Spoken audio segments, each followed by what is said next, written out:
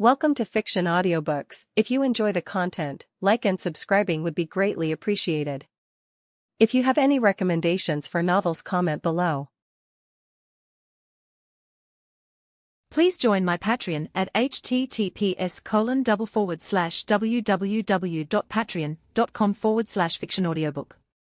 Chapter 1, Birth, 1-1. Delos. A land that is barren and desolate.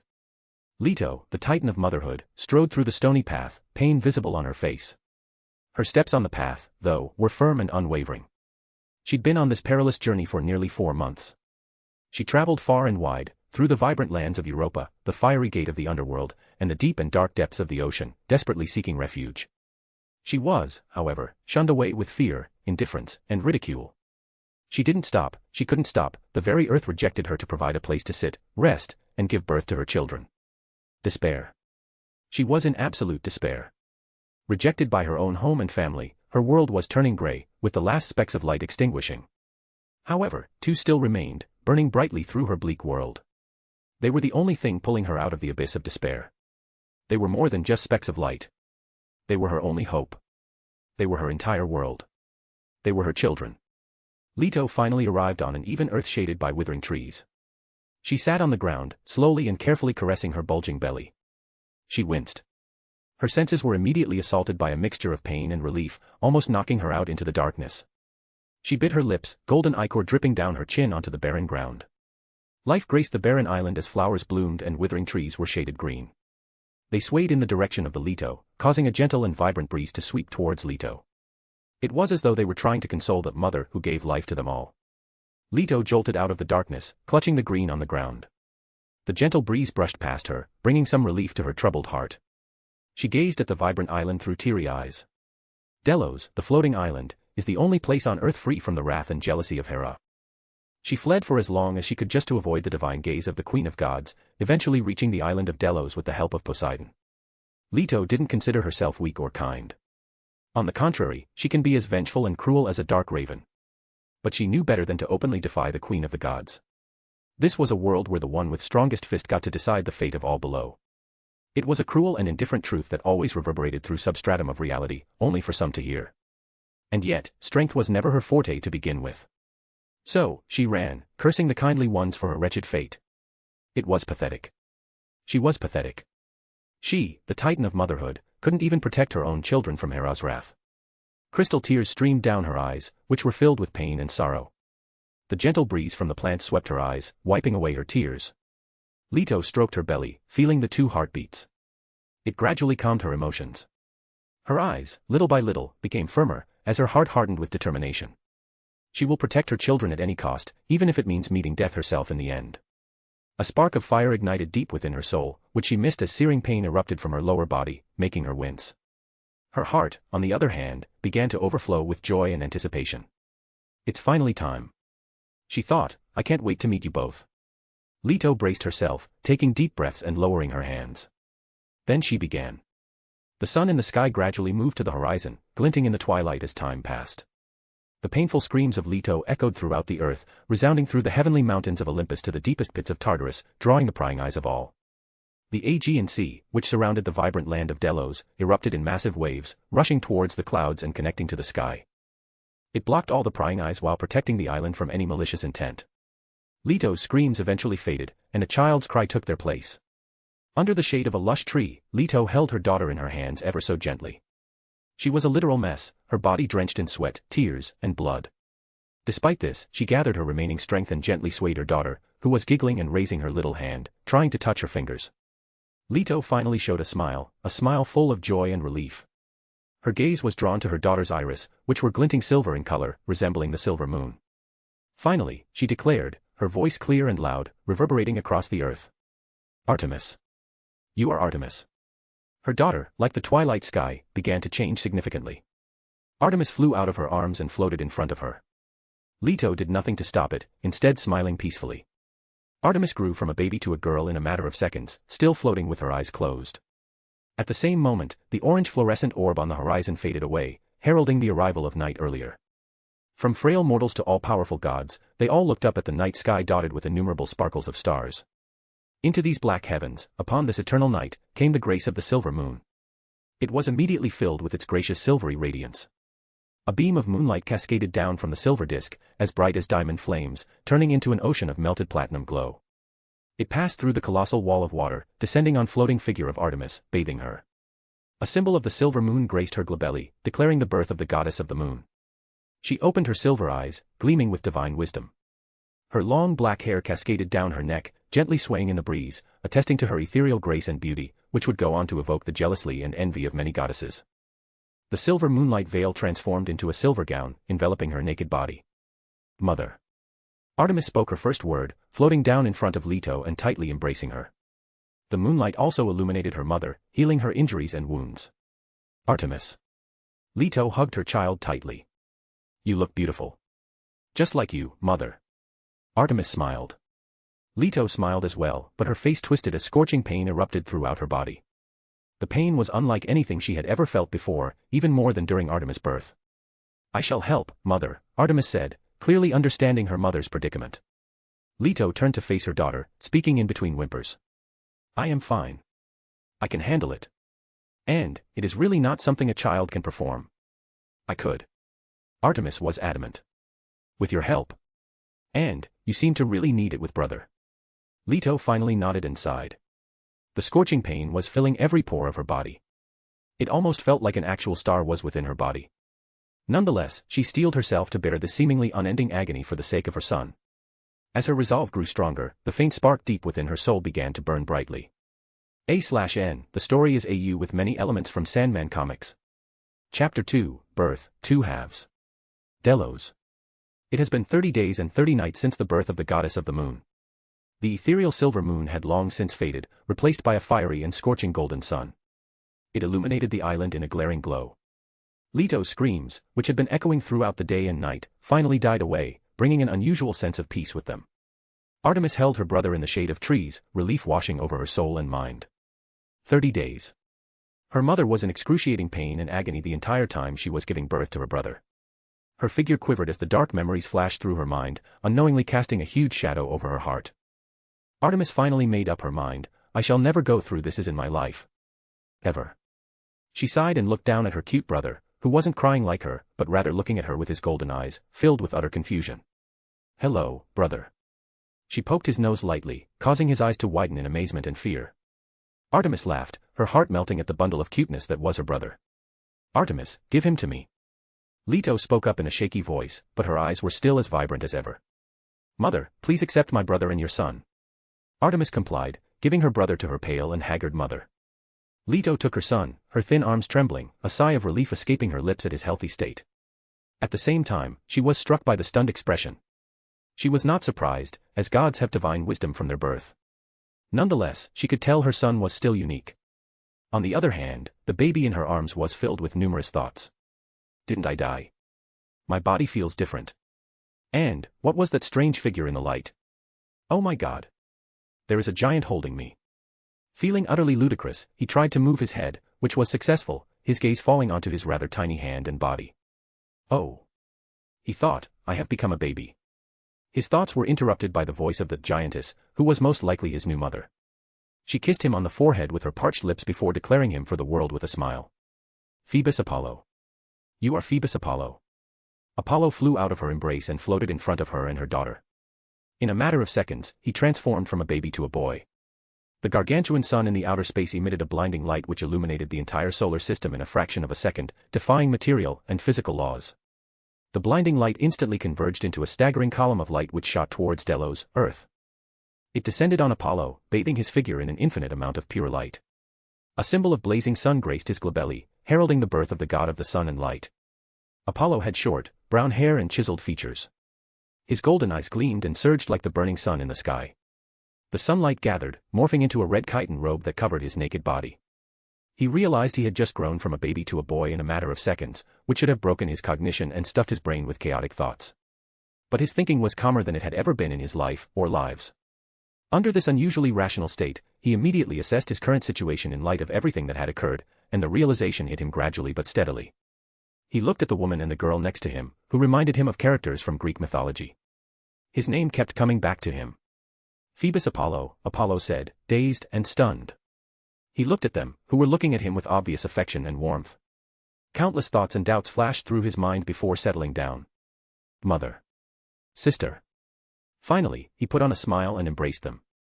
In a garden of forking ways, distinct from space and time, where the potential becomes the actuality. Destiny, the embodiment of destiny and the oldest of the endless, strode through the garden. He held a book. The book was heavy. It was bound to leather, made from the hide of a beast that never existed. It contains everything that was happening, everything that had happened, everything that will happen, and everything that was forgotten. The histories and the dreams and the triumphs are in it. The meaning of the pattern of each leopard was written in it, along with the truths of shapes of clouds and the secrets that the wind whispers when there was no one to hear. Everything is in it from the beginning of time to the end. It is chained to him, whether for protection, or to prevent him from escaping from it, or indicate that the destiny and the book are one and the same. Destiny didn't take any paths in his garden. He has no path of his own. He makes no decision, picks no branching ways, his way laid out, drawn and defined, from the beginning to the end of everything.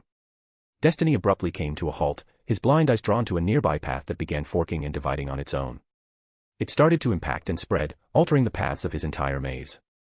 It was like a plague infesting his garden, spreading slowly and steadily. It was the first time Destiny felt uncertainty and change. The paths were altered to show a completely unfamiliar ways, which are not recorded in his book. And, when he opened his book, he noticed that the engraved words across the pages were changing and altering, with some pages becoming completely blank. The words of his sibling flashed through his mind. There are things not in your book. There are paths that outside this garden. You would do well to remember that. Destiny finally focused on the source of the change. It was easy to find as it was the most notable of all. He looked at the page depicting the birth of a god, at the declaration of his mother, at the name of the source. Phoebus Apollo. You are Phoebus Apollo. He looked up at the bright sky, where a young golden sun hung high, illuminating the changing paths with pure light. Destiny watched at the sun in silence for a few moments before continuing on his walk without interfering with the change and uncertainty. He didn't rectify the change as there were greater powers at work here. He also knew that even if he decided to interfere with the source, the greater powers would not stop him in any way. But, in the end, Destiny decided otherwise. He knew that many people would not take the same approach as him, and that some might even criticize him for it. He, however, was indifferent. Unknown. Uncertainty. Change. Today was a day of discovery for him. And he didn't hate it. Destiny continued to walk along the changing paths, holding the book in silence. And, inside the book was the multiverse. Chapter 3, Life. Phoebus Apollo was dreaming about everything, from the first to last memory of his past life. He was a bystander who happened to be watching himself. Every detail was vivid and distinct, indistinguishable from reality. In the dream, time seemed to have lost meaning as he began to walk alongside his past self on the path of life. His life was fairly ordinary. He had just graduated from college, expecting a bright future, only to be confronted with reality. He'd gotten a mediocre job with a mediocre wage. The monotonous cycle of his life began here, and things began to worsen. The cycle of eating, sleeping, and working remained constant and static. It became nerve-wracking at one point. This truly made him ponder life. How did he end up becoming the very thing he used to despise? He dreamed as a child of having a great and fulfilling life, earning a lot of money and saving for the future, and then traveling the world. He wanted to live his life to the fullest, full of thrills and adventures. He wished. His dreams go on and on. To put it another way, he despised being mundane and yearned for freedom. However, his dreams were crushed when he encountered the cruel yet indifferent reality. He went to school and college, having high expectations for his life, until it all came crashing down on him, and he had become the same being he despised the most. It frequently drove him to breakdowns, but he never gave up completely. There were still things in his life that he treasured. It was his family. They raised him and were there for him through it all. He didn't want to disappoint or abandon them in the end. They were his anchor. They were the only things that kept him going in life. His sister was the one he was closest to. She knew everything about him and was ultimately the one who kept encouraging him despite the difficulties. But, as is always the case, reality is far from fair. A virus. A microscopic entity that cannot even be seen with human vision. It appeared insignificant and inconsequential in the grand scheme of things on Earth. Nonetheless, it harvested a massive amount of life on his planet. He had been one of them. As he lay in the hospital bed, drawing his last breath, he chuckled at the irony of the situation. He looked at his bereaved family, filled with pain and regret for broken promises. Even so, a part of him felt relieved at the prospect of death. It was complicated. He was a mess both, physically and mentally. He realized something as he took his last breath. He was never given a chance to begin with. It wasn't for a lack of intelligence, determination, or wealth. It's because he lacked power. True power, sufficient to make his dream a reality through his own efforts. A power that did not exist in his world. Regret filled his heart. His last hazy memory was seeing his sister scream in agony while clutching his body, which was getting colder by the minute. He died. He did, however, make plans for his family before his death. He made certain that all of his savings would be transferred to their account after his death. It will be sufficient to support his sister through college. He can only hope that she will take over his responsibilities and provide a good and satisfying retried life for their parents. Returning now, he died. Death was peculiar. There was no heaven or hell, no choirs of baby angels welcoming him to paradise or demons whipping him towards purgatory. There was nothing but darkness. Eternal darkness, at that. Just as he wondered if this was the end of him, a blinding white light illuminated the darkness and engulfed him. He closed his mental eyes due to the glare of light, but just before he did, he noticed a silhouette of a figure in the middle of the light. He couldn't see any features of the figure except its mouth, which had a gentle smile. Well, that was weird, was his last thought.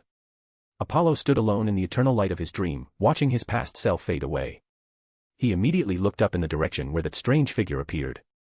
There was nothing there, except for endless pure light, much to his dismay and little relief. He can now deduce that the strange figure was most likely connected to his reincarnation. Disappointed because he had many questions, relieved because he truly didn't want to face that entity as there were too many unknown implications and variables, almost all of which are unfavorable for him. Apollo finally waved his hand at the infinite expanse of light. This was his dream, and he had absolute control over it. The light faded, revealing the scene of his birth. He looked at his new mother with complexity. Reincarnation. A vague yet familiar concept that was always asserted in religion, myths, and fiction. It was one of the theories about what might happen after death. He had some faith in it, influenced by his own religion and numerous fictional stories. But experiencing it was too surreal, especially given his new life. He had been reborn as Phoebus Apollo, Greek god of the sun and light, son of god King Zeus and titan of motherhood Leto. He had been reborn as a god. Whatever myths depict the gods as, it is impossible to deny that gods are transcendent beings with unrivaled power. His dream had come true, just like that. It was far too simple, with no cost or deception. Then the truth dawned on him as his new mother, Leto, told him and Artemis about her perilous journey before arriving in Delos, elaborating on every single detail and name. He could tell his new mother was using this to teach him about the world for what it truly was, cruel and indifferent. They were gods, so everything was obviously different from human life. His mother glossed over a location. It was Olympia, the home of the Eternals. They were an evolutionary offshoot of humanity created by a transcendent race known as Celestials. Then, completely unexpectedly, the realization hit him. It was as if a frog had finally jumped out of his small and temporary well, staring at the infinite cosmos that lay outside. This was Marvel. A world full of omnipotent beings and abstract entities. A god could only be considered ordinary in this place. The realization didn't make him fall into despair, even though there is already a fat chance that his secrets were known to many cosmic entities. As there was still hope for his dream. He had a power within him. It wasn't the divinity of gods, but something more, something beyond. It was the authorities, or, to put it another way, the aspects of reality. He possessed the sun, order, and light authorities. It was similar to the authority over the night and darkness held by Queen of Night, Nyx.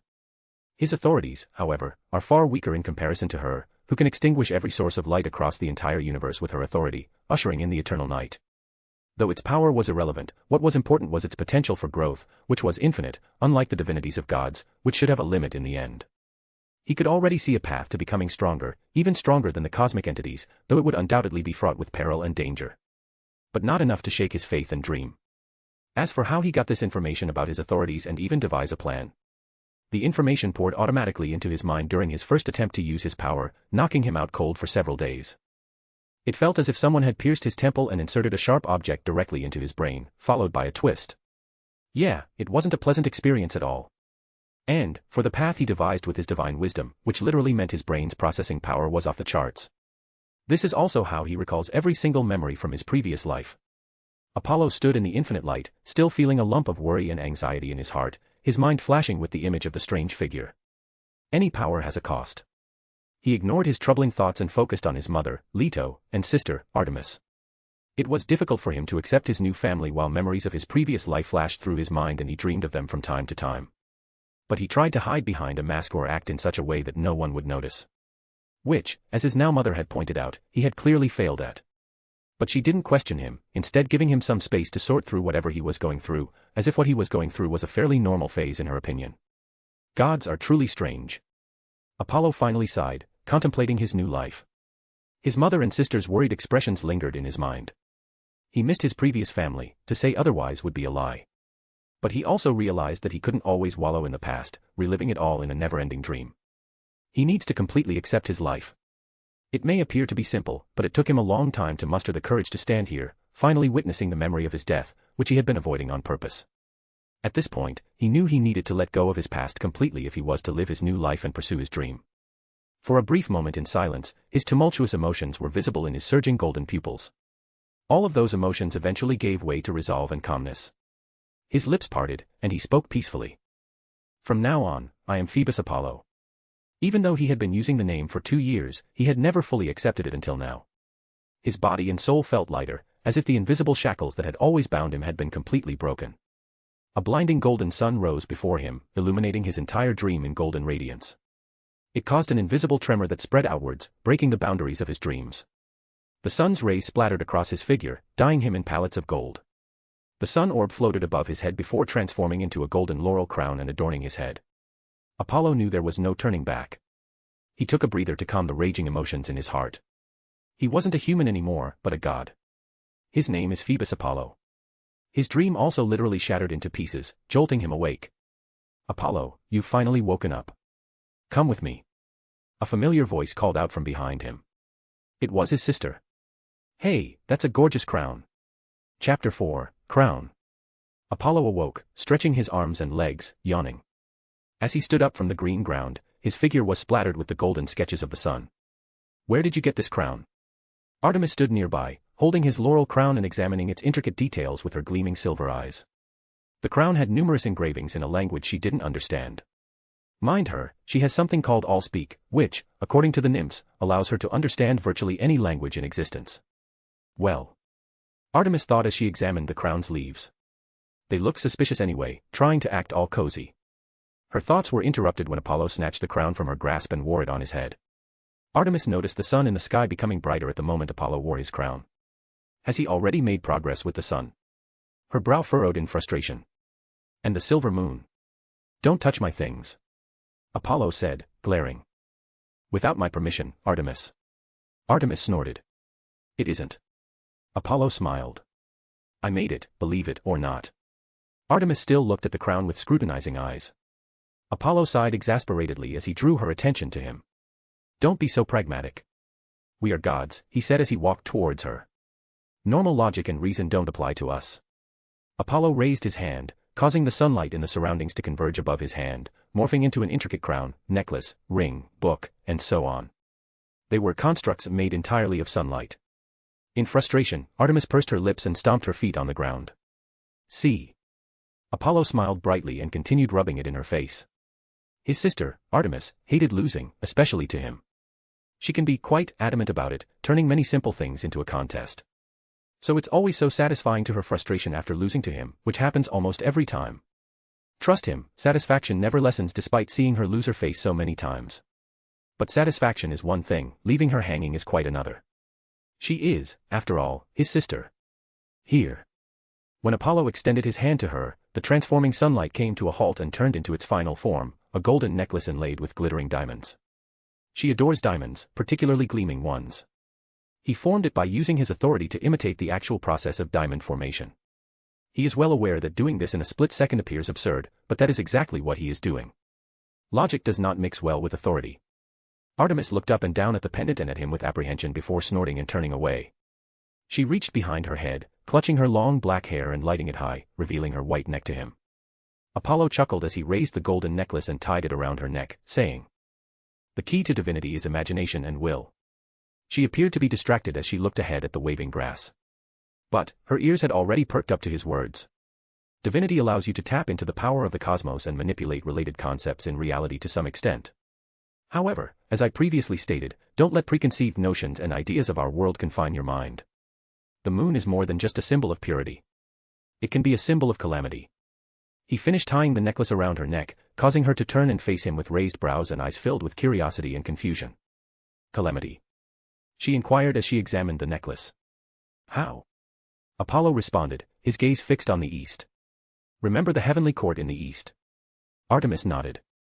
Apollo inquired. In their culture, what is the term for purity, femininity, and the moon? Yin. Artemis replied thoughtfully. Yin is the polar opposite of yang. Negative and positive force. Her eyes suddenly widened in realization. That took you long enough. Apollo chuckled. Negativity. Artemis muttered, her mind still racing with ideas. There are far too many concepts associated with negativity. Death, destruction, calamity, and so on. Artemis jolted on him, hugging him tightly and causing them to fall on the grass. She kissed his cheek numerous times. Her lips then rose to form the brightest smile. You are the best brother in the entire cosmos. Artemis. Apollo glared at her, pushing her aside and forcing her to roll on the grass near him. Artemis simply laughed joyfully. They were lying on the grass, basking in the sun. Her laughter was cut short by her brother's sharp words. Oh, my poor Artemis, do you think it'll be that simple? Do you believe you can access the concept of negatively, the primal forces of the cosmos, with nothing more than your divinity? Apollo snickered, shattering her irrational fantasies and dreams. No. Artemis lamented, her gaze wide at the sky. She turned to face him, lightly punching him in the side. Why do you do this? Just let me dream of conquering the moon as my crown. Apollo just sat there silently listening to her complaints until she calmed down. The moon is more than just a satellite. In this world, it is far more than that. However, as much as I hate to admit it, Artemis finally spoke up. You are indeed right. The moon. This is the road you should take on your own. I've already shown you the way, the rest is up to you. Apollo stated solemnly.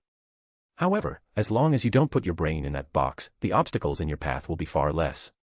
He continued flicking her forehead. Never forget that will and imagination are the ultimate keys to everything. Artemis, goddess of the moon and hunt, his sister. She is always reasonable and pragmatic. She is also stoic and reserved in front of everyone except him and his mother. Her pragmatism about reality only deepened after being influenced by her mother's numerous stories and tales about human civilization. It sparked her unusual interest in humanity, and she secretly bribed the nymphs to tell her about human civilization. Actually, there are almost no human beings in the land of Europa now, as told by his mother. She asserted that the aftermath of the battle between Titans and gods destroyed all human settlements. His mother even told him that the Mediterranean Sea was formed by the fall of Kronos, who was struck by a blot of Zeus as large as a planet in the final battle. The Titan King's body shattered into thousands of pieces as it descended on the largest continent like a swarm of meteorites. It collided with the continent, causing it to split into two parts, which will be known as Europe and Africa in the future. So, unlike the rest of the world, Europa is mostly devoid of mortal life and serves only as a heaven for immortals. It is also completely ruled by Olympus. However, his mother stated that there is also a small ice wasteland filled with barbarians who worship another pantheon of gods, but they don't really matter. This is exactly how she put it to him. Returning to human civilization. They are still evolving, having just emerged from the primitive period. As for how his sister was influenced by human civilization that hasn't even developed, it's because his mother's stories and knowledge were not about the current human civilization, but about the one that came before. The Atlantis. The floating kingdom was said to have accomplished many impressive feats for mortals, such as semi-immortality and warp travel. It was thought to be the most powerful and technologically advanced kingdom of its time. At the time, science and materialism ruled supreme. But everything came to an end. As do all stories. His mother referred to the event that destroyed the kingdom of Atlantis and sank its ruins into the Atlantic Ocean as the cataclysm. Despite his pestering, his mother remained silent about the cause. Her expression, however, was solemn. Apollo had already made several educated guesses about the cataclysm based on his knowledge of the Marvel multiverse. But he wasn't sure because he didn't know what universe iteration he had been reborn into. His thoughts were interrupted by his sister's sigh. I understand, brother. Artemis said, firmness and resolution filling her eyes. I will conquer the moon as my own crown. It will be the first step on my path. I hope so too. Apollo smiled, raising himself from the ground. Now, why did you need me for? Oh, I almost forgot that. Artemis clutched his extended hand, rising up. We need to go on a hunt. Mother said, there are guests coming to visit us by the night. Then, come on. Apollo nodded. It's already late. Who do you think is visiting us, brother? Who else? It should just be the family of the mother or father. But, Mother said, guests. Obviously, they are just guests, after they all indeed abandoned our mother no matter what. They continued walking along on a muddy path in the direction of blue oceans, under the radiance of the sun. Chapter 5, Falling Star. Delos, Aegean Sea. Apollo and Artemis walked along the wet shore, their feet sinking into the loose sand as soothing cold waves swept over their legs. They walked into the clear water until half of their legs were submerged in the chilly ocean. Their faces glowed with the last orange rays of the sun before the sun beckons the stars. They looked out at the vast sea ahead. On the horizon, the sky and the sea appeared to merge. The color was almost black. The setting sun was a deep crimson color, nearly blood red. The red sun appeared to be sinking into the water like a live ember, and the heat caused the air around it to shimmer. The sky was almost dark and the first stars could be seen. Apollo's lips bore a semblance of a smile, just enough to show that he is enjoying the breathtaking view. Artemis' face was stoic at the sight, but her softening silver eyes told a totally different story. Image here. It's beautiful, isn't it? Thoroughly enjoying the last warmth of the twilight sun, Apollo exhaled a sigh of contentment. Artemis nodded, grabbing the wooden bow from behind her back, her gaze still fixed on the eternal sun. Image here. Twilight. She smiled. The sky turned to a light, dark littered with tiny silver stars. I sometimes even wish that the sun could pause like this every now and then. I suppose I could. Apollo looked up at the sun, shaking his head at the dangerous thought. And speaking of the sun, Artemis asked, as she pulled the string, a ray of moonlight erupting from her hand, bending to her will and morphing into glinting platinum arrows. How's everything going over there? As usual, Apollo sighed, clutching a handful of stones in his hand. I was not welcome at all, he said as he tossed one of them into the ocean, causing it to bounce as it traveled to the horizon. They didn't seem to like the prospect of a new sun god appearing. He chuckled. In particular, a harpy in a kimono dress literally looked at me with judging eyes for a moment and sked, saying, "Uncultured barbarian. The sun is not just any ordinary star in the universe. It was a symbol of light and power. And, despite being a sun god, he only had partial control over the sun. The sun is actually shared by several sun gods from various pantheons. It contains the wills and divinities of all the sun gods. As a result, they frequently clash in order to increase their control over the sun. However, Apollo already has authority over the sun, an aspect of reality that allows him to have a direct connection to the concept of the sun and influence it with his will. In essence, his authority should have surpassed the divinity of the gods, as divinity at most should only allow for shallow manipulation of concepts. So, in conclusion, he can use his sun authority to completely control the sun, overriding all divinities and wills. But, in the end, no matter how tempting it was to completely control the concept of the sun in the universe, he did not do it. After all, his conjectures about divinity are just educated guesses based on his observations of his sister and mother using his order authority. He was still unsure about conjunctures, and there were far too many unknown variables. A multi-pantheon war is on his head if something even remotely goes wrong. So he decided to wait. And time is the last thing he needs in his new life. When did this happen? Artemis inquired, surprised and enraged. Apollo said. Remember the white sun from a few days ago? That was when. You have to stop with the secrets. Artemis turned, letting go of the string with hesitation. Did you actually confront her in the sun? That harpy in your mouth should be Amaterasu. Apollo finished for her. A bitch is what she was. And, I rubbed that fact in her face. He laughed. You know, it was so satisfying to see her high and noble face twist to reveal the true ugliness hidden in her bones. His laughter became louder, increasing the worry in the heart of Artemis. Apollo. Artemis said, solemnly, she is a queen of gods. You don't have to be concerned. Apollo dismissed it with a wave of his hand. Helios informed me that our relationship with the Shinto pantheon is strained. He arrived just in time, having noticed the conflict. And, he was the one who stood up to Amaterasu. However, nothing major occurred in the end. She didn't even look at the Helios, instead snorting in the direction of the earth and giving me a glare before disappearing. Helios then told me not to worry, emphasizing that the Olympus would always have my back, no matter what. Artemis turned, redrawing her bow. Don't do something like this again, Apollo. She was targeting me, Artemis. Apollo snapped. I'm pretty sure she'd start cornering me if I even showed a hint of weakness. Artemis waved her hand. No, I didn't. I was just worried. Apollo looked up at the sun. Remember what our mother said. In our world, the strongest fist decides the fate of all those below. So, never show your weakness in this cruel world. And, they'll be already plotting to share your corpse like hawks. Artemis released the string as the silver arrow shot into the sea, accurately piercing a large fish into the sea floor. Then she sighed, I understand that more than you think. After all, the situation on the moon. Tsukuyomi. The heaviness filled the air as they stared in silence at the twilight sun for a few seconds. That's enough depressing topics for today. Let's save the rest for tomorrow, Apollo said, smiling. Artemis nodded briskly. Let's hunt. This time, I'm serious. The waning sunlight converged into Apollo's hand, morphing into a golden bow and arrows. Then, the hunt began. Your silver arrows? If you hadn't noticed, I'm a quick learner. Let's see who can catch the most fish by the time the sun sets. This is the hunt. I'm not going to make this a competition. Ha ha. My dear Artemis, you're just afraid of losing to me. Whatever you want to say, brother, I don't care. This is the hunt. They continued their hunt under Apollo's laughter until the sun faded away from the horizon, heralding the arrival of night. They got to the shore dragging all the fish in a big net with their hands. Come on, let's go. Apollo said, Mother has her worries with the night. Should we just carry this? Artemis pointed to a large net filled with fish. No, I have a better way. Apollo shook his head, then pointed to the moon. Do as I s. He came to a halt, his eyes narrowed at the night sky. What happened? Artemis followed his gaze and became transfixed by the spectacle in the starry sky.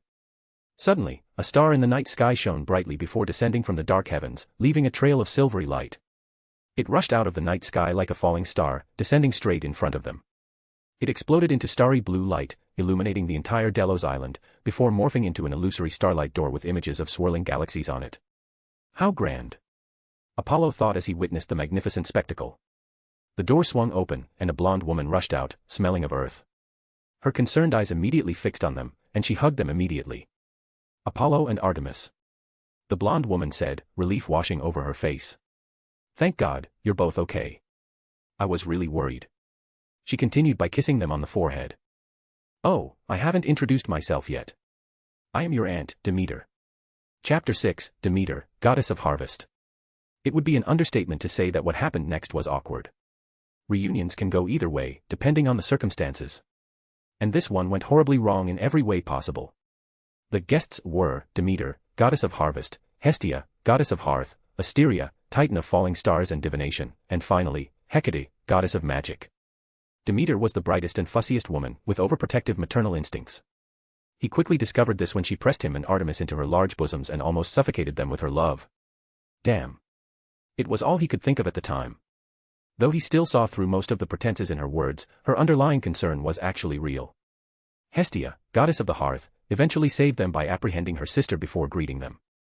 She was a breathtaking woman in a brown gown, and her eyes were the most poignant of all, filled with fire.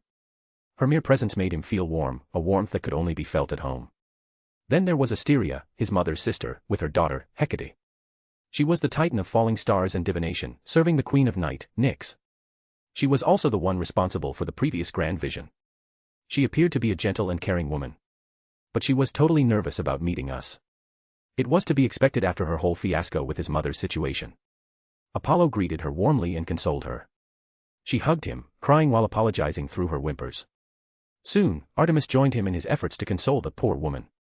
They gave her an understanding look, at least on the surface, while Hestia and Demeter stood aside and let them have this emotional reunion, and Hecate, his cousin, who had been looking at him with big curious eyes, was taken aback by the sudden situation.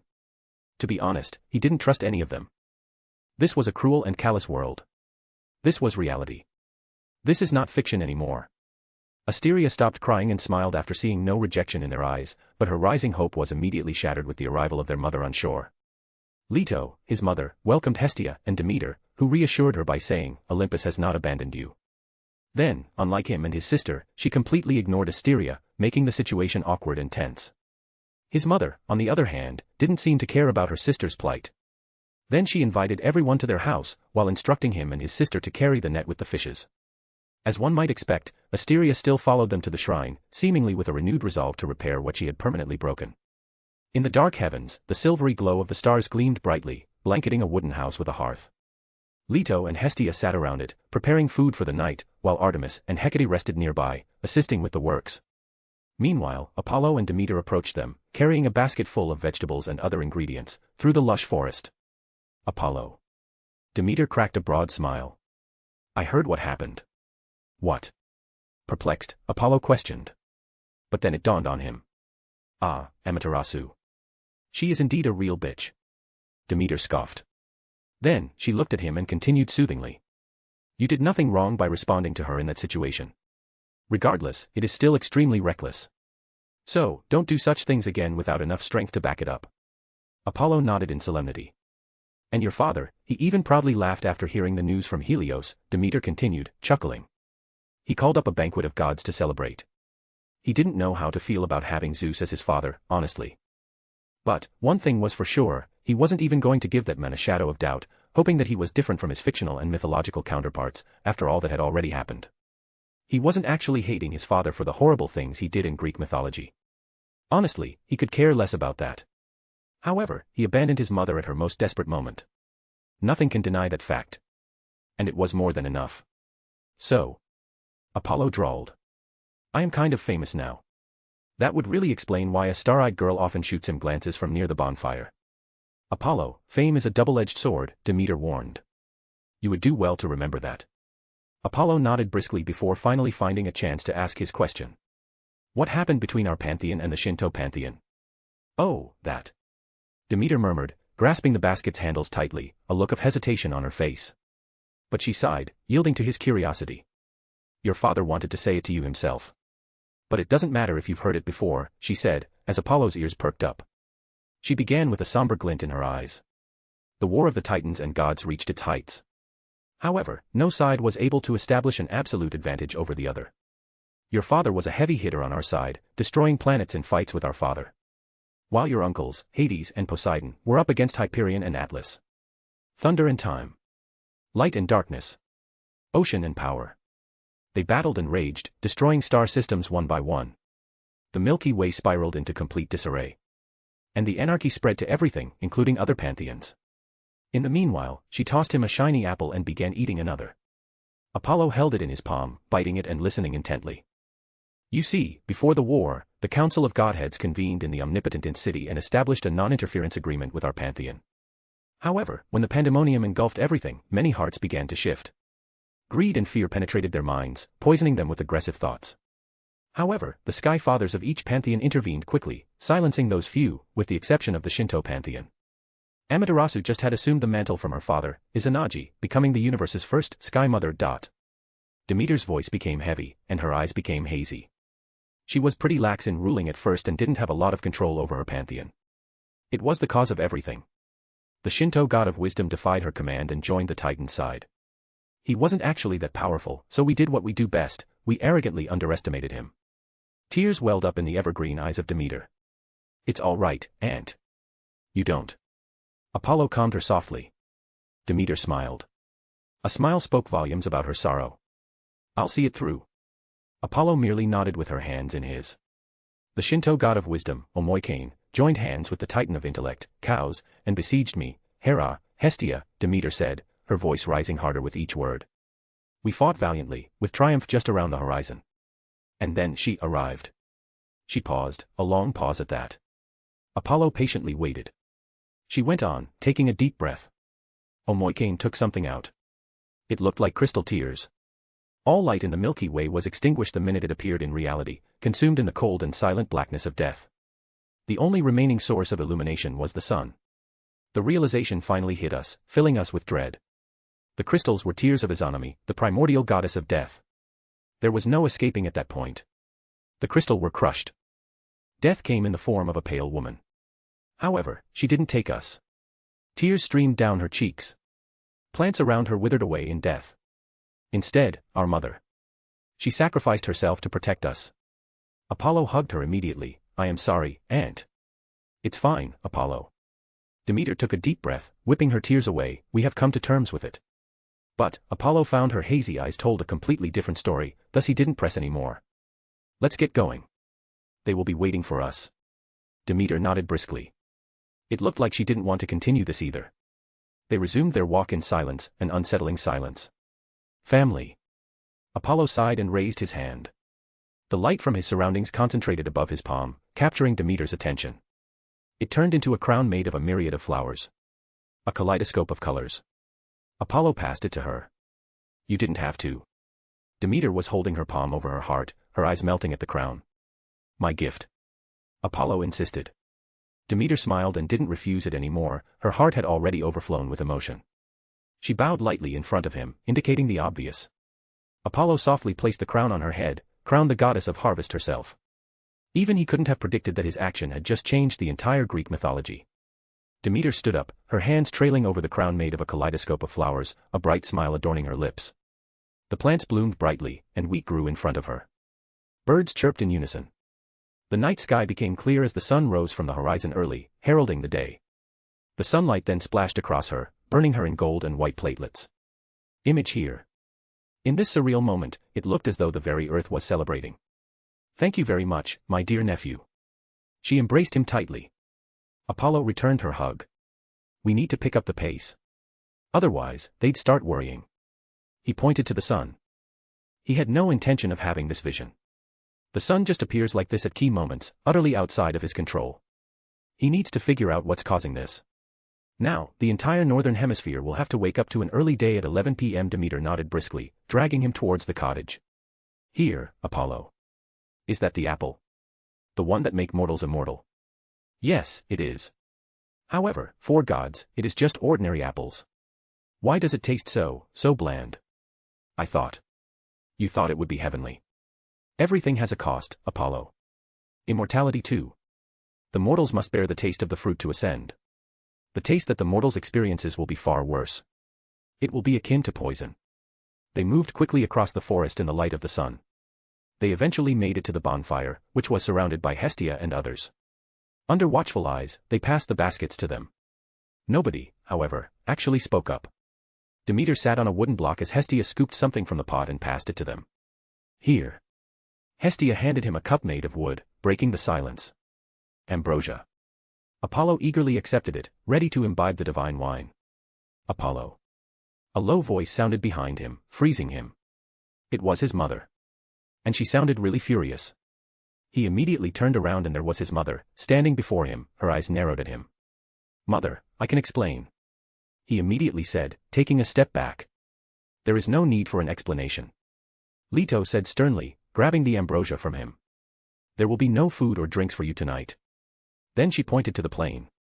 Go back and reflect. Leto walked to the bonfire without sparing him another glance. Did I just get grounded as a god? Apollo wondered, looking at his empty hand. He slowly walked towards the nearly plain while feeling surreal. You're being too harsh on him, Leto. Hestia said as she watched Apollo walk away in the shadows. Perhaps, Leto said as she sat down near Demeter. However, it's past time he learned a lesson. It's been 5 days since the white sun. And I, his mother, were the last to learn of such grave news. Amaterasu is a queen of gods. Demeter chimed in, pointing to fading Apollo. I understand your concerns. But don't just leave him to starve all night. Look how thin and tired he already looks. Hestia nodded in agreement with her sister's words. I wasn't going to, Leto sighed. You are overly worried about him. Just let him reflect for half an hour. Then I'll send him his favorite ambrosia. I'll take it to brother. Artemis enthusiastically volunteered. No, you will not. Just focus on the currying the fish, Leto snorted, making her crestfallen. Ignoring Artemis, she turned to face her nephew. Will you go to him, Hecate? Yes. Hecate excitedly nodded, her eyes beaming with joy. Not only to him. Leto said, after some hesitation. But to your mother as well. Hecate bowed her head, her many worries in her heart dispelled by Leto's words. Leto eventually turned around and asked Demeter the question that everyone wanted to ask, pointing back at the rising sun. Now, why did the sun rise early? Chapter 7, Order and Music. Apollo laid in the green grass, wisps of white light emanating from his figure and morphing into different animals. They jumped and danced around him to the music of his lyre, which floated high above, its strings thrumming on their own. His eyes were closed as the music of his lyre echoed, soothing his mind. He was reflecting, as his mother had instructed. The sun's situation is quite complicated. The sun is claimed by a plethora of gods and goddesses. They frequently clash in order to gain more control over the sun. There was a freaking arena in the sun specifically for this. The losers in the battle cede some control to the winners. Amaterasu and Amon-Ra are the ones who have the most control over the sun. He didn't get to see Ra during his visits to the sun, only running into Amaterasu once. He also met the majority of the sun gods and goddesses, though almost all of them avoided him with hostile looks. It was to be expected, since he already had more control over the sun than most of them from his birth. It irked their godly honor and pride. He memorized all of their information because they would all be his enemies in the future when he conquers the sun as his crown. Then there's his order and light authority. His order authority enables him to influence and create rules of reality, effectively controlling reality to his whim. He knows it's overpowered. All he had to say was, no more darkness, and all forms of darkness in the affected area would be erased from reality. And this was only one of the order's applications. It also allows him to observe the working rules of the universe. This is how he came up with his conjunctures. Using his order authority, he observed his mother and sister when they used their divinities. Then he saw how the divinities interacted with reality, how they affected the cosmos substratum, and how they interacted with concepts. Peering into the secrets of the cosmos was a truly eye-opening experience. He drew his divinity hypotheses from this. However, because the majority of his observations were only of the divinity of his sister and mother, he needed a lot more data before drawing final conclusions. He wasn't just helping his aunts during this time. He was still cautious, checking to see if they could detect his intrusion. However, they, like their mother and sister, were unable to detect anything.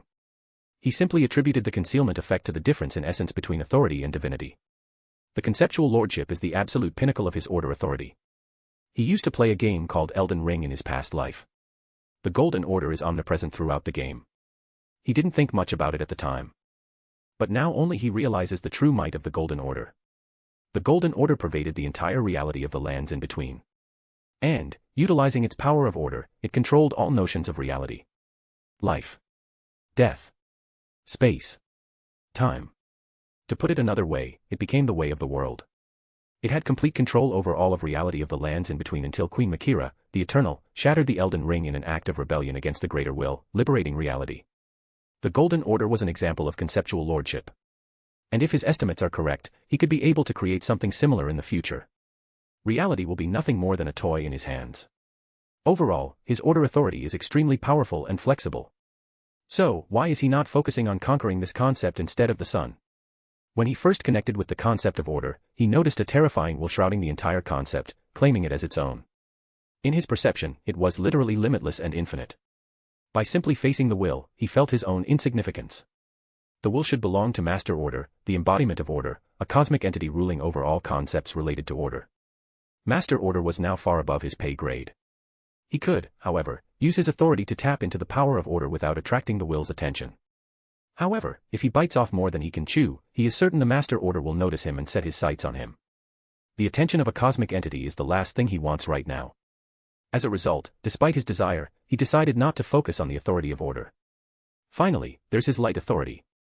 Unlike the concepts of the sun and order, the concept of light was, at least in his mind, mostly empty with only a few divine wills. But, he did not completely trust his findings. After all, light, as opposed to darkness, should be one of the most fundamental concepts in the cosmos. But, there was also no entity in his knowledge of the Marvel multiverse that actually embodied the aspect of light. But, it still shouldn't have been so vacant in his perception. It was almost as if someone had cleared the entire field just prior to his arrival, revealing a clear path. He felt guided, as if a pair of large hands were pushing him down this path. It sounds ridiculous, but this is exactly how he felt at that precise moment. He just stood there for a long time, conflicted, watching the vast expanse of light. Despite his reservations and misgivings, he chooses to proceed on the predetermined path. He desperately needs to build up his strength in order to face the looming threats and wars and protect everything he cares about. And this was the only option he had right now. Nevertheless, he fucking hates this feeling being subtlety manipulated. But there was nothing he could do without enough power. But whoever it was, it didn't matter. He will defy whatever plans they have for him and confront them in the end. Of course, there is also another possibility, he may be just overthinking the entire situation. Apollo focused his attention on his progress with the concept of light, which calmed his emotions. Unlike the concept of the sun, light is literally limitless and infinite. He has already begun to spread his will and authority into the concept of light in the last 1.5 years. The conquering process was actually very much more difficult than he expected. When confronted with his invasion, the concept of light, like everything else in existence, passively resisted. Each time, he had to sharpen his will, like a sword, destroying and tearing through the walls of resistance. Then the process repeated again and again. In the end, he made significant progress in the light. He can now immediately manipulate the concept of light to his liking within a range of nearly several nearby star systems. He has the ability to make the light feel blazing hotter, instantly incinerating planets and stars, or icy cold, freezing even the space and time illuminated by the light. His imagination is his only limit. He can also fire light beams so powerful that they disintegrate everything in their path. He can even make it impossible for darkness and night to exist. Overall, he is quite powerful. His all-out assault should have an impact on part of the Milky Way. Despite becoming so powerful, he did not relent in his efforts, as there were beings far stronger than him even in the pantheons of gods, let alone the multiverse. Apollo lay, still deep in thought, bathing in the ethereal moonlight, surrounded by leaping luminescent animals. Apollo. A hesitant voice rang from the front, his eyelids shot open, and he sat up with his hand on the ground, looking at Hecate, goddess of magic. The peaceful music stopped, and the light beings broke apart and faded away into light particles, leaving an unsettling silence in the air. Hecate flinched slightly at his narrowed gaze, but she quickly gathered herself and extended a wooden cup to him. "I apologize for disturbing you," she said. "However, your mother sent this to you." Apollo took the wooden cup filled with ambrosia, his restless heart calming and a sigh escaping his lips. "Your music was great." Hecate smiled as she approached him and sat next to him. "It's a pity." She bowed her head. "Do you still want to hear it?"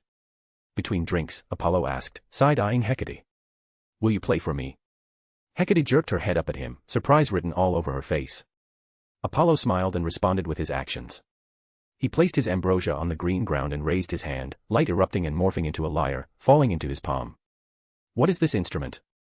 Hecate immediately asked at the sight of the lyre, as if she had been holding back that question for a long time. "Lyre." Apollo said this with a straight face, shamelessly. "It is my invention." The starry gleam in her eyes increased as she peered curiously at the new musical instrument. "It's amazing," Hecate remarked with a slight smile, before asking curiously. "Where did you get the inspiration?" "Dream." Apollo blurted out the first thing that came to his mind, developing on it, putting on a reminiscent smile. "It's a magical place, you know, where idle fantasy turns fornication and memories feign meaning." "Dream." Hecate repeated under her breath, her smile fading, and a look of solemnity appearing in her eyes. Then it vanished as quickly as it appeared. "Dream." Apollo captured her solemnity despite her best efforts. "Is there a problem with dream?" "Nightmare." He temporarily ignored his doubts and focused on Hecate. Hecate, the goddess of magic, was one of the most powerful deities in Greek mythology and other related fiction. With her sheer power, her counterpart in the DC multiverse even terrified the presence. As long as she finds her own path in magic, her future potential should be limitless. Apollo's eyes gleamed slightly as he looked at her. If he could get her on his side. "Play, Apollo." Hecate asked gently, pulling him out of his thoughts, with a raised brow. Apollo's fingers went to the strings. But, he suddenly looked up and asked. "Do you know how to play?" Hecate nodded, feeling slightly startled at his sudden question. "Mother often brings a lot of strange instruments from the cosmos after her journey with the Queen of Night. She teaches me when she feels like it." She drawled, noticing a glimmer of expectation in his eyes, shifting her, fidgeting her fingers. "Yeah, I know somewhat." Apollo extended his hand, another lyre appeared in a flash of light. But, this one was silver, matching her irises. "Play with me." He offered it to her. Hecate looked at the silver lyre in a daze, though her hands had already moved to accept it instinctively. Finally, she held the arm of the lyre tightly, looking at him with obvious doubt written all over her face. "You will know." Apollo smiled. "I will begin first. Then, you follow. Trust me on this. I warn you, though, my music is somewhat special." Still, Hecate nodded, her eyes trailing his fingers, her doubts and questions disappearing. Apollo began by strumming the chords of his lyre while exerting his orderly authority on reality. The haunting tunes filled the bright and calm forest. It was the Moonlight Sonata, composed by the god of music, Beethoven. Music filled the air, like waves crashing into the fabric of reality. With the low tunes, the reality around them shimmered and twisted. It appeared as if reality itself began to echo with melody, dancing to Apollo's will. Hecate closed her eyes and instinctively reached for her lyre, following Apollo. The ethereal, chaotic, and somber music had a sense of order to it. It gently guided her mind, her hand, her fingers, and she lightly strummed. They played together under the golden sheen of the sunlight. The tunes rang in disarray at first, then in unison, creating a grand and solemn melodic line. Their eyes were closed, their thoughts were fixed, and their fingers trailed. Music rushed into the fabric of reality like a tsunami, twisting and eventually altering it. With a thunderous metaphysical boom, everything around Hecate and Apollo was thrown into oblivion, stranding them in the endless void. They continued playing, unaffected by anything. The haunting melody suddenly turned high. In response, the limitless nothingness was shattered, and infinite illumination exploded from inside, engulfing them. Still, they played, unmoved and unconcerned. They kept playing, losing track of time and becoming completely immersed in the moment. It seemed to last forever, but it also seemed to last only a fraction of a second. Apollo finished with a heavy strum on the last string, opening his bright eyes, and Hecate followed, finishing breathlessly. T is. Her eyes were wide at her hands. How did you pull that off? Apollo answered straightforwardly. It's my divinity. He paused, drawing her full attention to his logical response, which finally calmed her down. Hecate asked, her eyes gleaming. Music divinity? Apollo just smiled, not satisfying her curiosity. Fine. Hecate pouted, seeing his silence. Who is that ambrosia for?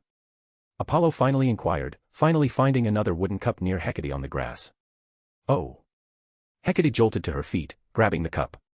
She quickly turned and inquired urgently. How much time has elapsed? Just 30 minutes. Apollo answered, causing her shoulders to sag in relief. Who is it for? He continued, asking. My mother. Hecate said, relief filling her eyes. And asked me to give it to her. I understand. Apollo said. Tell your mother not to worry that much. Everything will be fine in the end. Hecate nodded briskly while Apollo chuckled and waved at her. Now, go and give it to her. She may really need that now. She gave the silver lyre to him. Here, and thank you for the music. It is one of the best pieces I have ever heard, despite everything. Keep it. Apollo returned the silver lyre. Really? Hecate asked loudly, as if to confirm that what she had heard was right. Yes. Apollo said. Consider it as a token of our song. Our song. Hecate smiled, tightly holding onto the silver lyre, before nodding one last time and taking off into the forest. Apollo looked at the fading figure of Hecate, his hands trailing towards the strings again, as though he wanted to continue playing. But, just then, a shout startled him. I forgot again. Apollo, your aunt is calling you for dinner. Lady Demeter and Lady Hestia also have something important to say to you and Artemis. Apollo looked at the rustling trees, smiling and shaking his head, while suppressing the strange feelings in his heart. Under the moonlight, he got up with his lyre and ambrosia in hand, and began walking towards his home. Chapter 8, for Lady Hestia. Europa, Delos. Apollo emerged from the rustling shadows of the lush shadows, his gaze fixed on the wooden house lit by the warm hearth. Apollo. Hestia smiled as she turned. Come on. The food is ready. Apollo nodded and walked towards his hearth, which was surrounded on the right by his mother and Demeter and on the left by Hestia and his sister. He didn't take a seat right away, instead walking towards his mother, who was blatantly ignoring him. Seeing him, Demeter elbowed her. While his mother sat on the wooden log, Apollo stood nearby. He called. Mother. Leto finally looked up at him, expressionless. Apollo continued, squatting in front of her. I will not make you worry anymore. He promised, causing her to snort, though her eyes, already softened. Here. Leto handed him another cup of his favorite drink while removing the empty cup from his grasp. Apollo smiled and hugged his mother, who returned the hug, her worries fading. Never give up hope, son. She whispered, only for them to hear, with a slight quiver in her voice. No matter what.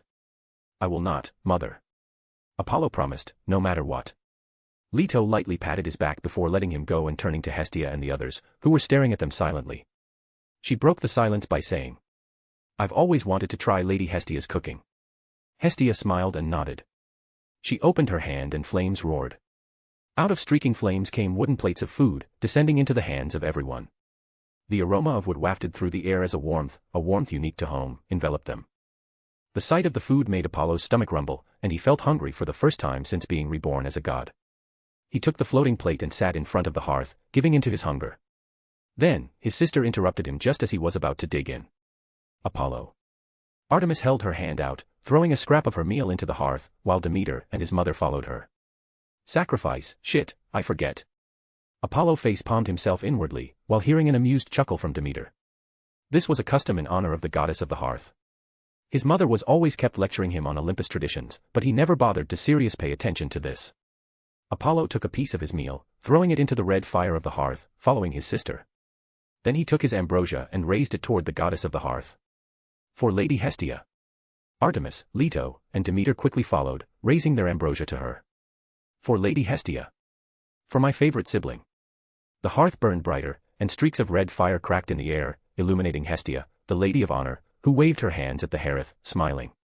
Image here. Thank you, everyone. Now, dig in. Her gaze turned towards him. I can already hear your stomach from here. Apollo didn't waste any more time wolfing down the food. It instantly made his heart warm, flooding it with emotions. It was like a home-cooked meal in the hands of their own mother. People always yearn to have such food every day, but they never do in the end. The hearth. The food. The warmth. It all made him reminiscent of the past. His guard, which he hadn't let down since the arrival of guests, lowered, and a sense of the trust towards Hestia subconsciously rose in his heart. Feeling this, Apollo looked up to Hestia. In his eyes, she was no longer a gentle and harmless woman, but a terrifying and powerful god. Hestia seemed to notice his gaze and gently nodded at him, indicating to continue with the food. This should just be a subconscious effect of Hestia's divinity. Looking down at his food, Apollo analyzed. However, it was still able to affect me in this way. If she actually used her divinity. Relationship. Family. Home. It is an essential part of one's life, mortal or divine. Manipulation of such aspects of life is a truly terrifying power. Despite his racing thoughts, his demeanor on the surface was calm as he ate the home-cooked food. Just then, Hestia raised her hand, and the flames roared once more, releasing 2 plates. It flew behind him, causing him to turn around. Asteria and Hecate approached them, holding hands. The Titaness looked at his mother, clearly nervous. As his mother turned and looked at her, her grip on Hecate's hand tightened. Sit. Leto pointed beside her stoically. Her simple words seemed to lift some of the weight from her shoulders, and her lips rose to form a smile that spoke volumes about relief and pain. Asteria took the floating plate in front of her and ran towards his mother, sitting beside her. She didn't say anything to his mother, as if afraid that she would change her mind, while beginning to eat. Meanwhile, Hecate approached him and sat down beside him, holding the plate and eating the food. Artemis cast him a sidelong glance, a slight smile on her lips. Apollo simply shrugged and ignored her. And before he knew it, his plate was already empty. Artemis and Demeter scarfed theirs down just as fast. Artemis pouted at him before turning to face Hestia. She didn't even look at Hecate from beginning to end. "Aunt?" she asked as she passed the empty plate to the goddess of the hearth. "Will you tell us a story?" "Story?" Hestia asked back, as if surprised by her sudden request. Leto spoke for Artemis. "Story." Every night, they ask for one right after gathering around the hearth. It all started with Apollo. It's almost become a tradition now. A fine tradition. Demeter smirked as she drank ambrosia. Then she urged on. "So, sister, do tell us a story." "A story?" Hestia ruminated. "Elder gods." Between sips, Apollo immediately suggested. "Yes, aunt." Artemis chimed in. "Tell us about the elder gods." Seeing their enthusiasm, Demeter whispered to Leto, "Why didn't you tell them already?" Leto whispered back, "You should know, it's too dangerous. They pestered me a lot, though." "Oh, Leto." Demeter sighed. "Nothing in the world of gods is not dangerous. It's better to be aware of this earlier itself." "Still." Leto's brows furrowed in worry. "They are elder gods." Demeter reassured her.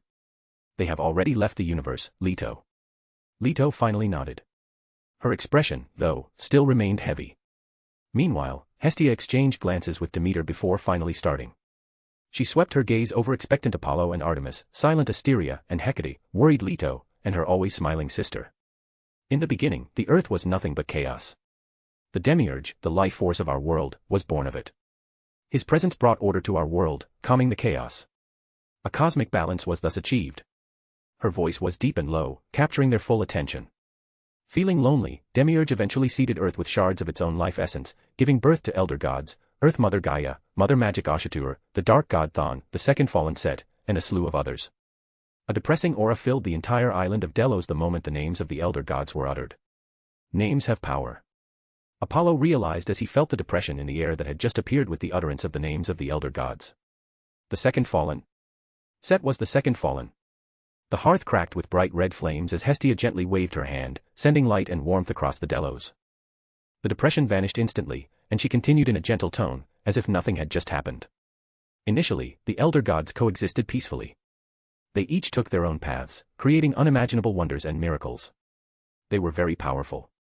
Reality was merely a toy in their hands, bent to their will and imagination. They brought forth life, chaos, magic, and destruction. Despite their differences, everything was in balance, until... She paused, as if to create tension, and she succeeded remarkably, as Hecate and Artemis' hands quivered with nervousness and excitement. The Second Fallen discovered that by devouring his fellow elder gods, he could increase his own power. Thus, he became Earth's second murderer. And he fell, transforming into a demon. Then there was a war for greed and power, which nearly destroyed reality itself. Again. Apollo thought. Second. The Earth Mother, horrified by everything, sought help from Demiurge. He gave her a son, Atom. Wait. Artemis asked loudly, interrupting Hestia. Wasn't he her father? Poor Artemis. Apollo muttered under his breath. Hestia continued, as if she didn't hear that question.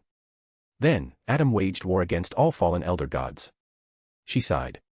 Unfortunately, even he got tempted by the energy of the elder gods and began eating them. Thus, gaining the infamous title, the God Eater. This worsened the war even further. She continued her story beneath the ethereal veil of sunlight, the hearth lighting aglow in all of them as they listened solemnly. The story continued.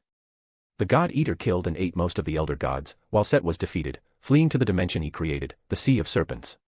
Finally, Ashatur returned from her cosmic journey, devastated by what had occurred. Then, Ashatur and Gaia created their own realms, Astral Plane and Avalon, respectively. Despite their deep animosity, the last elder gods chose to find a middle ground, and thus the crossroads was created. Then, at long last, there was peace. However, Hestia didn't mention Thon again in the entire story. Set and Thon. Apollo's mind was filled with doubts about Set's and Thon's situation, but he didn't express them right away. His mother remained calm throughout the story, she should know something.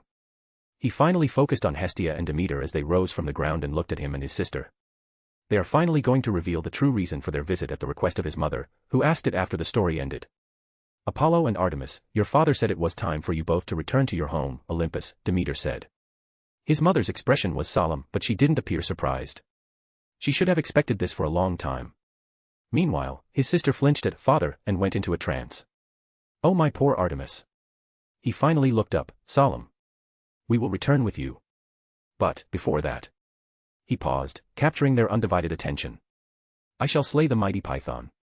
Chapter 9, Python. As the blazing sun rose out of the horizon, the light of dawn illuminated the cloudy sky in palettes of gold. Brother, whether you allow me or not, I'm coming. Artemis said obstinately, holding her bow and walking towards Apollo. No. Leto stopped her daughter, placing her hands on Artemis' shoulder. But, mother, I am strong. Artemis interjected, protesting. Nobody said you weren't, Leto sighed. But the serpent is the spawn of an elder god. I can handle this, Artemis, Apollo said, but he offered something else to placate her. After this, we can go on an adventure if you want, and you know, there was a rumor of an impending alien invasion in Egypt. Artemis laughed. Tell me the truth, brother. I am also our mother's daughter. How come you can only go? I have a feeling, sister. Apollo whispered. This is something I should do on my own. There is danger, far more than you can handle right now. Can you? Artemis fired back. I can. Apollo said, lightly flickering his finger across her brow. At the very least, trust your brother. Artemis finally looked away, sighing in defeat, while rubbing her forehead.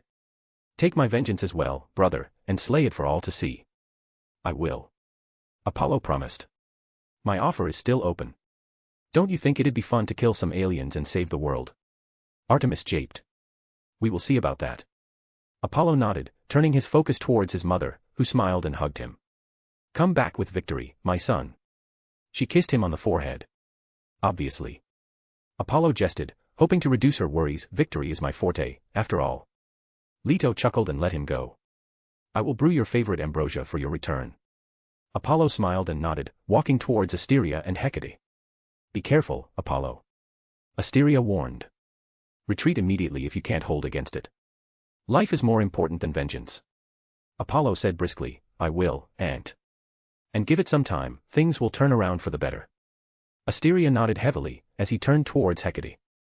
Give me your hand. The goddess of magic asked, and he complied, curious. She took out a silver bracelet from her gown and put it on his hand. It's a magical artifact that I created. It constructs an absolute shield around you to protect you from virtually anything. However, this protection lasts only 2 seconds. I know that this is. Thank you, Hecate. Apollo interrupted sincerely, smiling. 2 seconds is actually more than enough. This bracelet was truly powerful, despite its limitations. If he isn't wrong, the absolute shield should even be able to block some conceptual attacks temporarily. Hecate said, her voice laced with concern. Tread cautiously, Apollo. The python is rumored to have invulnerable skin. Apollo nodded in acknowledgement, his fingers trailing towards the bracelet. Then, he finally walked towards Demeter and Hestia, who were standing in a shade some distance away from them. His aunts, well, he didn't hate them, just indifferent towards them in his heart. But no matter what, he needs allies, powerful allies for the upcoming war. A multi-pantheon war. It is inevitable. He is going to start that war one way or another. And war cannot be fought alone, especially in a war of the gods with so many unknown variables, such as the primordials Nyx and Izanami. You do know where it is? Demeter questioned. Right. Delphi. Apollo said, his golden eyes gleaming. As a sun god, the light of the sun is also his eyes. He can see most of what is illuminated under the light. It wasn't all, he could also hear most and teleport to most places in the light. So, yeah, he is almost omnipresent in the light of the sun. But this is only limited to the territories of the Olympian pantheon temporarily. Delphi. Hestia said gently from the side. It is a sacred place created by Earth Mother herself, and the python stands guard over it. So now tell me, do you still want to go there? Yes. Apollo immediately nodded without any hesitation, even after hearing the history behind it. Hestia said, without any surprise, as though she already expected such an answer from him. We already sent a message to evacuate the pilgrims in Delphi and make sure nothing interferes with your fight. Remember, it doesn't matter what happens to the python, but Delphi must remain intact, no matter what. She warned. Apollo solemnly nodded, guessing about the situation of Delphi. It should be mostly related to Gaia. He doesn't know how different that place is from the mythological one. But he already has some plans for that place. Delphi will be his first step. Hestia smiled, declaring, then, now go forth, Phoebus Apollo, slay the mighty python for all to see. Demeter added, with her. You have our blessings, Apollo. Finally, Apollo looked at all of them one last time, his figure breaking apart into light particles. Wait for me. His voice lingered in the air as golden particles of light faded away into obscurity. Delphi, Greece. It was the most sacred place on earth. It was surrounded by many legends and fables telling of its illustrious origins. However, no matter how different the versions were, they were all tied to the Earth Mother, Gaia, in one way or another. Delphi was a massive structure perched on Mount Parnassus, overlooking all of Europa and shrouded in a gentle aura. Under the light of the sun, a teenager with light, wavy brown hair and golden eyes, like the sun, descended on the foot of the mountain. He had bronze-tanned skin and wore a red chitin robe over half of his body, exposing his chiseled frame. On top of his head was a golden laurel crown, which gleamed brightly in the light of the sun. It was none other than Apollo who directly teleported from Delos to Delphi through the sunlight without making his presence known. Apollo looked at the structure perched on top of the mountain. It was similar to the Parthenon, supported by colossal columns and emitting a gentle aura. Just the sight of the structure made him feel refreshed and reinvigorated. The gentle aura emanating from it was filled with boundless vitality. It was the Delphi. Apollo simply looked at it silently before shifting his gaze to the surrounding mountains, his expression becoming solemn by the moment. This was not the time to explore that. He was here for a fight, his first fight. The python. It was the wrath of Hera. She sent it to chase after his mother. The python was created by the Earth Mother, Gaia, and was assigned to guard Delphi. It indeed fulfilled its duties unequivocally, until Hera managed to conquer it in the Titan War and become her fabled pet. And he is here not because of fate, but of vengeance. Fate. Apollo shook his head at that thought, focusing on the python. He already had a rough estimate of how powerful the python was as he spied on it through the light of the sun a lot of times in preparation for this battle. Honestly, the python wasn't that strong. Though it could easily destroy a country in the future, its attacking power was far inferior to that of the gods, whose unrestrained battles could raise continents and planets at the turns. But its near-invulnerable defense, enormous endurance, and unrivaled regeneration, however, made it a formidable foe. It was a nightmare to face in battle, making even the gods skirt clear of it. Apollo wasted no more time. The surging light in his golden iris calmed down, entering absolute calmness. He raised his hand high toward the sky as his saddled foot pressed heavily on the ground, cracking it. The light of the sun in the surroundings immediately converged into his hand, forming a white sword bathed in roaring white flames. A boundless divine aura emanated from him, exposing his presence. He looked ahead at the mountains. His hold on the hilt of the sword tightened. Streaks of white flames roared out, melting the very fabric of space like a molten candle. The rocky mountains that surrounded Mount Parnassus suddenly rumbled, cracks spreading out to the ground under his feet. He floated up in the air and looked ahead with narrowed eyes. Something slithered out of the crumbling mountains, completely shattering it. There it was, a colossal python with white scales and lamp-like yellow eyes. Its slithering caused a tremble that was felt in the farthest immortal idol on the Greek mainland. However, the main peak of Parnassus, which held Delphi, stood still without the slightest crack across its uneven ridge. Chapter 10, Time. The python raised its gargantuan head, which reached into the cloudy sky, looking down on him. Its lamp-like eyes narrowed into slits, filled with loathing and anger. It seems the spawn of the Titanus didn't inherit his mother's prodigious characteristics. Well, she turned out to be pathetic even in that. How unsurprising. It hissed out. Apollo's calmness didn't waver in the slightest, but his grip on the hilt tightened, almost making his knuckles white. He didn't strike and tear apart its filthy mouth right away, as he sensed something weird in the air. He asserted his order authority, his golden iris darkened, and his senses expanded.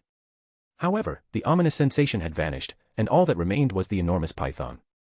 The python hissed louder, annoyed by his calmness, its mouth opening slightly. The queen told me that you would come, bearing vengeance. I didn't believe it completely at that time. But, looking at you now, I am honestly surprised. Fearless and courage. Such noble qualities. But, do you think it could save you from becoming my fare? It's been a while since I tasted the delicious ichor. Your power matter not in front of me. For I am the son of. Shut your filthy mouth. Apollo said coldly. The slight hesitation that arose due to previous feelings completely disappeared, as he steeled his resolve, despite the foreboding growing in his heart. With the utterance of his words, a ripple spread in reality, shimmering it. Immediately, the mouth of the python shut with such force that it was almost torn apart, purple blood spilling on the ground. A muffled growl filled with pain and agony escaped its closed mouth, as its narrow slits dilated away in utter shock. Apollo didn't give it time to recover, he continued, while waving his hand up at it. The air that shrouds your foul skin shall weigh the might of the entire earth. Boom. The python was lifted in the air by light, as the air that shrouded its skin thickened and manifested, forming a thin murky layer around it. The weight of this seemingly thin layer became comparable to that of the earth, while a concealed ripple reverberated in the fabric of reality in the background. The weight of the entire earth suddenly squashed the python. Purple blood dripped from the broken skin, filling the thin layer and drowning it in its own blood, suffocating the monster's last growl of misery. Its enormous eyes stayed fixated on him, swelling with despair and dread before exploding in a flood of blood. Nonetheless, it did not perish. Its unrivaled regeneration healed some of its wounds and injuries, but it crushed again and again, creating an endless cycle of agony and pain. Yes, Apollo was altering reality. His every sentence was a law that was imposed on reality, altering it. This was one application of his authority of order. The python was mighty indeed. However, in front of him, it was literally nothing but a speck of dust. But, Apollo still didn't waste any time, as ominous foreboding increased in his heart. The restraint that he had over his power was loosening, as he tightly gripped his sword. His senses were sharper than ever before, looking for any abnormalities in the surroundings while he went for the kill. Apollo teleported in front of the python in the sky and thrust his sword, aiming for its head. Then, his eyes narrowed in alarm. Suddenly, the crushed python disappeared from his vision and senses completely. But, it did not cause his alarm. His dark golden eyes saw the rules and laws of reality were changing. No, they were being torn apart by sheer force. A rising shadow loomed over him. His peripheral vision was immediately flooded by a monstrous tail that encompassed the entire sky. The fundamental fabric of reality was ripped apart, shattering the entire blue sky like broken mirror shards and revealing the primeval chaos underneath it. Ever since he got that foreboding feeling, Apollo had expected his fight to be difficult. He thought that something or someone would intervene, Hera or some other pet sent by her, and that Zeus would just decide to kill him on a whim and call it a day. However, he was confident in his strength. Even if he couldn't defeat Zeus with his current power, he could totally flee. That is why he persisted. And, if he was forced with no choice, he planned to betray the entire Olympian pantheon and flee with his family. He planned for every situation. But, what the hell is this? A gargantuan tail was sweeping towards him, tearing reality itself apart. It was coming for his life. Focus, Apollo. He thought, as he felt the cold hands of death nearing him. Focus, Apollo. He immediately used his authority over order to sort out his emotions, entering a state of total serenity. Countless thoughts and questions raced through his mind as he sought for hope. He must live. Holding back is no longer an option. Give it all. Whoever was extending their influence to deal with him was on a whole different level, as the attack ripped the fabric of reality itself apart. This is not something that even a god or primordial can do. His order and light attacks will not work against it since the foundation of reality itself has been destroyed. Everything was meaningless without reality. No. Reality. Space. Light. Apollo immediately commanded. His thought literally sent a tremor throughout the concept of light. He drained every last drop of his strength. His hair was bleached white. His eyes were filled with burning light, and white light streaks exploded near his figure. The figure of Apollo quivered at an astronomical rate, almost becoming a blur. Everything and everyone began to noticeably slow down. The gigantic tail. The cracking reality. The collapsing continents. The panicked gods. The spinning earth. The voyaging solar system. The swirling Milky Way. They trailed at their predetermined path, visibly slowing down. Then, in unison, they stopped. Time has stopped across the Milky Way. In the state of perpetual motion, through his authority of light, Apollo reached the speed of light. However, time didn't stop because of that, but because he was trying to break something. Apollo's face was pale. The light around him waned away in obscurity. His white eyes, though, were still brighter, brighter than ever. Through his blurred and bloody vision, he finally saw it. The barrier. The light barrier. He took a deep breath, giving it all. He lunged at the light barrier with all his might. The space under each of his steps disintegrated, exploding in light, as he thrashed at the barrier, yelling loudly at the top of his lungs. Crack! A crack thundered across the universe.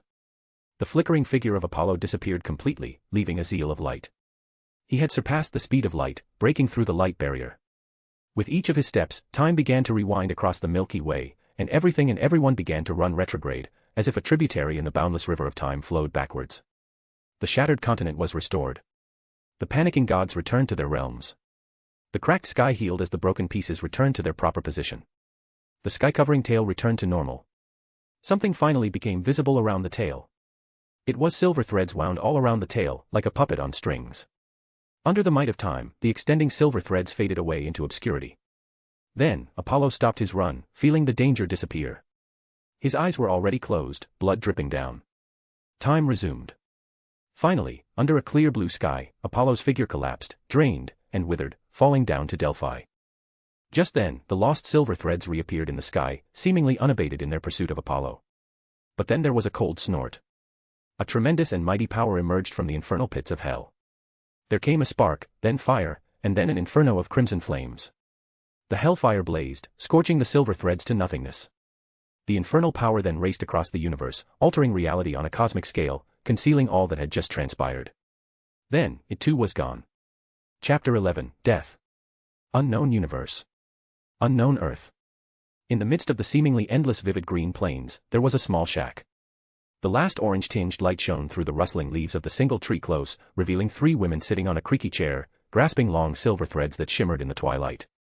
All things considered, the women were unusual, and there was an air of disorientation around them. It felt as though the women were meant to be a single entity rather than a triad. They were the kindly ones, the Hecate, the Erinyes, the 3 witches, the Norns, the Moirai, the Furies. Their names, titles, and aspects were numerous, so numerous that some were lost in the long river of time. However, they have a famous moniker that is known to all. They were the Fates. Clotho, a young lady with wavy blonde hair and a tight pink gown, spoke with a creak of the chair, her voice squeaky. Triumphant. Stronger, murmured Anatropis, a scruffy witch in rugged and dusty robes, her voice croaky, the worn and wooden staff in her hand striking the ground. Defiant, remarked Lachesis, a plump woman with spiky hair and a loose blue gown, a subtle smile across her lips. As expected. They continued in unison. Their voices were perfectly synced, sounding like one rather than 3. The air became weird and dreadful, and the orange tinge receded all the more. The morning star seemed to be interested in him, Clotho stated, her voice still squeaky. However, it doesn't really matter. A crooked smile decorated the Anatropis' cracked lips. Many wished to witness the demise of the Fate Breaker. Lachesis beamed, her hand spread out, holding a glittering thread that was tearing in the middle. The morning star can't always keep the Fate Breaker safe. Clotho continued, her squeaky voice becoming less clear. The Fate Breaker's greatest reliance shall turn out to be his own Achilles' heel. Lachesis croaked out, proclaiming. And the Fate Breaker shall fall, one way or another, under the dark claws of the august star of heaven. Anatropis licked her dry lips with her parched tongue, pointing out a black scissor and cutting the golden thread in front of her. The thread snapped in the center, splitting in 2 and falling to the ground. The fluorescent orb that had been setting on the horizon has vanished. And then there was complete darkness. The Fate Breaker will fall. The darkness was instantly shattered, sinking into utter chaos. Titan, Saturn, home universe. The once prosperous moon, home to a brilliant and burgeoning civilization of Eternals, was left in ruins coated in blood and fire. The last cries of sorrow, pain, and hatred permeated the ruins, only to be smothered out.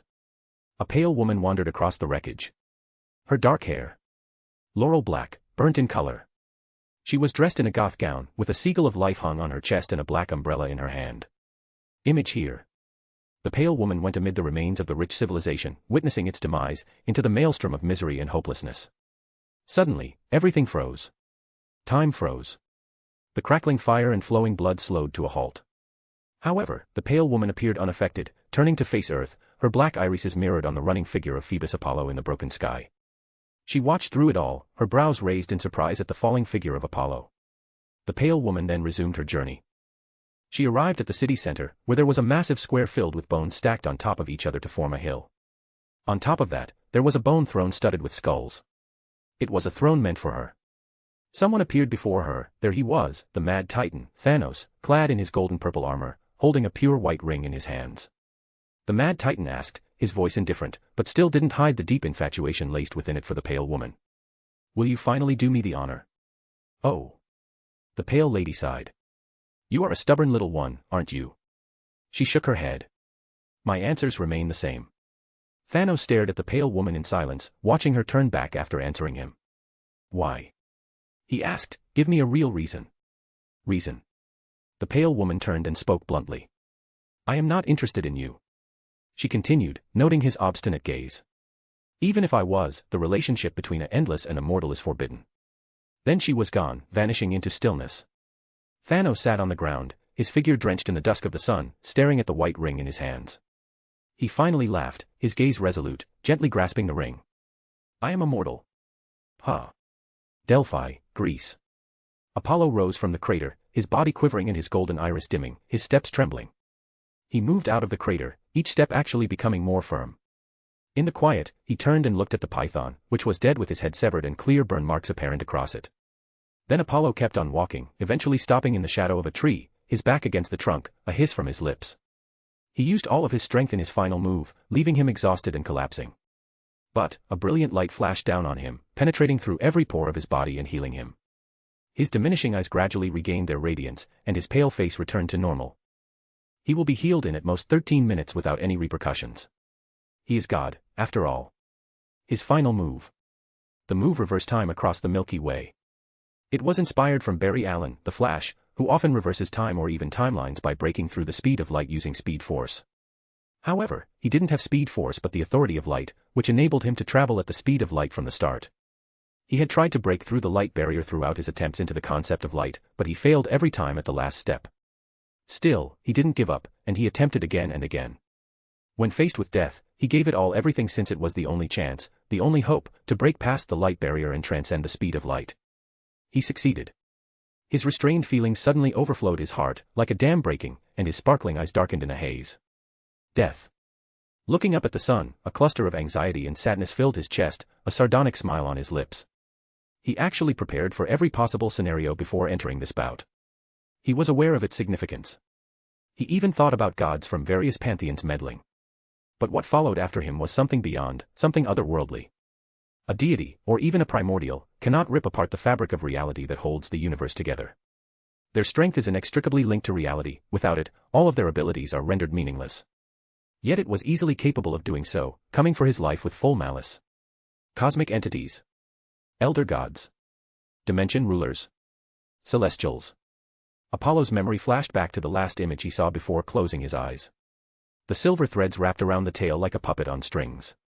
After sifting through all of the knowledge about Marvel and mythology in his head, a guess formed in his mind. Apollo took a deep breath and rose to his feet. The sun was shining down on him. He started walking towards Delphi. He didn't continue to wallow in despair and hopelessness. It was completely pointless. Without any sufficient power, he can only face it as it comes. The truth was cold and cruel. He is not even completely sure of who they are. Power. I'm still too weak. He squeezed his hands tightly. His eyes were turning firm. As he decided before, there was no holding back anymore. The sun shall become his crown at the first opportunity. He wanted to be cautious and take things slowly, but not anymore. He can no longer give up on the possibility of hope. Apollo raised his eyes to the sky, his figure gleaming in the light. He finally focused on the python's corpse, which he didn't slay until the very end. Someone actually helped him. Your Excellency. A melodic voice came from his side, prompting him to turn to the side without any surprise. A woman in green robes stood there, her long silver hair falling to her hips and her striking violet eyes peering at him. Her hand extended to him, holding a silver cup filled with pure water. She was the high priestess of Delphi. A/N. I always welcome constructive criticism, but someone here commented that I was an idiot and accused me of insulting ancient culture just for making Apollo's hair brown. It ruined my already bad day. This is just a fan fiction. If you want a perfect novel, you shouldn't be in this section at all. I earn nothing from this. And I am not going to change it. If you don't like that, just drop it rather than leaving such comments. Chapter 12, Earth Mother. Your Excellency. A melodic voice came from his side, prompting him to turn to the side without any surprise. A woman in red robes stood there, her long silver hair flowing down to her hips, her striking violet eyes staring down at him. Her hand, which held a silver cup filled with pure water, was offered to him. It will heal you, she added as she crouched before him. Apollo regarded her for a moment before taking the cup from her grasp, his prying eyes scanning the clear water. The silver-haired woman stated, slightly smiling, after seeing his actions. The power of the Earth Mother will cause no harm to her direct descendants. Apollo looked into her eyes. I killed your guardian, and yet you serve me with this. What's done is done. The silver woman replied succinctly, her smile increasing a bit tad. Interesting, thought Apollo. He glimpsed a fire in her eyes, a fire called ambition. He then gulped the clear water in one go, having discovered no problems with it. As the woman put it, it was just water blessed by the Earth Mother's divine power. He felt near-endless vitality streaming through every pore of his body, instantly healing and restoring him to his peak state. Apollo finally exhaled a long breath. That feeling was too good, nearly making him unable to extricate himself for a moment. He finally walked forward, accompanied by the silver-haired woman who had been patiently waiting nearby. When did you come back? He asked, turning. When you valiantly slayed the python's head with your blazing sword, Your Excellency. She answered, strolling closer to him. So it really is. Apollo thought, his golden eyes narrowing and turning the sky. Someone really helped him. They might have even concealed the entire incident, considering that this place had not yet been stormed by the alarmed gods. Reversing time would leave traces. And this was his first attempt, but no one had come. This situation was telling of itself. However, Apollo didn't really know how to feel about this help from an unknown entity. But one thing is for sure, nothing comes without a price, including this help. It all comes down to whether he can pay it when the time is nigh. Apollo eventually turned his attention to the silver-haired woman, saying lightly, Come on, show me the Delphi. Delphi. It was a part of his plan to build his force and religion, a church with different departments in it. But now, after all that happened, he had an inkling that there may be hope in Delphi. It would be my honor, Your Excellency, Apollo, the silver-haired woman said gracefully, her eyes gleaming. And Earth Mother will always accept her direct descendants. They then headed to Delphi, which is perched atop the mountain. Your name? Apollo asked, breaking the silence between them. Cynthia. Cynthia answered softly, her gaze ahead, seemingly reminiscent. Cynthia, the head priestess of Delphi. She went on, formally introducing herself. You were a mortal. Apollo guessed. Yes.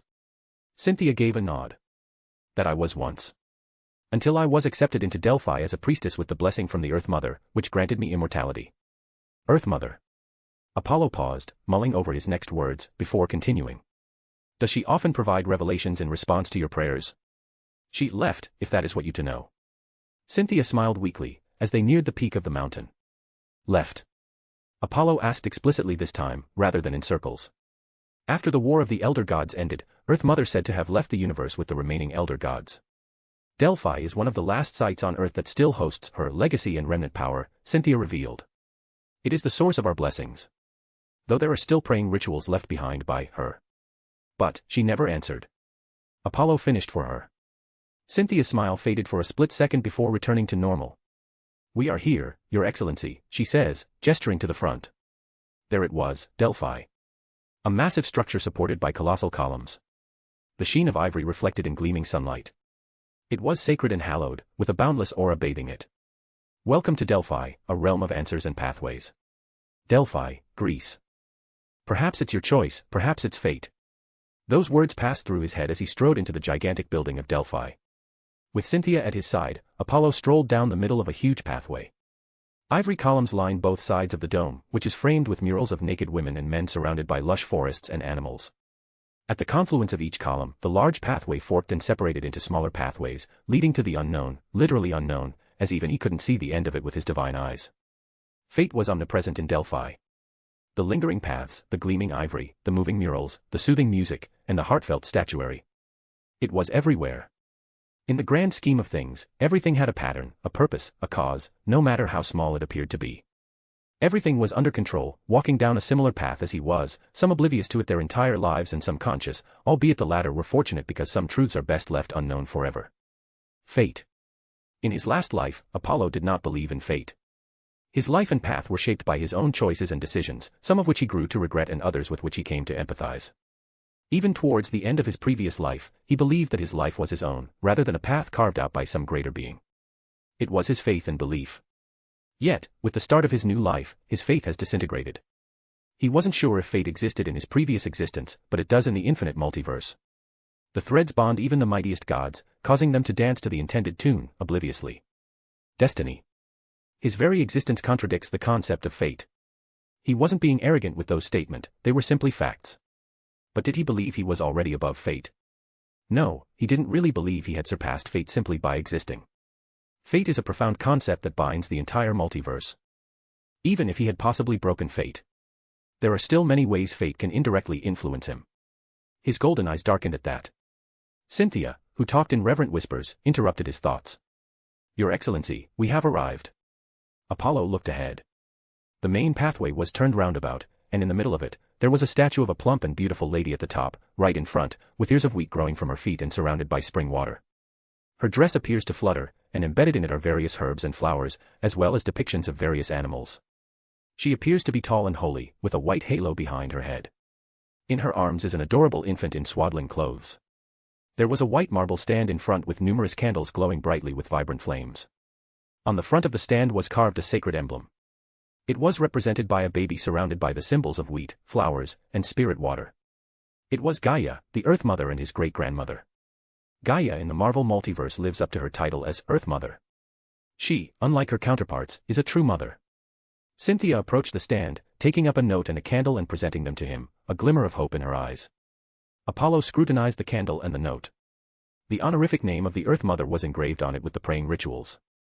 He also noted the hope in Cynthia's eyes.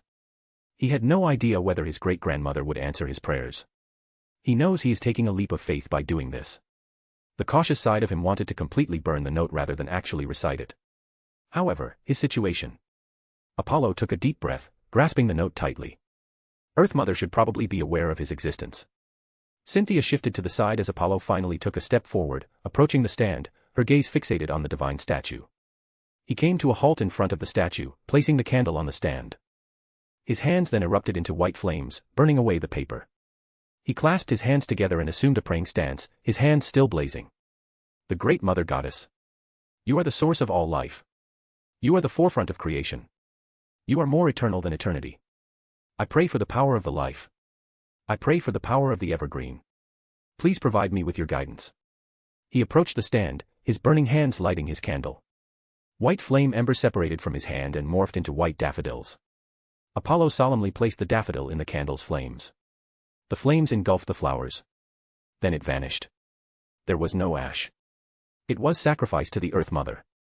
Finally, he chanted while taking a deep breath. Praise you, Mother of all life. The praying ritual ended. Apollo eyed the heavenly statue in silence. The surrounding area became instantly dark. Then everything vanished. The statue, Cynthia, and temple all sank into obscurity. A/N, I just wanted to clarify this.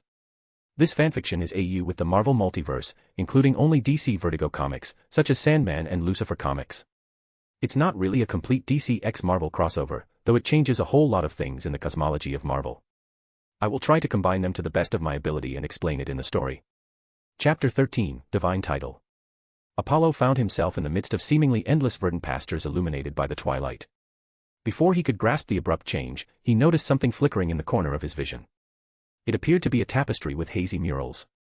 The other end is dangling with long threads, giving the impression that it is unfinished. It was surrounded by 3 vacant, crooked chairs. This was more than enough. So it really is. As heaviness gripped his heart, Apollo discerned. The one who was after him was really Fate's. He blinked, and the tapestry vanished. It was replaced by a note. He dashed over, took up the message, and examined it. You can take over Delphi, my son. Apollo stared at the note in silence before nodding and gazing up into the twilight. He said sincerely. Thank you. The moment he uttered those words, Apollo felt a connection being established with himself. A faint whooshing sound echoed in his ear, startling him. The words on the note began to change with that, attracting his utmost attention. Delphi has a strong connection to fate, my son. I used all of my power to construct it. It is far more than you can fathom right now. You should have noticed a difference within yourself. You established a connection with fate by taking over Delphi. It may not help you much right now, aside from granting you destiny perception, which allows you to view the fate itself, divination, which allows you to pry into fate for revelations, and precognitive dreams, which allows you to perceive some future events through dreams, but Delphi will come to your aid when you eventually confront the fates themselves. The power bestowed upon you is not omnipotent. Fate can be easily manipulated. So tread carefully on this path of fate. And there is much more on this path for you to discover if you choose to take it. In the end, my son, it all comes down to your choice. We will meet once the time is right. You must have a lot of doubts after inheriting all of this from me. But just remember, nobody likes fate. Apollo read the note quietly. His emotional gaze finally settled on the final sentence. He can see expectation and hope in it. He eventually sighed, feeling the weight of the world on his shoulders. Fate. Apollo looked up and said, accepting the legacy. Thank you for everything. The note in his hand suddenly wilted away into nothingness, and everything fractured like shards of broken glasses, tumbling and disappearing. He found himself back in Delphi, standing in the same spot, with Cynthia's ardent and hopeful gaze on his back. Apollo turned and looked at Cynthia. He immediately saw thin silver threads that swirled around her. That was her fate. He immediately looked at himself. There was nothing around him. No threads at all. An overwhelming sense of relief folded his heart. Even though he expected this to happen, it made him feel euphoric knowing that he had broken fate. Taking a deep breath, he finally calmed warring emotions in his heart before sighing and shaking his head. Cynthia's violet eyes lost their shine, and her lips thinned into a line. It very much looked like she was holding back tears. She probably was very hopeful for Earth Mother's response to him. Let us proceed to the fountain, Your Excellency. She finally said, her voice raspy, gesticulating forward. As Apollo went alongside her, they resumed their journey on the path around the Earth Mother sculpture. Don't lose hope, Cynthia. Apollo said, putting on a consoling expression. Cynthia gave him a feeble smile that spoke volumes about her despair. There was no hope. Now, he can understand the ambition in her heart. It was a desperate ambition. My bad. She abruptly exclaimed, clicking her tongue. I promised to show the Delphi clearly, yet here I am. It's fine. Apollo smiled. Tell me about its history, as we go stroll to that fountain. Cynthia gave a quick nod. With her sparkling smile, she swept away all the gloom. She cleared her throat. When I first started training as a priestess, history was always my strong suit. She began with a short remark, as the last sheen of darkness in her eyes receded away. Delphi has a long history stretching back to the Elder Gods' War. The war, which had nearly destroyed reality, was still raging. Many Elder Gods were defeated and devoured by Adam. The God Slayer vanquished even the second fallen. It appeared that victory was already on our side. But, she paused, building up tension. Apollo just looked at her silently, without interfering. She went on. In the form of the Dark God, the true calamity finally dawned on reality. Thon. Apollo thought, his mind already racing with speculations. The brother of Gaia, Dark God, through his millions of years of research into the mythical nature of the cosmos, he managed to tap into the power of primordial chaos in the form of magic. He rose to become the god of chaos. It was claimed that his ascension nearly tipped the cosmic balance itself, and he also became the second to wield the power of magic in the cosmos, right after Omniscient One, the Mother Magic. With chaos at his command, the Dark God became more powerful than all of his siblings and even the corrupted God Slayer. Then he bared his teeth in vengeance upon the God Slayer and his siblings. The war was immediately turned upside down. The god of chaos ripped into the battlefield, slaughtering the majority of his remaining siblings. He eventually confronted the God Slayer and defeated him, nearly killing him. The Earth Mother, on the other hand, saved the God Slayer at a high cost. The Dark God, now enraged, devoted all of his attention to the Earth Mother. And, because she was no match for the Dark God, she frantically searched for a way to defeat her brother. The Earth Mother sought her answer in the River of Destiny after getting advice from a mighty being. And, that was how Delphi came to be. Earth Mother, using all her power, created Delphi. Earth Mother sought guidance from fate through this. It was claimed that she met a hooded figure holding a book who gave her advice. That's a lot of secrets. Apollo cut in, his laden gaze fixated on Cynthia, who was revealing such untold secrets to him. Cynthia glanced ahead on the route, grasping a symbol of life in her palm tightly. The High Priestess of Delphi also has another title, Keeper of Ancient Mysteries. Apollo still riveted his gaze on Cynthia, causing her to grip her frock tightly and her countenance to tighten slightly. But languid, he finally said. Continue. Cynthia nodded, her relief evident when her head was tilted down. With the advice of the mysterious men, Earth Mother discovered an ultimate path, one that rivaled the chaos path of her brother. It was the path of life. She infused all living things with her life essence and will, becoming the true god of life.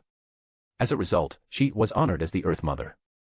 Earth Mother herself entered the battlefield for the final showdown with her brother, Dark God. They fought. They raged. The same battle is taking place in all realities at the same time. And Earth Mother triumphed, forcing her brother to escape to his dimension in defeat. And he was finally sealed. That's the detailed history behind the Delphi. It was the cornerstone of the victory of Earth Mother. That is not at all like Marvel history. However, this is not surprising. After all, this is reality, not a comic book anymore. Some things are bound to be different. Apollo analyzed. The mysterious man who guided Earth Mother. Why does he feel so familiar? His thoughts were interrupted by Cynthia. The end of the pathway, Your Excellency. Apollo looked ahead. The seemingly endless path came to an end. There was a garden with an open dome, which empowered the golden light of the sun to bathe it in an everlasting golden glow. There was an ethereal fountain in the center of it all, filled with the purest water in the cosmos. The water poured down smoothly, having no trouble with the tremendous drop. The Fountain of Eternity. Cynthia made a quiet introduction, her expressive gaze concentrated on the flowing foundation. The Fountain of Answers. Apollo abruptly asked. Do you seek? No. Cynthia shook her head firmly. We are only conveyors of fate. We don't seek it. A oath? Apollo asked, his eyes curious. A tradition, Your Excellency. Cynthia stated emphatically. Apollo smirked, his brow furrowed in mirth. Sometimes fate is unbreakable. A seer's vision can be both a blessing and a curse. And the priestess of Delphi seemed to understand it very well. He started walking towards the fountain with Cynthia, who was gathering herself emotionally and physically, mostly in preparation for the prying into fate. Apollo inspected the fountain while standing in front of it. He could see right through it, like a piece of glass. His golden iris turned white, as his perception of fate depended. Through the fountain he caught a glimpse of a river, a boundless river with infinite tributaries. Apollo immediately closed his eyes, not prying into it further. The Earth Mother's warning is still reverberating in his mind. He cannot bite more than he can chew. He finally turned and focused on the High Priestess of Delphi, who was still preparing herself, assuming that he wanted a revelation. Cynthia, he called. Your Excellency. Cynthia said, taking a deep breath. I am ready. You can ask your question. I shall convey. I'm assuming control of Delphi. Apollo stated bluntly as he approached her. What? Cynthia was plainly startled, her eyes widening in shock. I'm assuming control of Delphi. Apollo repeated himself patiently. The shock vanished, and elation took its place. Cynthia was ecstatic, so much so that her heart felt like it was in her mouth. It was too easy. She was already prepared to go through a lot, even give herself completely, but her hope and prayer were finally answered. She didn't even think about it, just was overcome with ecstasy, kneeling in front of Apollo and declaring respectfully. Your Excellency, I am willing to serve you to the best of my skills forevermore. Cynthia waited and waited. But there was no response, only a dark shadow enveloping her. When she finally looked up, she was confronted with indifferent and divine golden eyes. Under his gaze, she immediately felt too small, like a speck of dust. A scorching hand grasped her chin, blistering her pearl-white skin as she withered desperately in the grip of the hand, but the hand merely tightened with her fight. Her power was useless in front of this mighty hand. I just met you. Yet you are quickly eager to promise your loyalty to me, as if it were such a fickle thing to you, a deep divine voice thundered in her mind as she shriveled. No. Cynthia whimpered out. She desperately wanted to deny it. She didn't have any such intentions. She was just desperate for hope. Her cries and explanations were cut short as those burning hands gripped her neck and lifted her up in the air. Her world was turning gray as the last rays of light were extinguished, leaving just the golden divine eyes, which were looking up at her withering figure indifferently. Fire of ambition. The divine voice resounded in her broken mind, as if analyzing her fate. Thirst for power. Desire for glory and honor. I see no loyalty. As the searing hands stretched over her neck, squeezing the last of her air, the divine voice finished. Her vision became hazy. A pair of cold, pale hands reached out of the darkness, heading for her. Cynthia's heart became serene in the closing seconds, squeezing out the last of her strength and catching the searing hands with her. Ignoring the burning anguish, she gazed at divine golden eyes filled with anger and resolve. There was no plea in there. As the cold and pale hands scratched her back, the brightness in her eyes dimmed. The scorching hand, on the other hand, eased its grip on her neck. The darkness was suddenly shattered, and the pale hand with it. She was flung to the ground. Cynthia knelt on the ground, her throat turning crimson as she quivered and whizzed. A dazzling column of light descended upon her, bathing her. As she finally breathed correctly, the pain and suffering vanished. The radiance of light drew her out of the grasp of death. Cynthia finally looked up, gaining confidence. The sun god was still standing in front of her, his eyes languidly looking down on her.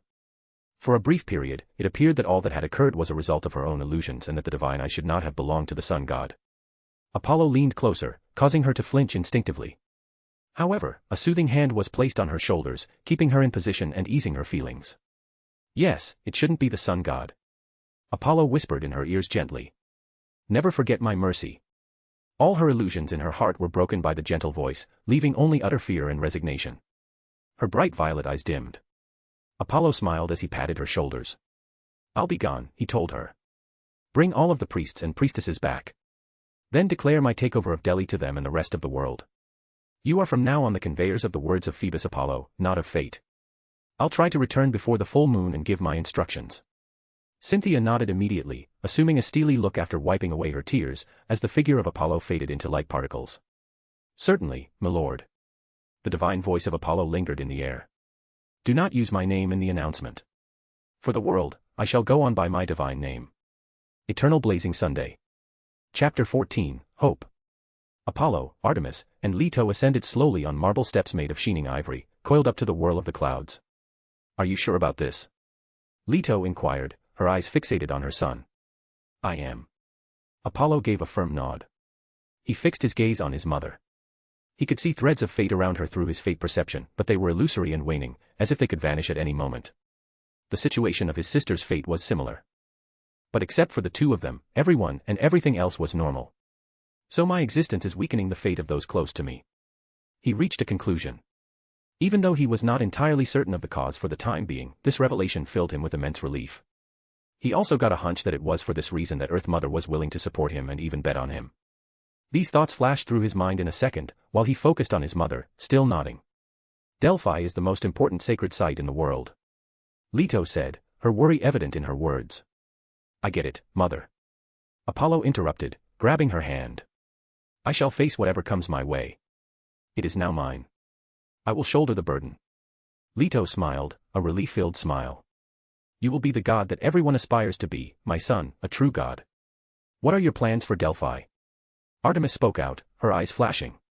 The seriousness in the air instantly vanished with her curious words. I am planning on creating a religion. Apollo revealed, his head was held high. Religion. Leto was taken aback. I assumed you were just going to take over. No, mother, Apollo proclaimed. I am renovating the whole thing. From now on, the Delphi only conveys the will of Phoebus Apollo. The fates have no hold there anymore. Leto's face became somber at his audacious and daring comments. But she trusted her son. He will not make such audacious statements unless he has complete faith to back them up. But there are no mortals in Europa, Artemis replied emphatically. There will be, Apollo answered matter-of-factly. How do you know? Artemis inquired, her gaze fixed on him. You also just said fate doesn't have any hold. So, is it yet another of your little secrets? Dreams, Apollo stated gravely. Dreams, sister, he said again, drawing close, his voice heavy and low. There was a distinct tinge of mystery and the unknown in the air. I believe you, brother. Artemis spoke hastily, pushing him away from her face, and she took a step ahead of them. A laugh came from behind her, breaking the silence. You should also try the religion. Apollo yelled, his hand near his mouth. Artemis came to a halt in the steps and waited for them to approach her before speaking, continuing the ascension with them. Let's see that once your alleged dream comes true. She groaned. Apollo looked at his mother, who was smiling and shaking her head at their antics. He asked after some silence. Did they actually leave like that? Leto's smile faded as she nodded. Yes, they were summoned by their superiors. But Demeter and Hestia will be here, son. What do you think of them? She suddenly asked, looking at them. Nothing much really. Apollo said bluntly. Demeter seemed truly kind and, honestly, I couldn't even see through Hestia. Leto narrowed her eyes as she turned to face Artemis. I don't really care, Mother, Artemis murmured, twirling her hair. Leto was unsurprised by their statements, nodding contentedly. But, Apollo stated abruptly, capturing their attention. Hecate was different. Oh, I nearly forgot, Leto said, pulling something from her gown and passing it to him. Hecate requested me to give you this as a token of her apologies for leaving. It was a magic wand. Apollo stared at the wand in silence for much too long, causing both Leto and Artemis to raise their brows at him. He likes her. Artemis declared, a smirk adorning her lips. She is a good girl, Apollo. Leto patted his shoulder. Please. Apollo sighed exasperatedly, I think she is just talented. Is it so wrong now that one can't just appreciate? Oh, you sure are going to appreciate her. Artemis jested. Apollo glared. Ignoring him, she continued, Mother, go and take our aunt. I think she will be as happy as us. So, if we are on this topic. Apollo stepped in between them. He grabbed Artemis' shoulder and forced her to stand with him. From shoulder to shoulder they were both about the same height. We should also find someone suited for Artemis, Mother. She deserved to be as happy as I am. He stated that with such sincerely that it made Artemis' skin crawl. After all, we are twins. I can't just leave her hanging alone. Artemis shoved him aside, breaking free from his grip, and sent him a violent, burning gaze with her silver eyes. Her look was so fierce that Apollo imagined they had morphed into laser eyes. But all he did was stare back at her, so here they were having a glaring battle in the middle of the celestial stairway. Enough, you both. Leto stepped between them, interrupting their little glaring contest. Then, she said solemnly to both of them, it is always your wish in the end. Artemis snorted, looking away. Leto continued. But Apollo, if you really come to like Hecate, just tell me. She is a really good girl. I will, Mother. Apollo nodded, his voice low. Now, come on, we can't make them wait. Leto finally said, grabbing both of their hands, especially your father, he expects punctuality from everyone else. So let's speed up. They began to accelerate their ascent. They are unable to teleport since Olympus bans it. Apollo suddenly asked, his eyes with curiosity, as they neared the end. Mother, if the second fallen is the elder god, who is the first fallen? Artemis' ears suddenly perked up. Leto hesitated for a moment after seeing their curiosity. The words of Demeter rang out loudly in her head, breaking the spell. She finally sighed, saying in a low voice, almost a whisper.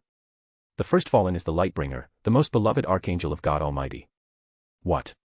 Apollo looked startled, his eyes wide, and his normally languid demeanor disintegrated. He spoke out again, as if to be sure. Do you mean the ruler of all of infinite hell? Yes. Leto nodded, taken aback by his reaction. Her eyes narrowed in alarm and caution. How do you know that? Anything involving him is incredibly dangerous. Dreams. Apollo stated thus, his expression retuned to languid, and his surging golden eyes subsided, reverting to absolute tranquility. Dreams do convey a lot these days, Mother. But Leto simply stared at his son, obviously unconvinced. We've arrived. Artemis spoke up, interrupting them and forcing them to look ahead. There it was, the heavenly abode of gods, perched upon the highest clouds of the infinite sky. From the top of the clouds rose the decapitated peak of a mountain, its summit covered with snow. Clinging to the mountainside were dozens of multi-leveled towering palaces, a city of mansions, all with white columned porticos, gilded terraces, and bronze braziers glowing with 1,000 fires. Roads wound crazily up to the peak, where the largest palace gleamed against the clouds. Precariously perched gardens bloomed with olive trees and rose bushes. An open-air market filled with colorful tents, a stone amphitheater built on one side of the mountain, a hippodrome and a coliseum on the other. It was Olympus. Be careful, my son. Leto finally said, sighing. Then, she dragged them to the colossal golden gates bathed in light, heading into the sacred realm of the gods. The journey into Olympus was a daze for Apollo. The Olympus was magnificent and otherworldly in each and every sense. He and Artemis passed numerous teenagers, minor gods, and goddesses who stood on the periphery, giving them a look that was equal parts inquisitive and wary. Wood nymphs whose brown eyes literally shine like stars at the sight of him.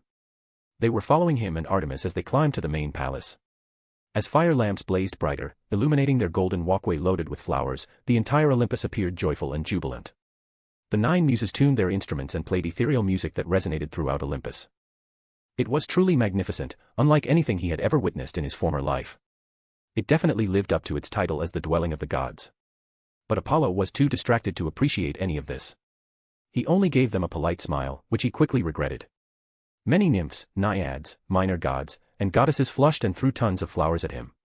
He was still in his thoughts, though he ignored their blatant attempts. Lucifer Morningstar. Samael. The Lightbringer. There was a Lucifer in the Marvel multiverse, but obviously, he did not rule over all of infinite hell. One person did, excluding the mythological version. It was Lucifer Morningstar from the DC multiverse. This would explain quite a bit. In the legend of the Earth Mother, the hooded figure with a book could be Destiny, the oldest of endless, the first murder on Earth should be Cain, the son of Adam and Eve. In this case, is the supreme being of this multiverse one above all or presence? But, when you think about it, does it really matter? After all, they are all powerful entities that are independent of everything.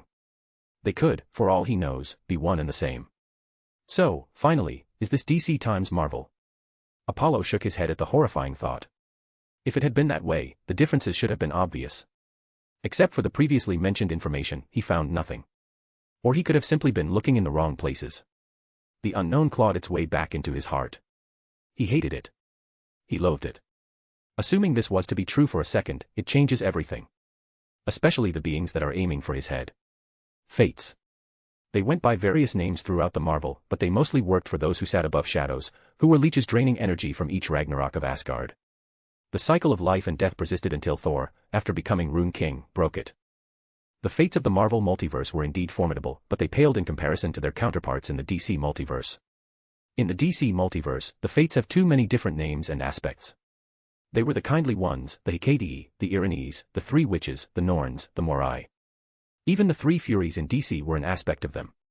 The kindly ones have the most power over fate, second only to the destiny of Endless. Their strength is derived directly from cosmic laws, and they are an integral component of the cosmos itself. But what made them so terrifying in his perception? It's because they indirectly killed the dream of Endless. He was an outerversal being. Yet, he was forced to fall by their wretched hands.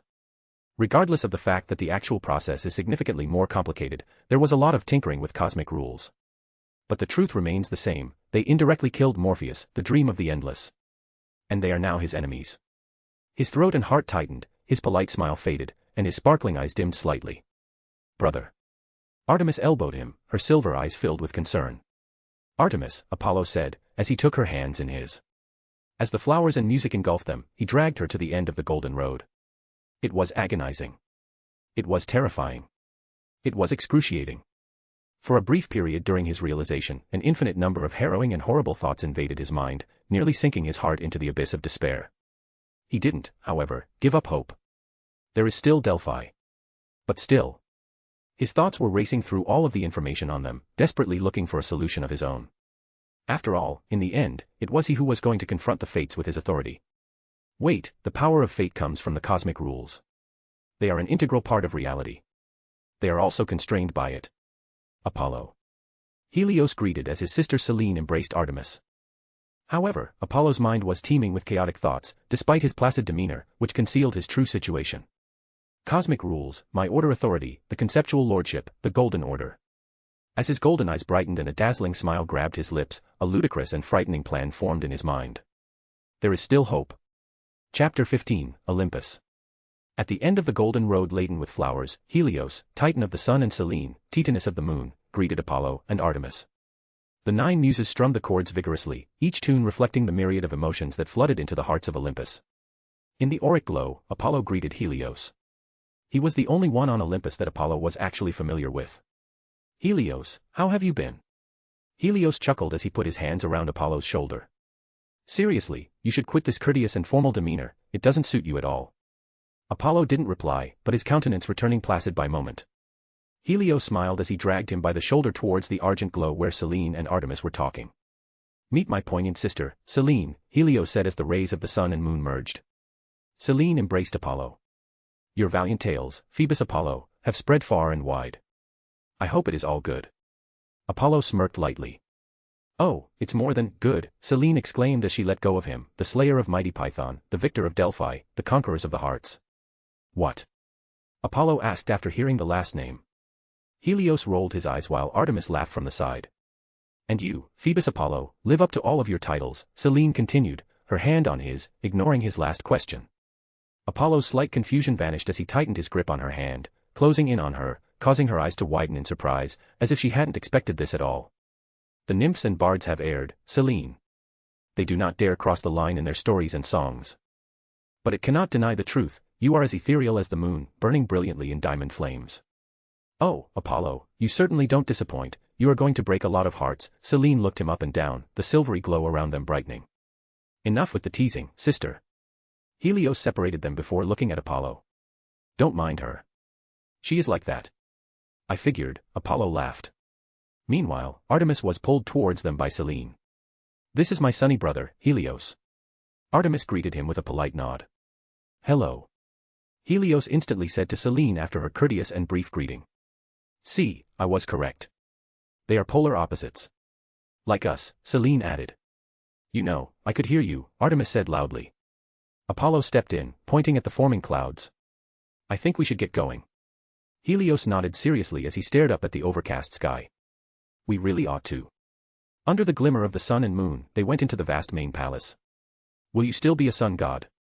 Apollo inquired, stepping in between huge ivory columns etched with murals of godly valor. You are just taking over my duties, Apollo. Helios said, I will still be a sun god, obviously. A retired sun god, Selene added. Helios ignored her and pressed. Why the doubt? Just curiosity. Apollo shrugged. So I get the sun chariot.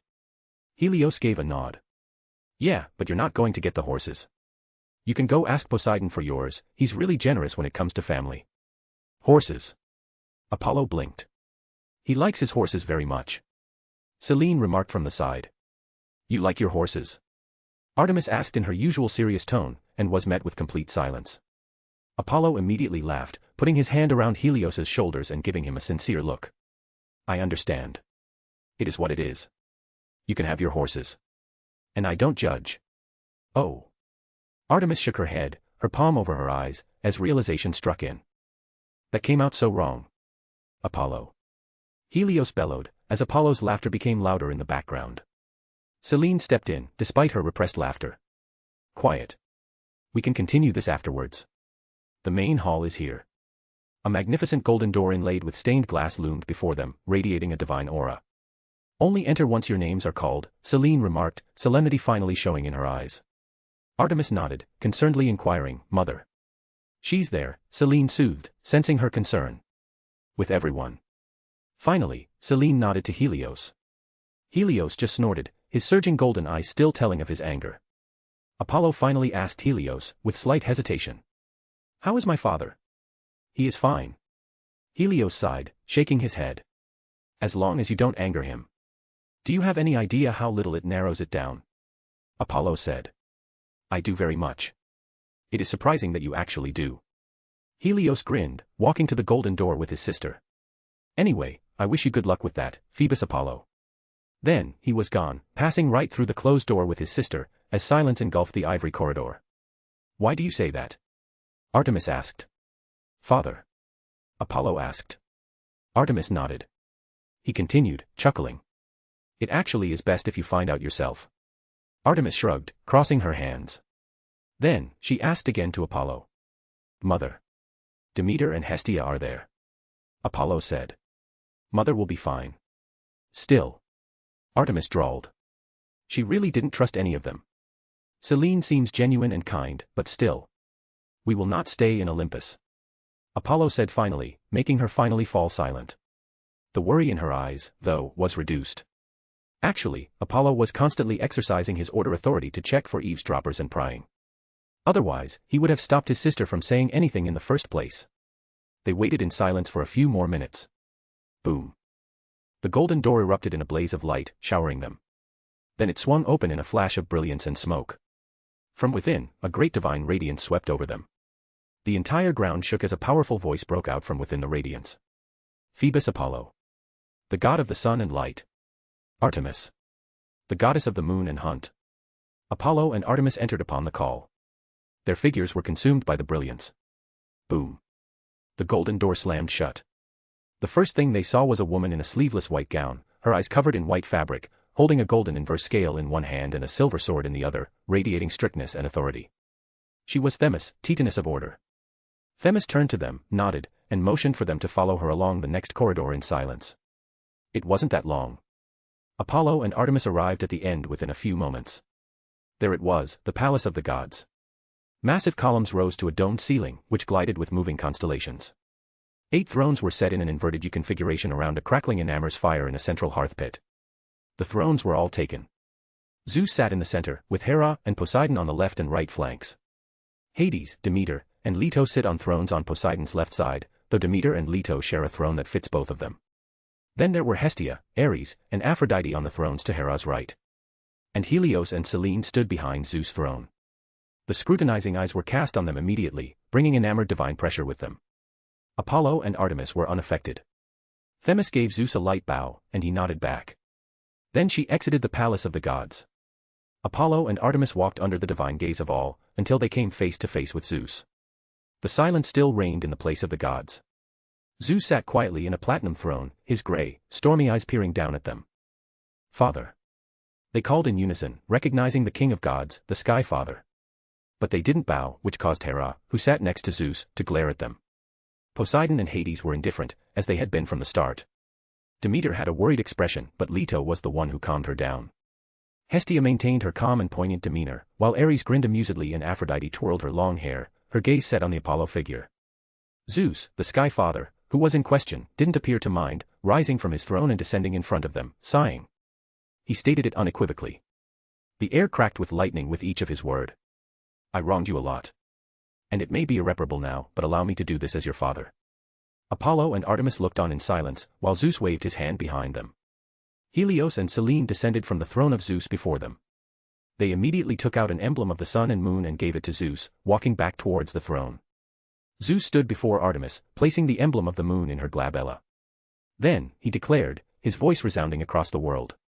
I, Zeus, the king of gods and the Sky Father of Olympus, proclaim Artemis, my daughter, as the goddess of the moon of the Olympian pantheon. Then Zeus walked towards Apollo, resting the emblem of the sun in his glabella.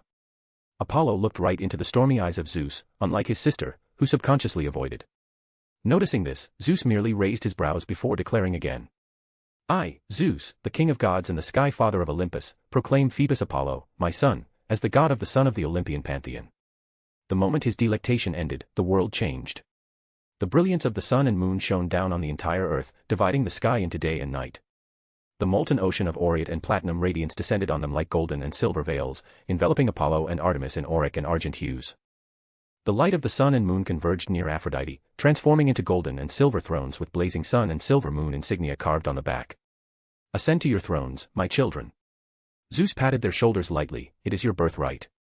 He continued, his gray eyes becoming somber. Lightning lit the world around them. You are an Olympian. Never, ever forget that. Thank you, Father. Artemis said lightly, ascending to her silver throne at the right end. Son. Zeus asked, looking at Apollo, who still stood in the place. If I am not presumptuous, can I say something, Father? Apollo asked, his eyes trailing over the worried and indifferent faces of Leto and Hera. Go on, Zeus said as he ascended to his throne. His shoulders slumped. I have something to present. Apollo revealed, walking towards Hera, to the queen of the gods.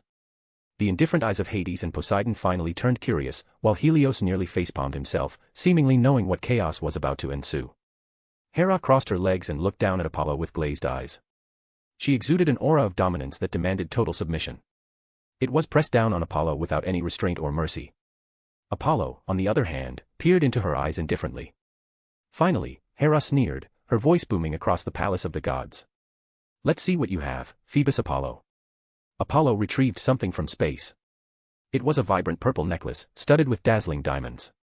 It was a work of art, making even Aphrodite's emerald eyes sparkle. Hera didn't receive it. Her prying gaze fell on the necklace for a moment, before utter disgust filled her eyes and she waved her hand dismissively, repulsion emanating from every pore of her being. Giving you a chance was my mistake. I thought something finally knocked some sense into your mind, making you know your place. Your birth. Your status. Her venomous mouth spat, her repulsive eyes locked on Apollo. However, even with the divine blood of my husband flowing through your wretched veins, it still doesn't seem to wash away who you are at the core. How dare you present such a filthy thing to me? From here, I can sense its sordidness and foulness. Are you trying to disgrace the Queen of Gods? Hera's voice boomed out throughout Olympus, rattling the sacred mountain to its foundation. Demeter's face went pale, but Leto still looked at her son with eyes filled with a mix of anticipation and worry.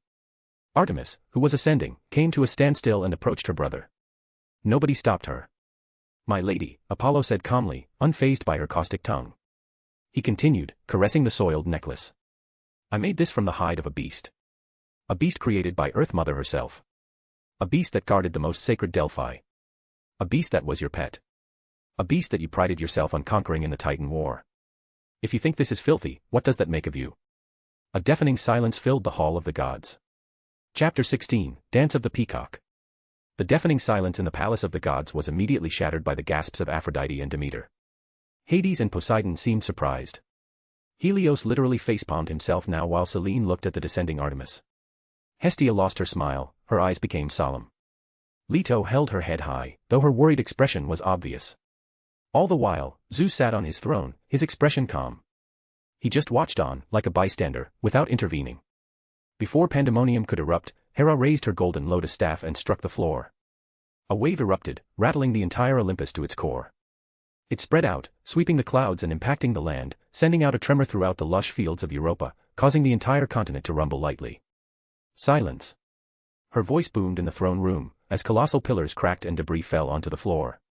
And then there was silence. Hera rose from her throne, her lotus staff in hand. "He is just a child." Demeter rose from her throne, saying desperately. "He doesn't understand what he is saying." Hera. "Reconsider." Hestia spoke up as well, rising from her throne. But Hera ignored them, descending towards Apollo. Seeing this, they too tried to descend, but Hades and Poseidon stopped them, their inquisitive eyes still on Apollo. Meanwhile, Leto looked at her son, her hands clenched on the armrest, cracking it, while Artemis stood behind Apollo, her hands clasped, a wisp of moonlight erupting. The one who caused it all, Apollo, still had a calm countenance, his hands caressing the diamonds on the purple necklace flashily. The air was exploding in tension and pressure with each step of the Queen of Gods. Her white gold lotus staff gleamed in brilliance. Hera finally descended before Apollo. Her eyes were bright and her face was frosty. Everyone could feel her anger as her divine aura boiled and surged, like a supervolcano that was about to erupt and consume it all in its infernal pits of hell. She drew closer towards Apollo, her eyes meeting his, becoming dangerously bright. Her lotus staff was raised high. "You are truly a bastard, through and through, aren't you?" She seethed out, her teeth gritting. "My lady," Apollo said, still calmly. But just this sent another bout of volatile anger through Hera. A languid smile hung on his lips. "Hasn't anyone told you the truth? Face to face. It seems not, looking at you now. So I shall take the honor of being the first. You, the Queen of the Gods, Hera, are a spiteful, unpleasant, venomous, and coarse woman." He leaned as the divine aura of Hera surged higher and became more volatile. The Olympus trembled. Europa itself trembled heavily in agony under her repressed fury. Their faces were inches apart, as the golden surging eyes of the eternal blazing sun met the resplendent blue eyes of the Queen of Olympus, both brighter than any star in the cosmos. "Now that I think about it. You absolutely embody who you are, the epitome of it all, the true bitch." Boom. Hera's divine face contracted. Her divine aura literally exploded. The colossal pillars collapsed. The doomed ceiling shattered in an instant. The slithering cracks spread across the evergreen lands of Europa. The volcanoes across the continent erupted in scorching ash that trashed into the atmosphere, signifying the wrath of the Queen of Gods. In the ruined Palace of Gods, the Queen of Gods and eternal blazing sun confronted under the eyes of gods. In and around Hera, thousands upon thousands of peacocks manifested in an instant. Hera's hair grew longer and longer, so long, in fact, that it started curling up, forming a peacock tail full spread. It was the sacred symbol of the Queen of the Gods. Hera's hair was dyed in a myriad of colors, from red to blue, pink to green, even platinum and gold, all creating a kaleidoscope of luminescent feathers, illuminating Olympus, Greece, Europa, and the entire northern hemisphere in chromatic light. Meanwhile, Apollo's figure underwent a violent change as well. From his back, 4 fiery wings emerged, composed of golden and white feathers, burning brilliantly in the flames of the sun. A symbol of the blazing sun graced his glabella, as a divine halo graced his back. His wavy brown hair had turned white, as had his iris.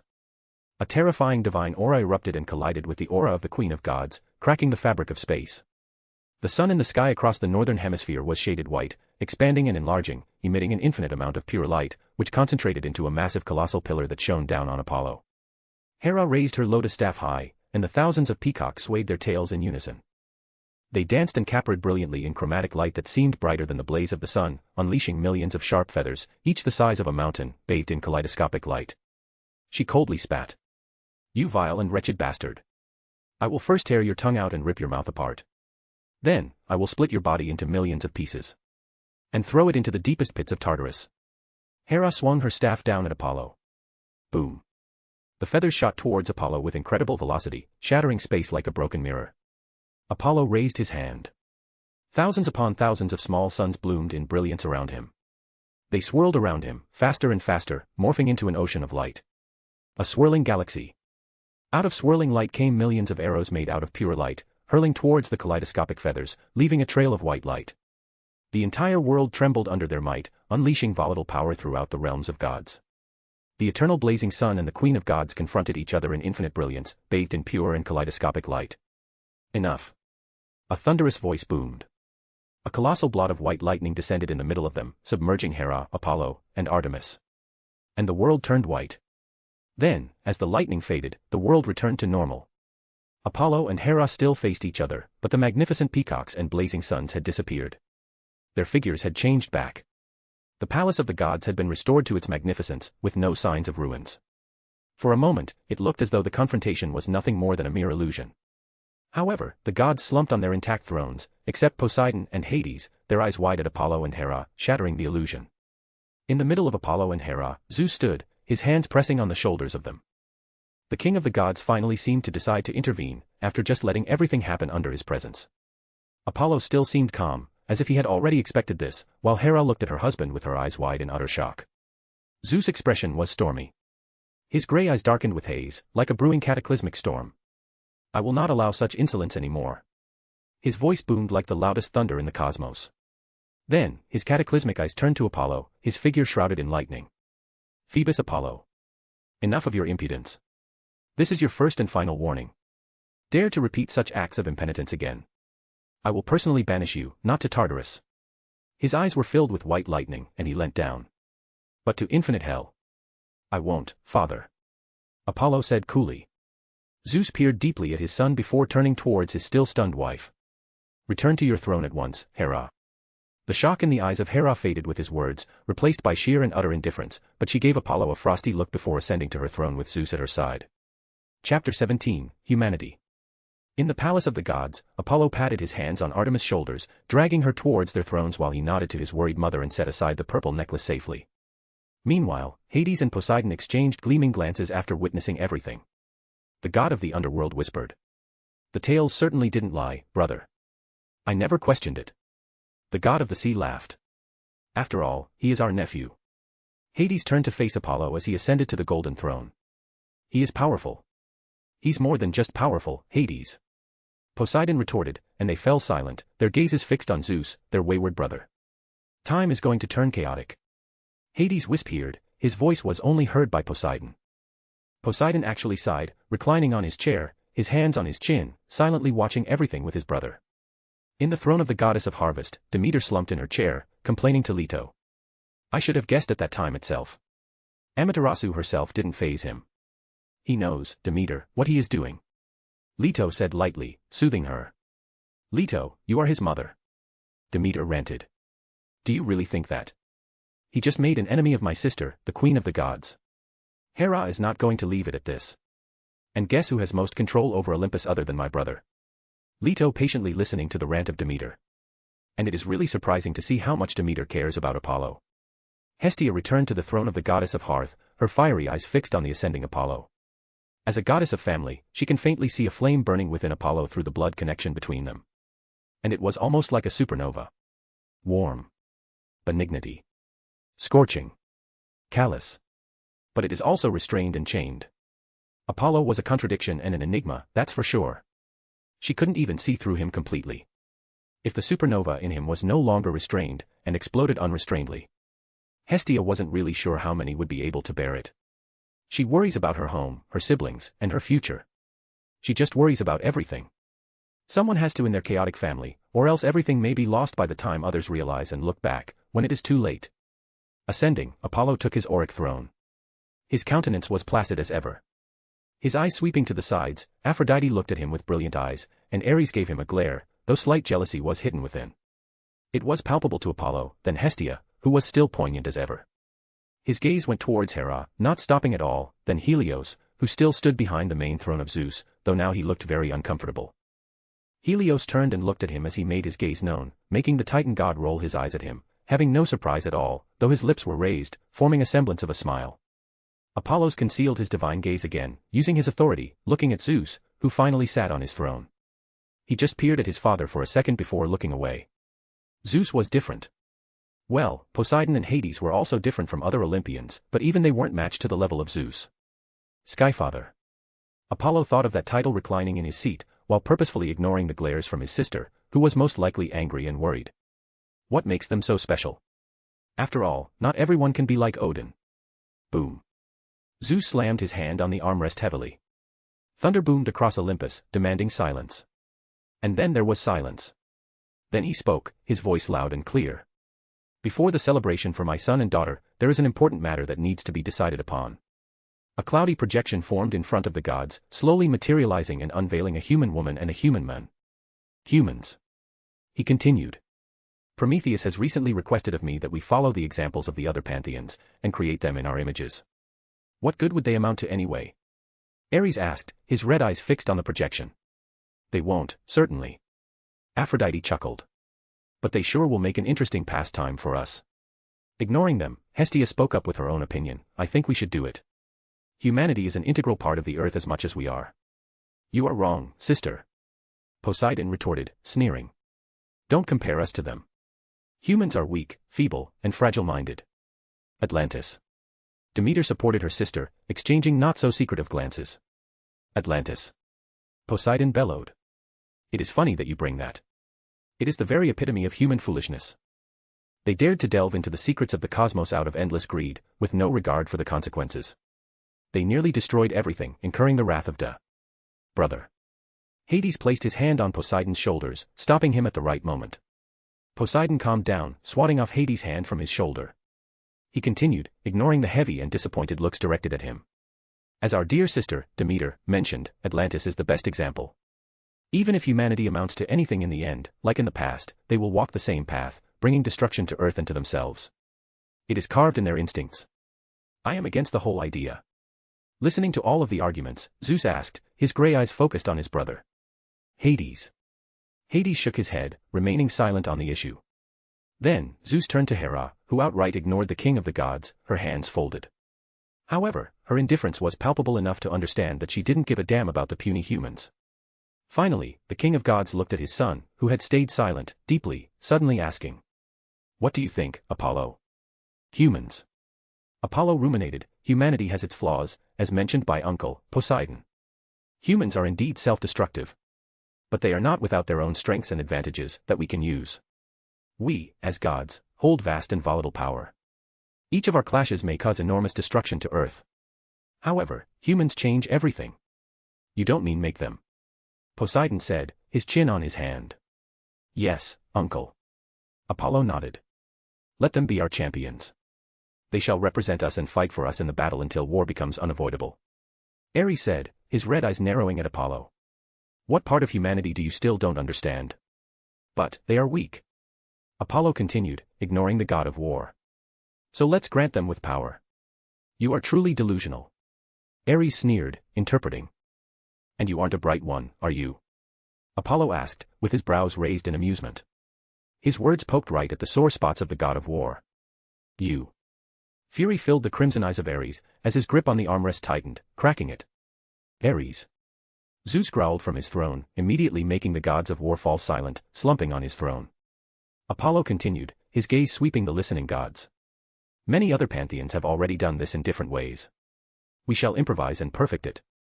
Humans yearn for honor, glory, faith, power, and most importantly, hope. We shall grant them just that. And they will become our champions, and we will become unshakable pillars in their hearts. Then, they will serve us unequivocally. But, nothing comes without a price. Our power will not be a gift to humanity, it shall be the shackle bound to their souls forevermore.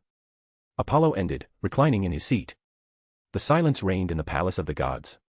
This method is dangerous. Hestia said solemnly, breaking the silence. We have seen the potential of humanity.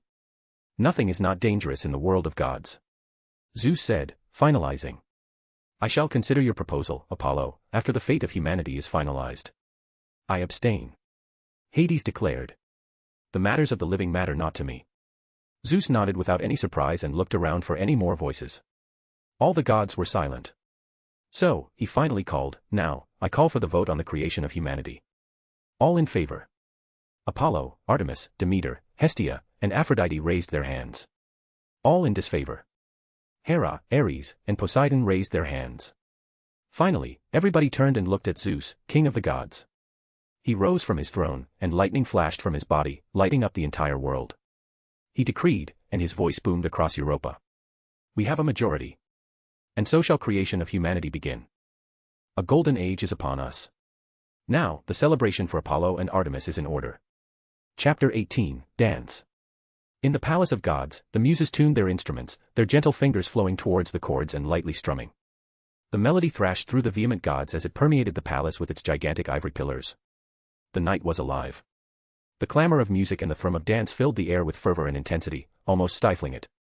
The minor gods and goddesses danced with passion and fervor. Apollo went into this maelstrom of passion and delight, holding 2 glasses of divine wine and exuding indifference. Minor gods and goddesses who had previously swooned over him now avoided him like the plague in fear.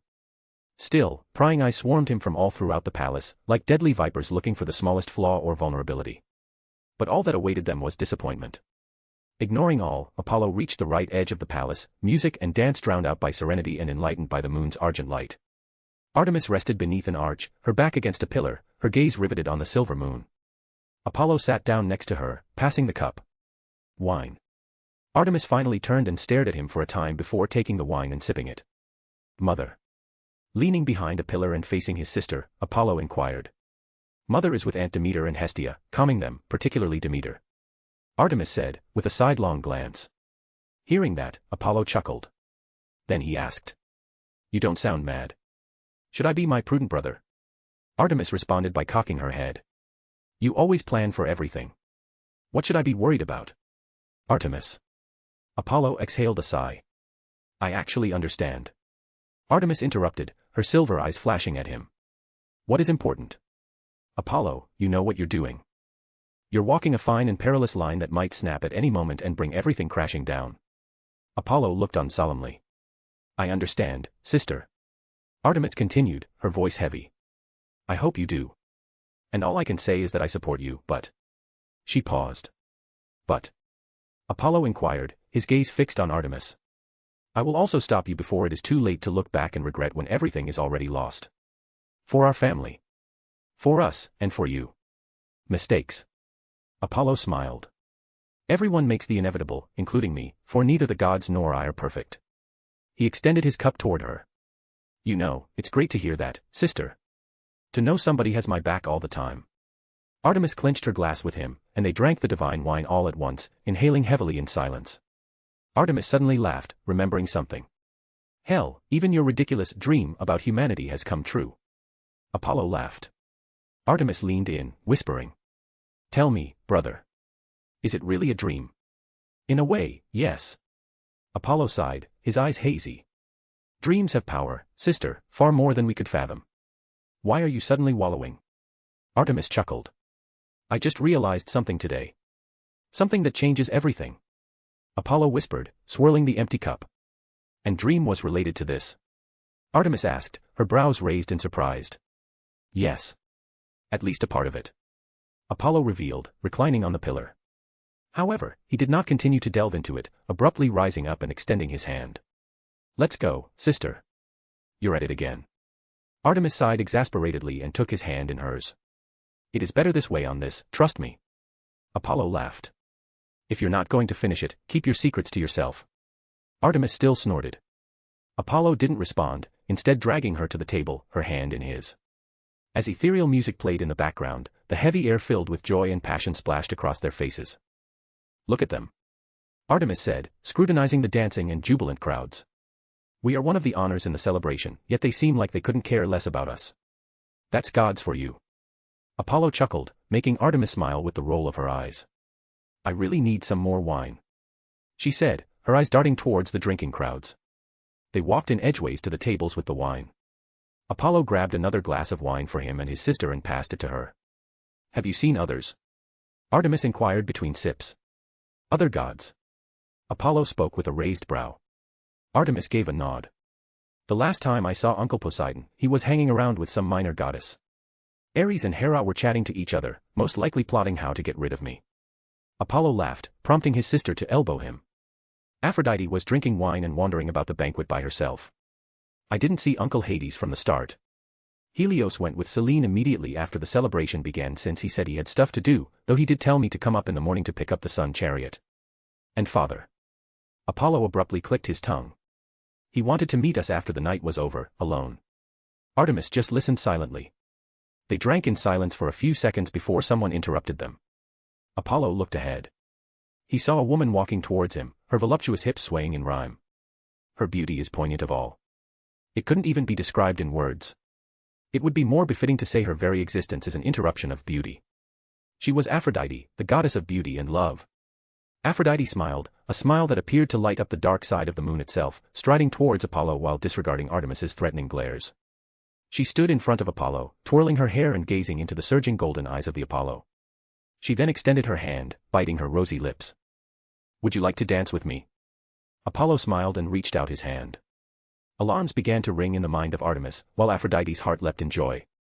However, Apollo didn't take her hand, but instead rejected it. He said, Aphrodite, you are truly the most beautiful woman I have ever seen. However, still. He drawled. I am not interested. Aphrodite's lips thinned into a line. She peered at the Phoebus intently, as though registering his image in her mind. It's a shame, Apollo, she said, her lips raising to form a semblance of a smile. And Aphrodite left with a swirl, her long hair whirling. A scent of roses blossoming in the air. Why? Artemis immediately asked, curiosity filling her eyes. What, why? Apollo said, drinking his wine. Didn't I just say? I am not interested in her. She is, without a doubt, the most beautiful woman. But I couldn't give a damn. Artemis gave her brother a contented and proud look that caused Apollo the shivers. Enough with that. He glared, causing Artemis to chuckle aloud. Ignoring her, Apollo cast his gaze on the raucous assembly of gods, who were dancing and drinking with zeal. Nobody dared to approach them for fear of upsetting Hera. After all, not everyone is Aphrodite. So here they were in their own celebration, ignored and avoided. Up for a dance? Apollo suddenly asked her sister. What? Artemis blurted, her head jerking towards him. This is our celebration. No matter what. Apollo smiled. Rather than sulking in a corner, we should enjoy it. Artemis was stunned, before nodding, a brisk smile adorning her lips. They advanced into the crowds. Their divine auras emanated across the hall. The music was paused. The crowds went silent. As the minor gods and goddesses moved out of the way, Apollo and Artemis strode. Many glares were also directed towards them. They, on the other hand, couldn't care less. They reached the center. Artemis suddenly asked, realization striking her heart. I don't know how to dance. Apollo laughed, extending his hand, just follow me and everything will be fine. After all, you are a quick learner, aren't you, little sister? Who are you calling little? Artemis fumed, but she still took his hand with a pout. Apollo turned and nodded to the 9 muses. They smiled and strummed, their hands trailing to their instruments.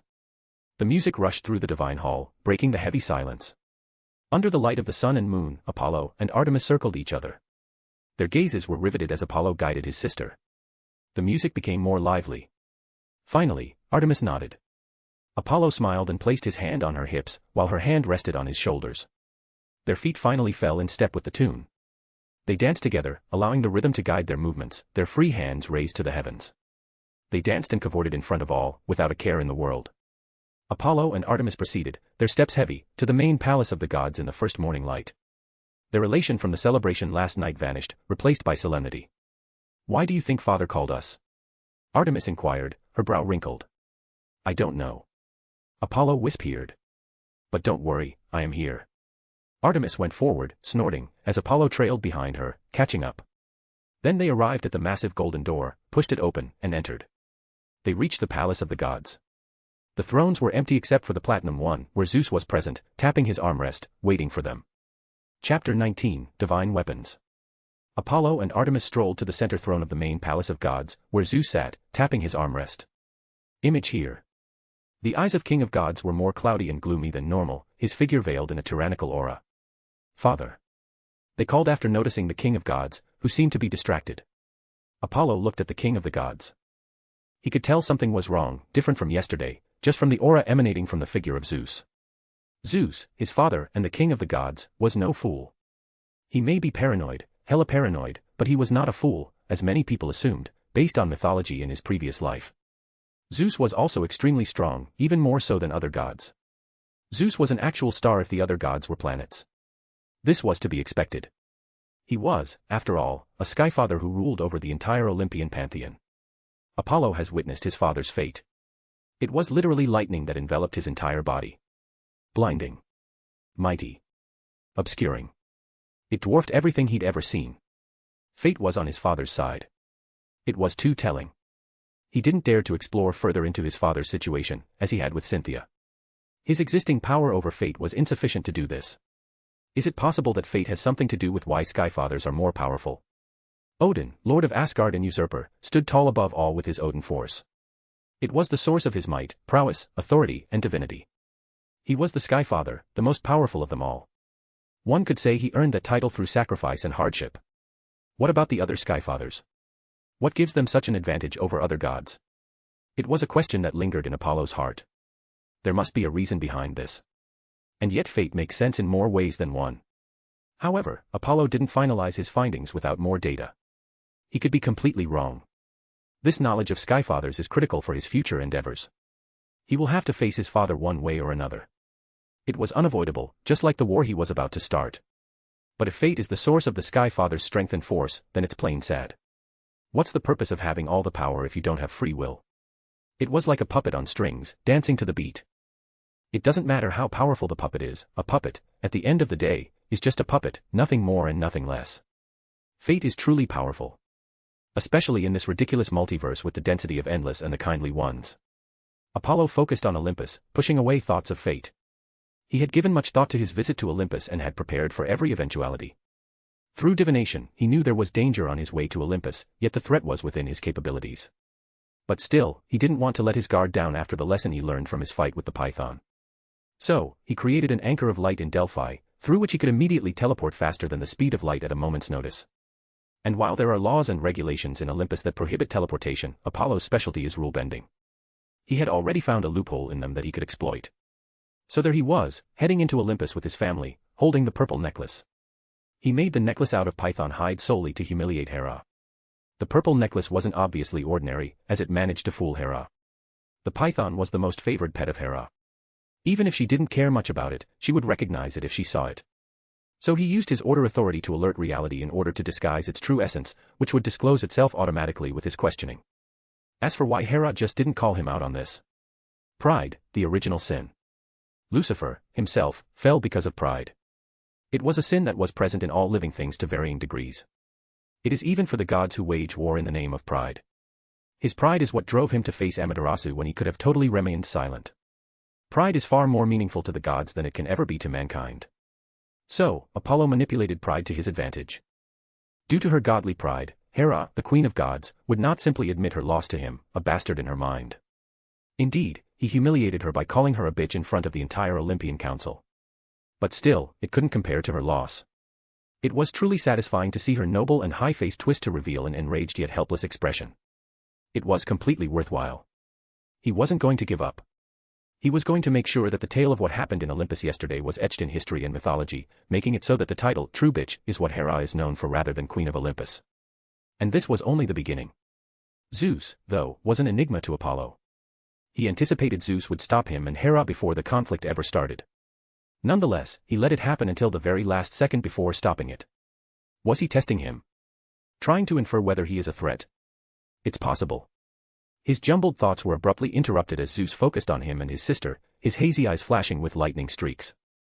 He rose from his seat, descending in front of them, his tyrannical aura dissipating. "My children," Zeus said, his voice carrying a unique majesty. "You are finally here. Last night, I really couldn't say a lot to you." Apollo and Artemis looked at their father in silence, as he continued. "Even I, as a sky father, am bound by restrictions that I cannot break. On my shoulders lie obligations, the magnitude of the earth and expectations, the grandeur of the sky. I cannot be partial in my rule as it will be interpreted as weakness by our adversaries." "Bullshit." Apollo cursed, while he nodded, a mixture of hesitation and understanding obvious on his face. Meanwhile, Artemis just listened on in the utmost silence and solemnity, as if she really took it seriously. But Zeus drawled, his dazzling eyes riveted on Artemis. It cannot deny what happened. You've both been through a lot before coming home. And I truly have wronged you. He suddenly waved his hands, and a cloudy projection formed in front of them, revealing Olympus with highlighted temples, which are also the homes of the main gods of Olympus. The temples of Zeus and Hera were the largest of all. Zeus snapped his fingers at the projection.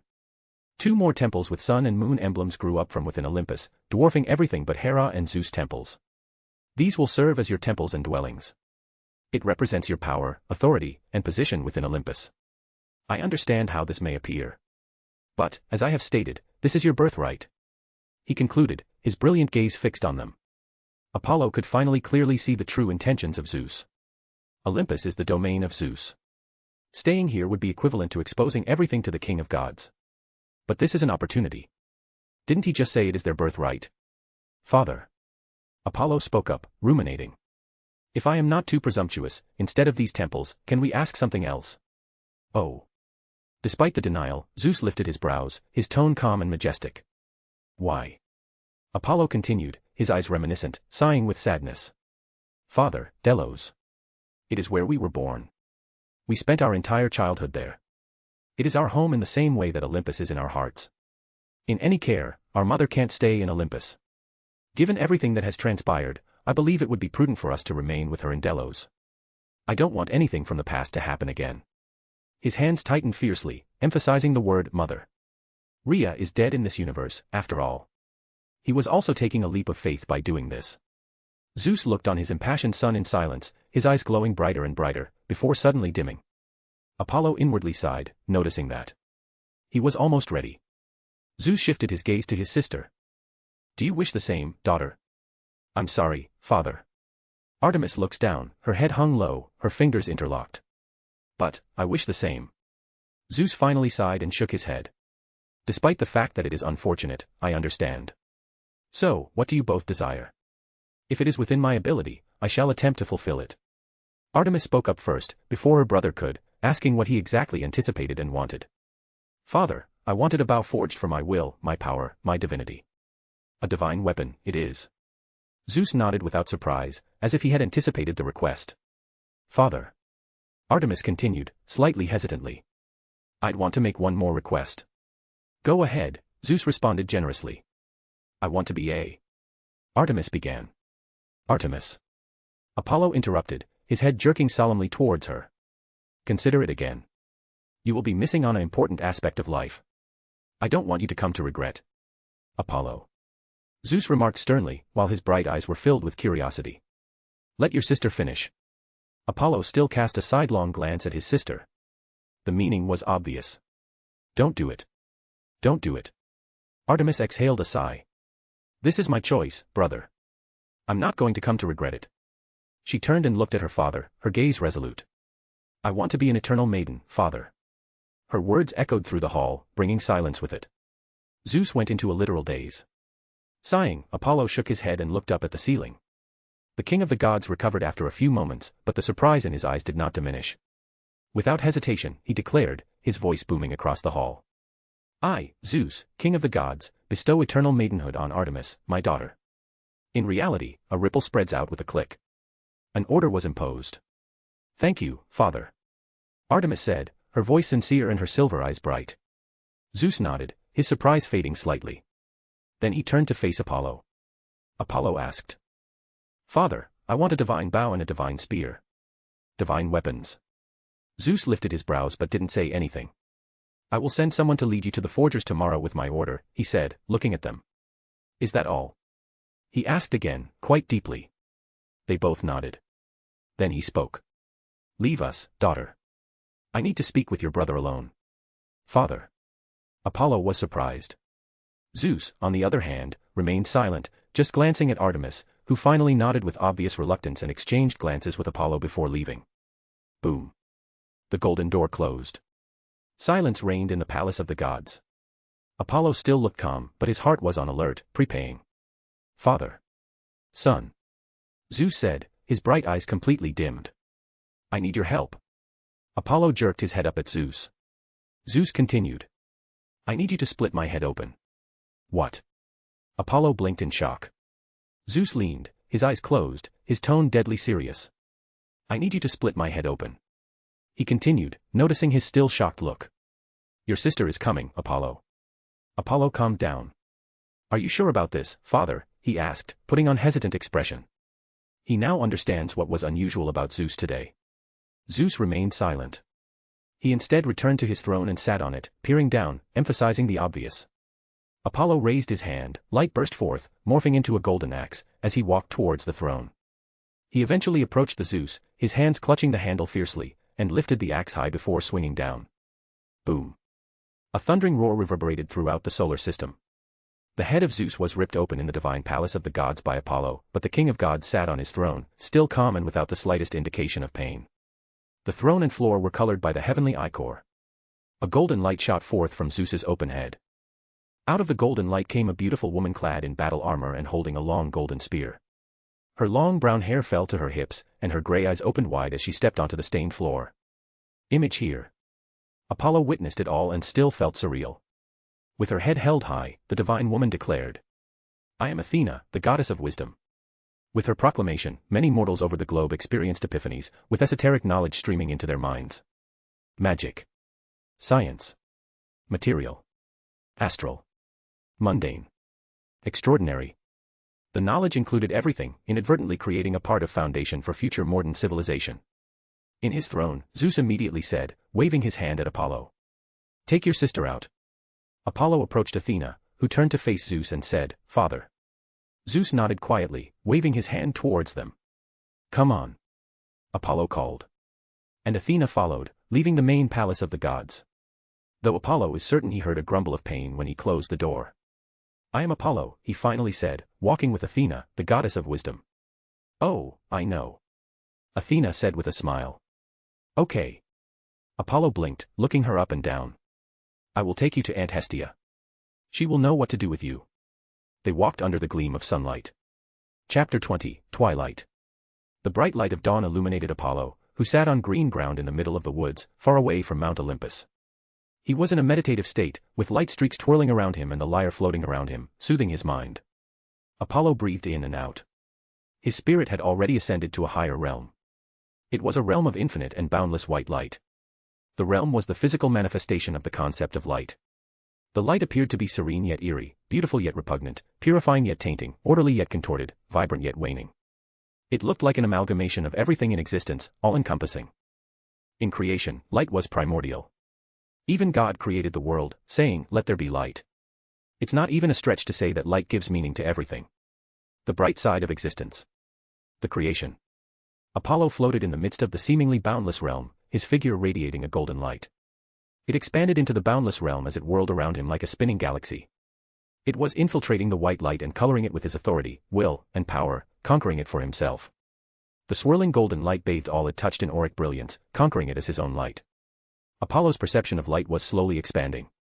He could only control the concept of light in a segment of the Milky Way, but it was now spreading deeper and deeper into the starry sky. Through his perception, Apollo witnessed a lot. From a purple titan flipping through ancient texts to a black-haired woman clad in green armor, riding a massive wolf, leading a golden legion through an ice planet, leaving nothing but death in her wake. He also noticed patterns and paths.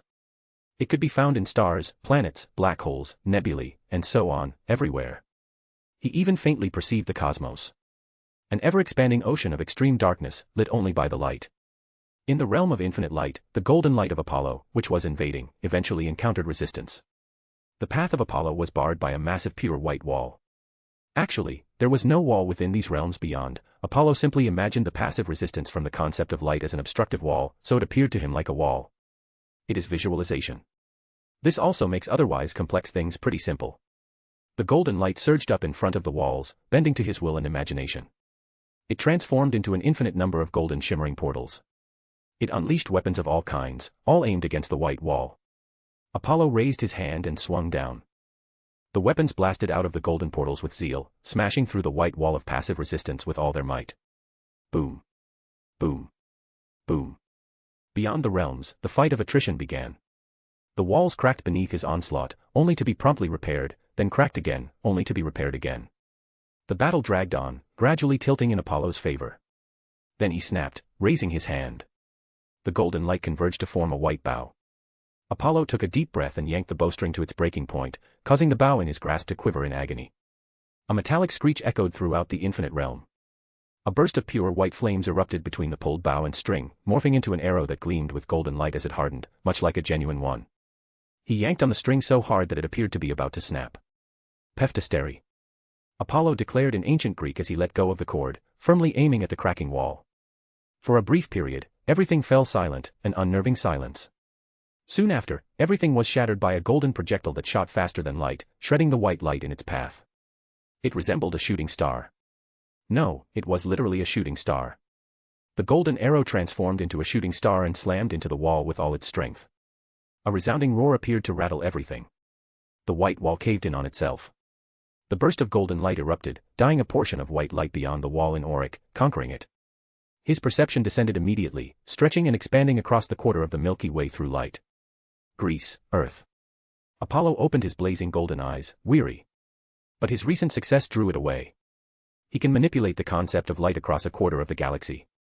As he became more accustomed and proficient with the entire procedure, his rate of progress accelerated with each hurdle he passed.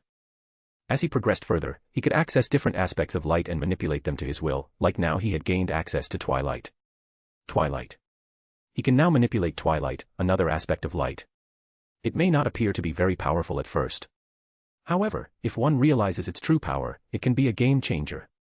Twilight not only depicts a state of time but also a state of decline, decay, and end. It is, in some ways, connected to death. Apollo turned around and pointed to a lush tree. At the tip of his finger, a burst of orange dim light gathered. It then shoots towards the tree. The green tree was shaded brown as it decayed and rotted away, returning to earth and death.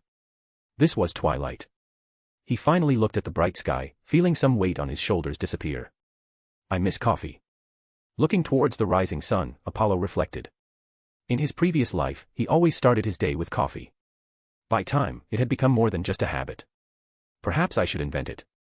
He suddenly clicked his tongue, remembering it was already time for someone sent by Zeus to arrive with an order for the divine weapons. So, without more ado, he dashed towards where his sister was training, his figure transforming into a zeal of light. On the other side of the forest, Artemis was instructing a group of 20 women, demigods and nymphs, on the bow and hunting. The women listened on with utmost attention. Artemis abruptly looked up, bringing her lecture to a halt. That's all for today. Then she said, her gaze returning to them despite their dismay. She then handed each of them a white stone. Crush it, and you'll be teleported to Delphi, your temporary home, until I find us a palace. The women complied despite the reluctance. They thanked the moon goddess before crushing the white stone and teleporting to Delphi. With their disappearance, a frenzy of light appeared before Artemis, revealing Apollo, who lifted his brows at his sister. Who were they? They are my hunters.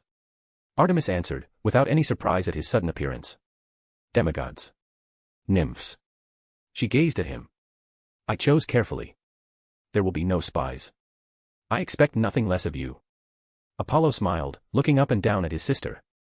So, what drove you, stinging in solitude, to do this? Oh, please. I am not anything like that. Artemis snorted, continuing. The hunters.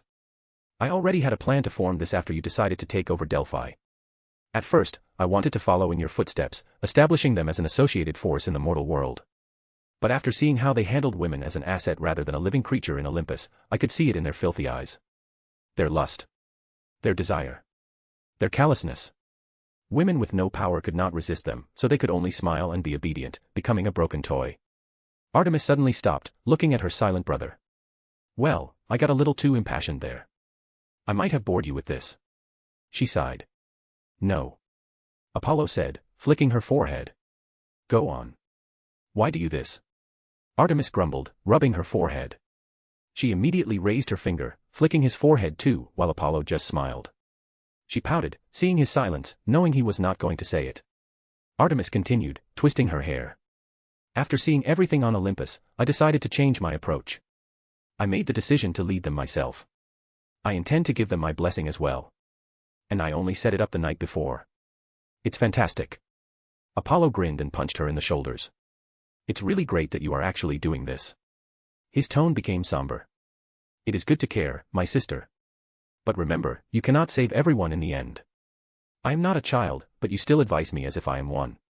Artemis scowled. I'm simply worried, Apollo remarked. Artemis averted her gaze, shifting the subject. What about from your side? Ah, Delphi. The High Priestess keeps me aware of the situation, Apollo answered. There are no problems there yet. I'll probably go there after we forged our divine weapons. Now that I think about it, I think I should accept someone else like you did with hunters. Oh. Artemis inquired. Who do you have in mind? The Muses. After a slight pause, Apollo responded. Muses. Artemis was surprised. She didn't expect her brother to take an interest in music. Music can be powerful, very powerful, you know, in the right hands. Looking up towards the sky, Apollo smiled. Its potential is wasted now. So you are the right hands? Artemis asked, eyeing him up and down. Yes. Apollo nodded briskly. I shall show the world the glory of music. Artemis gave him a deadpan expression. I have faith in you, brother. Apollo simply chuckled, noticing her look. Oh, you certainly will. Artemis simply raised her brows, clearly unconvinced. Apollo shrugged and asked, looking around. Has Mother still not returned? No. Artemis raised her head. Aunt Demeter dragged Mother to meet Persephone, her daughter. Oh. Apollo arched his brow. He also pointed forward, gesturing her to follow. She presumably wanted to use this to exemplify parenting. Artemis frowned as she started walking with him. Considering how she treated us, I can't imagine what her daughter went through in the name of care. Has she even seen the outside world? Now you're just being dramatic, Apollo remarked. I'm sure she grew up fine. All right, let's put this aside for the time being. Looking ahead, Artemis said. Where are we going? Olympus. It's already late. Apollo gave a nod. However, no one has arrived with Father's order. We'll go to Olympus just in case. He abruptly turned around and gazed forward. A beautiful woman in a white gown emerged from the forest, her gray eyes focused on them. She held a scroll and a letter in her hands. The woman was none other than Athena. Chapter 21, Sun Chariot. Apollo glanced at the goddess of wisdom. Athena is the daughter of Zeus and Metis. In dread of a prophecy, Zeus literally swallowed her mother. According to the prophecy, Metis would have two offspring, the first of which would be Athena, and the second, a son, who would be so powerful that he would overthrow the rule of Zeus. Regardless, despite everything, Athena was born. And the only reason she is still alive is because she is Metis's daughter. Apollo just needs to confirm whether Athena knows what happened to Metis in this universe, then everything else will be simple for the future. The thoughts flew through his head in a split second as Apollo walked towards Athena, dragging Artemis by the shoulder. Athena approached them, the ends of her white flowing gown fluttering on the grass. In the light of the sun, Apollo introduced her to her sister. This is Athena, goddess of wisdom. Hello.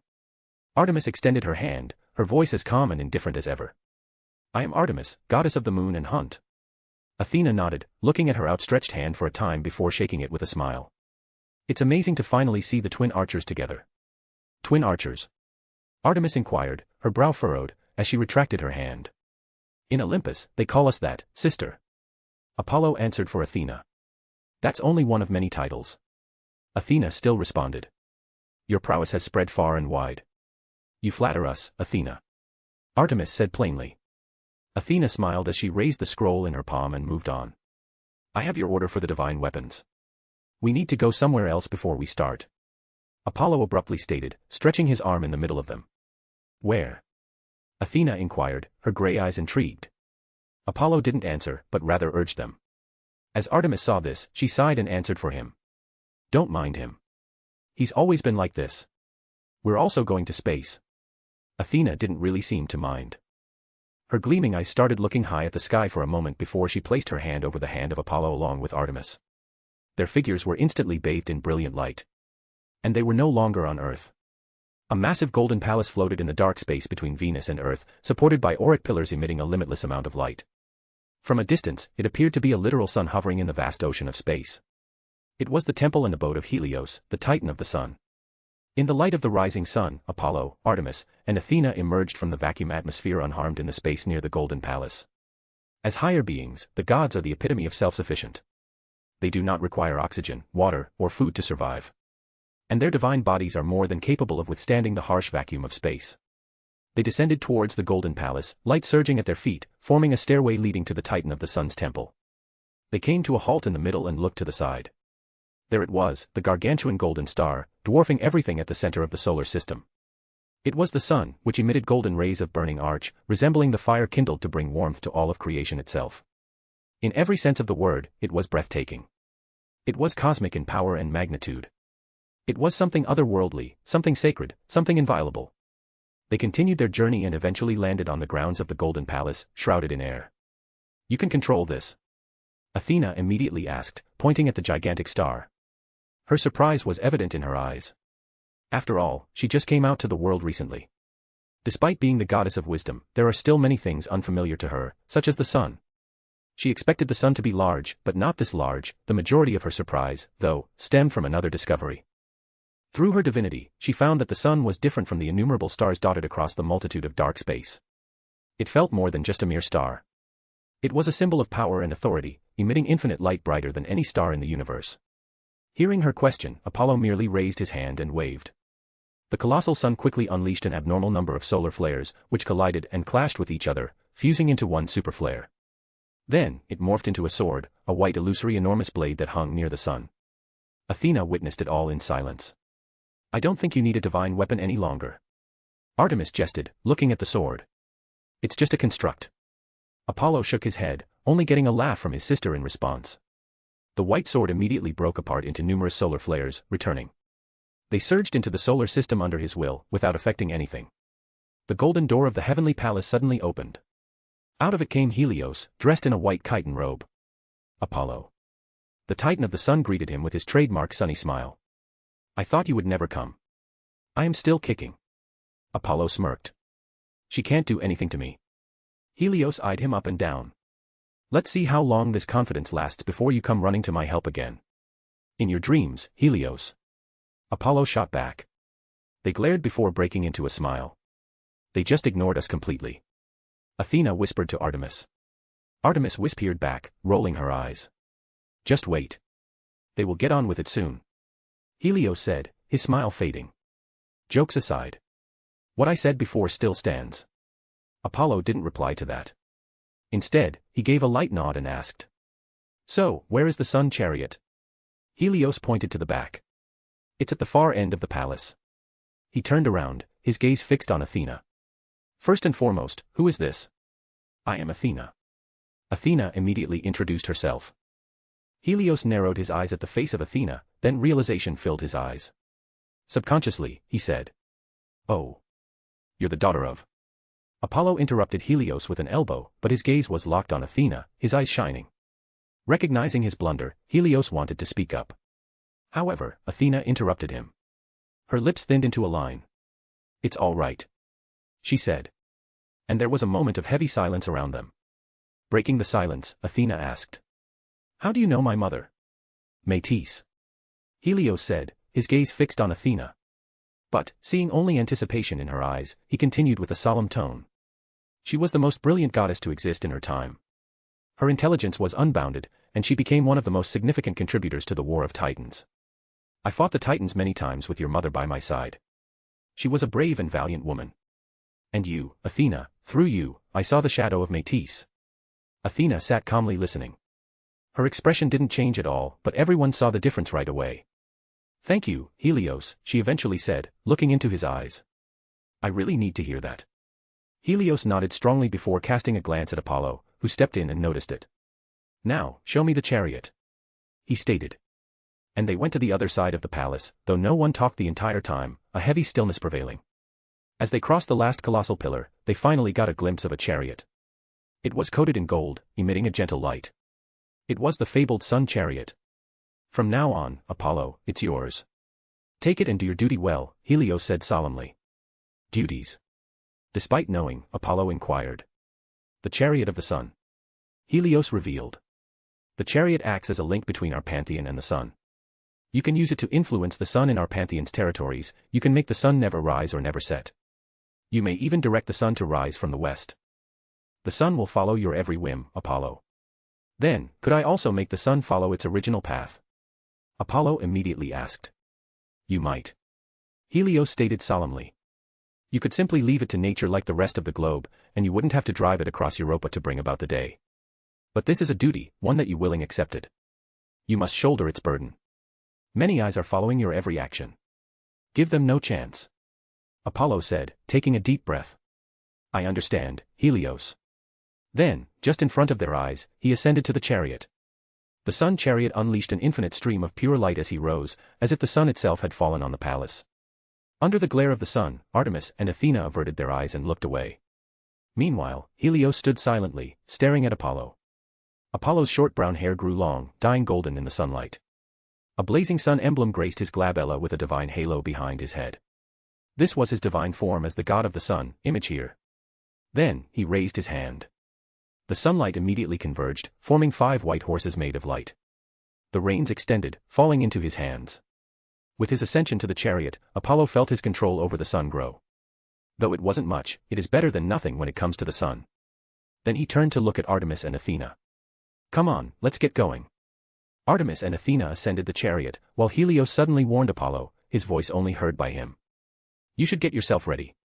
You will most likely face a challenge soon. How do you know that? Apollo asked curiously. I have my sources within the sun. Helios revealed. Apollo raised his brows, considering. Let them come and I will accept whatever the challenge is. You know, Helios, it is time. Only strength can deter them. It can also make them afraid of your rise and unite. Helios stated an extremely plausible situation. Apollo was born with more control over the sun than many sun gods and goddesses. It already causes many of them to be wary and hostile towards him. Well. Apollo chuckled without any worry. It is inevitable, isn't it? Helios looked at Apollo in silence before sighing. Go and I will inform you if I get any more news. Apollo nodded, pulling the reins. The light horses neighed and dragged the sun chariot high into starry space. With a zeal of light, they disappeared, leaving a shimmering light of particles. Helios looked at the fading particles and then the sun, heaving another sigh before returning to his place. Wine. He thought, getting ready to sulk himself in retirement. In the traveling sun chariot, Athena asked, curious. How do you feel? I mean, after taking over the chariot. Nothing much. Apollo smiled. Just a little warmer and brighter. Artemis also asked from the side. What were you and Helios talking about? What else do you think? Apollo said simply. Just about the sun. Artemis glared at her brother, obviously not believing. But she didn't continue on this, as Athena was right next to them. Apollo suddenly asked, we are not going to the forges of Cyclops, are we, Athena?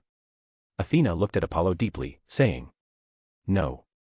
Then, she unfolded the scroll, which had an image of an island with volcanoes.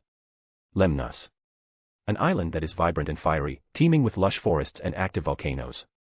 On the long coast, Hephaestus, the infamous god, strode out of the blue ocean, dragging an iron net filled with fishes. He looked up at the sky, at the sun, which suddenly became brighter and dazzling, enlarging and expanding. It looked as though the sun itself was descending on the world. Hephaestus looked at the scorching sun calmly. Olympus. He said, it's finally here. Chapter 22, Hephaestus. Hephaestus. The son of Hera, queen of the gods. He was conceived by Hera using her own power. She impregnated herself. The queen of gods had many dreams and expectations for her unborn son, the most important of which was that he be as beautiful as she was. Her dreams, however, were shattered after she gave birth to Hephaestus, who turned out to be nothing short of a monstrosity in her eyes. In rage and dismay, Hera bodily tossed Hephaestus over Mount Olympus, permanently crippling him. Hephaestus was still a god despite being a newborn, and thus the memories of Hera's cruelty were etched deeply into his divine mind. The baby Hephaestus fell into the sea and was saved and raised by Thetis, a loving Nereid who took Hephaestus in without prejudice. The god of fire and forges grew up on the island of Lemnos, which was noted for its active volcanoes, and made it his home and forges. Image here. Soon, Hephaestus rose to prominence in the realms of gods due to his unrivaled skill in forging, which was lauded by certain gods, even dwarfing the dwarfs of Nidavellir. His meteoric rise was only surpassed by Apollo, the eternal blazing Sunday. Despite everything, Hephaestus was solely focused on creating his masterpieces, with little regard for the world around him. But still, the memories of his mother's cruelty always haunted him. It also made him look forward to his return to Olympus. Lemnos, Greece. Under the shade of a tree, Apollo and Artemis sat holding numerous jet black and purplish-blue metal bars in their hands, infusing their powers into it. Are you sure about this? Artemis inquired, her gaze fixed on the two metals. He told us repeatedly to pick one of the metals and leave the other. This is the better way. Apollo said nonchalantly, raising his brows. Artemis drawled. He's not going to take this well at all. Apollo remained silent, intent on infusing energy into the metal bars, claiming it as his own. The metals were adamantine and vibranium, two of the strongest metals in existence.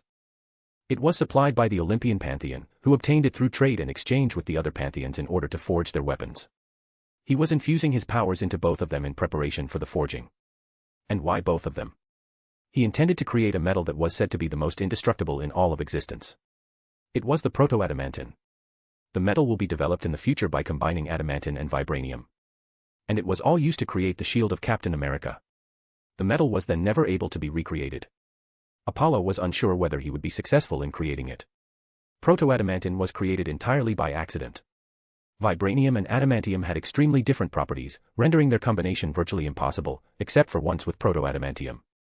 It was due to this sheer impossibility that Hephaestus insisted on them choosing one of the two. However, Apollo wished to gamble. It will be his weapon, and he will carry it with him for the rest of his life. He certainly desired it to be the best. And he wasn't blindly diving into this. He had some confidence. It was his order authority. But whether he can succeed is still in question. Even his divination into the situation yielded no results. He still decided, though, to go forward with it and also instructed his sister to do it as well. His sister was right about one thing: Hephaestus would not be pleased at all. Hephaestus, the god of fire and forge, actually wasn't ugly at all. In Olympus, the rumors were truly overblown, virtually portraying him as an abomination. Hephaestus had a rough and hairy appearance. His look, however, would be nothing out of the ordinary in modern civilization. But, when the pride and standards of gods are taken into account, who expects everything to be perfect, especially Hera? So, Hephaestus was deemed an abomination and thrown from Olympus by her. Aside from his physical appearance, Hephaestus was a pragmatic, cynical, and proud man, especially when it came to his work. He literally boasted about it to them all night. Apollo and others met Hephaestus 2 days ago after Athena revealed that Zeus had ordered their weapons to be formed by Hephaestus, the upstart forging god, rather than the elder Cyclopes, who forged the master bolt. They arrived on the Lemnos island and met Hephaestus, who knew all of them based on their names. However, he didn't really seem to care that much. And he was pretty blatant too, outright rejecting the order of Zeus, turning and leaving without a care for them. The hatred and anger of Hephaestus were evident to him. Hera truly did Hephaestus dirty as a mother. Apollo, on the other hand, was unconcerned about his rejection. As Hephaestus stormed away, Athena pulled out the letter that she carried with her. It was a letter from Zeus himself. He saw through the content in the beginning, through his authority of light. The letter was brief and to the point. It delivered a few false words of consolation for Hephaestus' unfortunate condition. Then he made a point of expressing how this injustice had just been brought to his attention. Finally, Zeus summoned Hephaestus back to the Olympus, saying that it was his true home and also promised him a place on the Olympus Council. Zeus undoubtedly coveted Hephaestus' loyalty, since a divine forger is rare, and a divine forger with the talent of Hephaestus was almost non-existent in the realm of gods. Apollo observed Hephaestus as he read the letter. He was blatant in his feelings. The god of forges was indifferent throughout it, his expression only collapsing at the call of Zeus. His eyes twinkled with thirst, a thirst for vengeance. It was pretty evident, at least for Apollo. Then, Hephaestus reluctantly accepted Zeus' order for their weapons, knowing that it would not go well with Zeus if he still opposed his request.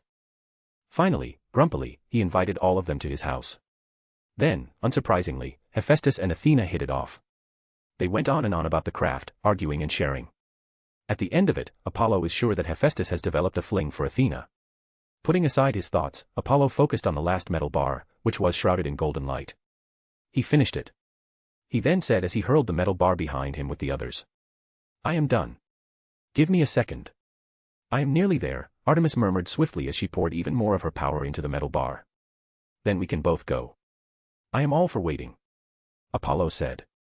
Then, he turned, leaving his sister to concentrate and focusing instead on the stacks of glowing metal. His golden eyes were flooded with darkness, turning them a dark gold color. While swirling marbles in his hands, he began using his order authority to see through the order in the structure of the metals. Time marched on.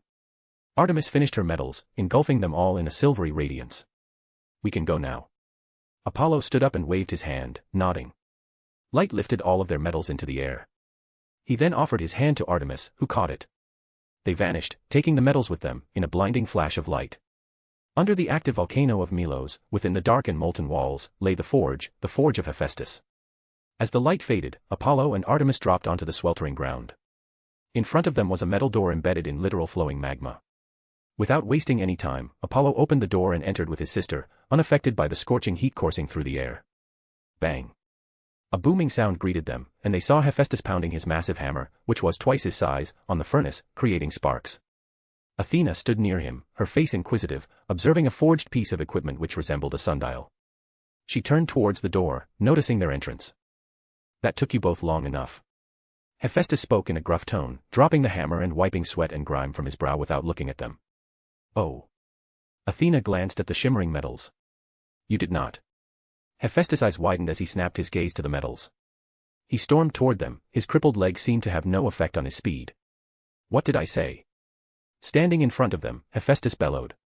"You two had won." "It was me." Apollo spoke up without letting his sister a chance to take the fall. Hephaestus cocked his head. "Yes. Who else could it be, if not the arrogant and prideful Apollo, who thinks that the world around him? In fact, the world does revolve around me." Apollo said simply, getting an elbow from his sister. "You think you are smart?" Hephaestus barked and pointed his finger at him. "No, Apollo. You're not even close. You are nothing more than a fool." He walked behind them, seizing vibranium and adamantine bars. "Calm down, Hephaestus." From the side, Athena said, but the god of forges ignored her. He emphasized by placing the bar in front of Apollo's face. "These are vibranium and adamantine, two of the strongest metals known in existence. Do you realize how rare this is? I spent years forging just to get my hands on a single bar. But you wasted it." He peered into Apollo's placid eyes. "And here you are, standing before me as if you've accomplished something. Given your brilliant mind, who knows, you might say that we should combine vibranium and adamantine." "Yes." Apollo nodded and continued, not wanting to make matters worse. "Believe me on this, Hephaestus. You should have seen through my intentions. This may appear to be impossible. But trust me, with me, we could fuse adamantine and vibranium. You are really serious, aren't you?" Hephaestus laughed, as if finding the entire situation ridiculous. Athena and Artemis just stood on the sidelines, watching their confrontation without interfering, as it would do no good other than pour oil on an already blazing fire. "I am dead serious."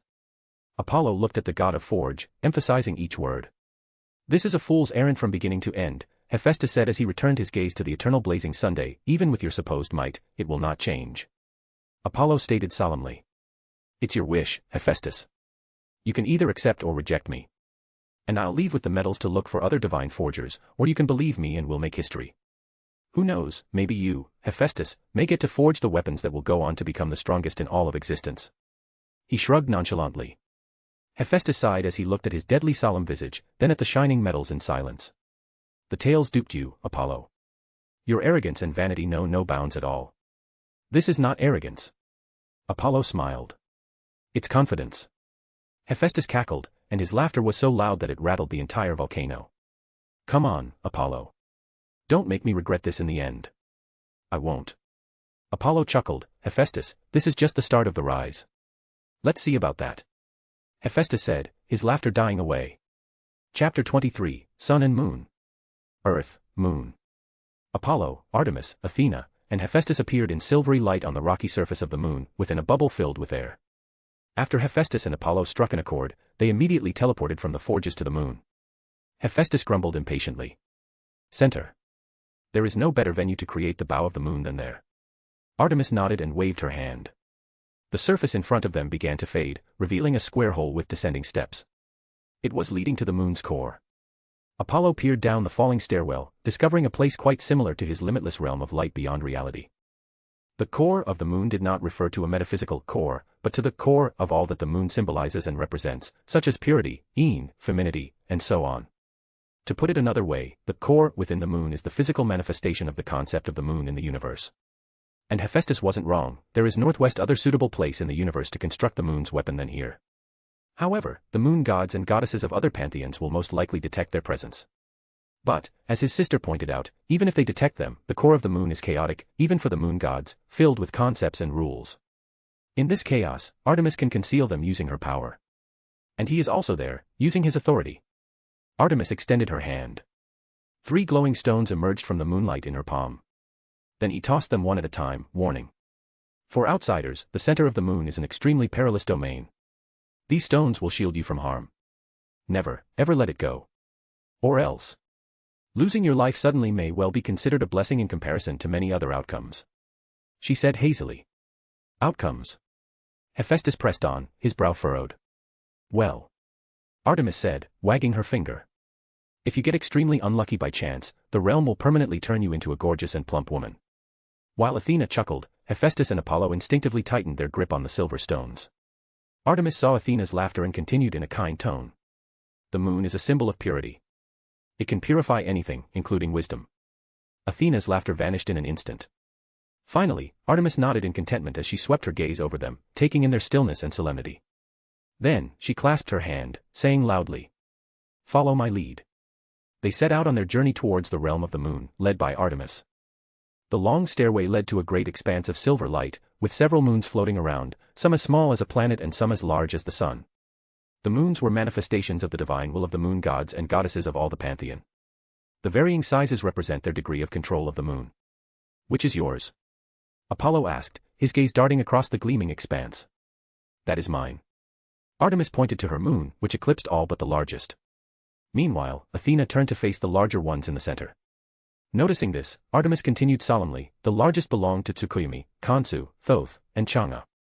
Before Apollo and Athena could speak up, Hephaestus interrupted, dragging his scorching hammer across the silvery ground. "First and foremost, forging. You'll have plenty of time to talk about it afterwards."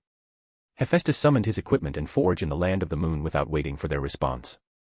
Artemis waved her hand, causing all the moons to vanish into the expanse, and went towards the forge, her ever-present serious visage crumbling. Hephaestus raised his hand, summoning Artemis adamantine and vibranium and flinging them into his massive forge. Meanwhile, Athena and Apollo strolled slowly, shoulder to shoulder, as Hephaestus continued to prepare his forge after throwing the metals in, with Artemis examining the molds for her divine bow.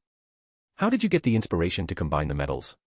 Athena inquired, her inquisitive gaze fixated on Apollo. Looking ahead, Apollo stated, "I wanted the best of the best." "That doesn't answer my question," Athena stated emphatically. Apollo smiled. "But, in a way, it does, doesn't it?" Athena remained silent as she walked silently with Apollo to the forge. Hephaestus had finished his preparations by the time they arrived at the forge, looking forward and shouting, "Come on, Apollo. Every minute counts when it comes to forging." Apollo strode to the forge and took a position in front of it. Hephaestus stood on the other side, while Artemis faced him, then Athena stood near them. Hephaestus turned to face Artemis, his gaze somber. "At my command, Artemis, begin infusing your divinity and will into the forge. You should not, under any circumstances, stop. Everything can be lost with a single mistake, blunder, or distraction. This will be your weapon, your will, your symbol of power, Artemis. Even if I am the forger, it cannot be created without your assistance." "I understand." Artemis nodded swiftly and took deep breaths before staring him in the eyes. "Hephaestus, you have my complete dedication." Hephaestus nodded, contented. Then he turned to face Apollo. "Do you trust me?" Apollo inquired once more, earnestly. "No." Hephaestus said, dead serious. "I don't trust you, Phoebus Apollo. I am hoping for the possibility, not for you.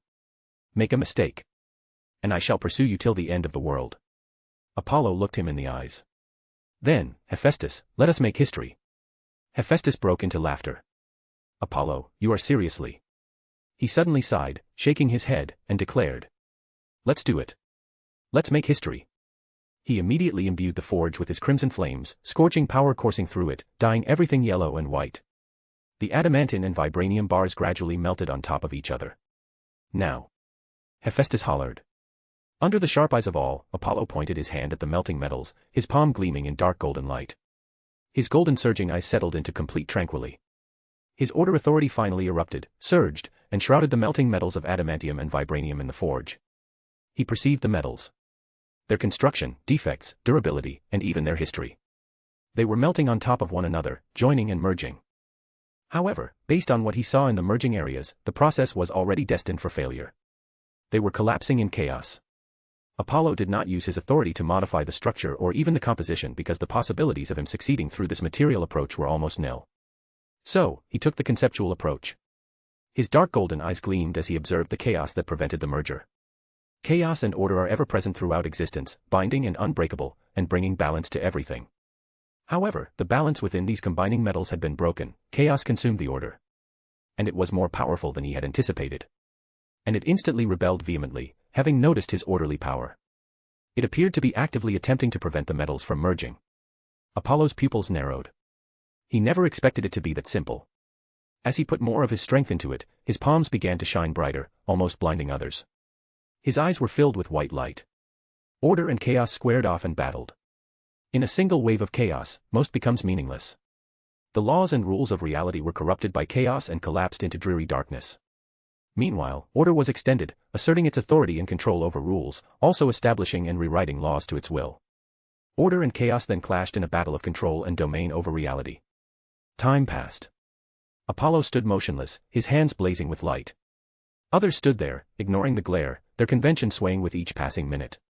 A thunderous boom burst from the forge, reverberating throughout the moon's realm. The forge's melting metals were bathed in dark golden light, which guided them.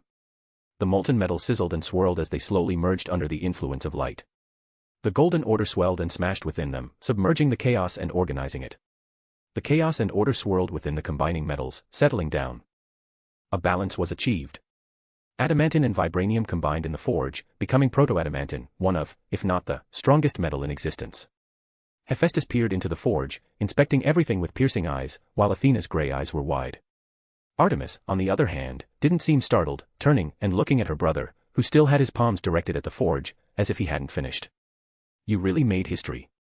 Sighing at Apollo, Hephaestus remarked. He wiped the sweat from his brow as he turned away from the forge and Apollo, catching his gaze. "Go on, Hephaestus." Apollo spoke loudly, his palms still glowing, his power enveloping the forge. The chaos may still rise from within. Even though Hephaestus didn't understand anything that Apollo uttered, he still knew time is nay. He hoisted his hammer above his head and kicked the forge, causing the motel metal to precisely descend into the mold and fill it. "Artemis, infuse it." Hephaestus roared. Artemis began immediately injecting her divinity and will into the motel metal.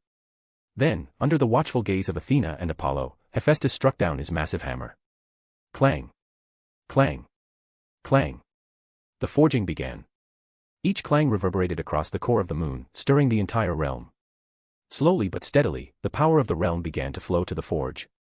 It began as a wave, then a river, and then an ocean of moonlight that swirled above the forge before sinking into it. A part of the essence of the moon bathed the forming bow, combining with it. Apollo and Athena's sparkling eyes were fixated on the forge, witnessing everything.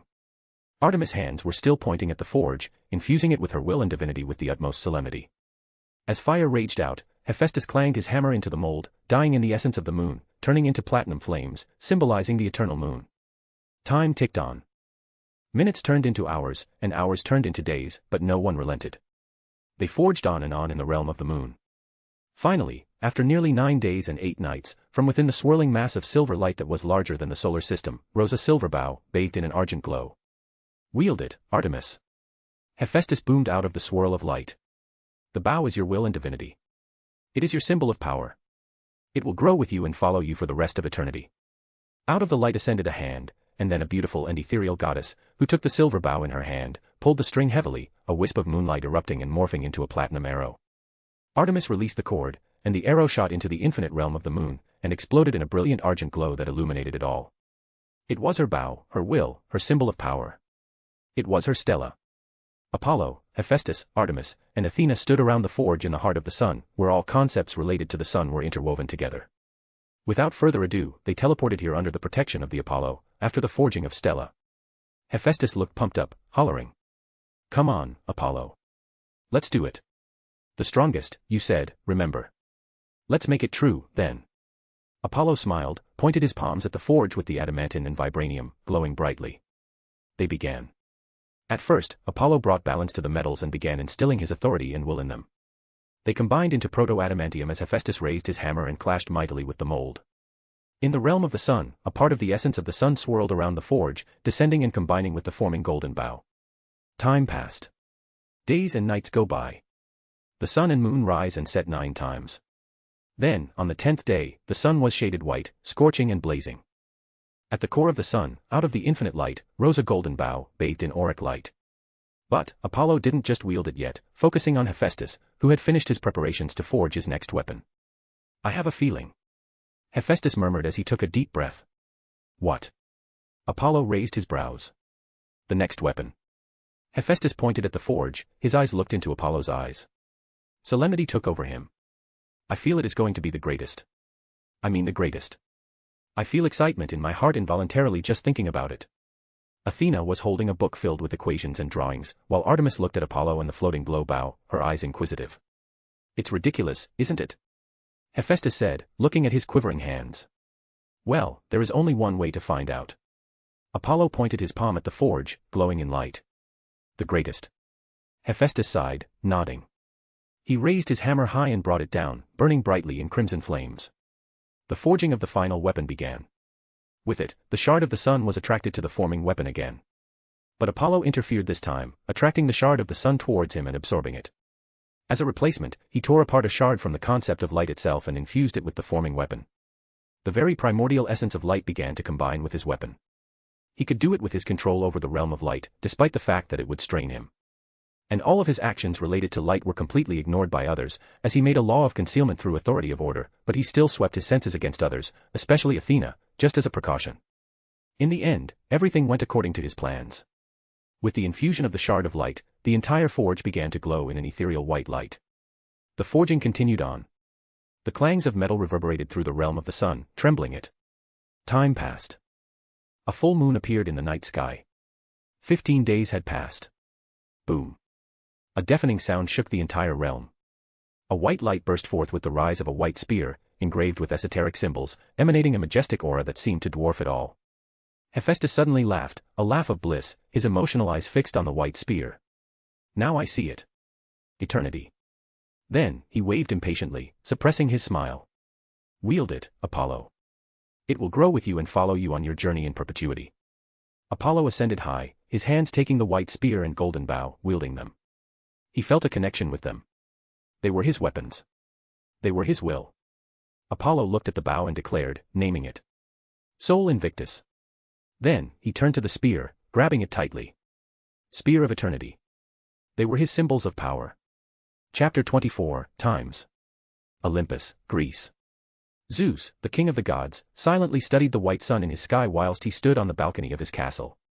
The door was violently swung open, shattering it. The queen of the gods, Hera, entered and hastily approached Zeus, who was still staring at the sun and ignoring her. She focused her attention on the sun as she stood next to him on the balcony. They looked at it silently for a short while before Hera turned and reflected. "You should have felt it. He is, after all, your bastard. Each day that goes by, he gets stronger and stronger. He is different. And if we don't nip him in the bud, he will grow to become the bane. The bane of Olympus." Zeus looked at her calmly as she continued, cocking her head. "Yet, even after knowing all of this, you still let him live and let him grow stronger right under our nose.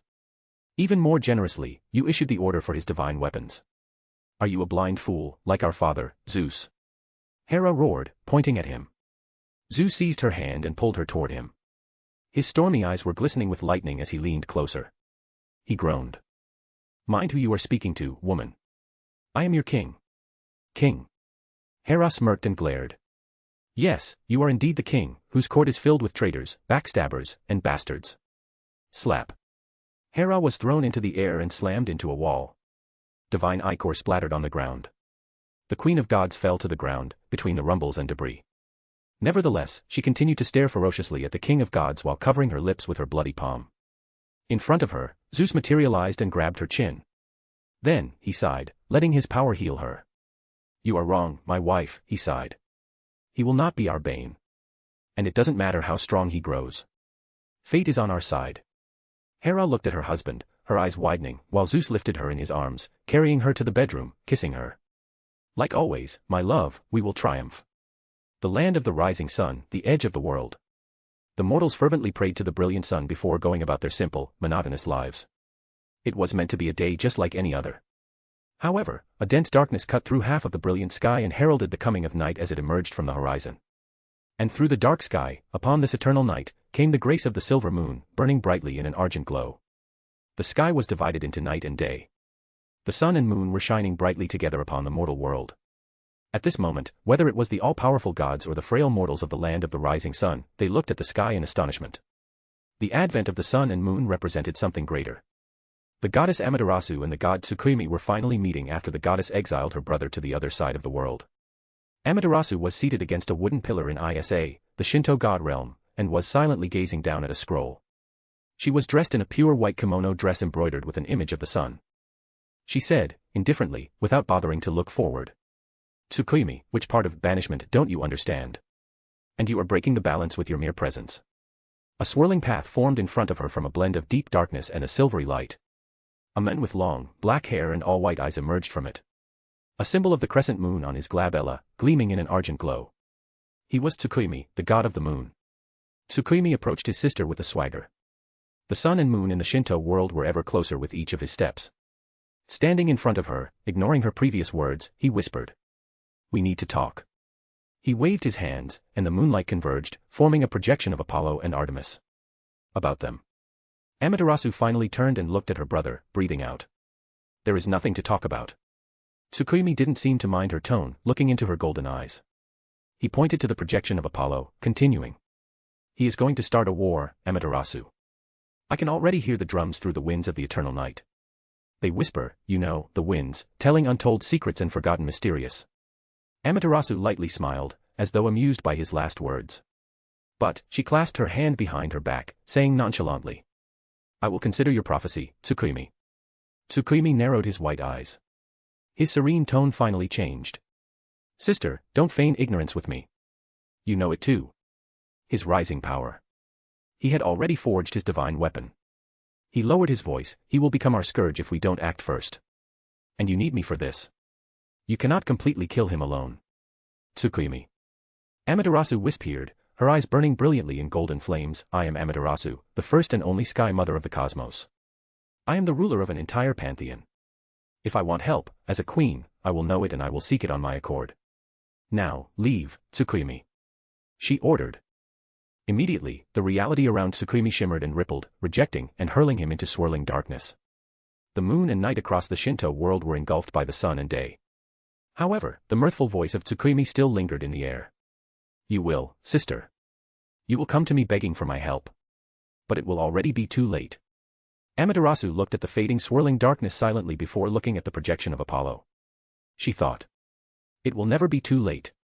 Amaterasu raised her hand, piercing the projection of Apollo, breaking it into particles of sunlight. He cannot win against us, my dear brother. Himalayas. The highest point of the world. Shiva, the destroyer, meditated on a cold and snowy floor in serenity. Silence shrouded the entire peak. The tranquility was suddenly broken. A divine woman materialized directly in front of Shiva, daring to disturb him. Husband. She called.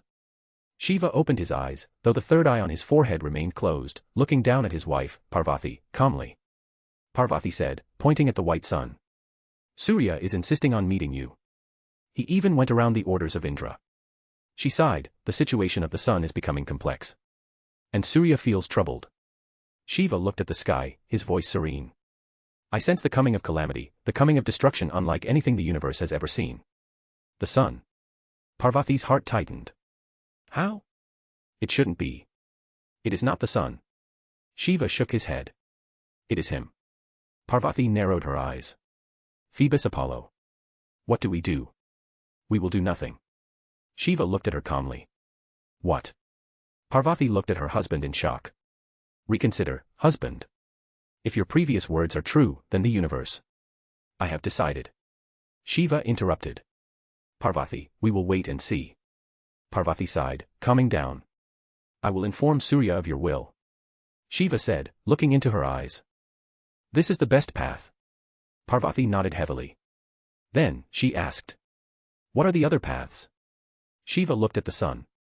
Then, he closed his eyes, entering mediation, ignoring her question. Parvati sighed, walking away into the snowy expanse. Present. Lemnos Island, Greece. The silvery moon sparkled with millions of stars in the darkest heavens of the cosmos, showering the island in argent light. As icy gales swept past, Apollo, Artemis, Athena, and Hephaestus sat on sandy ground close to the coast, around the hearth. The hearth cracked with fire, shining on them. Apollo was passing out wooden glasses loaded with divine wine to all. It was ambrosia time. You always keep them ready, don't you, brother? Artemis chuckled as she sipped her wine. You will never know. Apollo merely raised his eyebrows. You know, it was good. Looking into the hearth, Hephaestus said. This month. Perhaps the best. That's sweet. Athena smiled. That's sad. Apollo jested. Whatever. Hephaestus wallowed, drinking the wine.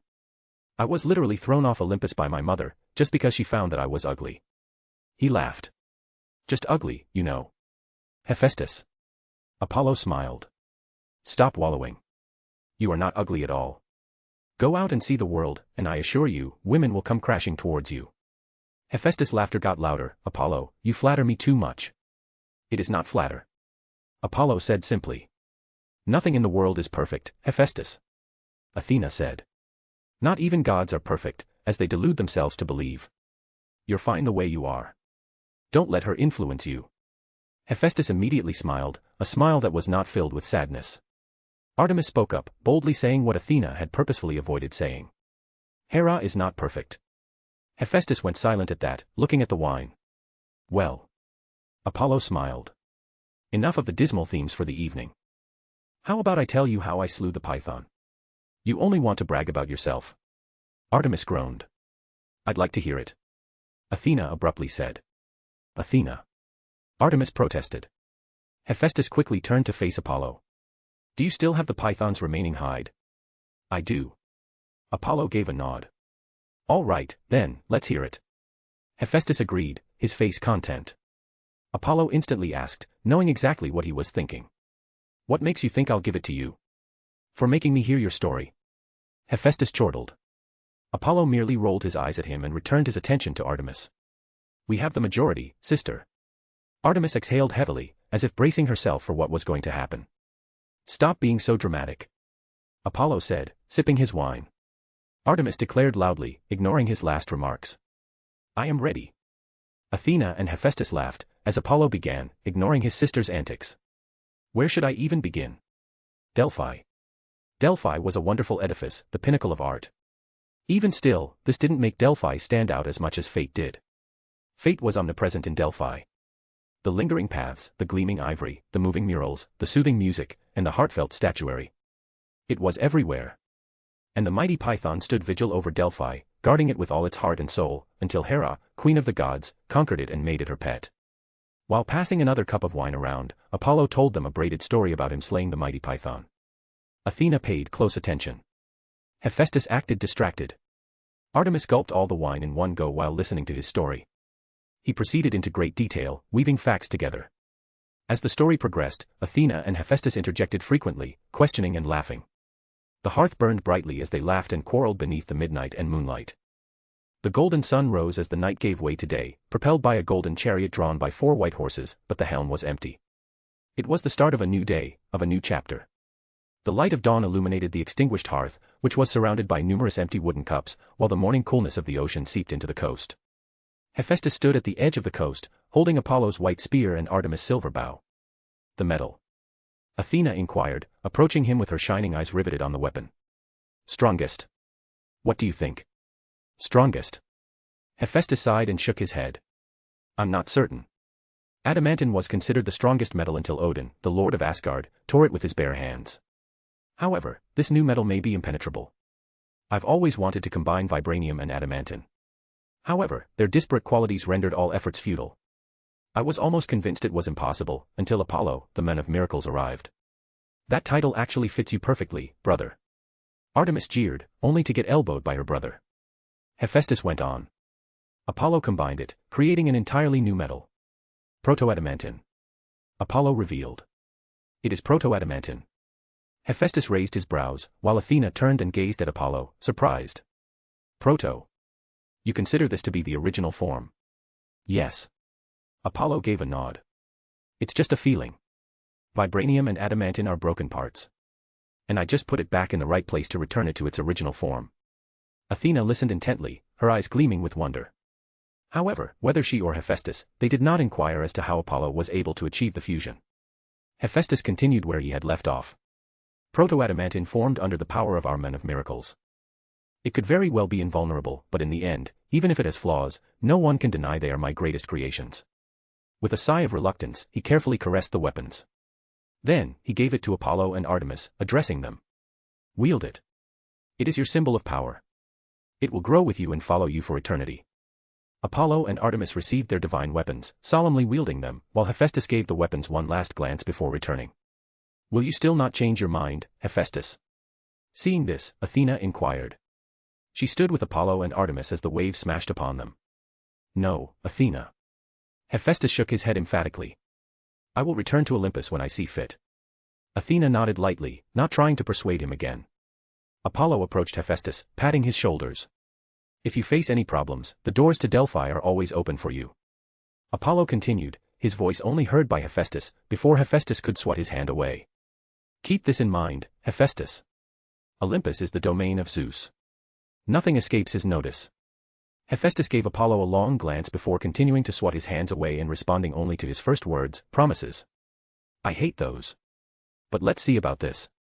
Remember, you still owe me the python's hide. Without answering, Apollo walked to Artemis and Athena, much to the chagrin of Hephaestus. Finally, Artemis nodded to Hephaestus, as their figures were bathed in the light of the sun, breaking apart into shimmering golden light particles. We will see you in Olympus. Her voice lingered in the air, the golden particles faded away into obscurity, washed away by cold waves. Hephaestus looked on in silence, before sighing and walking back to his forge, alone. An hour later, near Olympus, Apollo entered the woodland. Artemis headed off to pick up her remaining hunters after they returned from Lemnos Island. They also received a note from their mother, in which she stated that she would meet us in Delphi. And Athena returned to Zeus to report back. Honestly, he wasn't worried about that. Apollo moved through massive trees in the midst of the forest, pushing his thoughts aside. He was going to confirm something and also accept his new subordinates. As he approached the center, the heavenly music gradually filled the air, making everything bright, literally bright. It was as if someone turned up the brightness on reality, making everything glow with luminescence. Looking ahead, he walked out the shades, pulling aside the branches and plants. 9 divine women were seated on green grasslands, playing their instruments and drawing inspiration from nature. They were the muses, who were the sources of all of the arts and of music. The uplighting melody abruptly ceased. The muses turned to him, noticing his presence. Their eyes were filled with surprise. As Apollo approached, they whispered to each other. Finally, they stood up, and Clio, the muse of history, stepped out to meet Apollo on their behalf. Clio bowed, delicately lifting the end of her garment. Then she spoke, her voice lullaby-like. Greetings, Your Excellency, Apollo. To what do we owe honor? Apollo stood before her, his eyes sweeping over all of them. Then, he said, getting straight to the point. I want to become your patron. The muses were taken aback, and Clio bowed slightly before returning to the group and discussing his offer with them. Their eyes revealed a wide range of emotions, but one thing was shared by all of them. It was hesitation and wariness. When Apollo noticed this, he took out his golden lyre, which sparkled brightly in the light. Music is sacred and inviolable to the muses. So there is no better way for him to convince them than through his music. Chapter 25, Symphony of Lamentation. Apollo retrieved his lyre, which sheened with sunlight, attracting the attention of the muses. Erato, the muse of romance, inquired, her brilliant blue eyes shining. The excitement in her voice couldn't be hidden at all. Is that a new instrument? Yes. Apollo said. I invented it. Then, he strummed the strings lightly. The forest was filled with a haunting melody. It was a symphony he composed, recalling regrets from his past life. Music. It was something that piqued his interest. One of his many goals as a teen was to become a musician. And just like most, it was crushed too, due to his horrendous talent in that area. But talent is no longer an obstacle for him. This was his symphony of lamentation. Music filled the air spontaneously, like waves filling holes in beach sand. The sound rushes in and around the muses, drawing them in. A low melody was heard. The melody was a veil like falling into their minds. Soon, they sank into a dream of melancholy.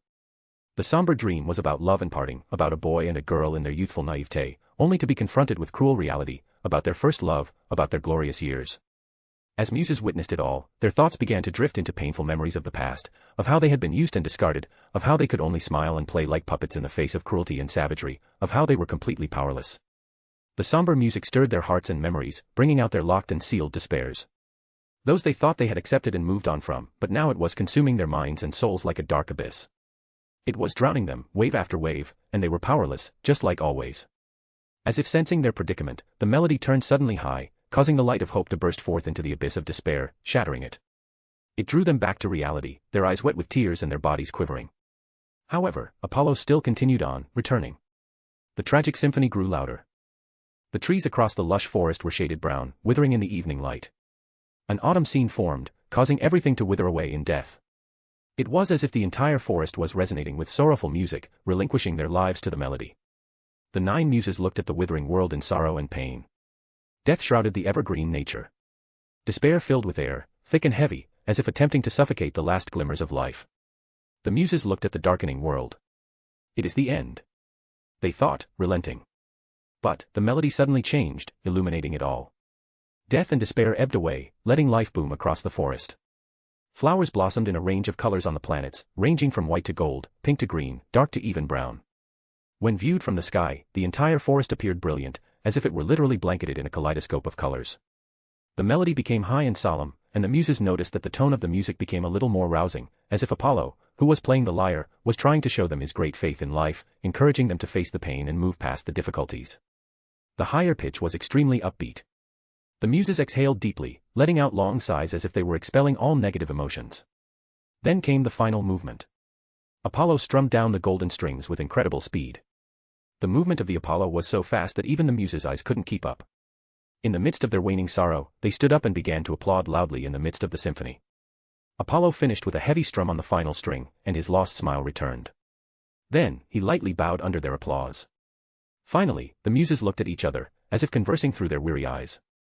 Then, Calliope, muse of poetry, walked out towards Apollo, her hand holding a white tablet filled with epic poems, esoteric arts, and otherworldly music. She handed it to him, her emotional eyes looking into his, saying solemnly, "Your music conveyed everything we needed to know. And we accept you, Phoebus Apollo, not as our patron, but as our leader. You will be our Musagets, the ethnarch of music and arts."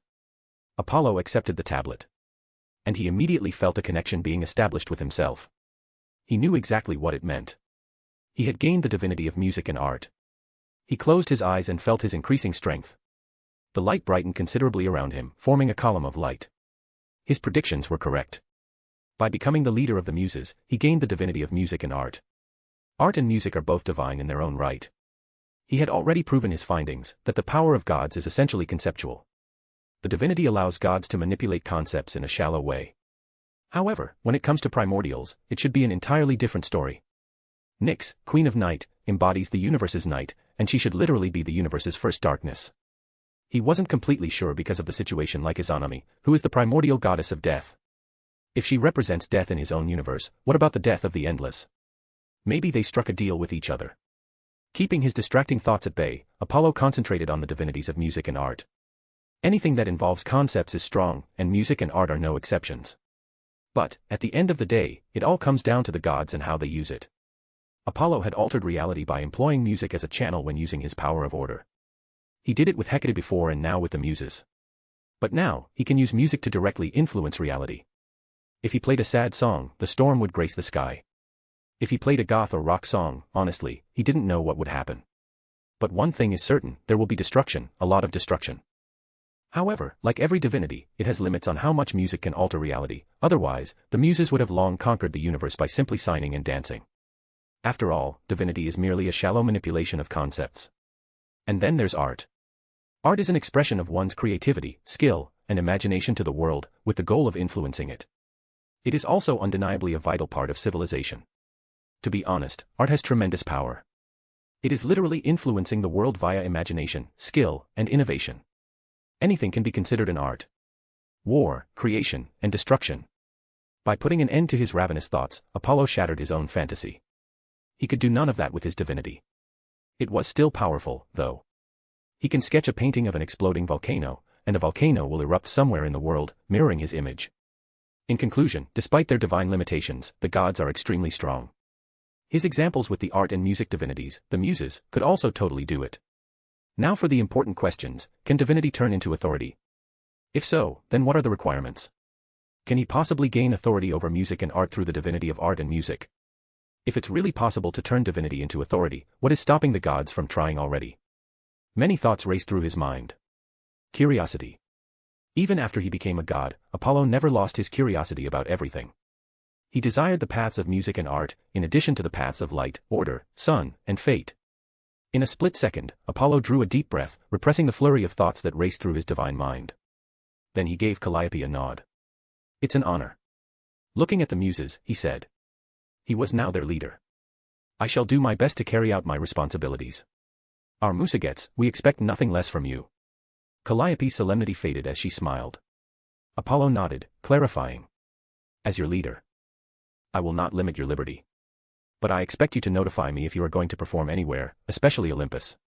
If I am free, I will also join you.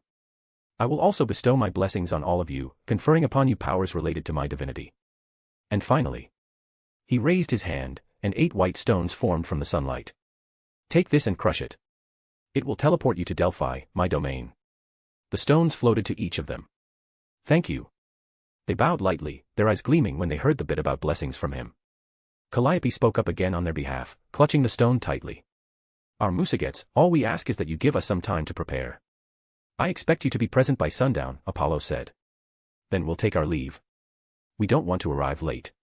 Calliope said, her eyes locked on him. Our Musagets, we will see you in Delphi. Apollo simply nodded and observed them as they took their instruments and whispered to one another. Then they took off for Olympus, though Calliope gave one last look before dissolving into the hazy sky. Apollo gazed silently up at the sky. Calliope was beautiful not only in appearance but also in her heart. But he shook his head, remembering her fate and future. Then, he focused on the tablet given by Calliope. The tablet resembled his sun chariot, connecting the Olympian pantheon to the concept of art and music. Maybe it can help him with his doubts and questions. He finally put it away in his personal space that he had created through order and went off to meet his sister. Just then, the clouds in the sky were whisked away, and a blinding kaleidoscopic light dropped in front of him. A divine woman with butterfly wings hovered in it. She was Iris, the goddess of the rainbow, the messenger of the gods. Iris stated as she slightly bowed towards him. Prometheus has requested your presence, your excellency, Apollo. The creation of humanity is about to begin. Apollo pulled out a daffodil from the light, each petal a different color that gleamed brightly. He gave it to her as a token. Thank you for the message. Iris took the rainbow daffodil in her hand, her eyes melting. She then inserted it between her earlobes. Finally, she smiled brightly and waved her hand. It's my pleasure, Excellency. And you can enter my rainbow. It will take you directly to the temple of Prometheus. Your sister is also on the way there. Apollo gave a nod. The figure of Iris then faded away, leaving only the rainbow. He strolled into it without more ado. The rainbow shimmered and faded away with him. Chapter 26, Fire of Civilization. Olympus. It was as magnificent and ethereal as ever, rising in the midst of the clouds of the infinite sky. Image here. Apollo rested against a pillar in this heavenly dwelling of the gods, staring ahead at the walkway crowded with minor gods, waiting for his sister. Soon, Artemis emerged from the crowds, wisps of moonlight flowing from her figure. Then, she strode in front of him, her brows raised. Waiting. Obviously, for my sister, Apollo said with a smile. Artemis said, swirling her long black hair. Come on, then. They walked towards the temple of Prometheus, shoulder to shoulder under the gleaming sun. You are upbeat?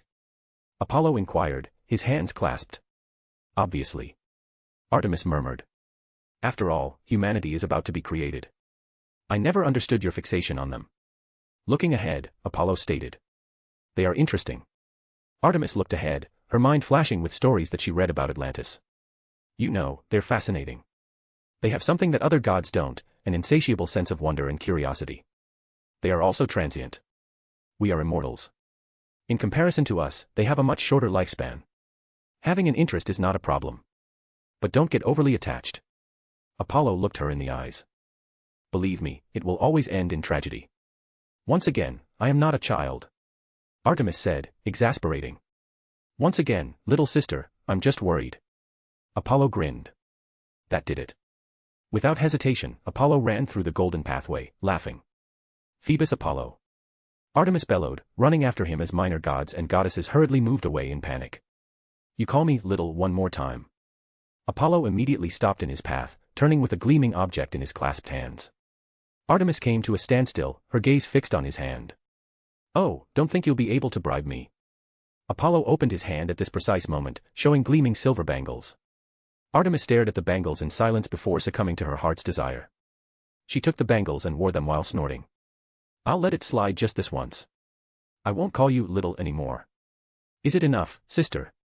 Apollo beamed a brilliant smile. Let's see about that. Artemis bore her eyes on him, not believing him at all. But, she focused on the bangles, not bothering to care about her brother temporarily. Apollo simply shrugged and inquired about something else. Are your hunters still in Delphi? Artemis was silent for a moment, wanting to continue to ignore him, but she looked at his stupid face and sighed. Yeah, until I find my own place. Apollo nodded, looking forward, while Artemis asked, since they were on the subject. Did the muses accept your offer? I've heard they can be quite withdrawn at times. Music, Apollo remarked, pulling his lyre from space and strumming and playing it. My music convinced them. Artemis just shook her head at her brother's dream of music. Though, deep in her heart, she already somewhat believed it, swayed by his music. Still, she stopped him from continuing. I'll hear it later, brother. She pointed to the front, we are here. Apollo turned and looked at the temple ahead. It was the abode of Prometheus, the titan of forethought, the seer of the gods. With a sigh of reluctance, he put back the lyre, striding to the divine temple with his sister. Creak. The door automatically opened. They entered. The first thing they saw was a large hall supported by blue pillars. There was an altar in the middle with a mound of sand and wooden cups of water. Around the altar stood Athena, Aphrodite, and Prometheus. Athena and Prometheus were talking to each other, while Aphrodite was examining the water and sand. They looked back, noticing their entrance, which made the entire room bright with light. Welcome, Apollo and Artemis. It's great to have you here with us on this historic occasion. Prometheus said, getting down from the altar and greeting them. We wouldn't want to miss this. Artemis smiled, sharing her enthusiasm for humans with Prometheus. We voted for this, after all. Apollo added. Prometheus nodded, gesturing to the altar. And, I am eternally grateful for that. Now, come on. We were just waiting for you to join, so we could begin. Under the eyes of Athena and Aphrodite, Artemis and Apollo walked onto the altar, with Prometheus in the lead. You look different. Aphrodite asked, looking him up and down, her hands on her chin. I mean, you feel different, Apollo. Apollo raised his brows. I became a god of music and art. Athena turned and her eyes narrowed at him. You accepted the muses. Apollo nodded, not surprised. I became their leader. Athena said, lightly smiling, that unexpected, Apollo. Art and music? She asked, after a slight pause. Will you play for me? It's just a dream. Apollo drawled. And let's see, I will play for you if I am free. It is a beautiful dream, Apollo. Aphrodite interjected. Why don't you just do a performance? It would be a better way to announce your ascension. She deliberately looked at Athena. So everybody can attend. Athena frowned, while Apollo continued, not outright rejecting her. As I said, let's see. I look forward to it. Aphrodite winked at him, her gaze passing to Athena, brilliantly smiling. Then, she turned and walked towards Prometheus, who was mixing water with the sand while Artemis poured it. What's up with her? Apollo asked Athena, after Aphrodite walked away. Athena shrugged. I became an eternal maiden, like your sister. And as a goddess of love, that offended Aphrodite. She looked at me like I was her natural enemy. And oh, I never knew somebody could be so petty. Eternal maiden. Apollo sighed, looking at the ceiling. I really hate that term now. Athena smiled and looked ahead, while Apollo didn't delve deeply into it, instead asking and looking around. So, where are Aunt Demeter and Hestia? Aren't they coming? No. Athena shook her head. Aunt Demeter is facing some problems, and Aunt Hestia is assisting her with it. Problems? Apollo pressed. They began walking towards the altar. They noticed Prometheus had made a mold of mud. I don't know. Athena said. Aren't you the goddess of wisdom? Apollo asked, raising his brows. Aren't you the god of the sun? Athena retorted. I don't often spy on others. Apollo shrugged. Then, what makes you think I would? Athena said, glaring at him. Nothing, oh, great goddess of wisdom. Apollo smiled, his hands up in the air. Athena rolled her gray eyes, snorting. But she suddenly looked ahead. Come on. It's starting. They joined others, looking at the mold of mud, while Prometheus stood up from the ground, his hands covered in mud, and Artemis put away the remaining water. Despite having a guess, Apollo still asked. So, how are we going to give life to this? We don't. Prometheus answered, as all turned their attention towards him. Earth Mother will. Earth is her body. Water is her blood. It is already almost done. We just have to pray to her to get her blessings as the last step. Then, he turned and looked at all of them. Then, let's begin. Everybody can mold. Just please make sure that there is no mistake. They nodded, immediately getting to the job. Apollo sat on the floor with others, taking out a piece of mud and molding it into the figures of a human male and female. Then, he continued by creating a pair from each new part with solemnity. Artemis sat near him, molding more woman than man, while Athena and Prometheus sat to his side, following his example, supporting equality. His gaze was riveted on Aphrodite, who was the opposite of Artemis, molding more men than women. After a few minutes, they were finished with the molding. Prometheus grouped them all together before turning towards them. He gave the sacred emblems of the Earth Mother to each of them. They stood up from the ground, clasping the emblems in their hands. "Let's begin," Prometheus said solemnly. Numerous white candles appeared and floated in and around them, filling the temple with a solemn and sacred aura. He prayed, and they followed. "The great Mother Goddess. You are the source of all life. You are the forefront of creation. You are more eternal than eternity. I pray for the power of the life. I pray for the power of the evergreen. Please bestow your blessings on our creations." A boundless divine aura descended from an unknown place, shrouding the clay figurines. They were enshaded in color, coming to life. Then, the aura waned away into nothingness. "Thank you, Mother of all life." They immediately chanted in unison, their heads bowed. The flames in the candles burned brilliantly, as if responding. Artemis walked towards tiny humans, kneeling in front of them. She smiled and declared, her voice mighty and solemn. "I, Artemis, goddess of the moon and hunt, bless you with the hunt. Even if you face the mighty animals of nature, you shall prevail. I also grant you the strength and instincts to be able to survive in this cruel and indifferent world." Her voice resounded throughout the hall, causing silver moonlight to manifest, descending and blessing them. Artemis stood up, returning. Then, Aphrodite walked out, swirling her hair. Seeing the gods who were giving blessings on their own, Prometheus smiled. A smile told volumes of his relief. But there was also sorrow hidden deep within his heart, as he thought of the future. Aphrodite declared, her voice ethereal. "I, Aphrodite, goddess of beauty and love, bless you with beauty, beauty of both the heart and body. I also bless you with love, to freely love whom you desire." She suddenly smiled, pointing to her heart. "Always follow your heart, never forget this." A gleaming rosy light materialized around humans, blessing them. Then, Athena gave her blessings. "I, Athena, goddess of wisdom and reason, bless you with knowledge, creativity, potential, and most importantly, curiosity. I also grant you caution and fear of the unknown. It may be a shackle, but it is a necessary one."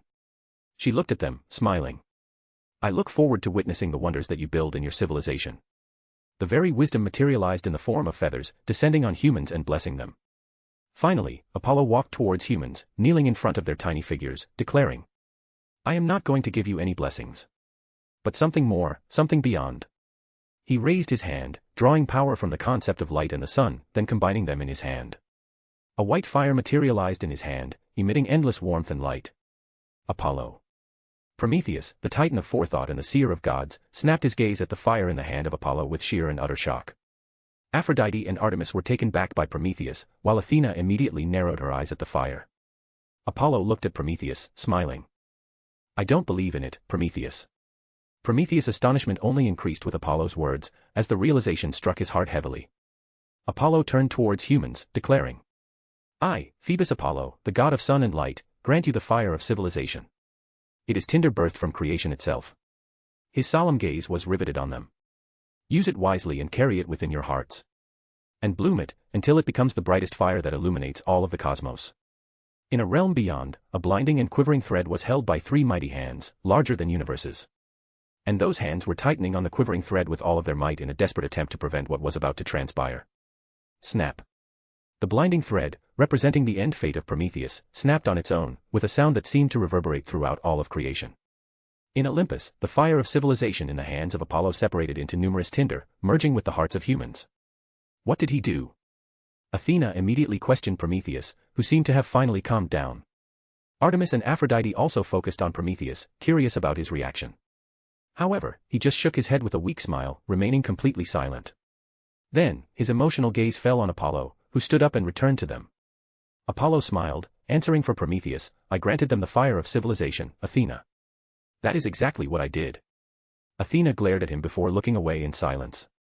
Artemis and Aphrodite retrained their curiosity and focused on the tiny humans, who were looking at them with a mix of fear and curiosity. Some brave ones even tried walking towards them, though with quivering legs. "Aren't they cute?" Aphrodite said, trying to take one of them in her hands. "You will break them." Artemis stopped her. "I will not." Aphrodite snorted. "If it is anybody, then it is you, the goddess of the hunt." Apollo stepped in and stopped their fight before it began. And then asked Prometheus, pointing at the humans. "So, should we just?" "No." Prometheus shook his head, his voice still shaky, "My brother will guide them to the mortal world." Apollo nodded, standing with his sister. Meanwhile, Athena discreetly glanced at the Apollo, conflicted. She finally opened her mouth, as if to ask something. But she was interrupted by a mighty voice that reverberated throughout the solar system, even beyond. I, Quetzalcoatl, the Aztec god of sun, wind, and morning star, challenge you, Phoebus Apollo, the Olympian god of the sun and light. Apollo looked up without any surprise, feeling the divine gazes of all. I accept. He declared coolly. Chapter 27, Consequences. Humanity was created by Apollo, Artemis, Athena, Aphrodite, and Prometheus. The news of this event immediately spread far and wide throughout the mortal world and the divine realms. It was recorded. The blessings that the gods granted to humanity were etched in the annals of history. The stories and tales of their benevolence and kindness will go on to become eternal with time. However, still among them, Apollo stood out. His act of giving fire to humanity marked an epical mark in the infinite river of time, for fire was the true foundation of civilization. Thus, he would be honored as the patron of humanity. However, as the saying goes, every action has consequences. Apollo broke the fate of Prometheus and undid a fixed point in time of the multiverse. In every iteration of the earth throughout the infinite multiverse, Zeus, the king of the gods, forbade the gods from granting fire to newly created humans, thus crippling them, as fire is the foundation of civilization. Then Prometheus, the creator of humans, stole the fire from Olympus and granted it to mankind. He rebelled against the gods for humans. In some iterations of Earth, the event was slightly different or even completely divergent. But the notion always remained the same, regardless. Humanity will be granted fire in an act of rebellion against the gods. This is a fixed point in time, immutable and unshakable. Just like how Wanda Maximoff is always destined to become the Scarlet Witch one way or another in every universe of the multiverse, this event was also fated to happen, regardless. But, Phoebus Apollo undid the fixed point in time, unleashing utter chaos upon the infinite multiverse. Despite the chaos of the multiverse, the story of created humans in the home universe had just begun, unaffected by changes. Meanwhile, the realms of the gods were filled with fervor after Quetzalcoatl challenged Phoebus Apollo, the recent rising star among the realms of the gods. The fight between them was meant to be within the sun. However, after receiving innumerable requests for attendance from the gods of various pantheons who were not connected to the sun, both Apollo and Quetzalcoatl agreed to have their fight in a different arena. At just this moment, Hephaestus, the blacksmith of the gods, made a declaration. He took it upon himself to build an arena for their battle by the end of this year. Apollo and Quetzalcoatl agreed to his declaration. So, the fight was finalized. Even though this year had just begun, the fervor of the gods didn't diminish. After all, for the gods, the passage of a year is nothing more than the blink of an eye. The garden of forking pathways. I carry the wills and voices of opposition. A big bald head floated in front of a hooded man, declaring calmly. I speak in representation for all of them. Then, the floating bald head's expression changed drastically. He bore his bright eyes at the hooded man and bellowed. Destiny. Have you truly gone blind? It was meant to be, Master Order. Destiny said calmly, closing his book. Enough. The Master Order hollered. We both know the truth. A fixed point in time had been undone and it happened in that specific universe. The repercussions of it are felt all over the multiverse. The chaos spreads throughout timelines, universes, and dimensions as we speak, stirring and awakening forces so old that even the multiverse has forgotten them. Father is already at it. Destiny said. The stirring chaos will soon be chained. Yes, only chained. The Master Order said. Not quelled. What's been done cannot be undone anymore. And, Destiny, you just turned a blind eye to the change. It was meant to be. Destiny repeated calmly. It may be now. The Master Order calmed down. But it was not preordained, was it? The fate was changed by him. This was your domain. This was your duty. You could have separated that universe from the cosmos and locked it, so it didn't affect the rest of the multiverse. And yet you did nothing. He glared at Destiny, finally revealing his intentions. You could still do it. It isn't too late. We will do no such thing. A cold voice interrupted. A pale woman appeared next to Destiny. Her dark hair. Laurel black, burnt in color. She was dressed in a goth gown, with a siegel of life hung on her chest and a black umbrella in her hand. Death. Master Order said with a hidden tremor in his voice. Death looked at him, emphasizing. That universe is home to me and my siblings. And we will do no such thing to it. She waved her hands. Leave, Master Order. My brother has already given the answer. It was meant to be. Send my words and his response to everyone. The Master Order looked at Destiny and Death silently, before nodding rigidly. Then, he disappeared. Their tricks and deceptions never seemed to end. Death shook her head, while Destiny turned and looked at her, greeting. Sister. Big brother, what have you called me for? Death immediately smiled. Surely, it shouldn't be just to deal with them, right? No. Destiny said, serious as ever. There is a problem. Death lost her smile. Is it related to Apollo? Destiny nodded. There are numerous consequences caused by his actions. However, one triumphs over everything else. Death asked. Can you finally see the paths related to him? Destiny shook his head. It is as foggy as ever. But I can get glimpses from time to time. And through it, I saw the origin of the coming problem. It is Gaia. Delphi, Greece. The sun chariot was descending towards the horizon as twilight graced the sky, heralding the end of the epical day. Artemis and Apollo leaned against the trunks of trees, looking at the practicing hunters without revealing their presence. They had just arrived from Olympus right after creating humanity and having another ambrosia time with Athena, in which she actually revealed that she was going to create an institution of knowledge in the mortal world. They wished her well before departing for Delphi. They didn't let their presence be known while waiting for their mother, who sent a message through Iris that she would return by sunset. Apollo observed the hunters and their especially pitiful strength. They cannot even break a mountain with a single punch. When are you giving them your blessing? He asked, breaking the silence. Soon. Artemis responded, I am finalizing the contents right now. She suddenly sighed, looking at the twilight sky. They are fragile. Too fragile. Apollo added, also looking up to the sky. His sister, Artemis, at her full power, could easily purify the entire solar system using her moonlight. By purifying, he literally meant purging from existence. All of the main gods of Olympus, except Poseidon and Hades, should be somewhere in between star level and solar system level. It was just his educated guess based on his observations on Olympus. However, he was certain of the strength of his sister. And, compared to the gods, many things were truly fragile.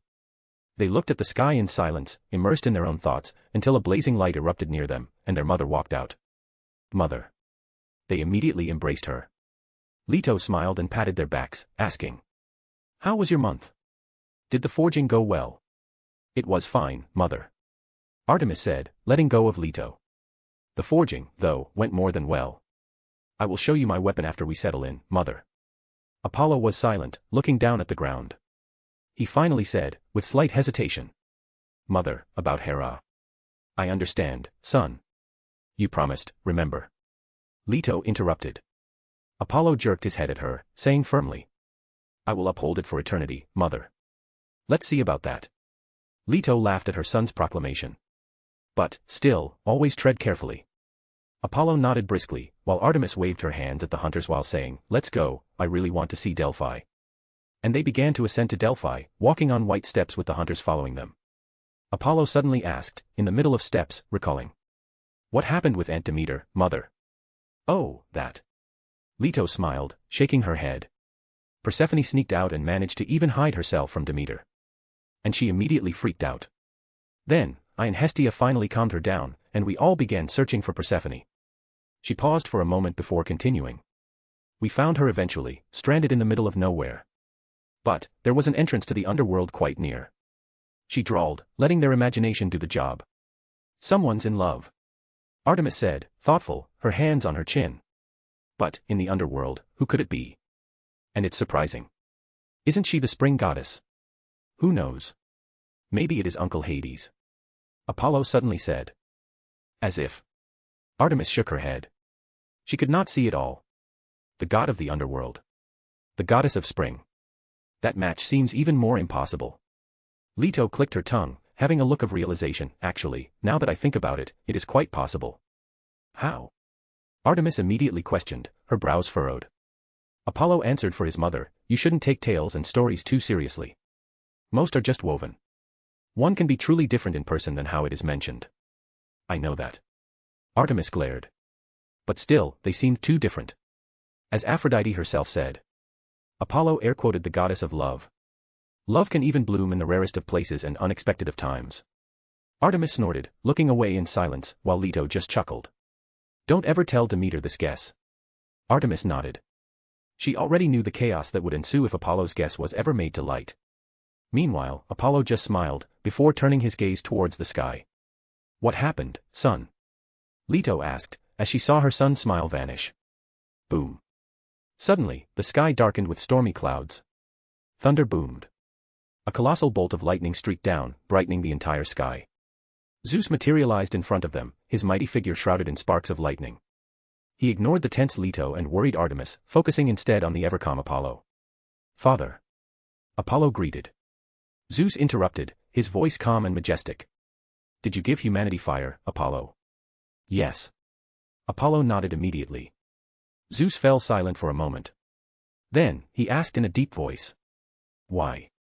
Apollo looked at his father strangely, as if puzzled as to why he would even ask that question. But he answered truthfully. "Fire is everything, father. It is the foundation of a civilization. A civilization could not come into existence without it. So I granted it to them." He continued, bringing up the strangeness of the question. "Is there a problem with that, father? I don't want the humans we created to remain as barbarians while the rest of the world grows." Zeus sighed and patted his shoulders. "You did well, very well, my son."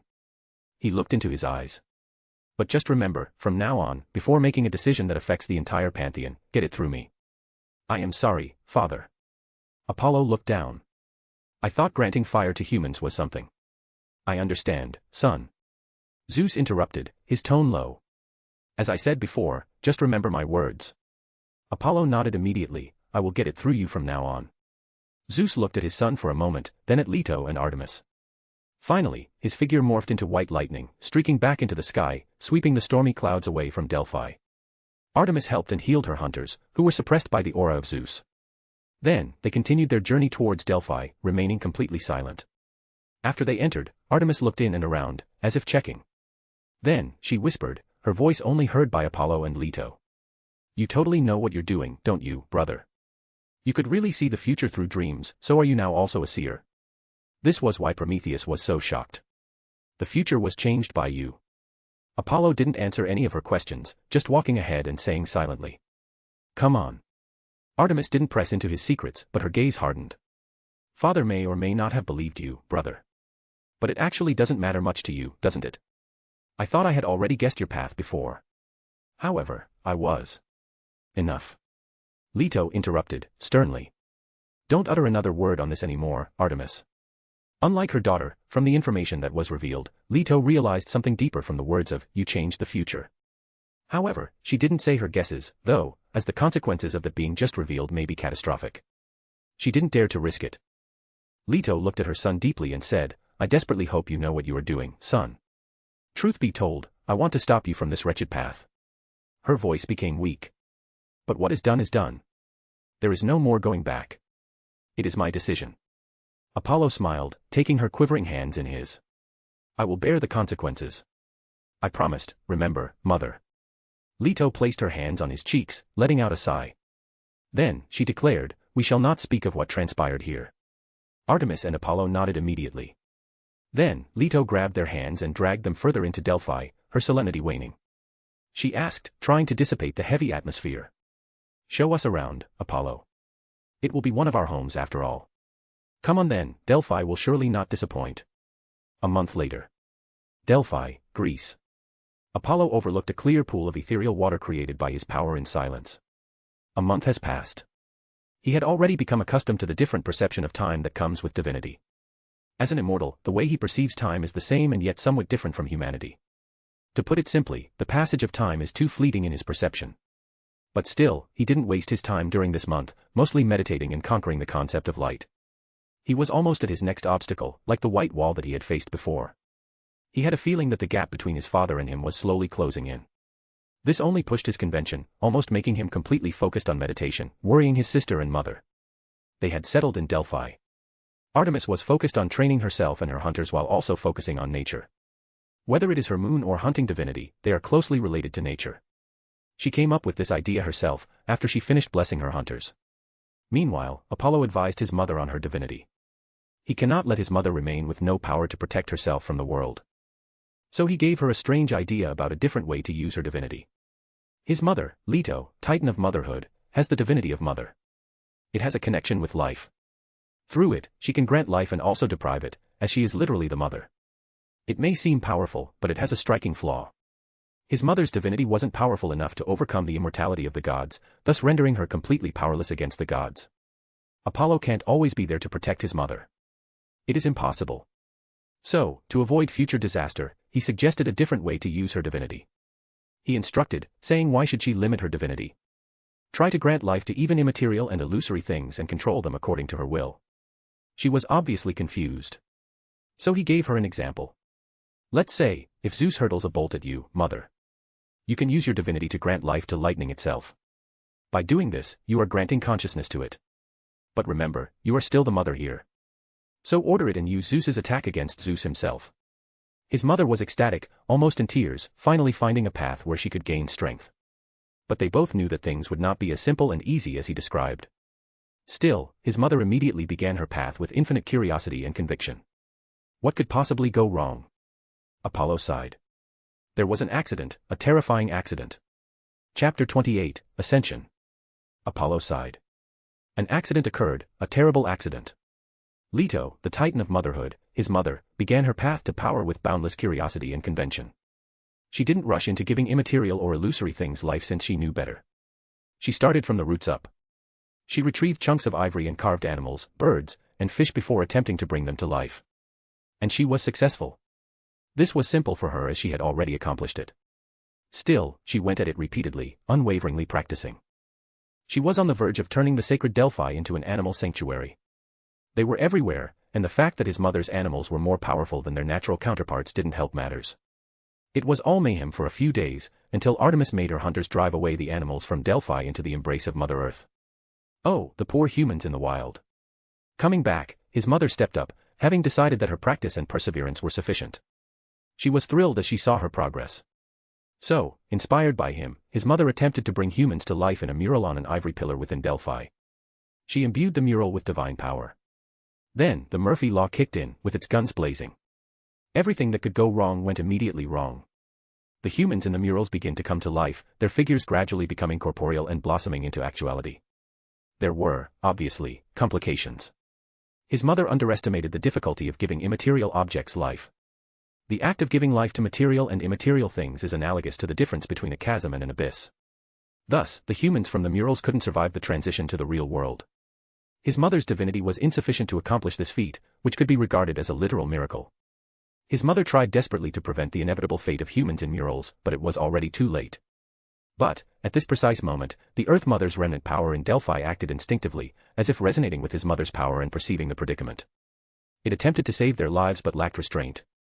It contained only one instinct: save. Save. Save.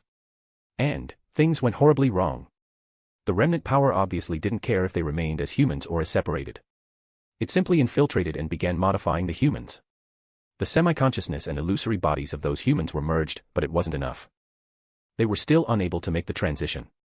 Meanwhile, his mother was doing everything she could to stop it. But it was meaningless.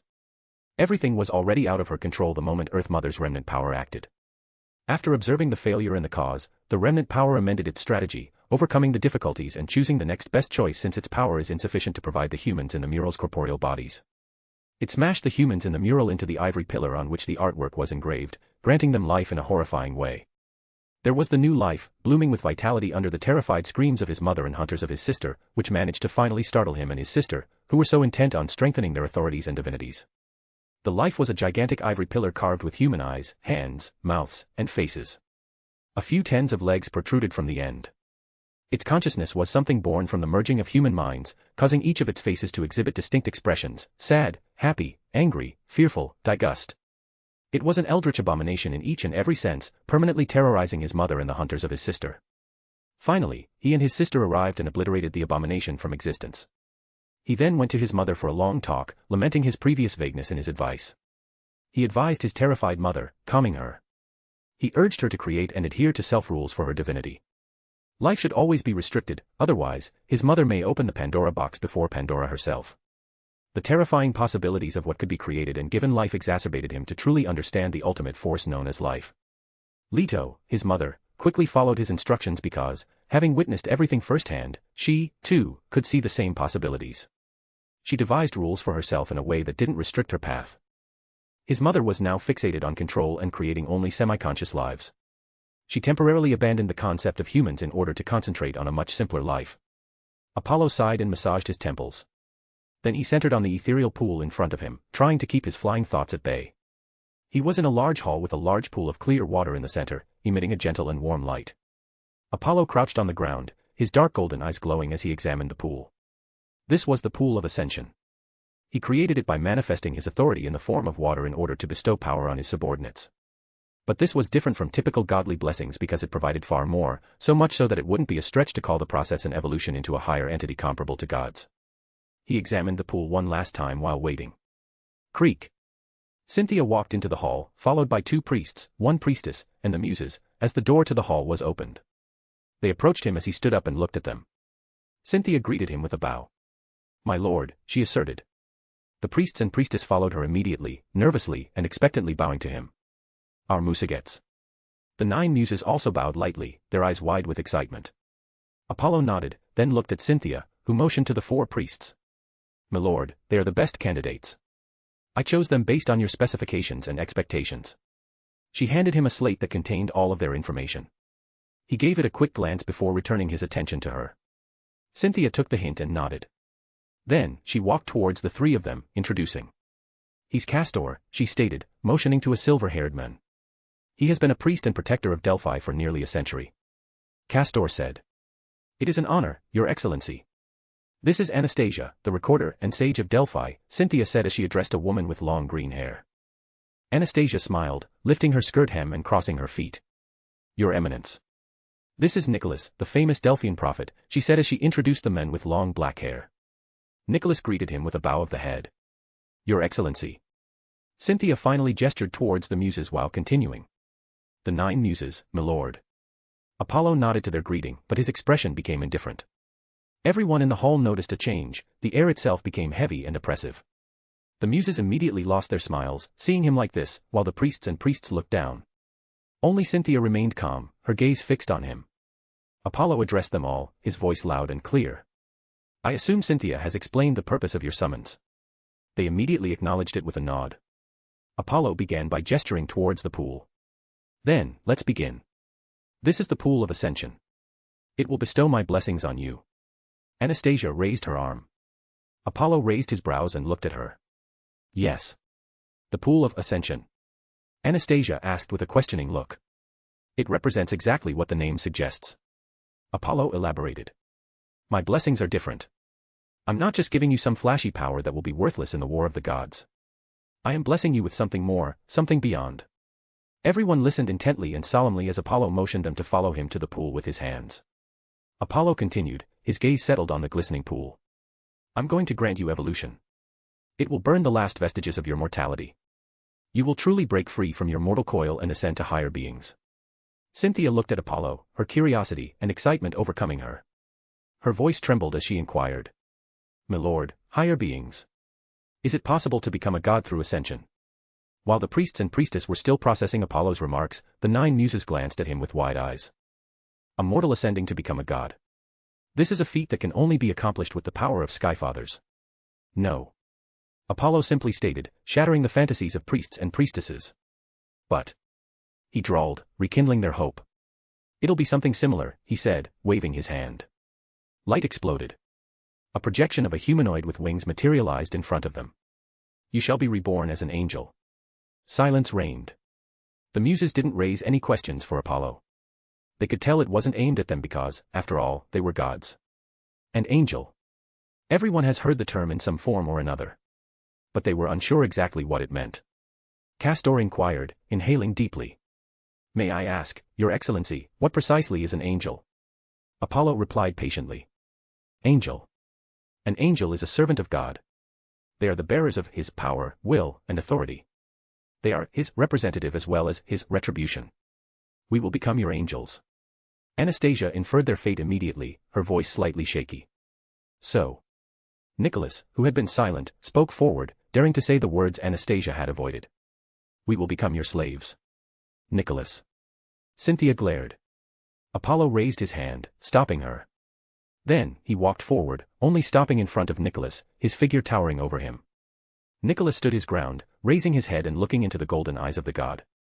Apollo smiled, as if amused by his audacity. He then declared, looking up.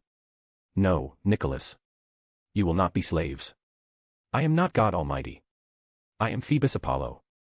And I honor free will. He looked at each of them. You may turn around and leave Delphi, swearing not to reveal what occurred within these walls in my name. Or you can ascend to become my angel, and all I demand in return is your loyalty. There can be no doubt, regret, or hesitation since there will be no turning back. Your decision will follow you for eternity to come. Apollo looked down at Nicholas, his words majestic and indifferent, a tone of detachment evident in his voice. So, what is your choice?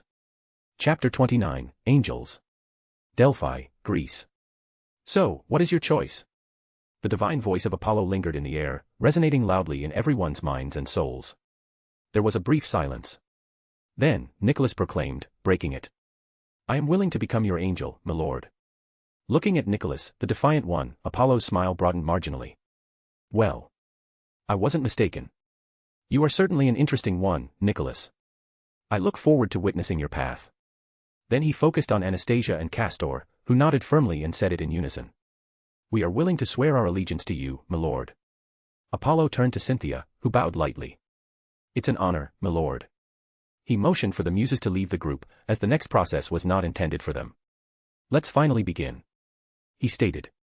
They braced themselves, looking down at the shimmering ethereal pool of light. Apollo eyed each one of them, elaborating. As I previously stated, this is the ascension pool. However, the evolution part is simply one of the results of accepting my power. It is too much for a mortal to bear. So I'll transform you into something greater, a being capable of wielding my power. He pointed to a cloudy projection of a winged being, saying, and, as you may have guessed, the model I created was an angel. A being so close to God yet also so far. He took a brief pause to allow them to process what he had said. Cynthia, Anastasia, Castor, and Nicholas appeared calm on the outside, but their turbulent hearts were obvious to him. Apollo clapped his hands and said gently. Just keep in mind that nothing is free. Your ascent is a trial as well. A trial of perseverance and resilience. Only the worthy will survive, and the unworthy will see their entire existence burn away into nothingness. The air was thick with heaviness. Hearing his words, there was only resolution left in their hearts. They have already made a choice of their own free will. There is no turning back now. This will follow them throughout eternity. Cynthia strode forward to meet Apollo, drawing everyone's attention. I volunteer to be the first, my lord, she said firmly. And so it will be. Apollo spoke up, his voice booming. You will ascend as my first angel. He went on by waving his hand down. Immerse yourself in the pool. And it will burn away the last embers of your mortality. Cynthia started walking down the white steps towards the pool.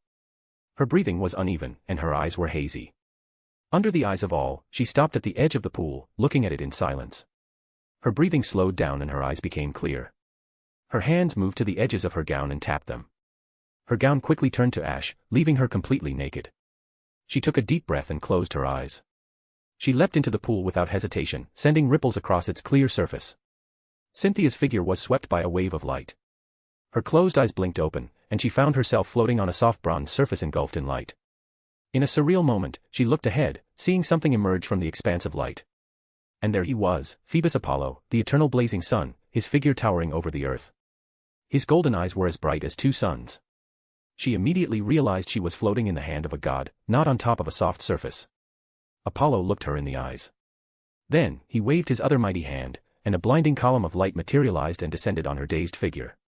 Power. Cynthia felt a power beyond her comprehension coursing through her body, heart, mind, and soul. Through her cloudy mind, she finally realized what the power was. It was light. With her realization, the light began to permeate every cell in her body. Her ascension had begun. Pain. An unfathomable amount of pain erupted from within her, wreaking havoc on every part of her body. It was excruciating and agonizing. She felt as if her entire body was being slowly stretched apart while being pierced by thousands of cold blades. She screamed at the top of her lungs. Her eyes and mouth emitted blinding light, followed by her entire figure, becoming a beacon of light. Cynthia was losing herself. Her will was wavering on a thin rope against a dark abyss. And the rope was threatening to snap. And her mind was slowly fading away, immersed in endless divinity. In ascension, she was losing everything. Her emotions and memories were all blurring and disappearing, washed away by the illusory light. She was drowning in this ocean of light, losing everything that had made her who she was now, and all that persisted was divinity. No. In despair, she reflected. Even that emotion faded quickly, as apathy and indifference consumed her heart. Hey, what was my name? She mused. Oh, I don't know. The last vestiges of herself were giving out, sublimating with the light. But just at this moment, in her memories, that was slowly being erased and blurred. There was one dusty and locked memory that was clear. It didn't seem to be affected by this illusory light. That memory flashed by, sending a ripple through her being and jolting her. Immediately, through the memory, she saw a silver-haired woman cooking on a hearth under a dark sky blanketed by stars. A boy and a girl sat next to her, anticipating the food. After a few minutes, the woman finished, taking out the food and dividing it evenly among the children, not taking even a small portion for herself. The children gulped at the food, their parched tongues longing for it. When the woman finally handed it to them, they immediately began to devour it, savoring every bite. As she watched and guarded them, the silver-haired lady smiled gently. She stood in the light, mutely watching the memory. Soon, a crystal tear trickled down from her all-white eyes as realization filled her eyes. The woman with silver hair was herself. The boy and girl were her children. Cynthia was her name. Everything shattered like a broken glass, her memories and emotions flooding back into her mind. And she ascended. Apollo took a look at the pool. It has been 10 minutes. The solemnity and heaviness in the air became thicker by the second. Anastasia, Castor, and Nicholas focused their attention on the tranquil pool, their hope wavering. The 9 muses remained calm, despite their obvious curiosity. Another minute of silence has passed. The pool's surface suddenly emitted a blinding light, and a figure shrouded in brilliance erupted from within the chaotic pool. The figure was a divine woman with golden eyes and long white hair. She was dressed in a sleeveless white gown with intricate golden laurel leaf embroidery. She knelt in front of Apollo, and 6 pure light wings emerged from behind her back, swaying brilliantly and putting everyone in a trance. Apollo raised his hand and his spear of eternity materialized. Then he lightly touched the tip of the spear to both sides of her shoulders. Finally, he said, "Cynthia. You are the beacon of light. The bane of darkness. The second light. Arise," he commanded. Cynthia stood up and finally looked at him. Apollo declared, his voice resounding. "My angel of light." Cynthia bowed her head, saying unequivocally, "I pledge myself to you for the rest of eternity, my lord." Apollo nodded, recognizing her pledge. Cynthia then walked back towards them. Everyone looked at her with wonder and curiosity, wanting to bombard her with their questions. Apollo, on the other hand, didn't give them a chance, saying loudly, "Next." Anastasia, Castor, and Nicholas exchanged thoughtful glances. Anastasia then walked forward, calmly stepping down to the pool. Her brown gown faded as she took her first step into the pool and submerged herself. The ripples on the lake subsided. Cynthia's successful ascension removed the tension and heaviness in the air. They all stared patiently at the pool. The minutes ticked by. 15 minutes later. A dark golden light shone from the ethereal pool. Anastasia emerged from it, dressed in a dark gown. Her eyes were clothed in gold, and she held a sword in one hand and an inverse scale in the other. Behind her back, 6 dark golden wings swayed. She exuded a strict and authoritative aura. Anastasia ascended and kneeled in front of Apollo, her head bowed. Apollo declared, lightly tapping the spear on both of her shoulders. "Anastasia. You are the balancer of order. The shepherd of chaos. The guide and sage of humanity. But above all, you are the judge, the blind one. Arise, my angel of judgment." The entire hall was illuminated by a dim light. Anastasia stood up and vowed to him. Apollo acknowledged it with a nod. Then he waved to Castor and Nicholas as Anastasia approached Cynthia and stood beside her. "I'll be the last one." Nicholas motioned forward to Castor. Castor nodded deeply before descending into and immersing himself in the pool. Time marched on. After 14 minutes, the pool radiated a golden glow. From within it, a literal sun ascended, emitting infinite light. A man in silver armor emerged from the sun, his chest plate engraved with the emblem of a blazing sun. He had shoulder-length golden hair and 6 golden wings. He materialized in front of Apollo, kneeling, emitting a scorching aura. Apollo tapped his shoulders with the spear, declaring, "Castor. You are the morning lord. The keeper of the eternal sun. The bringer of hope. Arise, my angel of dawn." Castor rose, his heart set on duty and honor, and vowed to Apollo. Apollo acknowledged him. He then turned. "Come on, Nicholas." "Yes, my lord." Nicholas said eloquently, descending into the pool and submerging within it. The light of the sun slowly brightened, as time ticked away. After only 5 minutes, the pool emitted a dark light that withered everything it collided with, bringing death and an end to everything. Out of light came a man in black armor, his black short hair messy and his deep dark eyes surged like the abyss. 6 pure black wings, bathed in dark light, erupted from his shoulders. He kneeled before Apollo. Apollo tapped his shoulders with the spear again, declaring, "Nicholas, you are the Lord of Twilight, the herald of the end, the symbol of power and destruction. Arise, my angel of death." Nicholas bowed his head and vowed to him, his figure glowing with dark light. Apollo acknowledged him. Finally, he turned and walked towards the 9 muses, who were staring at him with obvious excitement. He said, eyeing each of them, "As you are already gods, I will bestow direct blessings on you. But fret not, your blessings will not in any way be lost to my angels. In the end, it all comes down to how you use it." He took a brief pause before continuing.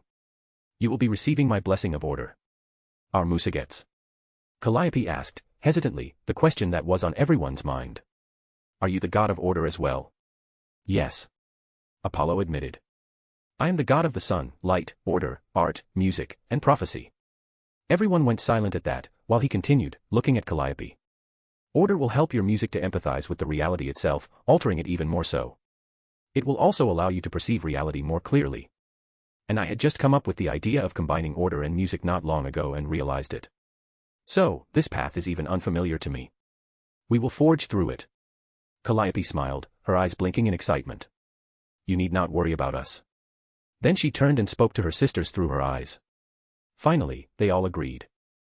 "Our music, Musagets, shall be your law and order." Apollo smiled, seeing their enthusiasm. Then, one by one, he began to bless them with his authority of order. The process was finished in half an hour, leaving the muses dazed. They were still struggling to grasp their new sense of reality.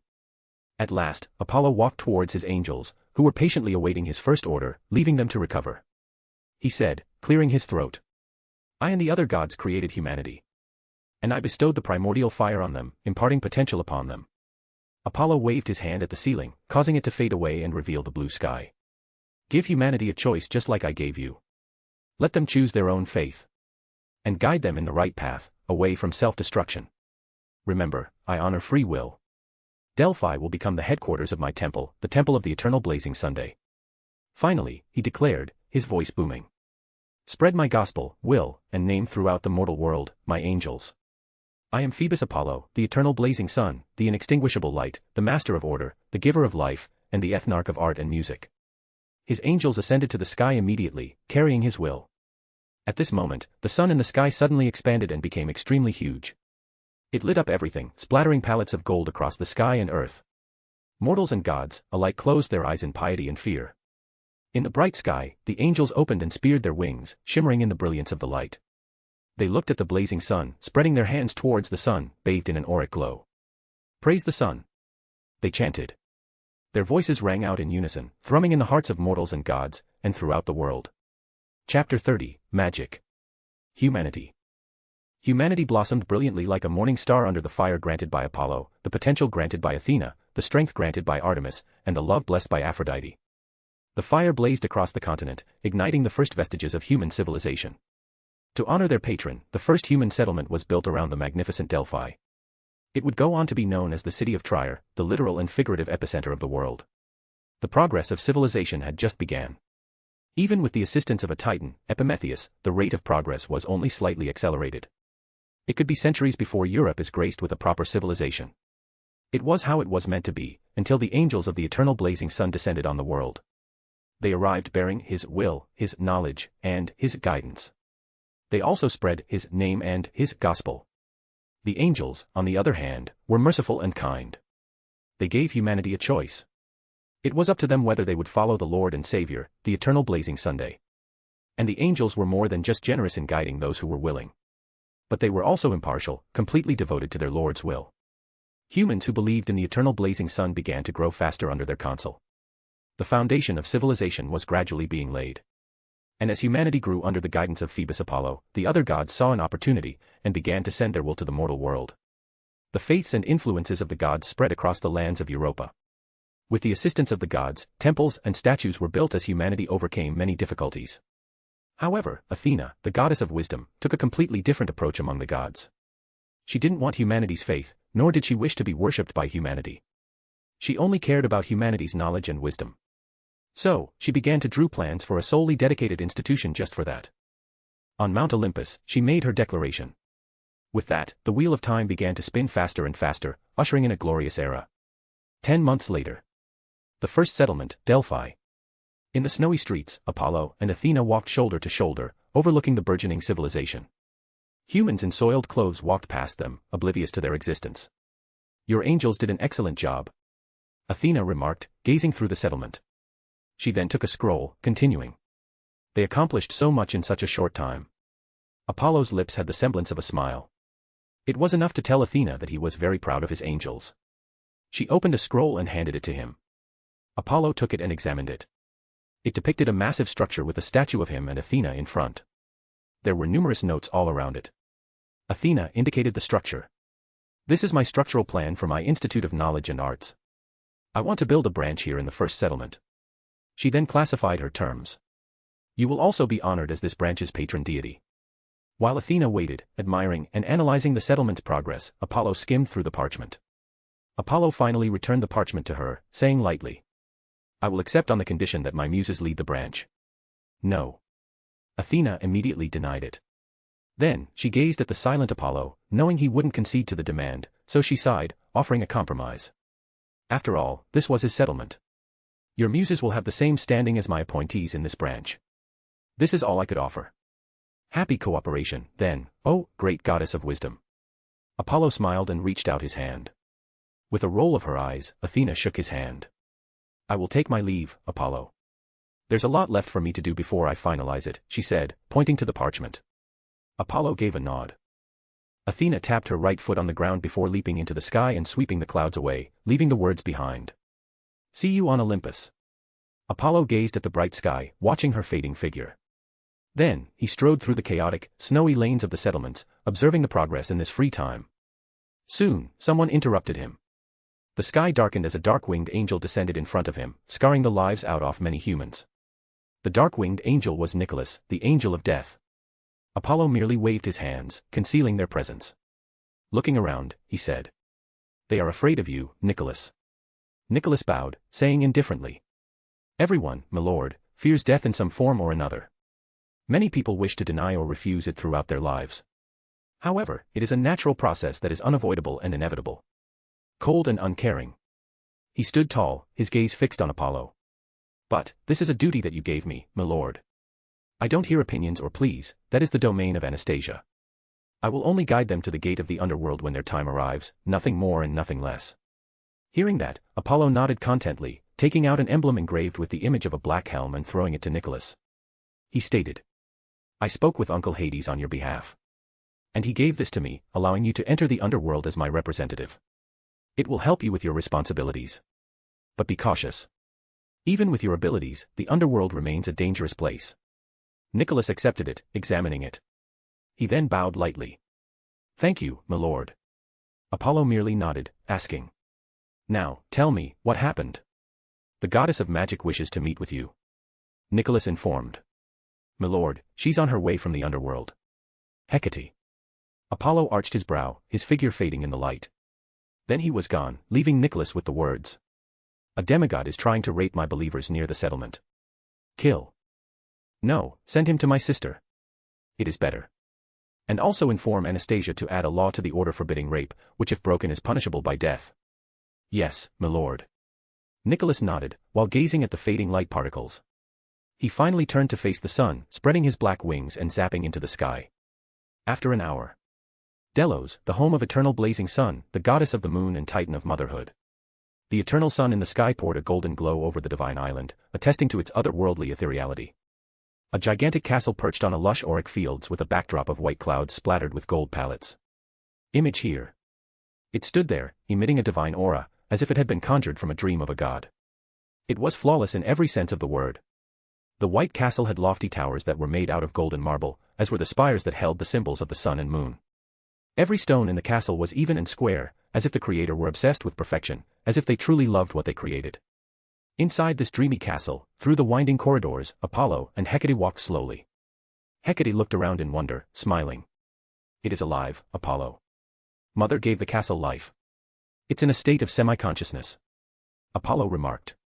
"And I constructed it. Visualizing it from my dream and making it a reality with light. It's astounding." Hecate expelled her breath. You are astounding. Apollo proudly smiled. Then he walked to the side of the room and opened a silver door. All right, come on. He cocked his head, indicating the room. It is my room. And he went in. Hecate started on his back, breathing in and out. Then, she followed him into his room. Apollo's room was massive, dimly lit by the sunlight. It was wall-to-wall books, decked out on bookshelves. There were various completed drawings scattered on a table facing a large window. One of the drawings showed a semi-sphere with many rings encircling the sun. The sphere drawing, which was placed on top of the others, obscured the remaining drawings. In the right corner of the room, there was also a small model of the solar system floating alongside a drawing of a starry sky with constellations. A massive telescope was erected on a platform, and it was extended outside to face the bright sky through the short opening in the ceiling. There were several tables around the platform, each with stacks of paper scribbled with notes and calculations. This is not what Hecate expected the personal dwelling of the god of the sun to look like.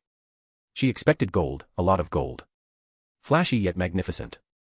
However, the room was warm and cozy. The smell of paper immediately assaulted her senses, and it felt like a treat to her mind, calming her down in the ocean of tranquility that permeated the room. It was completely different from what she expected.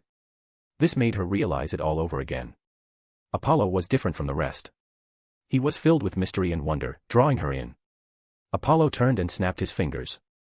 In the middle of them, a table with 2 chairs appeared. And he gestured. They took their seats at the table. The sunlight brightened the room, giving it an auric glow. There was a moment of awkward silence. They just started looking into each other's eyes. Apollo's golden eyes still had that ever-present glint of indifference, though it was waning visibly. Hecate whispered, breaking the silence. You created angels. Did Nicholas cause any trouble? Apollo inquired, his gaze drawn away from her. No. Not at all. Hecate shook her head, smiling. He was very welcome in the underworld. Lord Hades was also elated that someone could finally assist him with his responsibilities. Apollo simply nodded, unsurprised. Finally, he inquired, getting to the point. So, Hecate, what brings you here? Hecate took out a scroll of pure magic and handed it to him calmly. Apollo unrolled the scroll. It was a comprehensive plan for humanity and magic. There were numerous human anatomy drawings. It details the effects that magic would have on the human body and how it would evolve. And where would the magic be stored within humans? Everything that could be considered was considered. It was a meticulous plan to create a completely new race of humans, one with limitless potential. The wizards. Why are you showing this to me? Apollo frowned, as if mystified as to why she would reveal such valuable research to him. Hecate responded calmly. I've always planned to create a magical race. Humans, which you and others have created, have limitless potential. They might be able to bear my magical blessing. So I want to realize my dream through them. She took a brief pause. I need your permission to begin. Only in a stable environment can magic be practiced. Your first settlement is the only place in Europa where there is true order. She continued, her gaze averted. I'd also like your opinion on this. Apollo remained silent for a moment before gently stating, let's put the word permission aside for the time being. And concentrate on the advice part. He emphasized, looking at her. You are the goddess of magic. You wield the power to blend all of reality according to your whim. It is the epitome of mystery. Nobody, not even me, is qualified or capable of providing advice on this. This is your path. And you have already achieved more than many, Hecate. Hecate turned to face him, her emotional eyes fixed in silence. Seeing this, Apollo just sighed. Why are you here, Hecate? I told you already, Hecate said. No. Standing up from his chair, Apollo said. No, you didn't. Hecate gazed at the nearing figure, her hands quivering.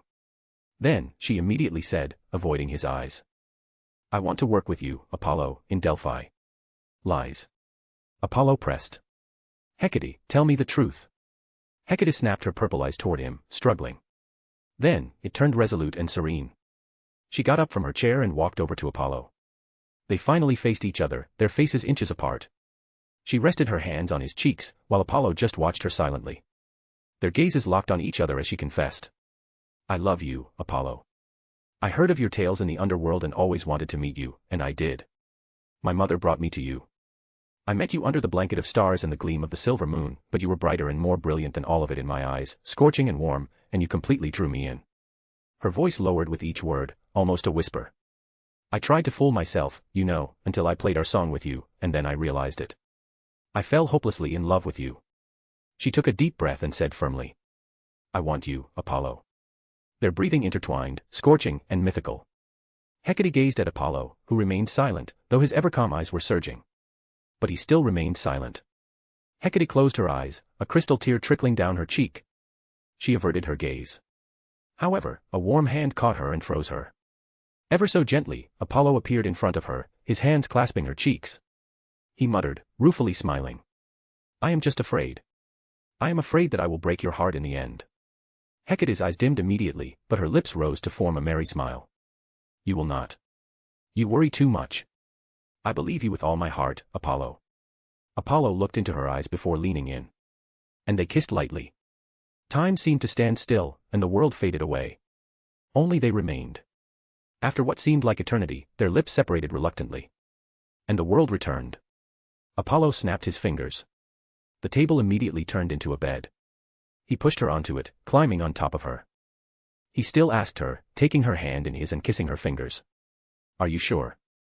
Hecate smiled. I never been so sure in my life, my love. Apollo waved his hand, and their dresses faded away in the light. Then, he kissed her vehemently. Light brightened, consuming and concealing them. 7 days later. Hecate laid in the messy bed, her body covered in hickeys, gazing at the sleeping Apollo beside her. Her hands gently caressed his cheeks. She then retracted her hand and rose from the bed. Hecate waved her hand, and magic swirled around her, cleansing her. Then, it morphed into robes that covered her naked figure. She turned to face Apollo, her gaze darting across his chiseled figure, falling. But she immediately looked away, suppressing her overwhelming feelings. She looked ahead at the balcony. She walked towards it to distract herself. Hecate opened the doors and entered it. She didn't forget to close it. There it was, the dark sky dazzled with millions of stars. She gazed at it, taking a deep breath. Hecate suddenly wiped her eyes, feeling wetness. Tears. She whispered, confused. Feigning ignorance, I see. A silky voice suddenly sounded. Hecate looked around, her eyes brilliantly glowing. Her magic erupted, forming a slew of esoteric circles around her. It contained enough power to scorch worlds. But she found none. Then she turned and looked around the room for Apollo, who was still sleeping. The silky voice laughed. Don't be concerned, he won't notice us. He is already deep within my brother's realm. Hecate's pupils dilated. You are. The dark sky brightened more than ever before. The millions of stars turned billions, swaying and flickering, unveiling the swirling Milky Way. In the light of the galaxy, a figure materialized. Their skin was as pale as smoke, and their shoulder-length hair was midnight black. They wore black dress with golden shawls hanging over their ethereal figure. Desire. Chapter 31, Desire. Endless. They are a family embodying 7 abstract emotions and ideas of the infinite multiverse. Destiny, death, dream, destruction, desire, despair, and delirium. Hecate had heard various stories and fables about them. The Queen of Night frequently imparts her vast knowledge of the cosmos to her, weaving it into stories. The Endless was born at the beginning of creation, when time and space fornicated. Their birth was said to be what gave the multiverse meaning and purpose. They were literally the wave functions of the cosmos. Hecate didn't believe these ridiculous stories until she met Morpheus, or the Dream, as he is famously known. She realized it at that point. The Endless are real. They are beings of such power that even gods like her couldn't comprehend them. Hecate, breathing heavily under the blanket of billions of stars, looked at the Desire. Her heart was consumed by dread. She didn't want to admit it, but the Endless terrified her. The power they wielded made her realize how frail and insignificant she was. And she hated and loathed that. Desire descended in front of her. Their beauty and grace could leave Aphrodite in the dust. Who I am doesn't matter tonight, does it? Desire shook their head. To her ears, their voices sounded like music. Hecate shivered as they traced their finger across her cheek. It's you. Who are you? Desire chuckled, replying to their own question. Hecate, the goddess of magic, the creator and ruler of Weave, the source of all magic. You will become one of the brightest stars in the cosmos. But here you are, trying to deceive yourself about the truth. No. Hecate hollered, her heart pounding. As fury overtook dread, she ignored their first words. You are wrong. He isn't. Desire silenced her by placing their finger over her lips. They then murmured. This isn't the place to talk. It's extremely inconvenient here. Follow me to the stars. They extended their hand. Hecate wanted to refuse instinctively, but her lips and hands moved on their own, saying and taking. Yes. Desire smiled and floated towards the starry sky, holding Hecate. The goddess of magic tried to calm herself down, her magic filling her heart while gazing at the brilliant stars. There is no point in panicking anymore. And her thoughts were already going over everything that had happened. Finally, she turned around and looked back at the castle, through the door, at Apollo. He was still sleeping, obliviously. Her vision suddenly wrapped and spun in the midst of passing stars and galaxies. Then she found herself in the midst of a massive structure floating in space, near a blue gas giant. The structure was unlike anything Hecate had known. It was different, too different, so much so that it felt utterly alien. Image here. Where are we? She asked, gathering courage. 1,000,000,000,000 light-years away from Earth. Desire spread their hands flamboyantly. The ruins of the universe's first parliament. They deliberately elaborated, a smile suffusing across their rosy lips. It was convened at the beginning of the creation. We were invited, you know, me and my siblings, with a bunch of star spirits and other representatives of the races. That was a great time. The universe was more vibrant than ever. Life was teeming in the brilliant ocean of space. Desire sighed, shaking their head. Until the little demon, Thon, came along. He destroyed and corrupted everything, and then, as always, my sister arrived and drew the curtains, bringing that bright era to an end. Hecate regretted. If it had been another time, she would have loved to uncover everything she could about the first parliament. But not now, when her heart was falling apart at the seams. She took a deep breath and implored. Why? Desire came to a halt and nodded contentedly. Finally, you recognize it. Trust me, this way is better. They said lightly as they walked towards Hecate. Phoebus Apollo. He is the most unique one. His birth caused a quiet ruckus across the cosmos, so much so, it is a miracle he is still alive. Desire smirked, standing before Hecate, looking into her purple eyes. And his heart, oh his heart, is as cold and hard as the nether glacier deep within infinite hell. Someone will be able to melt his cold heart with love. It won't, however, be you, Hecate, goddess of magic. No. Hecate roared, pointing at Desire. You are wrong. You stupid girl. Desire chuckled, pressing her hand down. What did I say? Stop fooling yourself over and over again. You already know very well that I am right deep within your heart. Hecate knelt on the shattered blue lights, tears streaming down her cheeks. Uncontrollably, magic erupted from her, sweeping the entire ruins and disintegrating everything into ashes. It's a shame. Desire muttered under their breath as they gazed at the parliament's floating ashes. They leaned in, grabbing her chin and forcing her to look into their dazzling golden eyes. Hecate's eyes were red with tears, and her figure looked withered. Crushed and heartbroken. Desire sighed in pity. You truly love him, don't you? I shouldn't do it, but I'll make an exception just for you, little girl. Their voice grew deeper and more powerful. I'll show you how to not only melt his heart but also conquer it all for yourself. And as for my price, I will demand it in the future. You can't pay it now with your scant power. Desire leaned in and whispered. So what do you say? There was a brief silence. Hecate gave Desire a silent look, as if she was seriously considering the offer. Her red eyes were filled with pain and struggle. Then she stood up, her eyes brightening. You may be right, but the future isn't fixed. In the end, Apollo and I will be together. I will see to it. Hecate fixed her gaze on Desire. And you, Desire, just want to use me to influence Apollo. It was too telling. You brought me to the other side of the universe, away from Apollo. And your deal? You cannot interfere with him directly. Something or someone should be obstructing you. That's why you came to me, an insignificant god. You want me to turn into your pawn to use against my love? Hecate's eyes became cold and determined. I'd rather meet death herself than accept your offer. Desire shook their head with pity, raising their hand towards Hecate, brewing with power. Hecate closed her eyes, tears trickling down her cheeks. I'm sorry, Apollo. She muttered.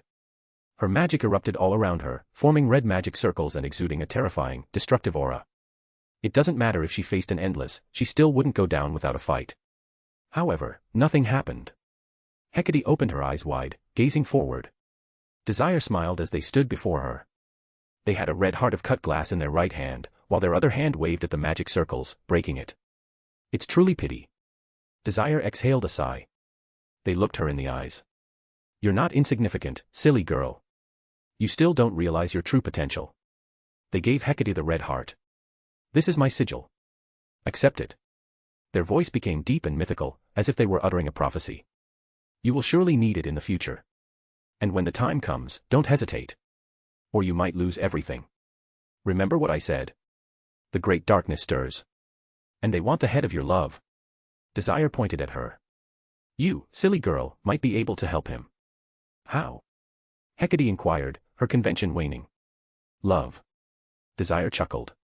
When love is truly pure, it can transcend all boundaries. Don't underestimate its power. They whispered in her ear, patting her shoulders. So, don't hesitate. Hecate gazed silently at the heart. Then, with quivering hands and dimming eyes, she took the heart. Desire immediately laughed brilliantly, their hands covering their mouth. But then they looked up, their laughter fading. Leave, Hecate. It's time. If you don't leave now, my brother will notice my actions and kick Apollo out of his realm. They snapped their fingers. Everything was bathed in a brilliant starry light. Desire had vanished. And Hecate found herself back on Earth, on a balcony, gazing at the dark sky, which was nothing but millions of stars. For a brief moment, she wished that everything had been a dream. However, the warm heart in her hand shattered all illusions. Hecate immediately turned back, gazing into the room. Apollo was still peacefully sleeping. A sigh of relief escaped her lips. Then, her fingers over the red heart of desire tightened, wanting to break it. But all the strength left her hands. In the end, she couldn't do it. Hecate placed the heart of desire in her personal space, sealing it with all her power. She returned to the room and sat on the bed near Apollo. Her fingers traced a gentle trail through Apollo's brown hair, causing him to frown unconsciously. This made her smile. He hates when she messes with his hair, so much so that he even stopped in the middle of their intense passion before, just to grunt at her. Hecate's smile waned away, as a prophecy of desire reverberated in her mind. She averted her gaze from Apollo, her heart quivering with guilt. Finally, she just laid in the bed next to Apollo, closing her eyes and drifting off into the realm of dreams to distract herself. Her rapid breathing became serene. Apollo opened his eyes and looked silently at sleepy Hecate. After what seemed like an eternity of indecision, he sighed, a sigh filled with emotions, dragging her within his arms, cuddling her gently under the shimmer of moonlight. They entered the realm of Morpheus together. Chapter 32, Pessimism. The morning light filtered through the fluttering curtains as Hecate awoke, getting up and looking to the side. It was empty. Her heart jumped into her throat. I am here. An indolent voice sounded. Through the glare of the sunlight, Hecate saw Apollo sitting on a chair, looking inquisitively at parchments. She sighed in relief inaudibly as she walked towards him, tightening her loose robes over the bare parts of her body. What are you doing? She paused, her words caught in her throat, her gaze fixed on Apollo. The glares of the sunlight had receded, allowing her full sight of Apollo, who was naked as the day he was born. Apollo finally looked up at her, feeling her hot glare on his bare body. His lips also rose slightly, indicating to Hecate that he was clearly aware of everything. Hecate averted her gaze, though with reluctance. She conjured magic in her hand, transforming it into a white chiton robe. She handed it to him without looking at him. Put it on. Why? Apollo's voice was thick and deep, stirring her heart. Don't you like what you see? He gently caught her chin, forcing her to look at him as his hands moved into her robes. Aware of the intentions, Hecate hastily said. More than anything, I do. She grunted, recalling the previous night and days. However, I am not a god of endurance like you. Apollo grunted at that, and she knew all too well that while he always asked her before doing it again, he could also be overbearing, coaxing her with silky words. But he never forced her, even though his displeasure was always palpable to her rejection. Hecate didn't know whether he was like this only with her in bed or also the same with the world. Apollo snatched the white chiton from her grasp and draped it loosely over himself. He purposefully didn't bother fastening it properly, allowing her to see his body through the revealing edges of his robes. And the glare of sunlight in the room just happened to increase brightly, seeping through his chiton robe, turning it translucent. Hecate now regretted creating the white chiton. She knew white was his favorite color. Looking around his stark white room, it was all too obvious. But she regretted it, as she could see him completely through the transparent robes. Her eyes darted down on his hips. However, images from the previous night flashed through her mind. Ironically, that managed to extinguish all of her desire. What exactly is this? She inquired, pointing at the parchments, attempting to break the atmosphere between them. Apollo just sighed, seemingly seeing through her attempt. The glare from the sun in the room dimmed away. He approached her and explained, pointing to the parchment. The Dyson sphere and the hypothesis on dimensional reduction. His voice returned to its usual languidness. It is a structure constructed around a star in order to harvest its solar power and the dimensional reduction. You invented it. Hecate interrupted, her excitement palpable. This was a fantastic idea. The possibilities that can be unlocked by fully harnessing the power of an entire star are nearly limitless. Can she use this method to transform solar energy into magic, thereby powering her future magical civilization? Ah, the possibilities. It made her smile. Yes. Apollo blinked. He then smiled proudly. I'm almost done with my calculations. If I worked on it for another hour, it should be finished. His tone abruptly changed to solemn. However, this cannot be used on a large scale, such as to power our civilization. It is still in its early stages. Introducing something as advanced as this to a burgeoning civilization will ruin everything. How do you know what I had in mind? Hecate inquired, surprised.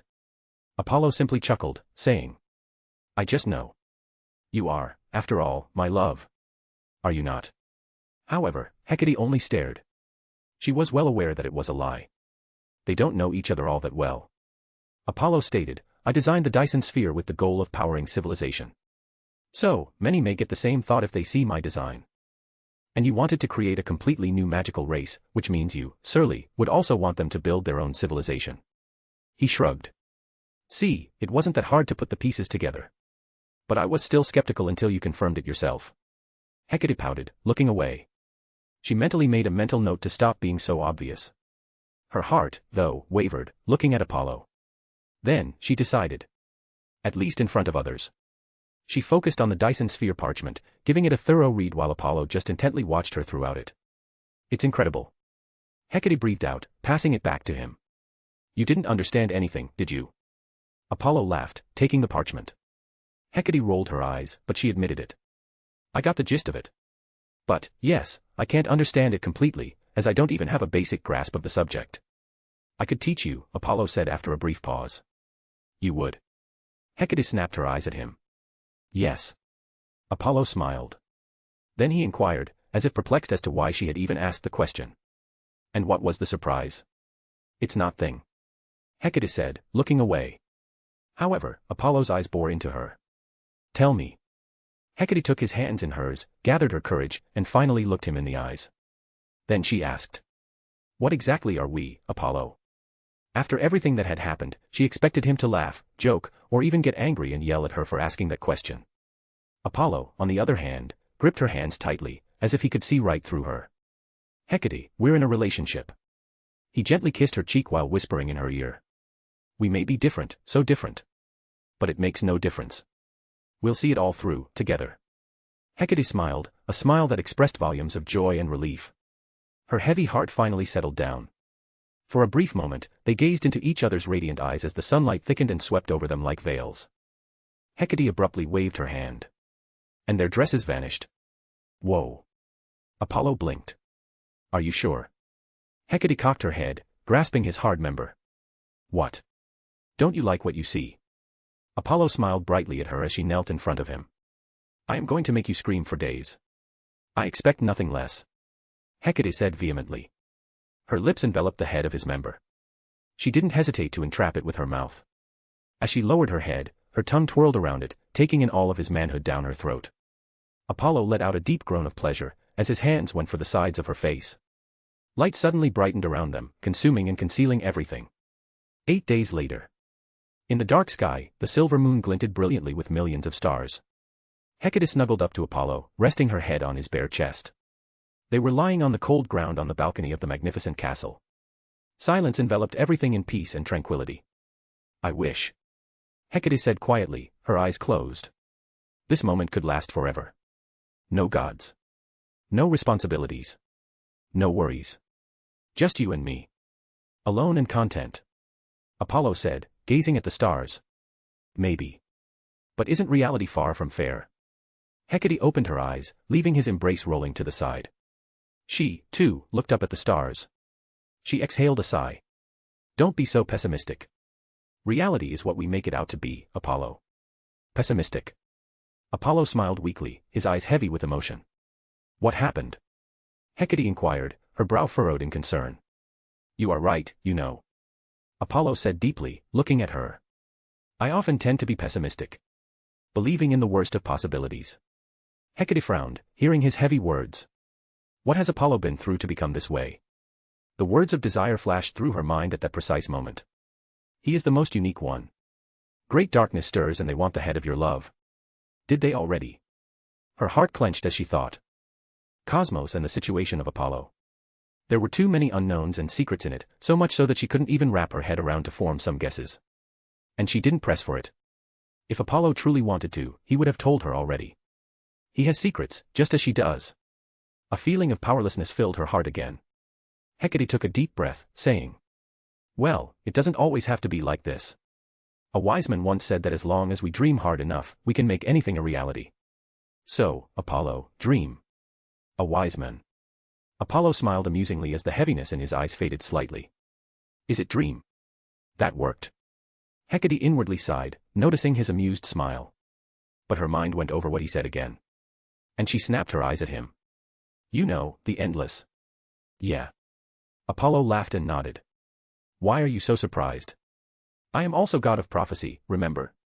I always receive my revelations through dreams." He asked rhetorically. "So, how could I not know who rules the domain of dreams?" Hecate calmed down. "Have you met him?" "Dream." Apollo shook his head. "No." Then he inquired, his brow furrowed. "Have you?" "Yes." Hecate looked at the stars, whispering. "I didn't believe in tales and stories about them until I met Dream." "You really met him?" Apollo looked genuinely surprised, all of his heaviness had faded away. Hecate nodded briskly, noticing this. "It was just an encounter. I was once fascinated by dreams and nightmares. My curiosity attracted his attention. And he wasn't happy at all when he saw my research into nightmares and dreams. So he confiscated all of it and left me with a warning that one shouldn't dabble with things that they couldn't possibly fathom." "He sounds so," Apollo drawled, as if trying to find the right words to avoid sounding insular. "Proud and narcissistic." "He really is, isn't he?" Hecate laughed, amused. Apollo suddenly sighed, standing up. "Anyway, thank you, Hecate. I really needed to hear that." He extended his hand to her. And Hecate caught it, getting up and looking at him. She still pressed. "What do you decide?" Apollo's other hand ran back through his ruffled brown hair. Hecate knew Apollo was getting vexed. He always does this at that time. And she knew why. Apollo doesn't like to share his secrets. But, surprisingly, he said, looking over the horizon. "Being always pessimistic can indeed ruin lives. However, it is necessary, at least in my case. If I stopped considering the worst of possibilities, then everything would be ruined. You know, it is my way of survival, as excruciating as it may be. It is still necessary. But..." Apollo tightened his grip on her hands, looking her in the eyes. "But, you aren't wrong. Reality is what we make it out to be." He drawled, his voice thick with heaviness. "You understand what I mean, right?" "I will try, Hecate, try to focus more on the bright side." Apollo suddenly laughed self-deprecatingly. "Oh, the irony. I am, after all, the god of light." Hecate hugged him tightly, her head pressed against his bare chest. She could hear his thumping heart. She muttered. "You will be okay. I got you." Apollo's smile faded as he looked at her. Then, he hugged her back silently, kissing her hair gently. The sound of horses neighing suddenly echoed from the horizon. A ray of dawn erupted, splashing across the dark sky. The night and stars began to melt away. A golden chariot graced the melting sky, rising from the horizon, pulled by 4 white and majestic horses. A blond man in a silver chiton robe stood at the helm, holding the reins. "Wake up everyone," he said briskly, his voice booming across the northern hemisphere. "It's that time of the day again." Apollo and Hecate turned and looked at him. "Is that?" she asked, amused. "Yes," he said, smiling. "He is Castor, my angel of dawn. He can be quite avid when it comes to his duties." "I figured." Hecate chuckled. Apollo dragged her into his room. "Come on. We should put on some clothes. I am taking you to Delphi. And we are going to attend an important event there." Hecate immediately nodded and walked in with him. "Do you still have anything in the underworld?" "No. Nothing. However, I do have something in Delphi. Remember, you still haven't given your approval for my race." "Ha. Granted." Satisfied, now. A pout was heard, as light and magic filled the wrecked room, fixing and cleansing everything. "I wanted to clarify a few things. The sigil of desire that Hecate accepted didn't contain any of their power. It is just a device to contact desire. That's all. Nothing more. I am clarifying this as I felt I left it too vague in the previous chapter." Moving on, I read a few comments. So in response to that, there will be no NTR or betrayal between Hecate and Apollo. Yes, Hecate indeed accepted the sigil from Desire. But it happened under the thorough emotional manipulation of Desire, who wanted nothing but to make Hecate accept their sigil from the start. Chapter 33, Mass. Delphi, Greece. Hecate stared silently at the rising structure under the rays of the sun. There were spires, towers, and palaces spinning and winding on each other, bathed in the auric glow of the sun. Image here. It was breathtaking and otherworldly in every sense of the word. It was, in some ways, even more brilliant than Olympus itself. Welcome to Delphi. Standing in front of the rising structure, Apollo spread his hands flamboyantly. I've lost count of the number of times I've said this. Hecate breathed out. But still, you are amazing, Apollo. And, I can never get tired of hearing it. Apollo said, kissing her cheek. All right, come on. Hecate chuckled as she drew him into the Delphi. Show me around the masterpiece of the god of art himself. My pleasure. The god of art smiled. They whizzed through the golden palaces, weaving in and out of the human crowds. A cacophony of murmurs and whispers seeped through nooks and corners as mortals and immortals walked to the Parthenon in the heart of Delphi. Apollo revealed, as they ran in between ivory columns. Delphi was indeed magnificent before, but it didn't have any of my mark or authority. Call me narcissistic, but I wanted the entire world to know it was mine. So I got to work, renovating the entire thing. I drew the plans. And my angels called for the volunteers. They finally began at the beginning of the year. They finished it last month.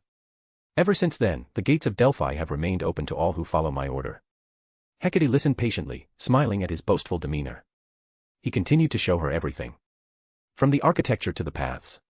From the spires to the palaces. She also sensed Apollo's divinity enveloping not only Delphi but also the settlement down the mountain. It exuded strictness and authority, much like Themis, Titaness of order, but it felt much more powerful and volatile. It should be Apollo's order. But it's so different. Order, in general, is a set of rules and laws imposed on reality. The ancient laws, which limited even the gods, were part of an order that existed even before the age of the gods. And, in comparison, the order of Apollo gave off a feeling very similar to the ancient order. We've arrived. Apollo came to a halt in the midst of the bustling crowds. And she turned to face the Parthenon, a colossal structure supported by ivory pillars. The rays of the sun glistened through the open ceiling. Mortals and immortals, nymphs, nadirs, satyrs, centaurs, and many others, entered the Parthenon through the white stairs, their heads bowed. The entire structure was shrouded in a divine aura, adding to its ethereality. Hecate finally had the opportunity to ask him, pointing to the rising crowds. What is the event? A mass, Apollo replied, his gaze fixed ahead. Mass. Hecate's brow furrowed. She had never heard of that term before. A mass is a rite of worship. Apollo stated. It is a time and place where people can be close to God and receive his blessings. It happens at the end of every month. Hecate got the gist of it. Then, she asked, confirming. So we are going to attend a mass in your honor? Yes. Apollo simply nodded, as if it were the most natural thing to do. Come on. I always wanted to personally witness it and see how everything was going. And now with you, the time is better than ever to do it. Do I have to participate? Hecate asked, as they began climbing up the stairs with everyone. You could. Apollo leaned in close and whispered in her ear. I heard that the sun god can be quite generous sometimes. Who knows, maybe he'll hear your prayers and grant your every wish. Hecate smiled brightly and took his hand in hers. I'm definitely going to pray to him. They entered the Parthenon, which was filled with crowds, mortal and immortal alike, in between shimmering ivory pillars. An angelic woman with long white hair stood solemnly in front of a golden high altar. She was dressed in a white gown embroidered with gold threads. Her head was held high, and her eyes were filled with indifference. Cynthia, light angel. Hecate recognized it. The fame of the angels of Apollo even reached the underworld. She wasn't all. Behind her was a statue of a god that Hecate couldn't be more familiar with. The statue depicts a young man in chiton robes holding a spear in one hand and a golden sphere resembling the sun in the other. He had a gentle smile, which seemed to light up the entire world. On top of his head was a golden laurel crown, gleaming brilliantly in the rays of the sun. He was Phoebus Apollo, the eternal blazing sun, her love. The 9 muses flanked her lover's divine statue, 4 on the left and 5 on the right. Let's get to the side. Apollo said, drawing her attention to himself. He was smiling contentedly. It has the best vantage point. They pushed their way through the crowds, halting near an ivory pillar. And Hecate looked at Cynthia as she began. The angel of light looked around, raised her hand, and tapped her chest 4 times clockwise, drawing the symbol of the blazing sun, praise thy Lord. she chanted, and silence fell. Cynthia spoke, her gentle voice echoing into everyone's hearts and souls. Today is the celebration of the sun, but God's response is pity. He takes pity on every mother that has her child. He takes on every lonely child. And he takes pity on everyone that has suffered. He said that all of this would end. A new era will soon be upon us. Cynthia's words rang out throughout the Parthenon, Delphi, and even the first settlement. The mortals and immortals who participated in the mass were both moved and sad, feeling their heavy heart. The 9 muses cleared their throats and began to chant hymns in a high aisle. The ethereal and holy voice seemed to strike a chord deep within everyone's soul. Full-faced above the land stood the golden sun. And sweet it was to dream of themselves. Of child, and wife, and parents, but evermore. Unknowingly, everyone felt their spirits being cleansed and their spirituality released. They appeared to have fallen into a somber dream, strolling in a serene light, reliving their sorrowful memories again and again. Their pain. Their despair. Their hopelessness. Their anguish. Their dreams were slowly eroded by a stirring abyss of darkness, extinguishing their last vestiges of hope. We look upward into the bright sky. We reverently say his name. Eternal blazing sun. If he heard us, he would surely agree. Smiling with purity at the beginning. Come, rest, and sleep well, my children. The immortals participating in mass could no longer suppress their emotions as they silently released the pain they had accumulated caused by years of suppression. As if it had a corporeal form, a huge wave of sorrow filled the air, mixed with the chanting of the 9 muses. One teardrop fell after another. The drops rise. A shadow of dark clouds fell on the sky. And the sky cried with them. Cross your hands humbly. Over your chest. Make the silent prayer. And shout from the bottom of your heart. The only escape is light.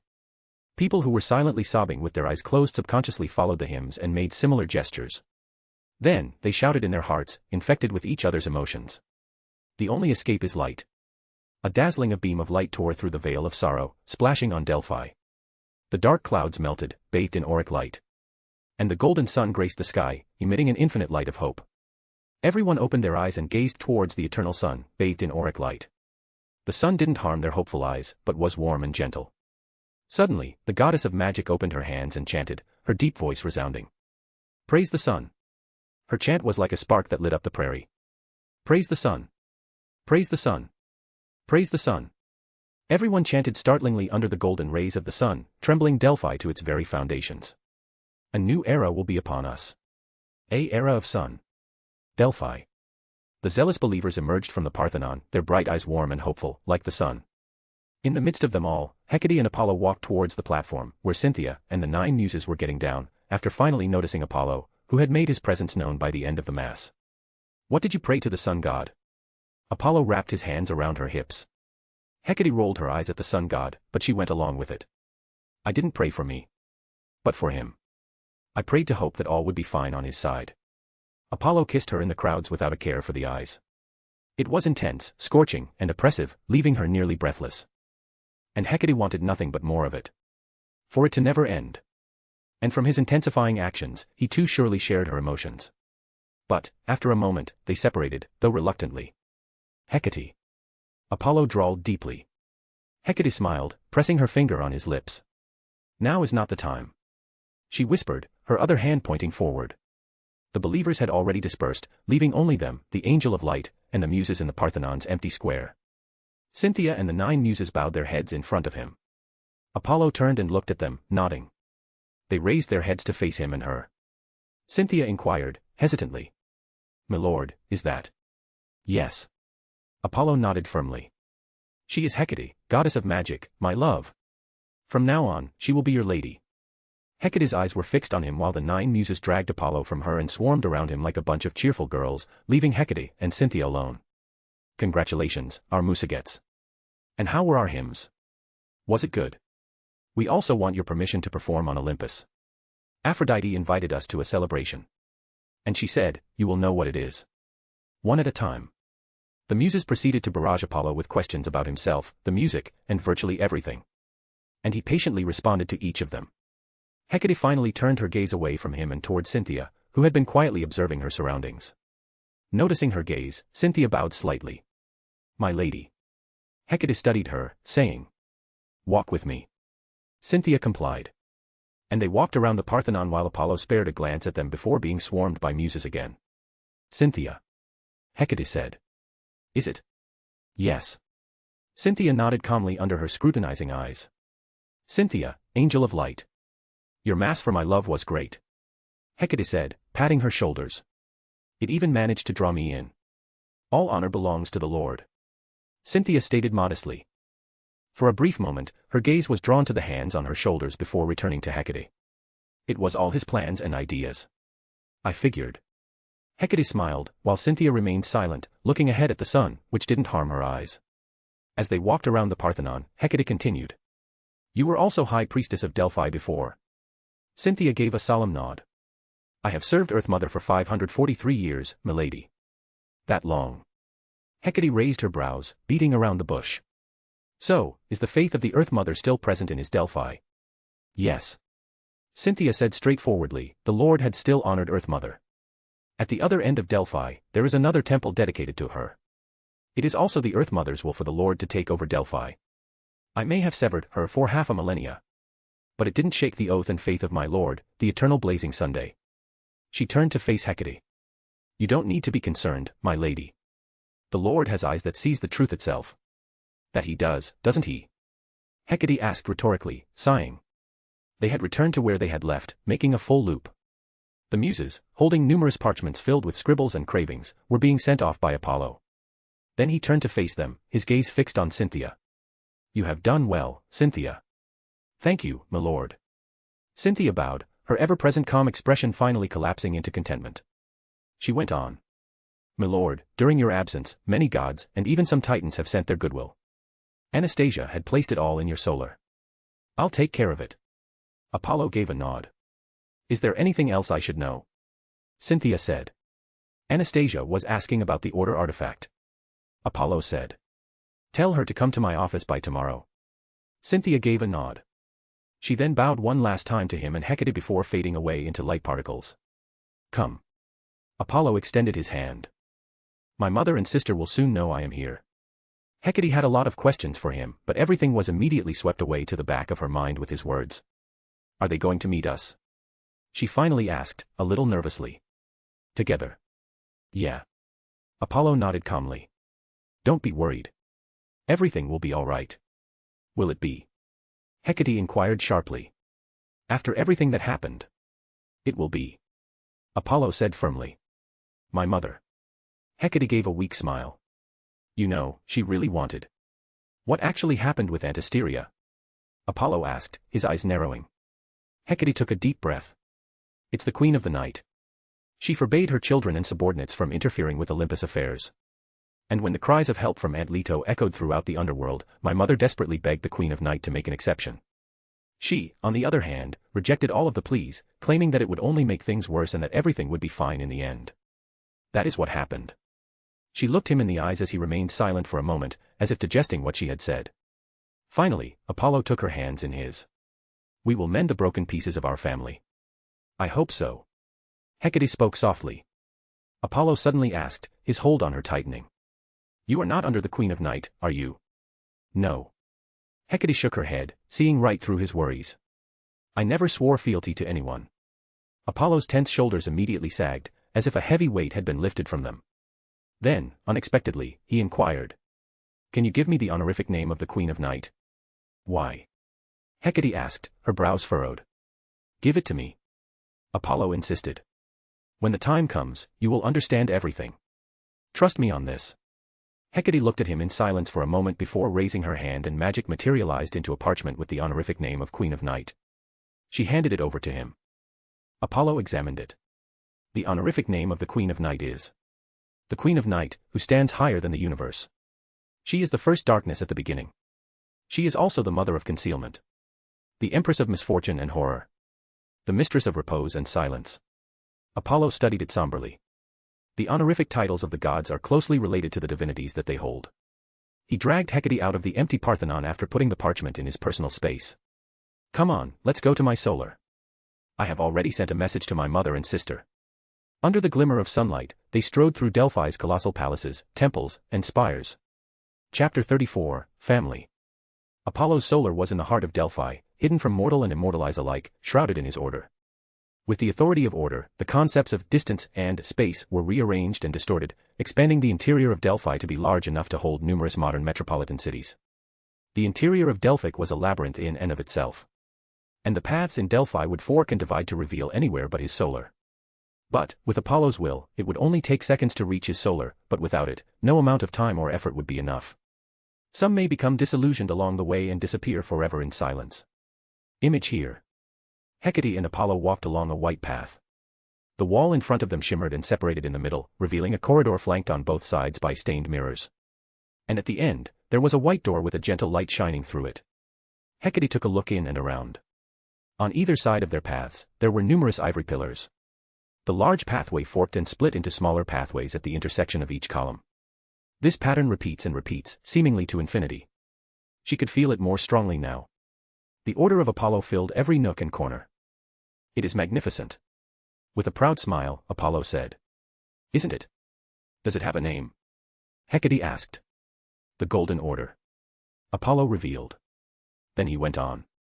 It was only established last month, and it is not yet complete, and it may never be. Every day, I add something new to it. From civil laws to conceptual laws, but nothing too complicated. However, I could still do a lot. Like? Hecate inquired, intrigued. Apollo snapped his fingers. And everything was green-shaded. In the expanse of the columns and paths, trees, plants, and flowers bloomed. Then, he snapped again, and all life withered away in death. You can control life and death? Hecate asked, inhaling sharply. In a way. Apollo shook his head. However, as I previously stated, nothing too complicated. I am unable to bring about the existence of a complex life. And the death I bring about is nothing like the conceptual death that could kill the immortals. It's very similar to magic. Hecate exhaled a sigh. It may appear all-encompassing, but the truth is quite distinctive. Apollo stated, magic and order. Every path has its limits, Hecate. A stumbling block that must be overcome in order to advance. Limits. Hecate whispered. Come on. Apollo didn't give her much time to mull it over. They walked into the corridor and unlocked the door. And there was his solar, bathed in the auric glow. A few silver tables were placed around the room, almost all of them filled with parchment and books, as well as numerous other objects emitting a divine aura. There were a few bookcases with the emblem of a blazing sun engraved on them. And on top of it all, was an array of stained windows with stained glasses. It was warm and comfortable, though it lacked the coziness of his personal room. Apollo approached the table with objects that radiated a divine aura. They were items sent by various gods and titans expressing their goodwill and congratulations to him for Delphi and his first settlement. A shiny pearl bracelet from Oceanus, titan of oceans, the older ruler of the seas. A bronze sword from Poseidon, god of the seas, the new ruler of the oceans. A black gem from Hades, the unseen one, ruler of the underworld.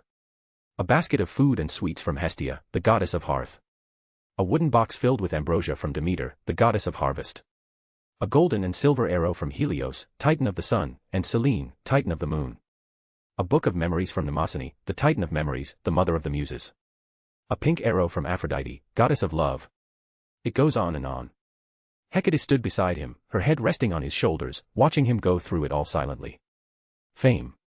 Apollo's fame had already spread far and wide, from the deepest pits of Tartarus to the darkest depths of the oceans.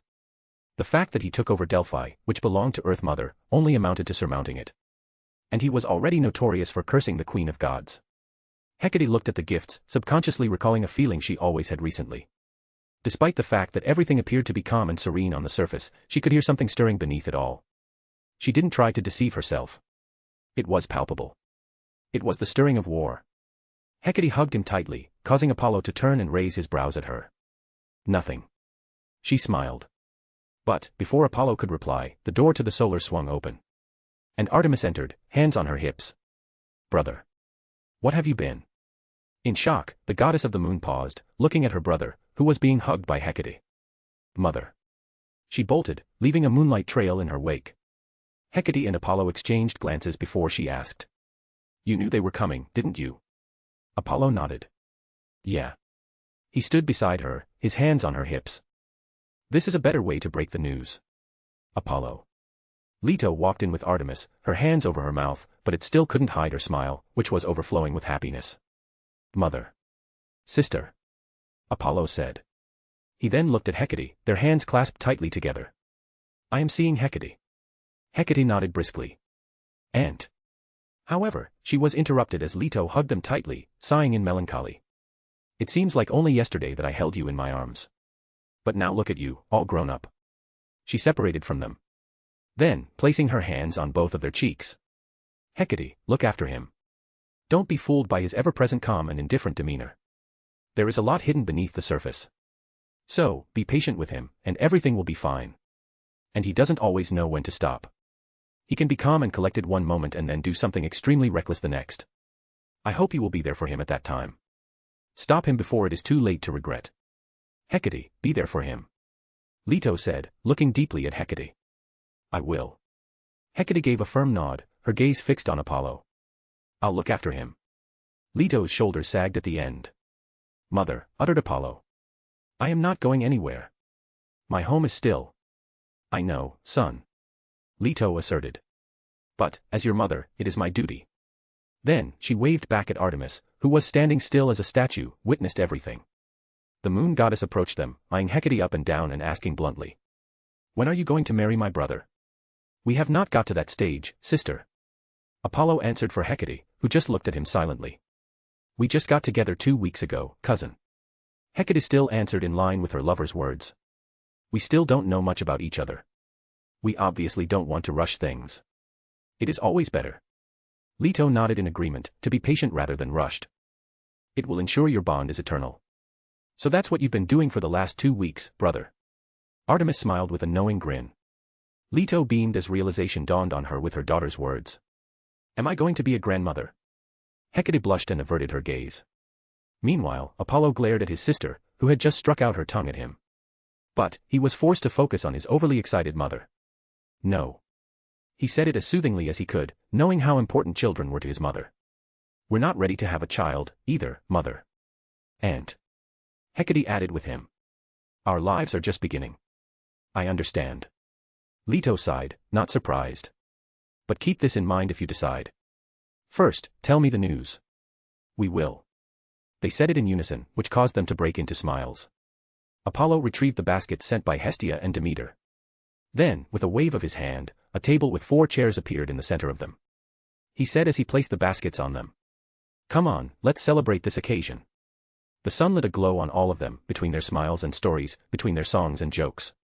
Apollo strummed his lyre, looking at his family, smiling. He couldn't ask for anything more. But, as always, his happiness didn't last. Later that night, Apollo was dreaming. He found himself in a vast expanse of darkness, surrounded by unsettling silence and stillness. Dreams. Apollo always dreams. This time, however, felt different. In his dreams, he was always in complete command of everything. He didn't, though, in this case. This could be a revelation from fate. He guessed. He had received those sometimes in dreams, but still nothing like this. A deep, mystical voice rumbled through the darkness, startling him. "Look, Phoebus Apollo. The ramifications. The ramifications of your choices." The darkness shattered like glass. Apollo barely had time to register that voice before he found himself in the throes of exploding chaos. Skyscrapers rose around him. A beam of blue light, pulsing with volatile power, shot forth from the tallest one with the symbol. It tore apart the fabric of space, as if it was nothing more than a mere thin piece of paper, opening an enormous portal that extended to the entire sky within a fraction of a second. This is Manhattan. Apollo realized. This is the New York invasion. However, this seems different. He looked up. Behind the portal was a dark world, reeking of death and darkness, much like the underworld. "That is, daughter," a malevolent voice cackled. "Come froth. Scorch down Midgard in honor of my brother, the All-Father, Odin." Chapter 35, Price. A beam of blue light, pulsing with volatile power, shot forth from the tallest skyscraper bearing the symbol. It tore apart the fabric of space like a thin piece of paper, opening an enormous portal that extended to the entire sky of city in a fraction of a second. This is Manhattan. Apollo realized. This is the New York invasion. However, this seems different. He raised his head. Behind the portal was a dark world, reeking of death and darkness, much like the underworld. "That is, daughter," a malevolent voice cackled. "Come froth. Scorch Midgard in honor of my brother, Odin, the All-Father." In the dark world, a dark-haired woman appeared, riding a dark Pegasus. She was dressed in dark armor with a green cape, and her eyes were as dark as a swirling abyss. Helheim, one of the 9 realms ruled by Hela, the goddess of death. Apollo concentrated his focus on the malevolent voice. He turned to face the tallest skyscraper, where a middle-aged man stood holding a yellow specter. He was dressed in dark green armor and wore a double-horn helmet over his head. Apollo couldn't be wrong. That was Loki. This isn't my universe, he reasoned. I am in the multiverse. In his home universe, Asgard mostly resembles the MCU, unlike the mythology and comics where Hela is the daughter of Loki. Reining his thoughts, Apollo entered the state of absolute calmness, using his order authority. Then he looked around the battlefield. He had a feeling that whatever was happening in this universe was closely related to him.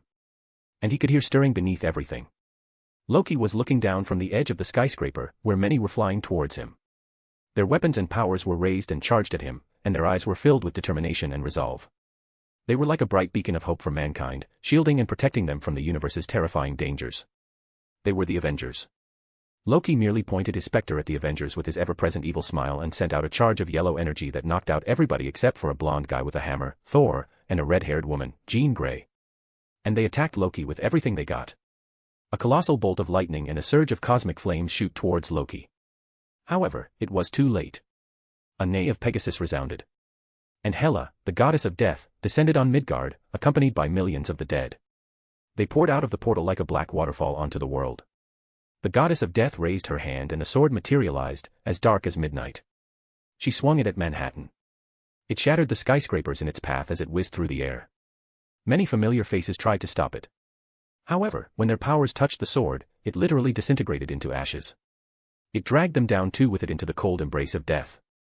The moment the tip of the dark sword graced the ground, it exploded in green flames of death, like the loudest thunder of Zeus. It swept through New York in a split second, submerging everything. The skyscrapers crumbled. The heroes fell. The Manhattan sank. The dead roared. Everything was lost in the green embers of death, disintegrating into ashes. The scene abruptly changed. Apollo found himself in the midst of the white columns, looking at the ivory statue of Abraham Lincoln in Lincoln Memorial. He turned around and looked back at the city. It was Washington, D.C., but the buildings were old and retro, in the style of the 1940s and 1960s. He immediately narrowed his eyes at the sky, a dot to the mortal eye, but in his divine eyes it was a plane carrying a red-black swastika emblem. It belonged to the Nazis. The plane flew undetected and unnoticed over Washington, D.C. And then, it dropped a nuclear bomb on the city. Boom. A blinding and scorching flash of light erupted, followed by a mushroom cloud. The capital of the United States of America was reduced to ashes. In the embers of nuclear fire, liberty and justice died on that day, forevermore. The Nazis won the war. The world was divided between Germany and Japan. And a fascist utopia graced the world. Then the scene suddenly shifted.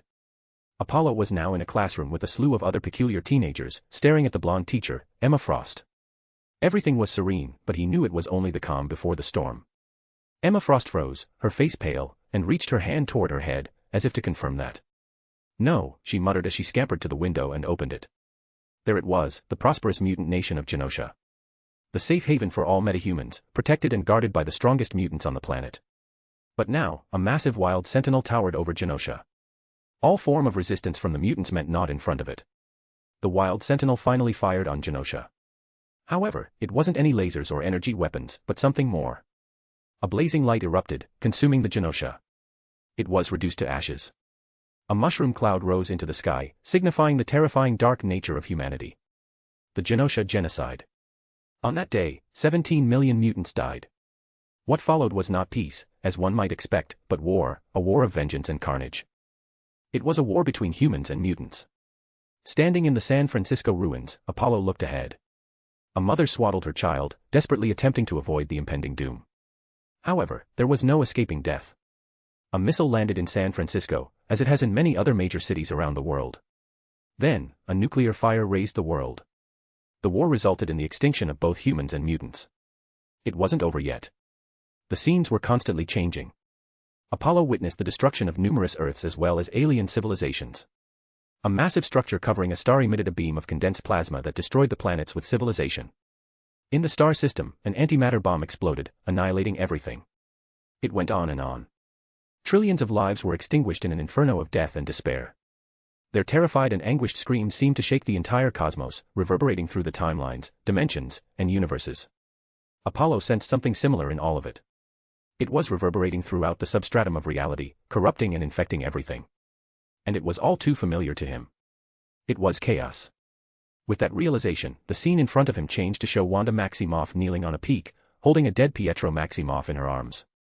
The Avengers and X-Men surrounded her, trying to calm her down while also preparing for the worst. Pietro wasn't the only one who was dead. There were several bodies near Wanda.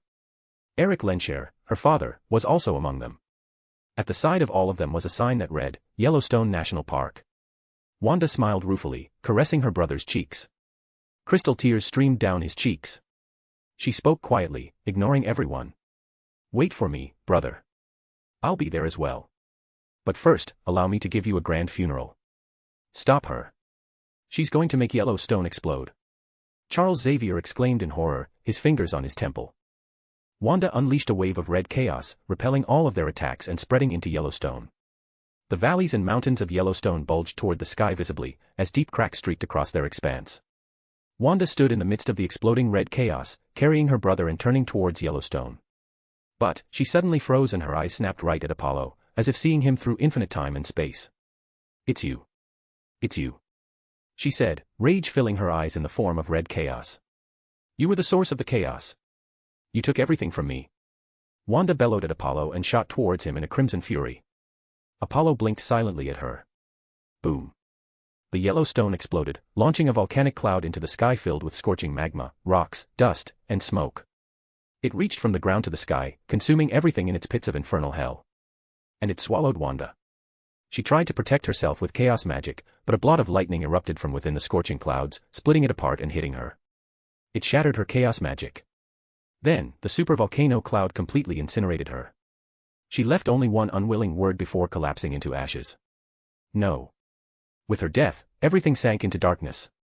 However, within this darkness swirled trillions of dead souls, turning the darkness into a churning abyss. They all bore their eyes on Apollo, yelling in unison. Phoebus Apollo, it's you. It is because of you that we are dead, because of your choice, because of your honor and pride. Trillions of voices, disorderly and chaotic, wreaked havoc in his mind. Apollo's face twisted in pain, but he quickly closed his eyes and asserted his authority. Light crossed his mind, purifying the voices. After the voices were silenced, Apollo took a deep breath.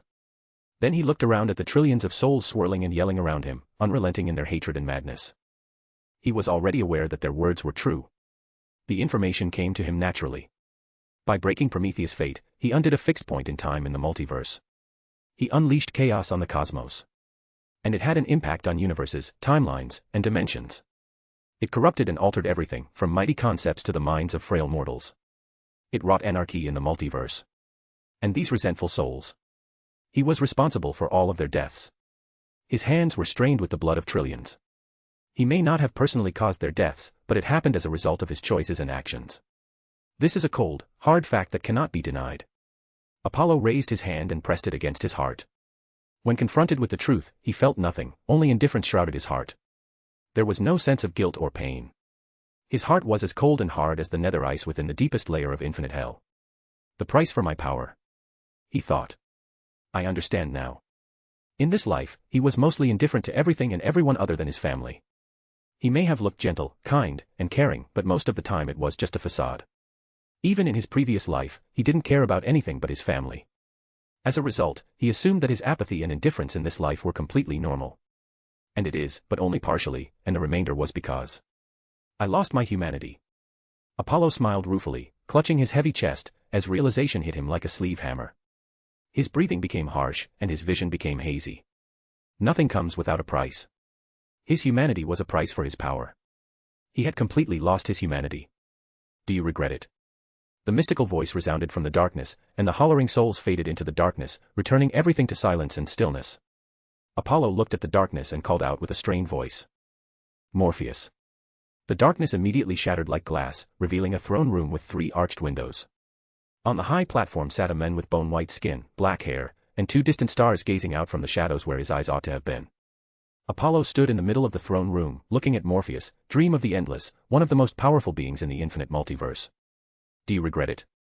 Morpheus asked, his starry eyes fixed on Apollo. Apollo inhaled deeply, suppressing his feelings. No. I don't. I am not a human anymore. But a god.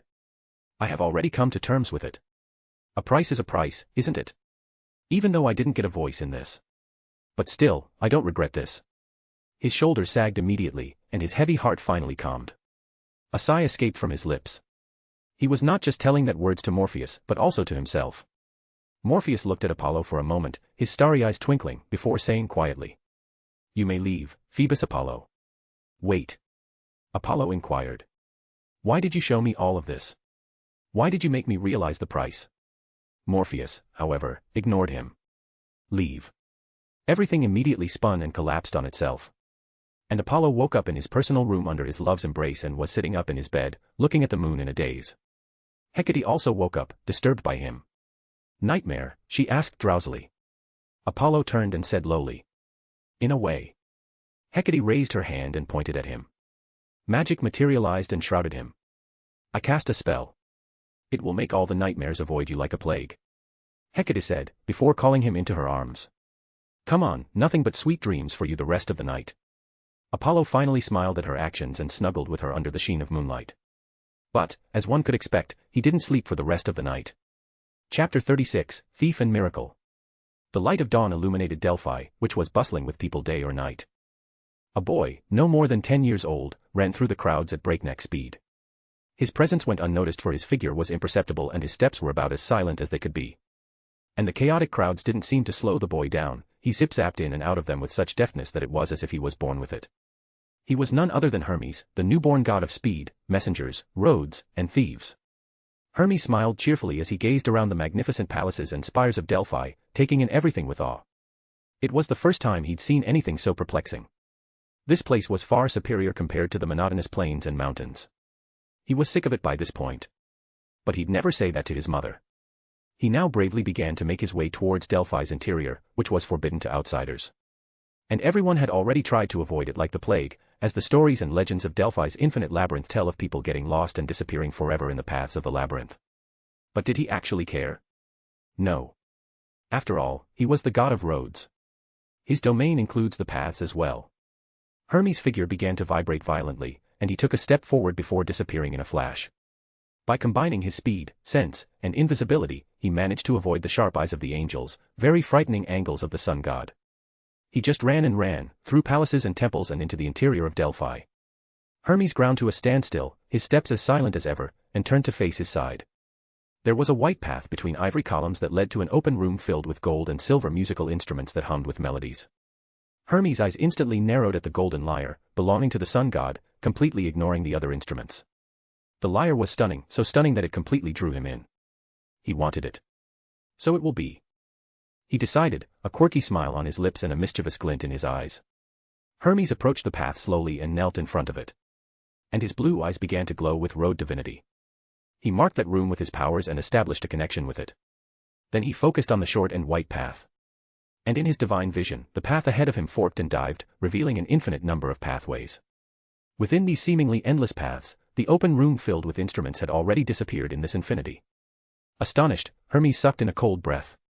The tales didn't lie at all. This truly was an infinite labyrinth. How did Apollo do this? But, he could still sense the faint connection with his mark on the room, and through this, he could find his way. But who knows how many years that is going to take. But still, this didn't sway his convention. His brain's gears began to turn and creak loudly. Yes. The god of thieves facepalmed himself, as he finally realized. I am a thief, so why am I trying to do this the right way? He immediately walked towards the beginning of the path and looked ahead at the infinite paths. He then stopped using his road divinity, and his blue eyes dimmed. The infinite paths merged into a single path, and at the end, the open room appeared, holding the gleaming and beautiful lyre. Everything had returned to normal. But the infinite distance between them remained, hidden and concealed. Hermes extended his hand toward the open space, bolstering his connection to it and imbuing it with divinity. Once he felt it was enough, he took a deep breath, squeezed his fingers into his palm, while exerting his thief divinity. With his thief divinity, he can obviously steal, but not just objects. He can steal much more, even something abstract like the distance between 2 points in space, and thus teleport from one point to another in an instant. Hermes was about to do exactly that. He was attempting to steal the distance between himself and the room in order to teleport directly to it. However, he was unsure whether he could steal this infinite distance between them. After all, there are limits to everything, including his powers. But this may very well be his first challenge in his life, and he didn't want to cower from it. The rational part of his mind was instantly consumed by a rush of excitement. Hermes finally took the first step down the path. Then, he immediately stole the distance between them. Drenched in dark golden light, the space around him shimmered and cracked like glass. Each shattered glass shard reflected a path. There were an endless number of them, shimmering and gleaming in sharp and clear light. It all came together to form a golden tree made of glass shards that seemed to cover the entire world. A shard of glass reflecting his path towards the open room with a lyre dimmed and disintegrated away in ashes. Immediately, the world spun before his eyes, before Hermes found himself in the open room, standing in front of the beautiful lyre. He was well aware that he had done it. He teleported into the room after stealing an infinite distance on that path. But he didn't have time to be ecstatic or wonder about the golden glass tree, since Apollo, the sun god, would have noticed him by now. Hermes grabbed the beautiful lyre and slammed his legs into the ground, shattering it. As he entered his speed mode, his figure began to vibrate. He didn't hold back, using all of his strength, knowing that every minute would count from then on. Hermes dashed forward with all his might, his form becoming intangible with heavy vibrations. With each of his steps, time seemed to slow down. But then, he suddenly snapped his wide eyes to his side and saw a brown-haired man starting at him with a slight smile. The man's golden eyes followed his running figure, unaffected by the flow of time. The brown-haired man appeared in front of him, catching him by the shoulders with a speed that even he, the god of speed, couldn't reflect. With that, time resumed its usual flow. The brown-haired man lighted him up in the air as if he were a toy. "Well, look what we've got here, an imp." "A what?" Hermes blinked, finally recovering from the shock. The brown-haired man, who was mostly likely Apollo, seemed to notice his confusion and emphasized it with a grin. "An imp." Then, he eyed him up and down with scrutinizing eyes. "You are a god of speed. Yet, you are this slow," Apollo said sharply. "Pathetic." Hermes literally saw his entire world crumble in front of his eyes. "Yo-oh-you," he spat, his face bright red. "Yo-oh-you." Apollo ignored his struggle, taking the precious lyre from him and placing it back in its place with the other instruments. Then Apollo gave him a smile, a very, very evil smile. His heart was filled with dread, and he began to struggle desperately in his grip. But, before he could use his divinity, Apollo said kindly, "So, imp, let me show you what real speed is." The sun god patted his hands on his back at breakneck speed, giving him no time to react. Then, Hermes felt his crumbled world spin and swirl in chaotic light. Soon, a blinding shooting star appeared in the sky of Europa, splitting the entire sky with a roar that sounded more like a terrified scream to the gods. Apollo smiled as he watched the thief vanish into the blue sky with a twinkle. He simply sent the thief back to his house, into his worried mother's embrace. However, his abilities are truly fascinating, he pondered. He literally stole the distance. What else is he capable of stealing? Time. Life. Death? And can he store it? Suddenly, a chuckle sounded. Somebody was behind him and he didn't notice at all. Apollo turned immediately, his spear appearing in his hands. For a brief moment, the sun and the world shone brightly. In front of him stood a pale woman. She was dressed in a goth gown, holding a black umbrella and a seagull of life on her chest. "Hello there." She smiled. Apollo looked at the pale woman. She was Death of the Endless, the absolute embodiment of death and life in the infinite multiverse. And he wasn't that surprised by her visit. He'd just caused a multiversal disaster and had already met Dream, her brother. "Hello, Death," Apollo said calmly. "It's an honor to have you in my home."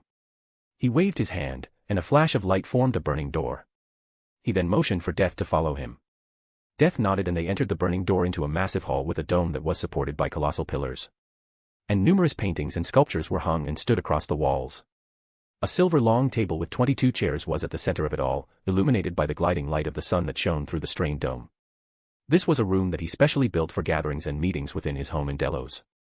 Under the guidance of Apollo, Death took her seat in a chair. And behind her chair, a symbol of her sigil formed, gleaming in light. Apollo took his seat opposite to her. Behind his chair, a blazing sun emerged. The entire room then brightened before dimming into cups of ambrosia that flew into their hands. Death accepted it, looking around.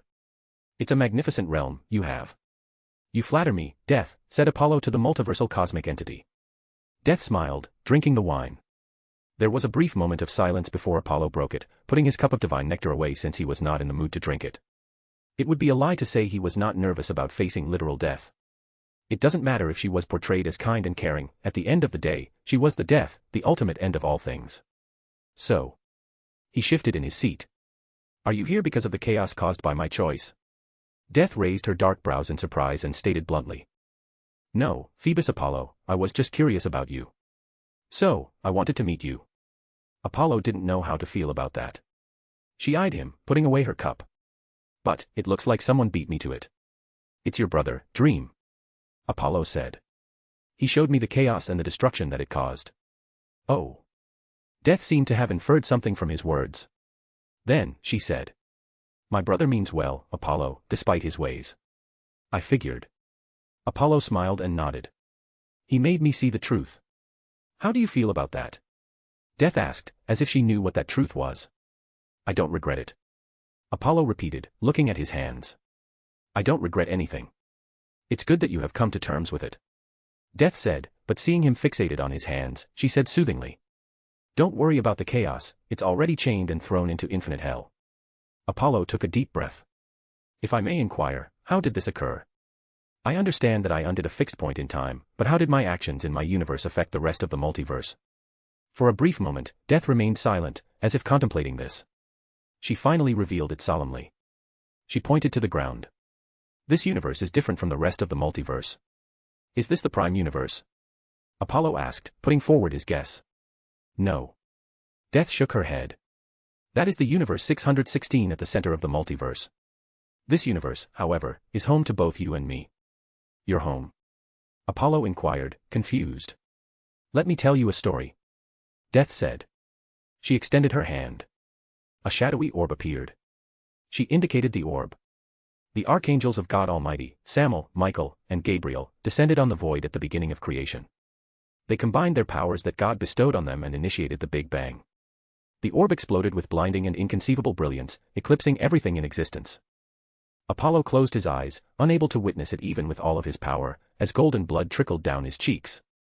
It was a miracle of creation. Chapter 37, Light and Darkness. The orb exploded with blinding and incomprehensible brilliance, eclipsing everything. As golden blood trickled down Apollo's cheeks, he closed his eyes, unable to witness it even with all of his power. It was a miracle of creation. After a few seconds, Death whispered. You can open your eyes. Apollo opened his eyes wide. The scorching, blinding light had vanished. And Death held the same orb, but it was no longer dark, but rather flecked with light. That was a universe. He knew it instinctively. Did you just create a universe? Apollo inquired, still gobsmacked. Yes, Death said simply, smiling at his surprised expression. Apollo had the ridiculous notion that she was thoroughly enjoying this. However, he shook his head at the thought. She continued her story while staring at the gleaming orb.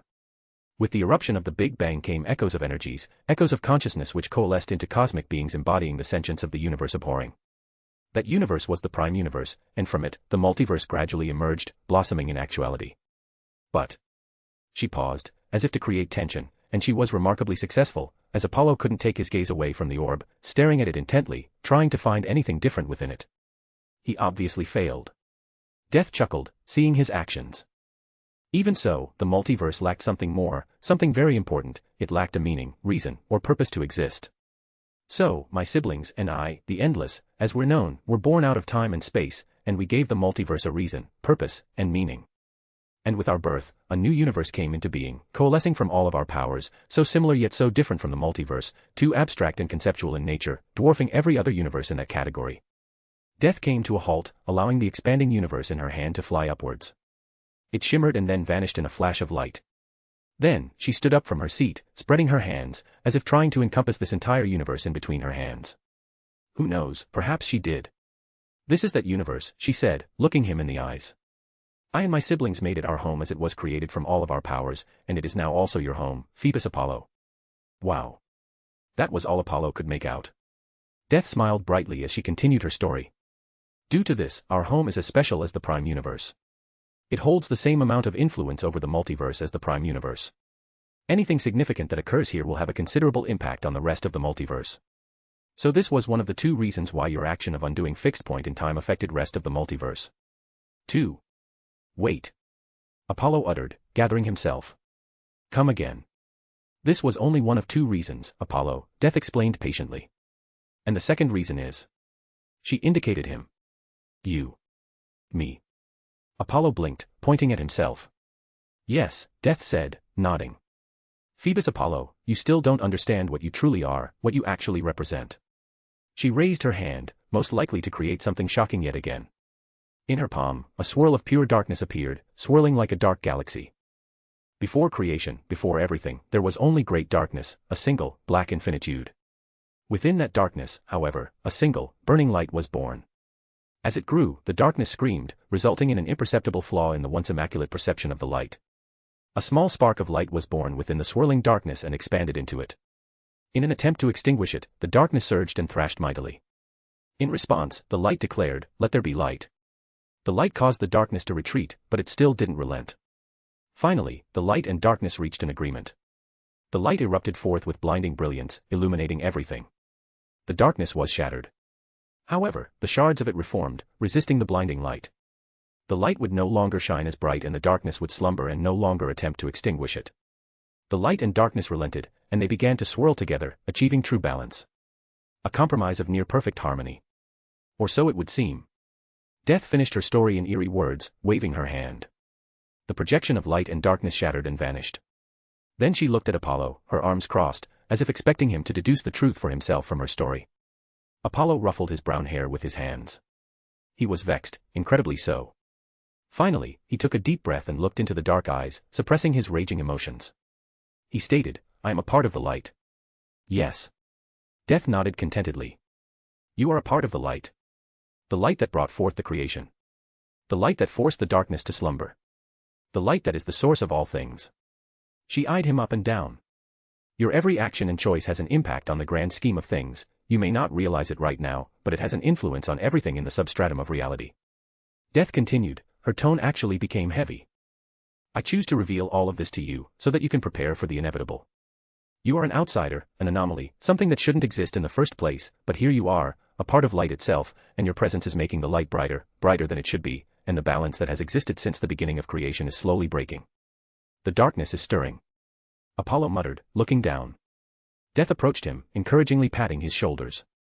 "I know the truth puts a lot of pressure on you, Apollo, but you've got plenty of time, so don't let it get to you." "Thank you," Apollo said as he looked at her. "For revealing the truth." Death nodded gently, retracting her hand. Then she added, "Never forget, Apollo, that you are not alone on this terrible path, you can always ask for help." "Yeah."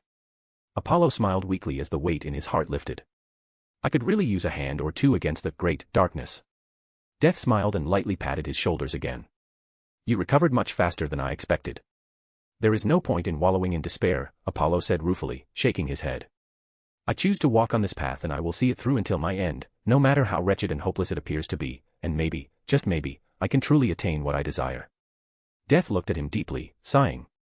Apollo suddenly asked, "Who among all knows this truth?" Death sat in the chair next to him, facing him. "Not a lot, my family, including my father and mother, some of the old celestials and archangels of heaven." Apollo could tell she avoided some, but instead of pressing, he asked, "Your father and mother?" But then, recognizing his bluntness, he clicked his tongue. "I am sorry, if I..." "No." Death said, waving her hand. "It's fine. My father is eternity, and my mother is infinity," she said simply, but it was enough for Apollo to understand a lot. So, the endless are the children of the cosmos itself. As ridiculous as that sounds, it does explain why they are so absurdly overpowered. Death took something from his gown, making him focus on her. It was a sigil of life, similar to the one she wore around her neck. "Take it," she said as she handed it to him. "This is my sigil. You can contact me through it." After Apollo accepted the sigil, Death rose from her seat and pointed upwards. "Duty calls, Apollo." "The universe you created?" Apollo inquired, finally seizing the opportunity. "What became of it?" Death chuckled. "It was added to the multiverse after it was given a stupid code name." "Does every universe get a code?" Apollo asked. "No," Death responded. "Only the exceptional." She went on, noticing his interest. "My creation was named Universe 199999. Apollo blinked. After this, he may never be able to see things the same way again. "See you next time, Apollo," Death said as she waved her hands. "At least then, I hope that we can talk about something less depressing." Then, she was gone. "I hope so too, Death," Apollo whispered, taking the divine wine from the table and drinking it in silence. Looking at the wine, he thought, "I need more of this. Much more of this." The sun chariot approached the horizon, with Nicholas at the helm and the reins. He heralded twilight, tinting the sky orange, red, and dark. The air was filled with a sense of repose and silence, marking the end of the day. The twilight sun slowly faded into the horizon, leaving the last rays of twilight that illuminated a materializing figure. The figure was blurry and fuzzy, pulling out a dark and gleaming blanket and tossing it onto the world. The last rays of twilight had faded. And the night flooded the world with millions of stars. The cycle of day and night continued as always, unaffected and unabated by the drastic changes of times. Chapter 38, Light and Dark Magic. The silvery light of stars filtered through swaying purple curtains, illuminating a mystical room. The room was large and circular, and it was blanketed in ethereal magic. A number of silvery instruments whirled and emitted small puffs of smoke from spider-legged tables. The walls were strewn with notes and parchment enclosing esoteric knowledge. An iron bench with straps was surrounded on the left side of the room by numerous stands hung on the wall, each of which held glass jars containing organs and specimens from various species, including humans. And on the right side of the room, there were stacks of thick, large books teeming with magic. Hecate sat in the middle of it all, holding a quill and leafing through the parchment on the table. Her ethereal figure was shrouded in silver moonlight. Her brows furrowed as she erased a few lines with her quill from the parchment. Then she started rewriting it. Her research on humanity and magic was documented on the parchment. It contained all of their information and knowledge. And she was going over it one last time in preparation for tomorrow. Tomorrow, she would begin creating her race from humans created by her love. She named her race the Wizards, beings of magic and mystery. And magic is ever present through the infinity of time. She isn't the first god to claim control over it, and she won't be the last. It was the epitome of mystery, opposing everything that represented materialism. Throughout the long history of the cosmos, Ashatur was the first to harness the power of magic, and thus she was honored as Mother Magic. Thon, her brother, was the second to unearth the mysteries of magic. But the magic they harnessed was totally different from each other's. Before becoming the Mother Magic, Ashatur was the elder goddess of dawn, and Thon was the elder god of darkness before becoming the true god of chaos. As a result, the magic they harnessed was influenced by their will and divinities. It wouldn't be wrong to say they tainted magic itself. Ashatur's magic was bright, representing an aspect of light, and Thon's magic was red, representing an aspect of darkness. This was how the light and dark magic of the cosmos were born. And they were diametrically opposed, like light and darkness. Their differences made it impossible for them to coexist. And the fact that Ashatur and Thon were at odds only served to exacerbate matters. Their wills influenced magic and its users, pitting dark and light sorcerers against one another. Light and darkness. Good and evil. With the passage of time, their war and conflict had almost become eternal. Hecate, on the other hand, had a different take on magic. She didn't think magic was light or dark, good or evil, she just thought it was magic. A power that allowed her will and imagination to bend reality to her whim. Above all, as Apollo stated, magic was the epitome of mystery. Magic was a mystery, one that not even she, the goddess of magic, couldn't fully comprehend. Magic is infinite and unbounded, beyond the notion of light and darkness, good and evil. This was her belief and her path. Reigning in her thoughts, Hecate put aside the quill and looked at her research. It was perfect. This research was also an important step in her path. She was going to grant humans her magic that was free of light and darkness. Hecate folded the parchment and sealed it in her bag. Then she walked over to the windows and stared silently at the stars, her thoughts racing once more. In his first settlement, Apollo had already granted her permission to create her wizards. And, obviously, creating a race is not easy. Tomorrow is only the start of a lengthy process that could take years to complete. She had to pick the best of the best among humans, those who could actually bear her blessings. Her magical abilities are extremely volatile and chaotic. It is not something that a regular human could bear within them. Apollo had assigned Anastasia, his angel of judgment, to assist her in finding suitable candidates, and he had also stated that she had his and Delphi's full support. Apollo. Hecate smiled. He was her son. A warm and scorching figure suddenly hugged her from behind. Speak of the devil, she reflected, her smile widening. Hecate, still wrapped in her embrace, turned to face Apollo. Their faces were inches apart, and his lips were set in that unique smile. He asked with a light kiss. Are you all set for tomorrow? Hecate nodded and dragged him to her bag. She pulled out her research and gave it to him. Do you remember what I told you when I first showed you this? You wanted my opinion. Apollo said.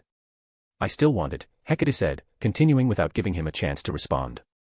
I know this is my path, and I should forge ahead on my own, but I still want your opinion.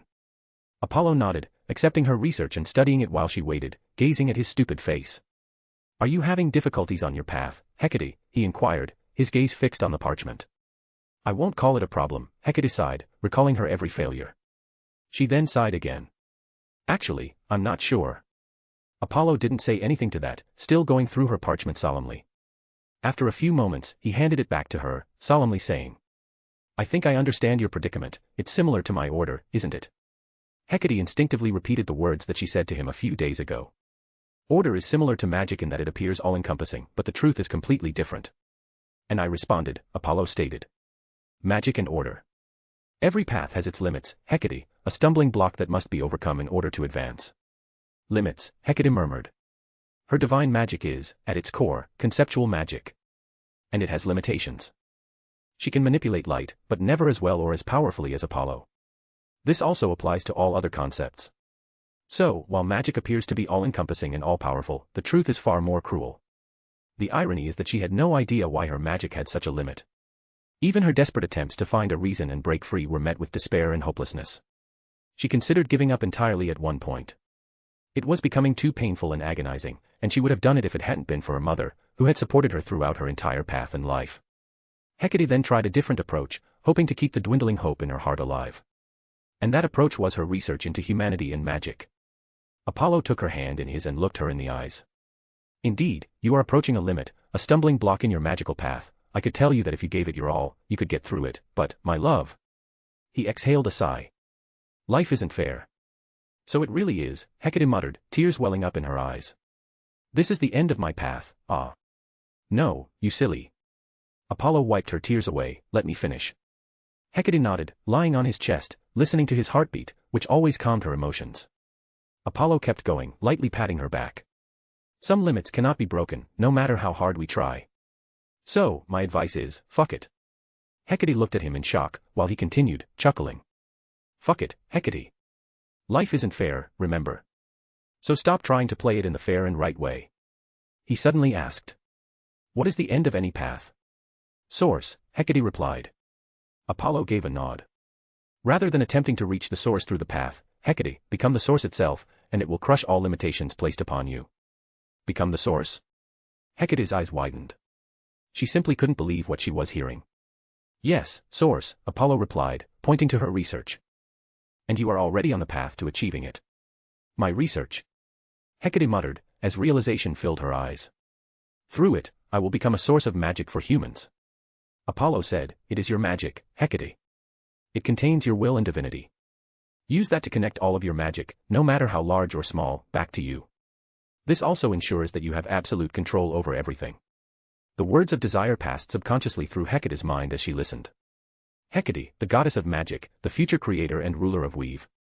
You mean like a weave? Hecate inquired. Yes, Apollo replied, surprised. Like a weave, Hecate, weave it all together and become the true source of magic. The source of all magic. The words of desire continued to ring in Hecate's head. That's it. This could really work. However, this revelation didn't bring her any happiness or elation. On the contrary, only worry filled her heart. Desire was right about everything. Their words are becoming reality right before her eyes. And the prophecy of desire. Darkness stirs, Hecate. They will come for the head of your love. Her heart tightened in fear and dread as she considered the bleak future. She desperately wanted to tell Apollo about the prophecy of desire, but she had an absurd feeling he already knew. He knows about the coming darkness. Nonetheless, rather than worrying herself into despair, she still wanted to inform and ask him about everything. This also means that she would have told him of her encounter with desire and her acceptance of their sigil. Her heart was filled with trepidation, as it always was. She was afraid, terribly afraid of what Apollo would do after knowing the truth. What happened? Apollo inquired, noticing her pale complexion. Is there a problem? I realize this is just a hypothesis with many unknowns, but I'll be there. No, Apollo, your advice is everything, Hecate stated, shaking her head. It is just. She drawled, looking into his golden eyes. I am worried about you. Apollo chuckled and kissed her on the cheek. Tonight isn't about me, it's about you, Hecate, so put your worries aside and join me in celebrating your eventual ascension. He waved his hand, and 2 cups of ambrosia materialized nearby. And they grabbed hold of it. Hecate took a deep breath, temporarily suppressing her worries and focusing on Apollo. However, a spark of resolve emerged silently in her heart. She smiled as she raised her cup and clung to it with Apollo. They drank it all in one gulp, together. "Thank you, Apollo," Hecate whispered. "Thank you for everything." "Don't thank me just yet, the celebration is just getting started," Apollo smiled. He dragged her to her table while waving his hands. In a flash of light, an array of books appeared. "Remember what I said before, I will teach you science and other related knowledge." He sat in a chair and motioned for her to take the seat opposite him. "So, let's get started," he said, brightly smiling. "This is the rest of the celebration?" Hecate asked, flabbergasted. Apollo nodded briskly. "What did you expect?" he smirked, his scorching eyes trailing across her body, answering his own question. "That I would tear your clothes apart and take you there and then?" "Pretty much," Hecate said, sitting in his lap. "Oh." Apollo laughed before luring her in for a long kiss under the stars.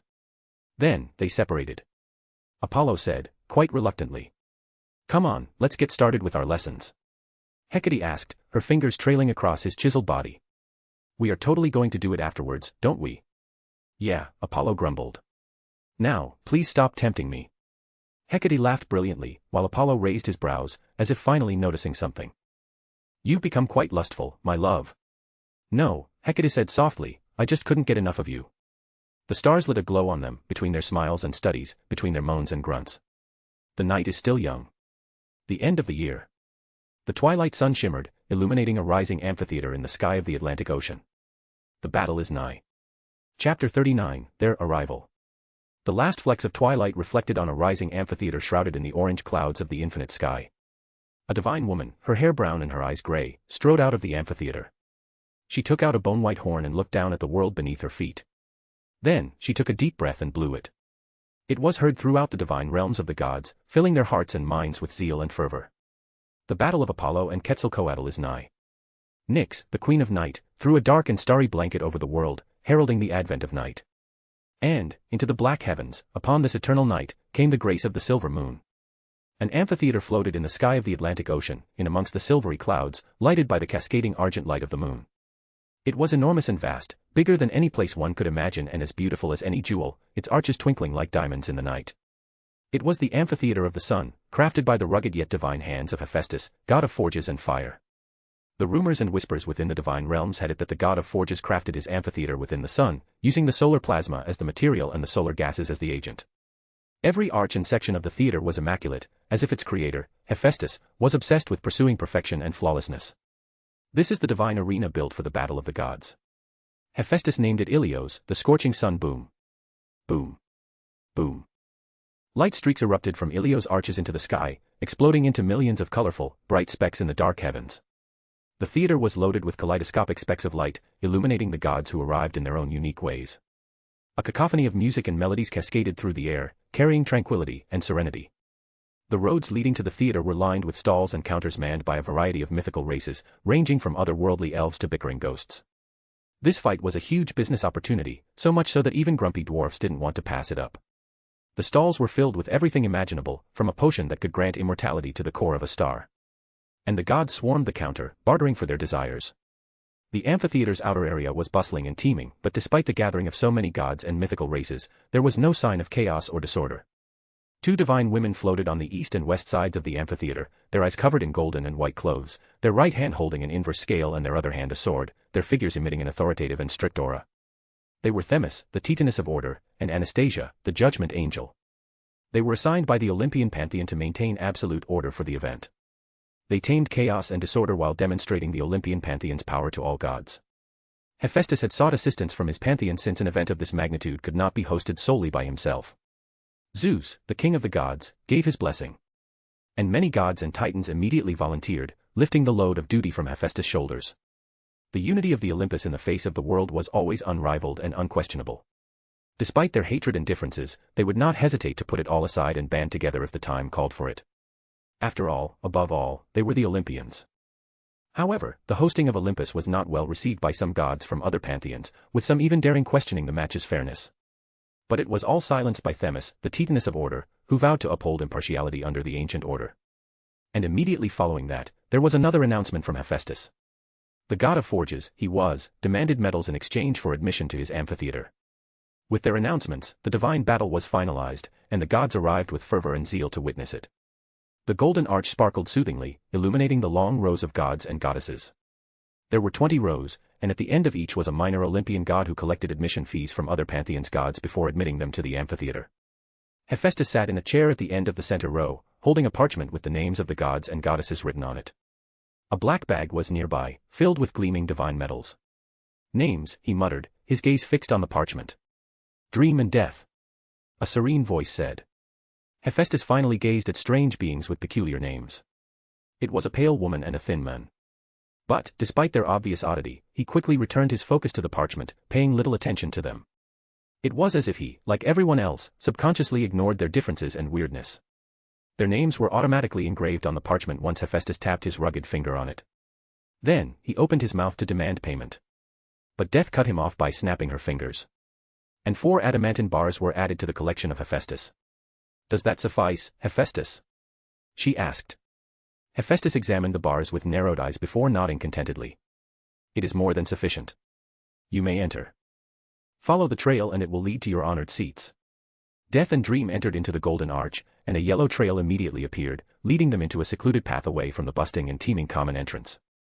They followed it, which led to the stairs that wound up to 2 seats at the highest point of the arena, with a 360-degree view of the entire amphitheater. The amphitheater was crowded with gods and goddesses arriving in groups, excited for the battle. Tell me again, sister. Dream inquired, his face expressionless. Why are we here? To watch the battle. Death rolled her eyes. Obviously. You mean to witness their act of barbarism in the name of battle? Dream remarked indifferently. Death sighed as she dragged her brother to their renowned seats. First, let's take our seats. They took their seats in the box, away from everyone's eyes. 2 cups of divine wine appeared on their side, serving them with a flash of light. Death retrieved them, chuckling. Dream, don't be so dismissive. Everything has a beauty, but not everyone sees it. She handed him a glass of wine. Rather than always being locked up in that depressing castle of yours, Dream, you should open your eyes to the world once in a while. You of all people, should know it better. I was merely performing my duties, sister. Dream said, accepting the wine. And you are wrong. My knowledge of reality is unrivaled in the multiverse, but my opinion on their method of battle still remains unchanged for all that matters. Death breathed a long sigh. Well, let's at least watch it for Apollo then. Apollo. Dream whispered, drinking his wine. His starry eyes observed the gods who entered with the announcement of their names. Death sipped her wine, her dark eyes darting to the dark sky, catching sight of something. The dark sky suddenly lit up with light, blazing light. In the glare of the light, the gods and goddesses closed their eyes. It was too bright, exuding a terrifying divine aura that suffocated everything and everyone. Such power can only mean the arrival of. Themis declared, her voice booming. Amaterasu Amikami. The sky mother of the Shinto pantheon. The celestial goddess of Sunday. Amaterasu emerged, bathed in unbounded light, her kimono dress swaying and flickering brilliantly. She ignored the shocked and frightened gods, descending to the honored seats within the amphitheater's highest boxes. Amaterasu landed to the left of Death and Dream on another box. However, she didn't take the seat, instead conjuring a magnificent golden chair from sunlight and sitting on it flamboyantly. The bright sky dimmed and the divine aura faded, but before the gods could exhale a sigh of relief, dark and vengeful clouds began to imprint their mark on the dimming sky, dyeing it black from beyond the horizon. Themis declared, while maintaining order within the arena. Zeus. The sky father of the Olympian pantheon. The lord of the sky. Hera. The queen of Olympus. The goddess of marriage. Boom. A bolt of white lightning shattered the dark and ominous sky, revealing Zeus, the king of gods, and Hera, the queen of the gods, hand in hand. They descended to their privileged seats, exchanging glares with Amaterasu, raising the level of tension in the arena to record-breaking heights. Under the mighty auras of Zeus and Amaterasu, the gods and goddesses cowered and shivered in their seats. In the end, Zeus simply snorted, which rang like thunder in everyone's ears, before descending to his honored seats with Hera. The gods and goddesses slumped in their seats, but before their panic could drain away, a blinding beam of kaleidoscopic light landed in the center of the amphitheater. Themis declared. Hela Odin's daughter. The crown princess of Asgard. The goddess of death. Hela emerged from the kaleidoscopic beam, clad in green armor and accompanied by a blonde-haired Valkyrie. Her appearance was met with absolute silence. The mighty gods and goddesses had actual fear in their eyes when looking at the goddess of death. Hela smirked, relishing all the fear in the air. Then, she walked into the amphitheater, her every step thundering with power, followed by the Valkyrie. She suddenly stopped and looked to her side, right at Death, as if she could see her. Death raised her glass and nodded kindly to her. Hela's smile faded and her face turned pale before returning to normal. The crown princess of Asgard looked around, as if to check if anybody noticed her change. Only the blonde Valkyrie was looking at her with concern, while the others were looking away and down. "My lady," the blonde Valkyrie called. "Come on, Brunhilde." Hela interrupted, walking forward towards their seats while not daring to look at her side again. Brunhilde strode with her, keeping up with her hasty steps. With their departure, the fear in the air faded, but the gods and goddesses remained on the edge of their seats, looking up at the sky, anticipating. And the sky didn't disappoint. A blue lightning bolt erupted from the horizon and slashed down on the amphitheater. And the world went blue. Themis declared, her voice booming through the expanse of the blue. "Indra. The sky father of the Hindu pantheon. The god of lightning and storm." The blue light faded, revealing Indra, clad in golden armor and bathed in lightning streaks. Then, he too, ascended to the honored seat without sparing a glance at anyone. The gods and goddesses in the amphitheater held their breath, their eyes still fixed on the sky. The darkness of night, on the other hand, patched up the broken sky. Soon, everyone felt it in the air subconsciously. That was all. The night shrouded the arena in peace and tranquility, with millions of stars glinting brilliantly. Dream sipped his last sip of wine in the middle box. His starry eyes darted over to the other boxes, sensing the rising tensions in the air. Then he said, "Apollo is going to wreak havoc on our home." Death crossed her legs, making herself more at ease in her seat. "War cannot be avoided, Dream. The fates would not remain silent even if Apollo took a different path. The horns will be blown one way or another. We shall intervene, sister, if the situation gets out of hand." Dream decided, after a moment of silence and thought. Death nodded, and they returned their attention to the arena with the rest of the audience. A blinding beam of light descended into the center of the arena, revealing a divine woman with long brown hair. "Greetings everyone. I am Athena, the Olympian goddess of wisdom and reason, and I will be your host for tonight." Chapter 40, Unconquerable Sun. Ilios, Atlantic Ocean. Within the epical amphitheater, in a dim room lit by flickering candles and swaying torches, Apollo stood with his arms spread wide, as Hecate fastened his white chiton with her glowing hands. "I enchanted it with the concepts of invulnerability, speed, strength, endurance, and life," she muttered as she tied the ends of his chiton. "I weaved it into existence with the white threads of light. Hecate finished it, and she patted the white chiton under Apollo's impressed gaze, admiring her work on him. "This will destroy the teeny-tiny possibilities of your defeat and seal your victory all the more." Apollo hugged her. "It is all I could ask for before going to battle." He grabbed her hands and kissed them gently with a smirk. "Your hands never disappoint, my love." Hecate snorted and retracted her hands. "Focus on the coming battle, Apollo. Not on me," she admonished. Even with meticulous planning and preparation, the battle between the gods could catch anyone off guard. There are still far too many unknowns. Apollo nodded solemnly while inspecting his white chiton. Its shimmering fabric glowed with the breath of magic and mystery.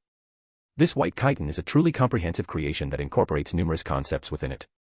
This is no longer something material, but rather something fundamentally conceptual. It was enchanted with concepts like invulnerability, speed, strength, endurance, and life, all of which combine to exponentially increase his power. He used the term exponential rather than stating precise and accurate numbers because numbers lose their meaning at the level of concepts. It is nearly impossible to calculate the figures precisely.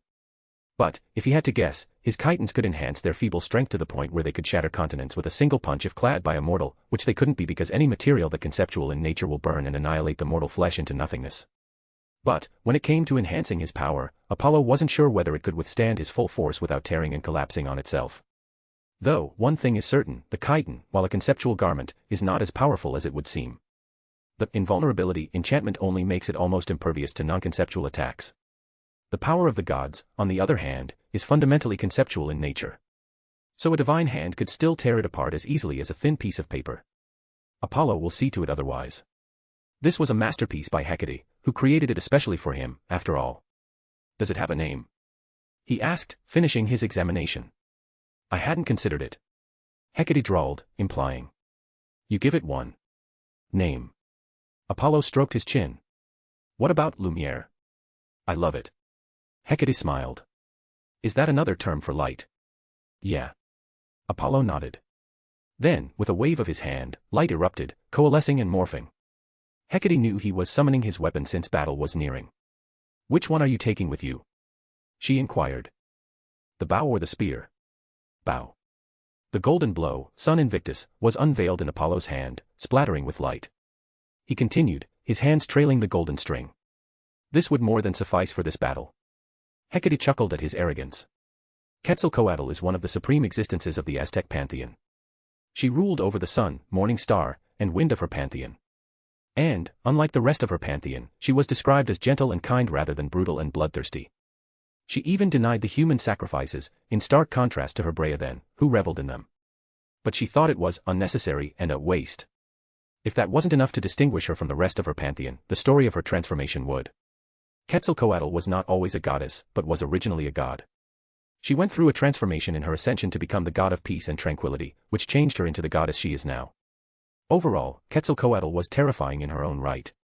Despite the fact that she is the goddess of peace, her power is undeniable. After all, war and battle are unavoidable if true peace is to be achieved.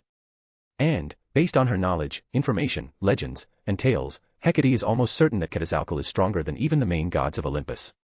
But she still wasn't What is with that smile? Apollo cocked his head, interrupting her ramblings. His hand grasped the bow's upper limb. I was stating facts, you know. And I believe you. Hecate's smile broadened. Apollo smirked brilliantly and placed his golden bow on his back, dragging her in. They kissed lightly and exited the dim room into a long, winding corridor with forking pathways on either side leading to the central arena. A thunderclap suddenly echoed, rumbling their path. Is that? Hecate drawled. Yes. Apollo spoke up, his golden eyes stained with darkness and turning dark golden. His demeanor exuded strictness and authority. My father and Hera. Not only have they arrived, but so have Amaterasu, Hela, Indra, and many others. He jested. They are all here to probably size me up in the battle. However, Hecate was focused on something else. Her pupils were dilated.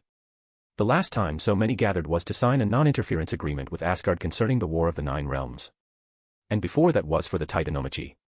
Apollo cut in abruptly, his eyes still dark golden. Yes. A war unlike any other is on the horizon. You should have sensed it by now, right? He went into a trance before his gaze came back to her. There are also the endless. The endless. Hecate's eyes widened. Yeah. Apollo drew her forward, hastening their steps. Dream and death. Apollo. Hecate drawled, her voice thickening in concern. She finally realized the gravity of the impending war. With that, her purple eyes caught a glimpse of a convergence, the convergence of fate itself on this particular event. Come on. Apollo soothed. Let's focus on the event and leave the rest to our future selves. I am pretty sure that we will handle it fine at that point in time. Hecate nodded, though the heaviness in her heart remained. The images of the convergence kept flashing in her mind. They walked in silence, arms crossed, until they were interrupted. Leto, Demeter, and Hestia emerged from the forks in the path, their gazes fixed on them. Thank Zeus. The goddess of harvest sighed in relief. I almost thought we lost him. She then hugged around Apollo. After everything that has happened, I really want to say a lot to you, Apollo.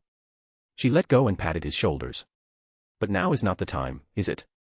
So, are you truly prepared for battle? Yes, Aunt. Apollo gave a firm nod. I am as ready as I will ever be. Hestia chimed in. Still be careful. Never ever forget that Quetzalcoatl is also the goddess of peace and tranquility. I'll keep an eye out. Apollo nodded solemnly, understanding her warning. Hestia and Demeter nodded before focusing on Hecate, who had been dragged away from them by his mother and was conversing with her. Who might this lovely lady be? The goddess of harvest asked. Oh. The goddess of family smiled in realization. Apollo. She is Hecate, the goddess of magic. Apollo said, drawing the attention of Hecate and his mother. She is my love. Demeter was over the moon, but she suddenly sighed. You have already grown up, Apollo. Time truly flies. My ladies. Hecate walked up to them and greeted. Drop the honorifics. Demeter waved her hand in annoyance. I always hate those. You are now a member of our family, Hecate. Hestia warmly added. So there's no need for that. You can refer to us as aunts, just like Apollo. Hecate nodded, greeting again. Aunt Hestia. Aunt Demeter. They nodded contentedly as they dragged her away from Apollo with the words. Tell us everything. Apollo finally focused his attention on his mother, who was staring at his white chiton. Leto asked. Did she make it? Yeah. Apollo nodded, continuing. So, where has my sister gone? Oh. Leto smiled. She is with her hunters, preparing to cheer you for the battle. She even booked a specific area just for that. That made Apollo grin. It is time, our Musagets. Apollo turned to see the 9 muses appear in the path with their tuned instruments. Leto patted his back and smiled. Come back victorious, my son. Apollo said, patting his chest. I will, as I always do, mother. Then, he walked towards Muses, also nodding and assuring to warnings and concerns of his aunt. Hecate suddenly asked. Do you want me to enchant your bow? You have done enough. Apollo shook his head. Leave the rest to me. Hecate kissed him lightly, sending him off to the battle. Apollo smiled and nodded to all of them. And he turned around and joined the Muses on the path, which was little by little being consumed by blinding light. In the arena, Athena, the goddess of wisdom and reason, cleared her throat and boomed. Her voice was like thunder of Zeus. Greetings everyone. I am Athena, the Olympian goddess of wisdom and reason, and I will be your host for tonight. The gods and goddesses all turned their attention to the brown-haired divine woman with a myriad of emotions. Athena took out a bone-white horn that glistened with cruel light. Sun, the first star of the cosmos, created by the most beloved of the Almighty, the Light-bringer himself. It is the symbol of light and power. It was kindled to bring warmth and hope to all of creation. It is the giver of life. But the tension in the air rose to new heights as gods and goddesses sat on the edge of their seats, their undivided attention fixed on her. As the old saying goes.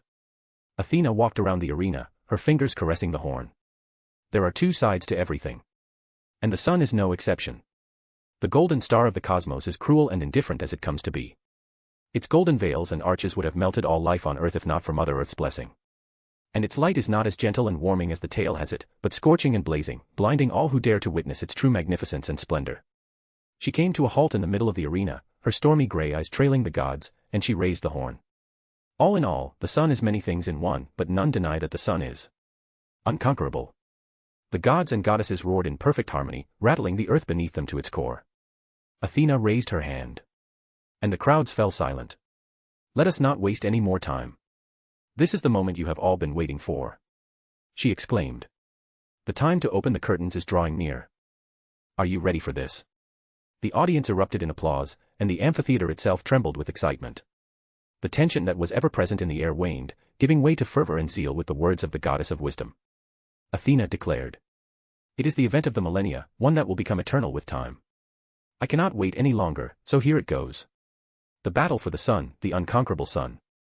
Then, with all her might, she blew the battle horn, and a sound of war and blood, erupted, reverberating throughout the solar system. With that, a shimmering circle of light appeared in the night sky, expanding and enlarging to the horizon, almost covering the entire northern hemisphere sky, revealing a portal into the dark ocean of space.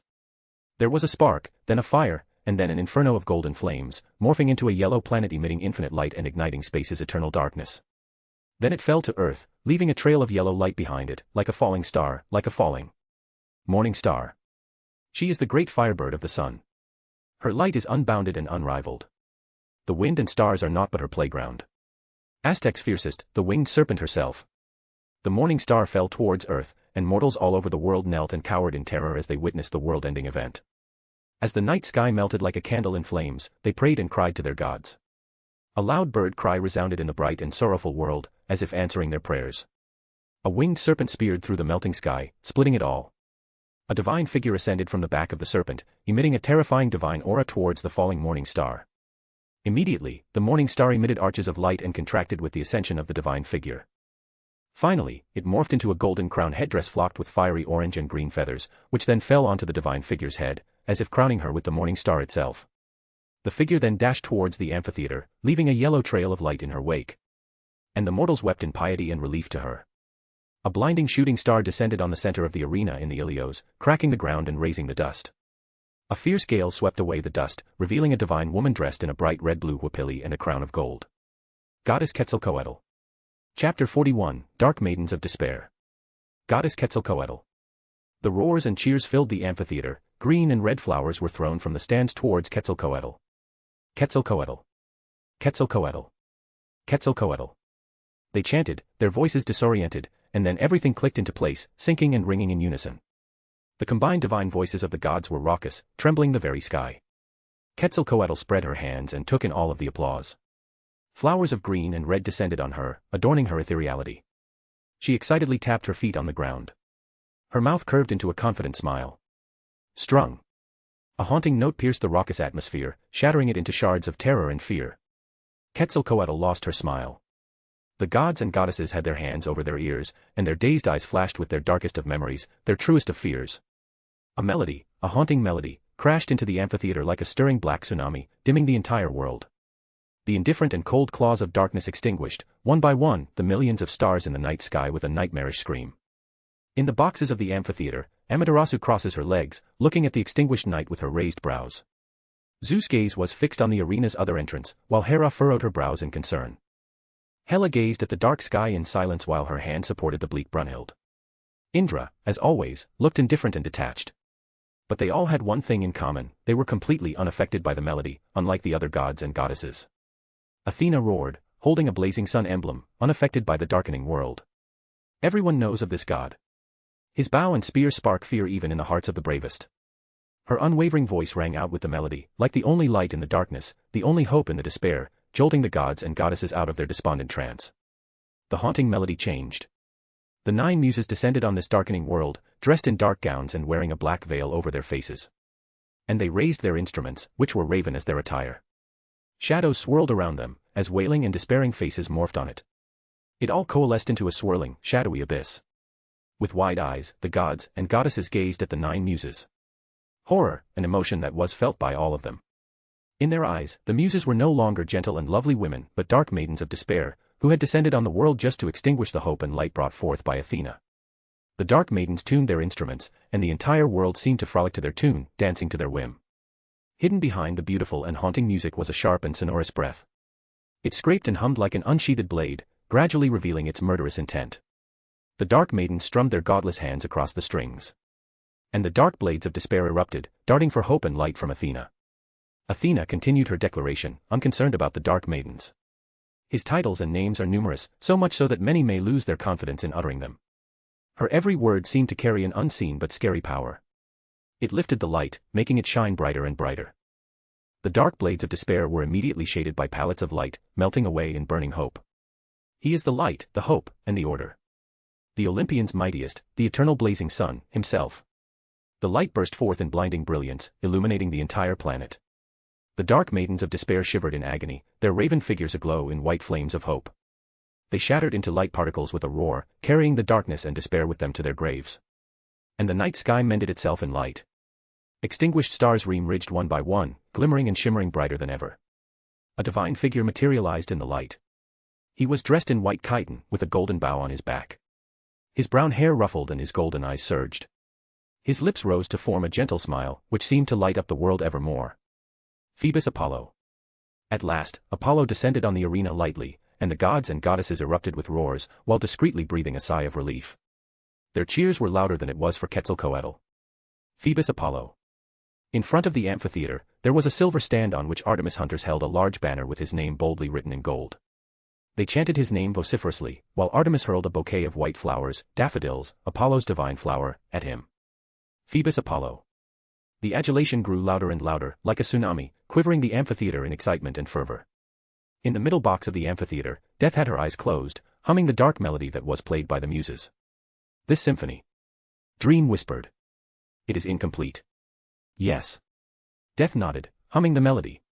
It is missing Apollo. The muses were supposed to be despair and darkness. Apollo was supposed to be a symbol of light and hope. They would have balanced each other. It should be a symphony of tranquility.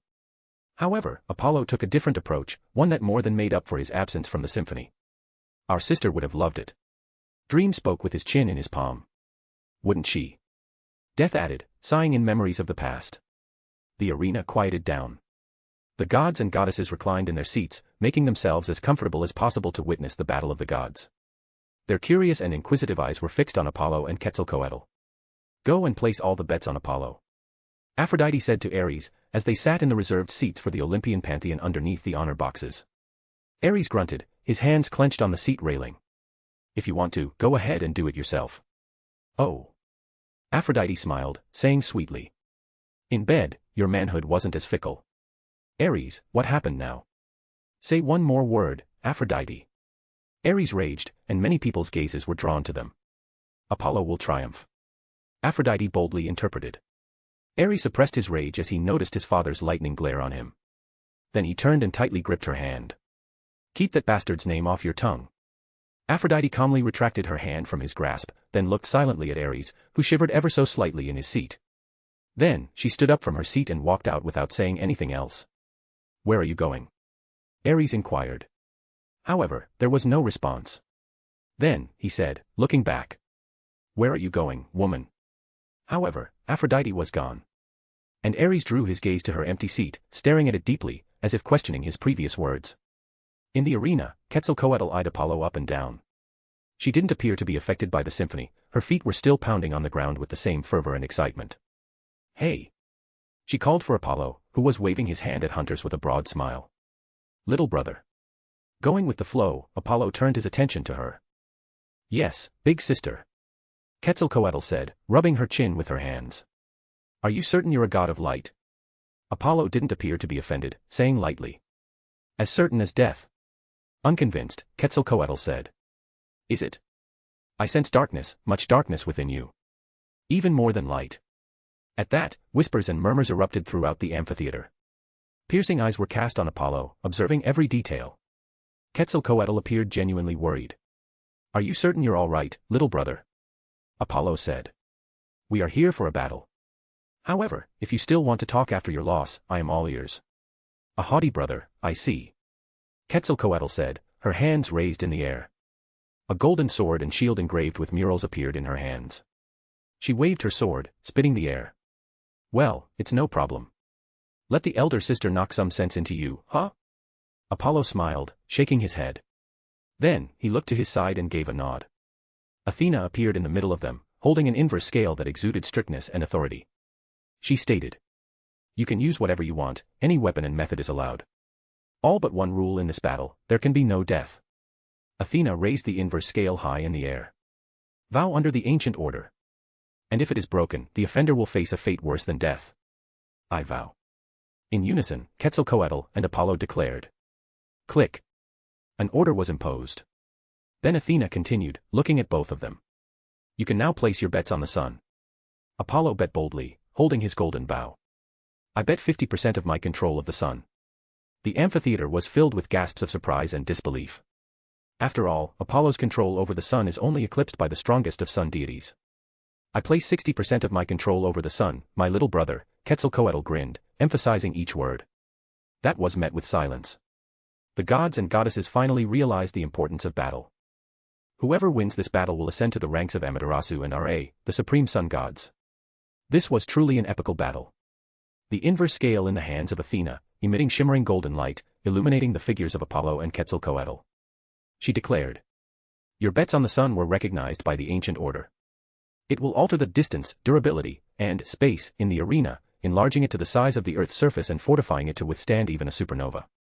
So you can use all your power without worrying about destroying the planet." A dark golden pillar of light crashed into the arena, enlarging the ground to the size of the Earth's surface and hardening everything to the point where the arena could even withstand a supernova. Then, Athena held her head high and boomed mightily. "The time has finally come. The battle for the unconquerable sun begins." She disappeared immediately. The amphitheater then fell silent. Gods and goddesses held their breath. Their eyes were wide and unblinking, for they didn't want to miss a single detail. A terrifying divine aura erupted from Apollo and Quetzalcoatl, colliding and clashing in a battle of dominance. The heat in the air rose dramatically, almost reaching the surface temperature of the sun. In the sweltering heat, Apollo readied his bow and drew the string. Light burst forth, transforming into an arrow that knocked itself into the bow. Another smile parted Quetzalcoatl's lips as she lowered her sword. Not a single crack on the beautiful blade. There are no bloodstains either. A gorgeous and innocent sword, but with a sharp enough edge to make everyone's hair stand on end. Then, she kicked her feet on the ground, sending a cloud of dust into the sky. In one swift motion, she began to close the distance between her and Apollo. Apollo narrowed his golden eyes. Then, he also kicked the ground with terrifying force. A crack of unprecedented size broke through the arena, which was now the size of the earth. And Quetzalcoatl jumped into the air, avoiding the crack, and charged through it with such grace that it appeared as if the air was nothing but her playground. Roar. However, as she approached Apollo, the entire cracked ground roared like an ancient beast. A portion of it arose into the air, almost the size of Europa, as if held in place by an invisible hand of Apollo, obstructing her path. Then, Apollo hurled the continent at Quetzalcoatl. Quetzalcoatl calmly raised her sword and swung it down, facing the crashing continent. And the air itself moved at her command. The soft and gentle air abruptly became as sharp as Quetzalcoatl's sword, morphing into millions of wind blades slashing at the continent, together. The continent crumpled under the wind's assault, falling into the arena and pouring it with smoke, dust, and debris. Through it all, Quetzalcoatl shot forth, leaving a trail of golden light, her senses as sharp as ever, knowing that Apollo's attack was imminent. She waved her hand. And then the air exploded, clearing the smoke and dust, unveiling the arena. And Apollo didn't disappoint her in the least. Millions of light arrows, each the size of a mountain, whizzed through the air. It was all aimed at her. Chapter 42, Battle of the Gods. Millions of light arrows the size of mountains whizzed through the air, filling the collapsed expanse. All of it was aimed at Quetzalcoatl.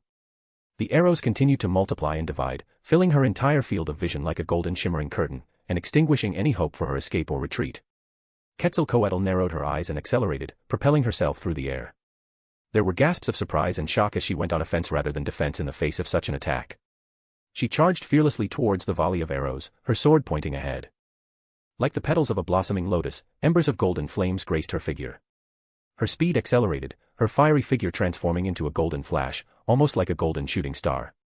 The golden shooting star and the arrow curtain collided in the air, and everything fell silent for a moment, like the calm before a storm, before a twinkle of light erupted, shattering the space like glass.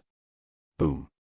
Massive explosions filled the air as millions of golden arrows exploded all at once, as if triggered by Apollo himself to thwart Quetzalcoatl's charge. For the audience, it appeared as if a million suns had risen in the arena, making the night as bright as the day.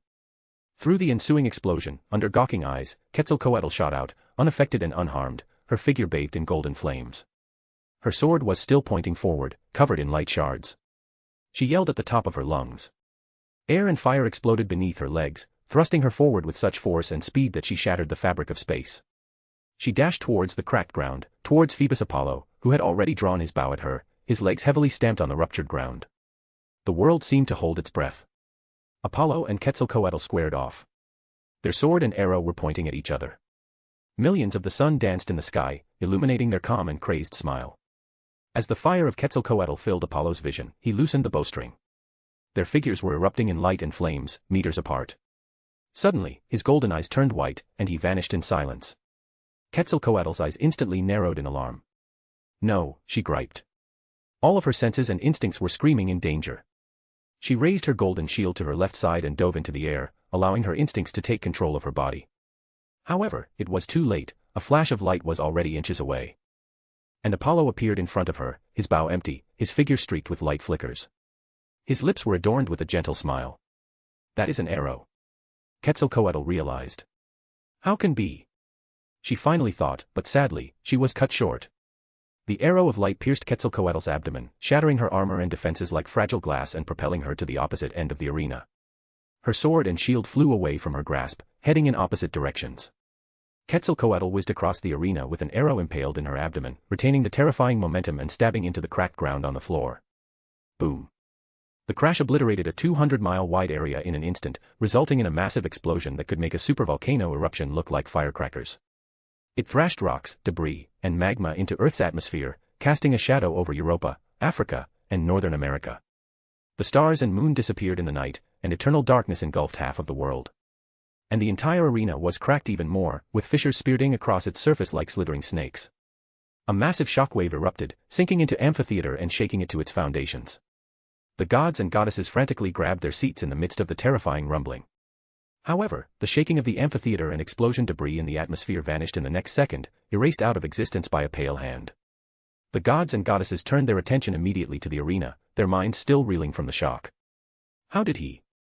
Brunhild muttered as her gaze was drawn to the fading explosion clouds. Apollo simply vanished and reappeared on Quetzalcoatl's side, firing his arrow at her.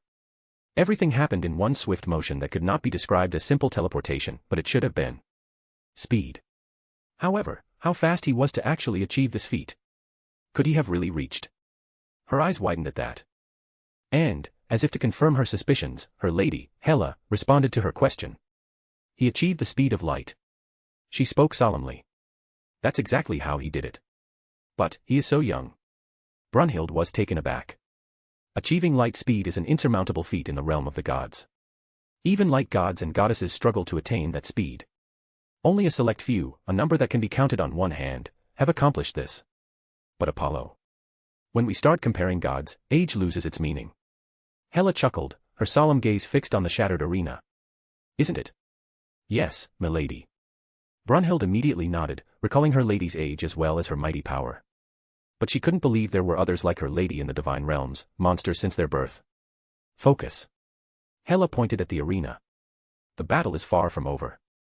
Quetzalcoatl won't go down that easily. Brunhild turned to face the crumbling arena, which was engulfed in dust and smoke. Phoebus Apollo floated through the air, which was filled with millions of dimming suns formed by arrow explosions. He motioned with his hand. The dust and smoke cleared, revealing Quetzalcoatl, who had been impaled on the ground by his light arrow. Her abdomen was split open, and golden, scorching blood poured out, bathing her figure. Her eyes were becoming dim, and her body trembled in pain. Apollo looked at her indifferently, raising and clenching his hand. The millions of fading suns immediately materialized, brightening and brightening. They then fused into an abnormally large sun, the size of Earth. It covered the entire sky of the arena, dyeing everything in palettes of white and gold. He waved his hand down at Quetzalcoatl, and the scorching sun teleported from the sky to wreck Quetzalcoatl, emitting infinite scorching and blazing light. It was about to implode, taking her down for good and putting an end to this battle. Quetzalcoatl coughed, golden blood dripping from her lips. Her vision gradually filled with a golden and fiery ball of light. She raised her arm and caught the impaled arrow, uttering in a pained tone. Peace. A gentle divine aura emitted from her, shrouding the scorching sun and the entire arena. Everything immediately calmed down. The scorching sun dimmed and faded away, extinguished by the gentle aura of peace. Quetzalcoatl tightened her grip on the arrow and yanked it out of her abdomen, ascending into the air, blood splashing.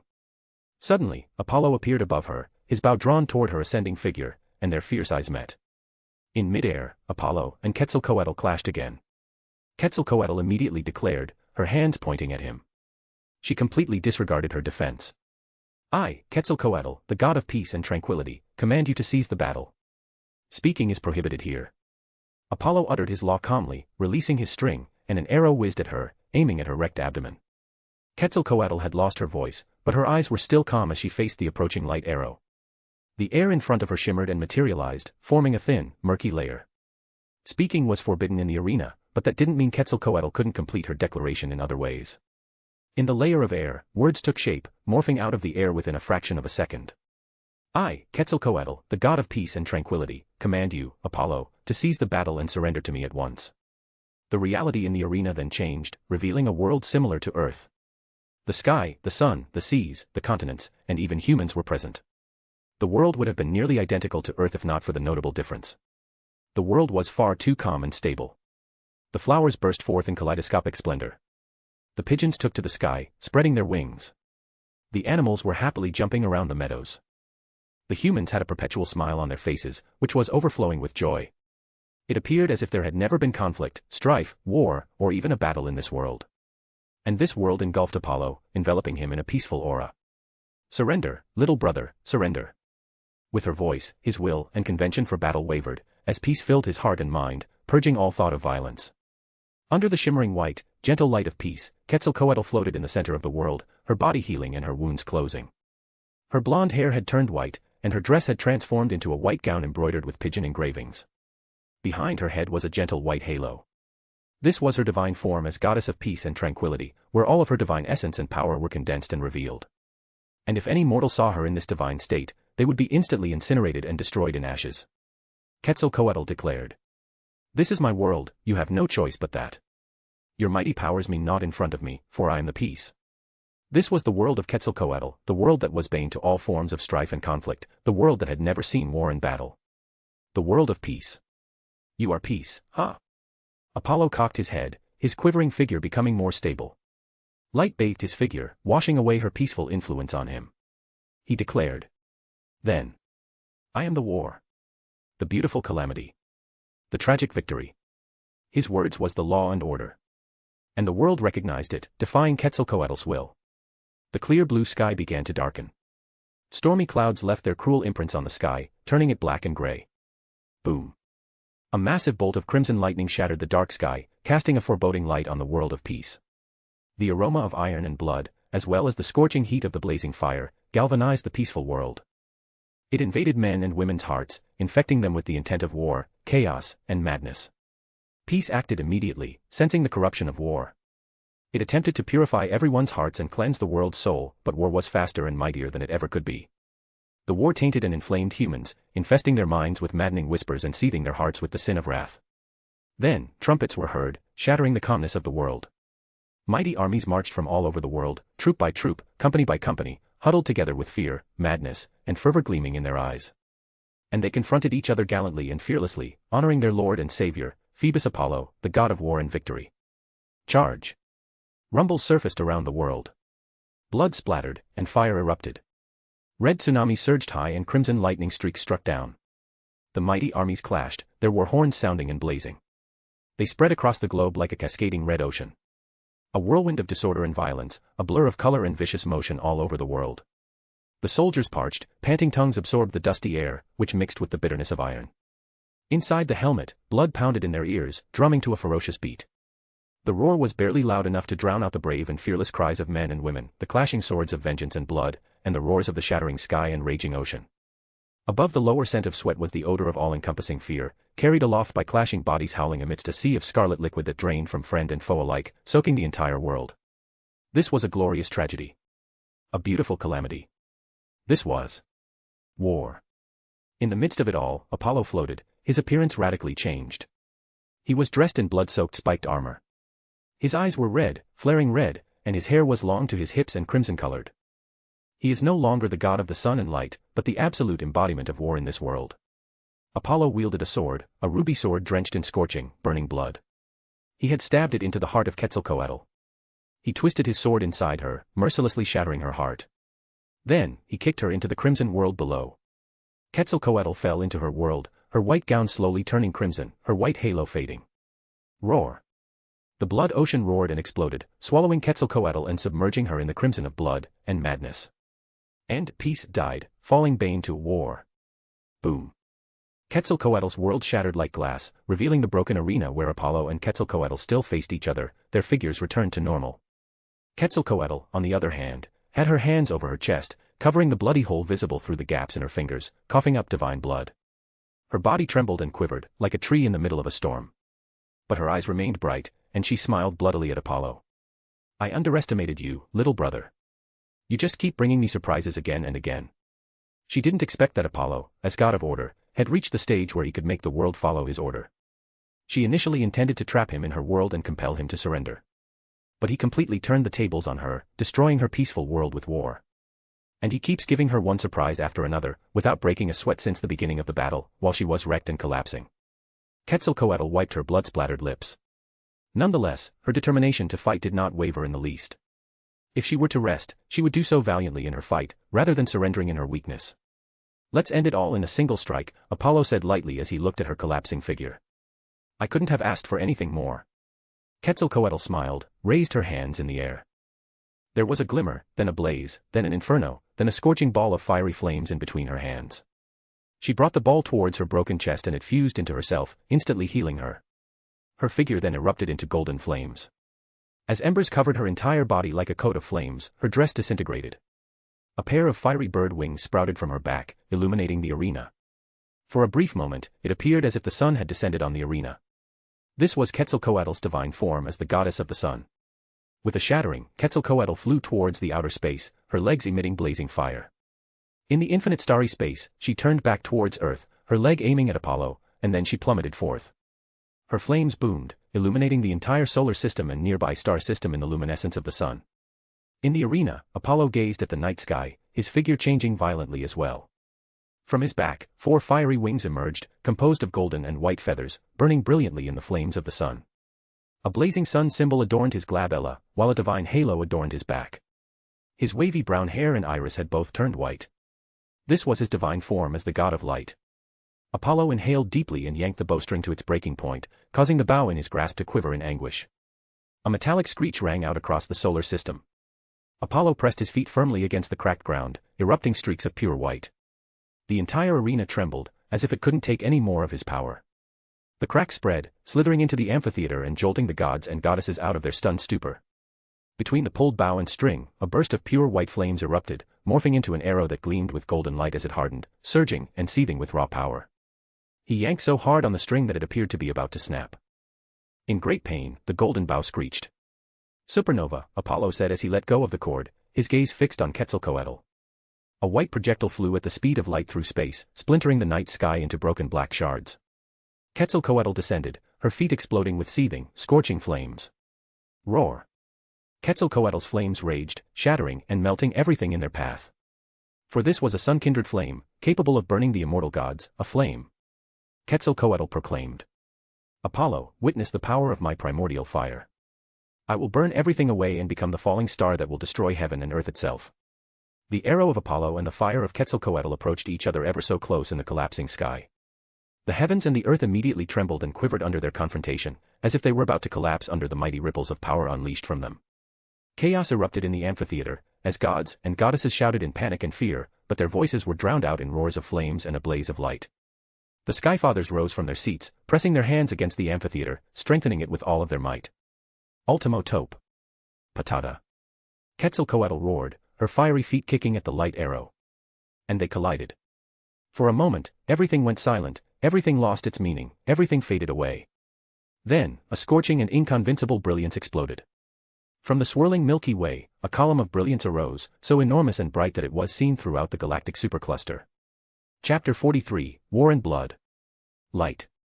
There was only light in the world, and everything else seemed meaningless, non-existent, incoherent, and fatuous. The luminance of light seemed to grow brighter and more magnificent than anything that had come before. However, every story has an ending, no matter how magnificent and illusory it may seem. The light faded and withered into shimmering particles, revealing the unaffected and unaltered world. A broken amphitheater floated in the collapsing sky, crumbling down into the world. Above it all, Quetzalcoatl sank slowly, her dimming eyes closed, her complexion paler than the moon, her figure waning, shrouded in white light particles. Her slender figure descended as slowly as the fading light, like a broken bird unwilling to leave the sky. Her waning body brushed lightly against the cracking ground, as light as a feather falling to the ground. And her heaving chest slowed down in silence and serenity. Apollo emerged and touched her pale brow with his finger. The figure of Quetzalcoatl instantly disintegrated into millions of shimmering light particles, teleporting her to the infirmary. He turned to face the amphitheater, which was still holding up despite their supernova clashes. The Skyfathers enchanted the amphitheater with their power in the final moments before their clash. Thus, averting a catastrophe that would have destroyed hundreds of star systems and even affected a part of Milky Way, their clash also destroyed the ancient order's alterations to the concepts of distance and space, restoring the arena to normalcy. Although the amphitheater and arena were still collapsing and crumbling into pieces and falling to the ground. In stunned and sunken silence, the gods and goddesses fixed their gazes on Apollo. The eternal sun rose suddenly from the horizon, upon this broken sky, emitting infinite light, filling the broken dark sky and mending it in purity and creation. The darkness faded, and light replaced it, repeating the cycle that had become eternal with the passing of time. A ray of light erupted from the eternal sun, splashing on Apollo and shading him in white and gold hues. The entire amphitheater was also illuminated by the sun, jolting the gods and goddesses out of their trance. And, immediately, they witnessed the ascension of Phoebus Apollo. As his form began to change, Apollo turned to face the eternal sun in the mending sky. His brown hair was golden in the sun's auric glow and was growing long and long, reaching his hips. His glabella was adorned with a blazing sun emblem, and a golden laurel crown emerged on his head. And his figure emitted infinite light, mirroring the eternal sun. Apollo raised his hand, looking through it. His fingers were right below the embers of the sun, and then, without hesitation, he clasped his hand upwards, as though to catch the sun itself within his hand. And instantly there was total darkness. The eternal sun had disappeared from the sky, and darkness had returned to the world. Apollo gazed at his clasped hands, which turned translucent in light, and within them was the golden ball of fiery flames. It was the eternal Sunday. He brought the sun to his chest and slammed it on himself, under gawking and narrowed eyes. His chest was adorned with a dazzling sun emblem, his eyes were filled with golden light, and his figure was enveloped in golden flames. And a golden divine halo materialized in his head. A terrifying divine aura erupted from him, blanketing the heavens and earth. At this moment, the sun gods and goddesses felt it ever so clearly. The divinity of Phoebus Apollo devoured more than half of the divinity of Quetzalcoatl, usurping a portion of her control of the sun. And Apollo's divinity grew and grew within the eternal sun, eventually surpassing the divinity of almost all sun gods and goddesses. Finally, it came to a halt, having attained the highest level within the sun, equal to the divinity of Amaterasu and Ra. Apollo ascended to become the supreme sun god, the symbol of light and power. The gods and goddesses in the amphitheater riveted their gazes on Apollo, still sunken in silence. In the arena, Athena materialized in front of Apollo as his divine form faded away. She walked towards him, eyeing him with emotional eyes. She then clasped his hand in hers and raised it high. The goddess of wisdom declared, "The winner of the epical battle is Phoebus Apollo, the supreme god of the sun, the symbol of light and power." The silence was finally broken, and raucous cheers replaced it, as gods and goddesses clapped and yelled with all their might. Phoebus Apollo. Artemis and her hunters entered the arena first, followed by a slew of Greek minor gods and goddesses. They trashed at Apollo and went wild with fervor and zeal. "Whoa!" Apollo said, as his sister lifted him with the hunters and minor gods. "Easy there." They ignored him and threw him into the air, their hands raised to catch him as he fell. "My little brother." Phoebus Apollo. Their roars resounded around the world, as they caught him and threw him again and again. Phoebus Apollo. Daffodils bloomed brilliantly in the sky, beneath the wave of magic, descending on Apollo. Apollo looked up at the mending sky as he ascended into the air. The cheers of all melted his ever-calm eyes as he spread his hands. As he sank into their hands, his lips finally curved into a genuine smile. Phoebus Apollo. The entire amphitheater erupted in joy and exhalation. His name was chanted again and again in exhilaration and fervor. However, where there is light, there is also darkness; where there is hope, there is also despair; where there is happiness, there is also fear. Amaterasu tapped her fingers on the armrest, gazing at Apollo. He ascended to claim even more control of the sun, becoming equal to her. However, this does not imply that he is already strong enough to compete with her. After all, she was the Sky Mother. But his strength was growing too quickly, faster than anyone in the divine realms, even surpassing Hela, Odin's prodigy daughter. And Amaterasu couldn't possibly be wrong. In his wretched eyes, she saw ambition and thirst for power. There is also a long-standing hatred between her pantheon and the Olympian pantheon. Apollo could very well push everything to the boiling point, to the point of no return. So it is. She sighed, her eyes heavy. The prophecy of her brother rang in her mind again and again. He is going to start a war, Amaterasu. I can already hear the drums through the winds of the eternal night. They whisper, you know, the winds, telling untold secrets and forgotten mysterious. War. It was something Amaterasu never desired or preferred. With all her power, she always tried to avoid it and chose a peaceful solution. It was due to her that war between the Olympian pantheon and her pantheon was avoided in the past. Her title, Sky Mother, denotes not only power but also responsibility. And the war of the gods, had the potential to destroy everything she cared about. Her father, Izanagi, instructed her as he handed over the mantle of rule to her. The one who wants to wear the crown must bear its weight. That weight fell on her head, always reminding her of duty and responsibility. As ruler, Amaterasu desired to avoid all possibilities of war. But, deep down inside, she knew that the impending war was unavoidable. Whether they want it or not, it will burn their lands in blood and madness. Even with her great strength, she may not be able to stop the herald of war. Amaterasu rose from her seat, her gaze fixed on Apollo. In her hand was a symbol of the crescent moon, the emblem of her brother. You were right as always, brother. She smiled, her eyes slowly turning resolute, her fingers tightly clasping the moon emblem. War. As the emblem emitted a blinding silver light that bathed Amaterasu's figure, she whispered ruefully. Then, she was gone, leaving an eerie and unnerving silence in the air. Hera frowned, the worry in her eyes deepening. Zeus. She said. I understand, Hera. Zeus cut her off, seeing right through her worries. He sat in his seat, which resembled a throne, with his chin in his palm, observing Apollo. Do you? Hera questioned. Look. She pointed to the elated Olympian gods cheering for Apollo in the arena. They're flocking to him like a pack that has finally found their leader. The past is repeating itself in front of us. You worry too much. Zeus said simply, but his face hardened as he looked around at the cheering Olympian gods. Yes. Yes. Hera cut in, waving her hands. Fate is on our side. I understand. But I don't believe them. And neither should you. Their promises are as fickle as the hearts of the gods. Zeus rose from his seat and stared at her. Then he reached out his hand to her. Come on, let's leave. Zeus, don't ignore me. Hera said. It's no longer just us, but everything and everyone. One small mistake and it will all come crashing down. And we won't be there to pick up the pieces. Hera, Zeus replied solemnly. I understand it better than you think. Come on, now. I really hope you know what you're doing. Hera grumbled as he clasped her hand in his. Their figures vanished in a flash of lightning. Meanwhile, Ares stood beneath their box, staring at the shattered arena, his dazed eyes flashing with images of the battle between war and peace. War. He whispered quietly, as if questioning everything. Indra rose from his seat. His piercing gaze was resolved on the Apollo. He already knew that a great war was on the horizon. A war that would engulf the entire universe, heralding death, despair, and destruction with it. His figure was bathed in blue lightning stakes, his blue eyes hardening. The war. It was a decision that even he, the Sky Father, couldn't make alone. The words of the exalted Trimurti matter above all, including his own. Indra vanished, his form shattering into tendrils of blue lightning that illuminated the box before fading into nothingness. Hela whispered. You hear it too, Brunhilde? Yes, milady. Brunhilde nodded, her eyes solemn. A stirring underneath it all.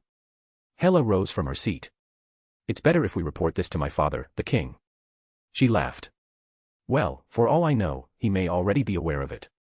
Brunhilde paused, seeing her enthusiasm. This isn't our war, milady. But it is. Hela laughed. The confusion in the eyes of Brunhilde deepened. You will understand everything. Looking up at the dark space, the goddess of death continued. When the time comes. She finally called. Heimdall. A blinding kaleidoscopic beam descended on them, and they ascended into infinite starry space. In the middle box of the amphitheater, Death breathed out, that battle was great. For a moment, Dream was silent. His starry eyes took in the entire thrilled crowd. You liked it, Dream. Death laughed, her eyes narrowing at him. Didn't you? It was good. Dream admitted, his face expressionless as ever. He then emphasized. Especially the war and peace part. I know, Dream. I know.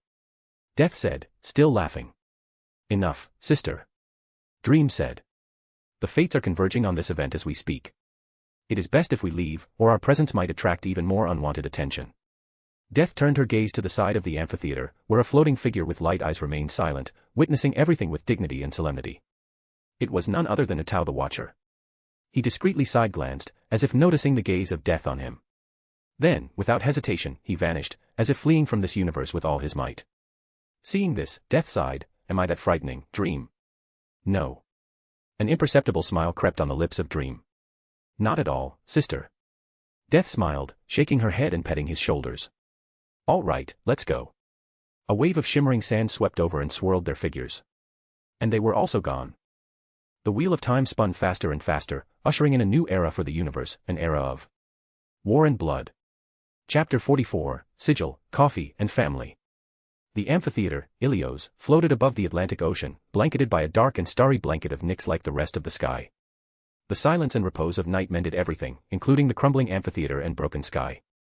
The gods and goddesses left the amphitheater readily, their thoughts still on the magnificent battle. They departed from Ilios in their own distinct ways. Within the amphitheater, Apollo walked into the infirmary, his bow on his back. The infirmary was rather empty with only Quetzalcoatl, who was lying on a long bed, and the nymphs, who were treating her.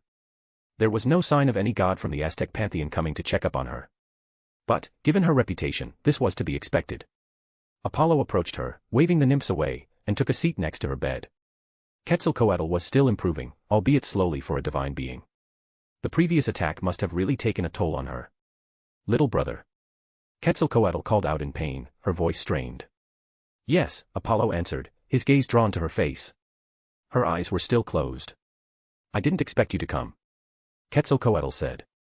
But she immediately coughed violently, golden blood trickling down her lips. Don't strain yourself. Standing up and placing his palm on her hand, Apollo chastised her. Light shimmered in contact, imbuing into Quetzalcoatl. Her condition immediately began to improve more quickly and significantly. No.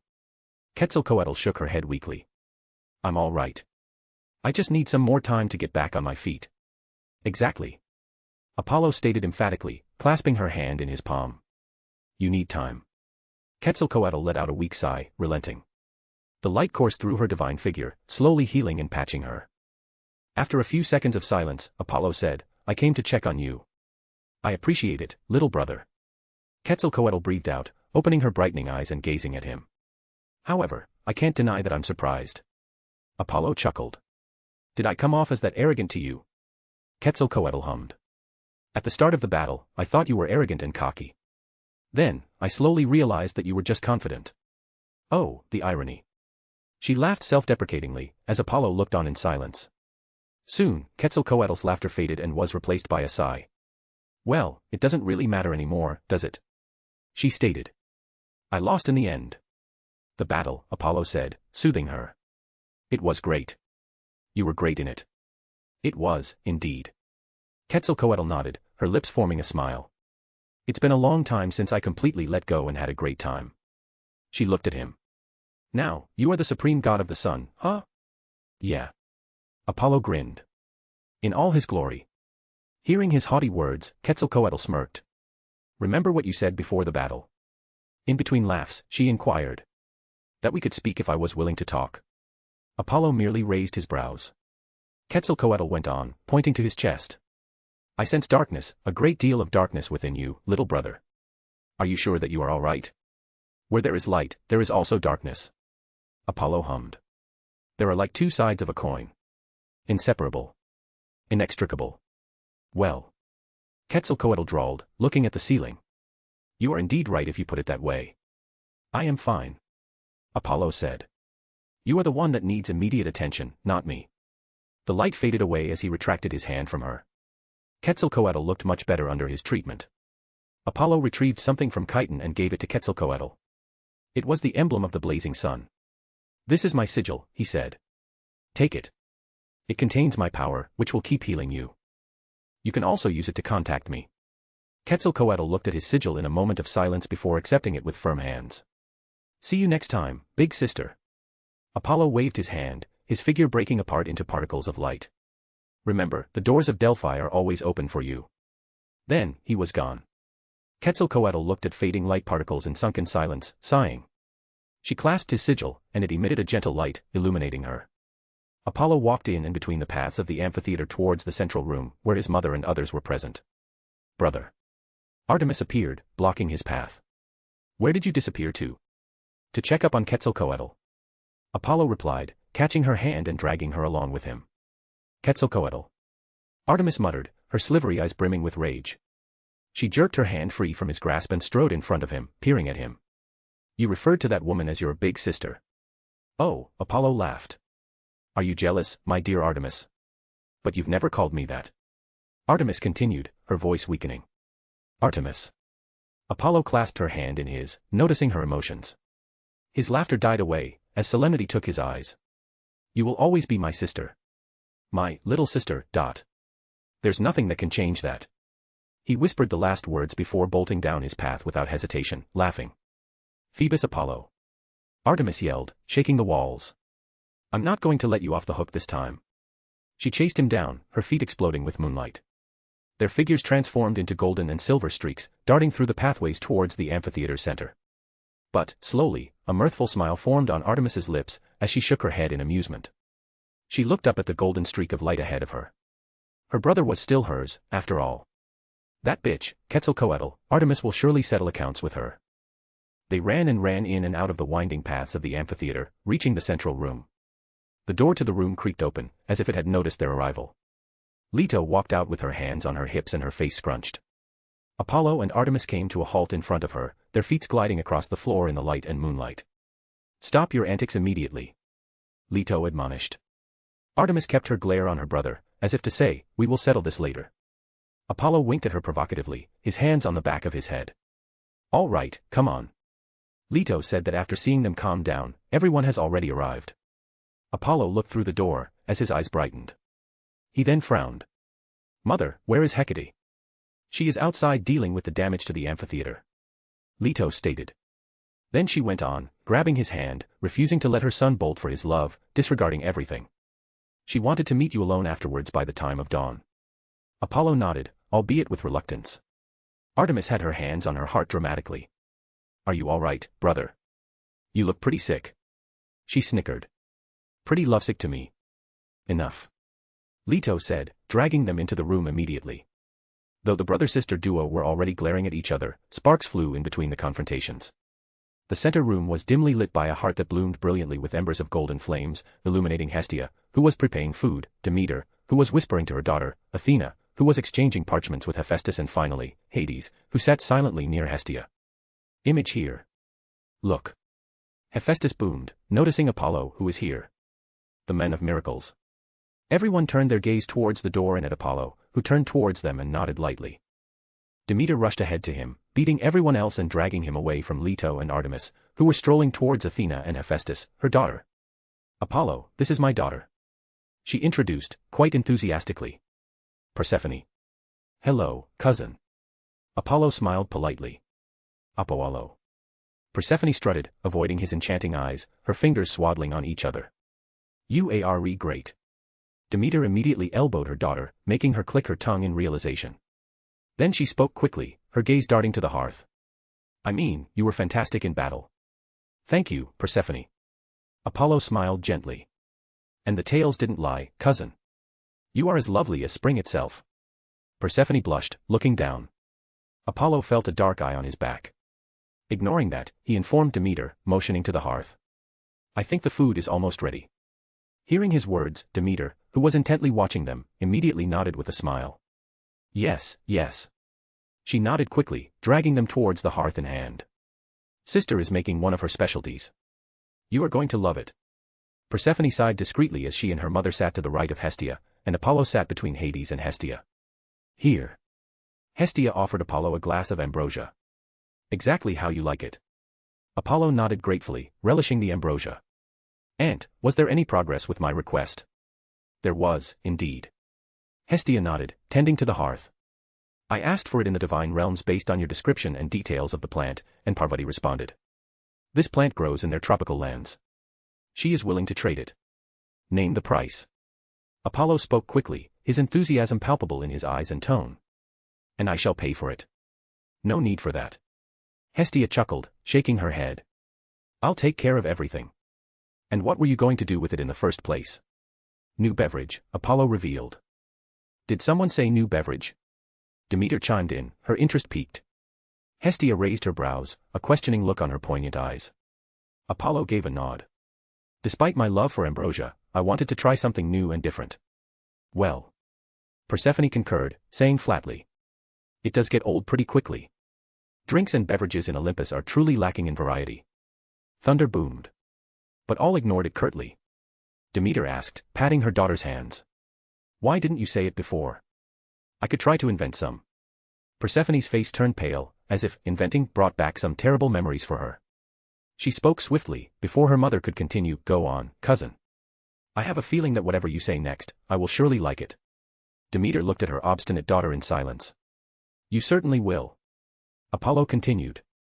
I want to brew a new beverage from the plant, one that is sweet yet bitter. I named it coffee. I will complete the transaction with Parvati and send it to you. Hestia said. Don't forget to invite us if you are successful. I surely want to taste it. Persephone added almost immediately. Well. Apollo drawled, raising his cup to them. I shall throw a banquet for that then. Hestia nodded, returning her attention towards the hearth, while Demeter dragged her daughter into a private conversation. Apollo finally turned his focus to the pale figure sitting to his right. Hades, the unseen one, whose presence was so low that he almost forgot he sat next to the lord of the underworld himself, Uncle Hades. He called. I didn't expect you here. Oh. Hades merely raised his dark brows, chuckling. What did you really expect, my nephew? It is rare to see you at any social event, uncle. Apollo said calmly. That's why I was surprised. Hades was deafeningly quiet for a moment before speaking, his voice as oily as ever. My dear sister, Hestia, invited me after your battle. I've always enjoyed her cooking.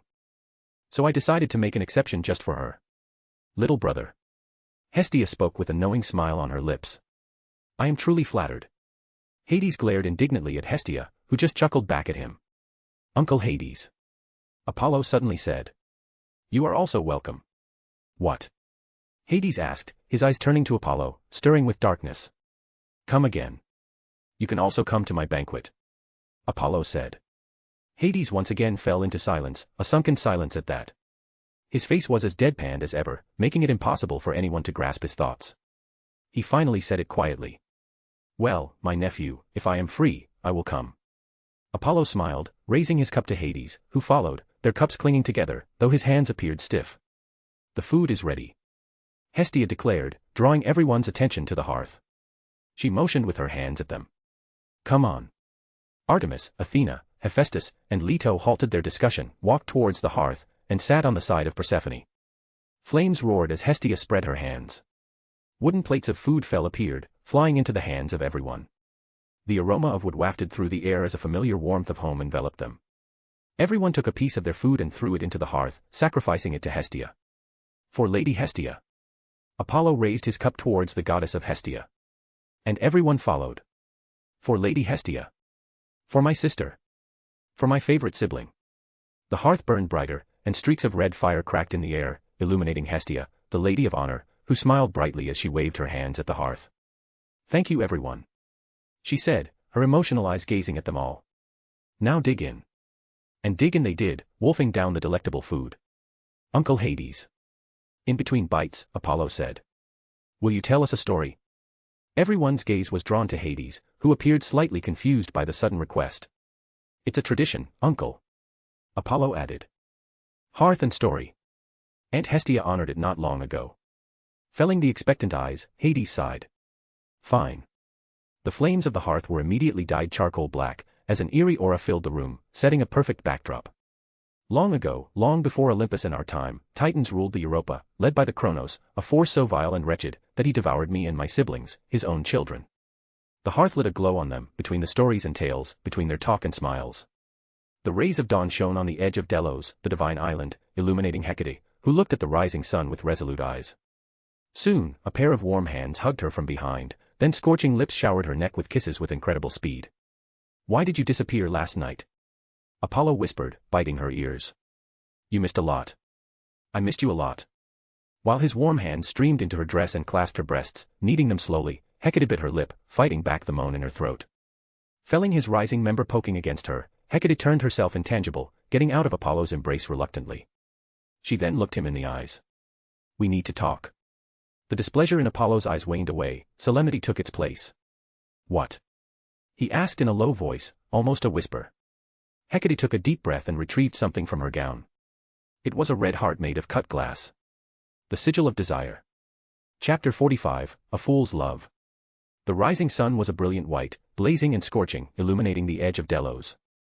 Hecate and Apollo stood face to face, their figures lighted. Their gazes were locked. The red heart held by Hecate glinted with indifference and twinkled, reflecting the veils of the sun. The heart in between them was no longer magnificent and beautiful, but appeared to be the most heartless thing in existence. Desire. Hecate breathed out, her hand quivering with the red heart. It is the sigil of desire. As the air became thick with depression and heaviness, her desperate yet hopeful gaze was fixed on Apollo. Apollo gazed at the red sigil in utter silence. His golden glazed eyes held not even an ounce of surprise or shock. Apollo knew. He was always aware. With that realization, Hecate's heart sank into an abyss of despair, and she smiled, a smile that spoke volumes upon volumes of sadness. Oh. She muttered. Her hand gripped the heart of desire tightly, while her own heart shattered in agony. Whom am I deluding? You obviously knew, Apollo, like you always do. Her hand sank, losing all strength, and Desire's heart clanged on the ground with a reckoning sound. Tears streamed down her cheeks, her broken heart stained in shades of black by the despair of the terrifying possibilities. He always knew. He always knew. So whether. A warm and scorching hand wiped away her tears, and she looked up with dimmed eyes to see Apollo standing in front of her, his eyes somber as ever. I don't. He said it in a tone that left no room for denial.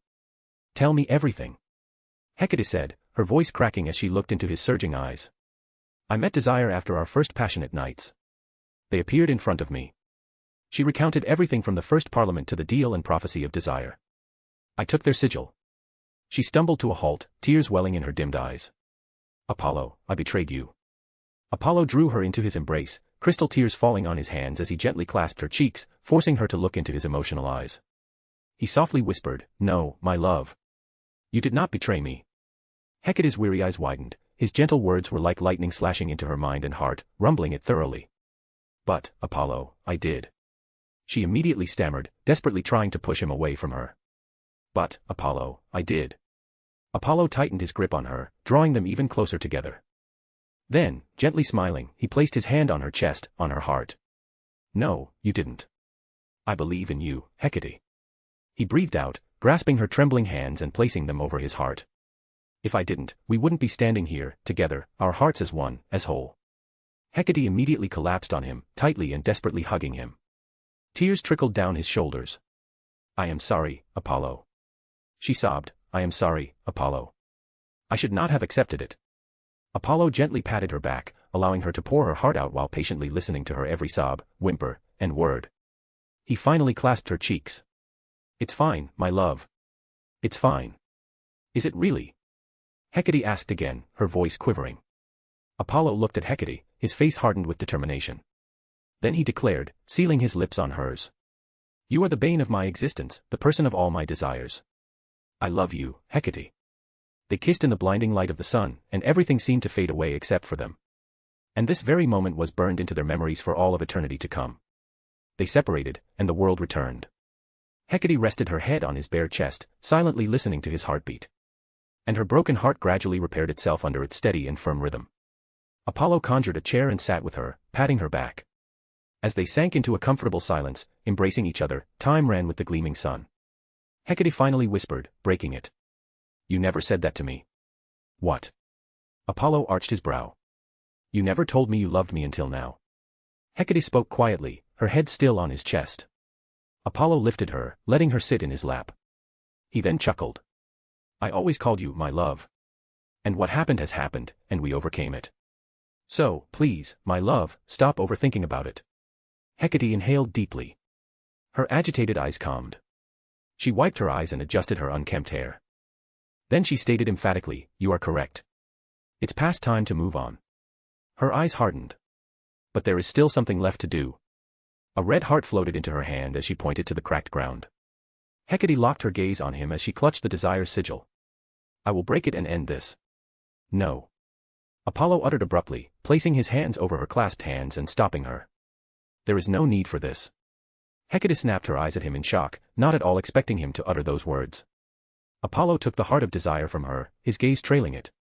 Desire didn't completely lie to you? Hecate asked, her eyes once again filled with trepidation and nervousness. How much did you know previously? Apollo said as he took a deep breath. Actually, not much. I only knew you met Desire and took their sigil. Given who and what Desire truly was, I had a lot of speculation about your meeting. Including my betrayal. Hecate interrupted weakly. Yes, Apollo replied silently. That includes your betrayal. Then, he continued, without giving her a chance to speak. I was wide awake and thinking about everything when you returned and ruffled my hair. Even after you fell asleep, I was still lost in my thoughts, albeit while staring at your sleepy form. He looked her in the eyes. It would be a lie to say that the thought of leaving you right then and there did not cross my mind. Hecate's hold on his shoulder tightened immediately, but she was still silently listening to him. But, Apollo whispered.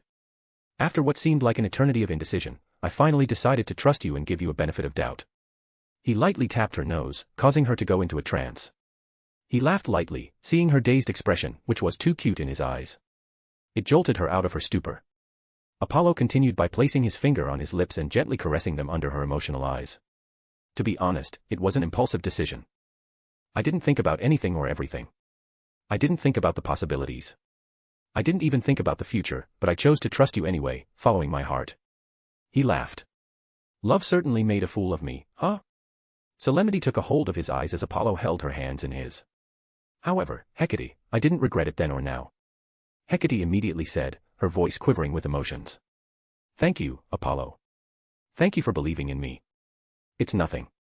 Apollo tried to shrug it off, though his solemn eyes betrayed him. You would do the same for me. I would. Hecate nodded, embracing him firmly. More than anything. Apollo smiled, kissing her cheek. Then he raised the Desire's sigil, drawing their attention to it. Now about this, my love. Desire did not completely deceive you.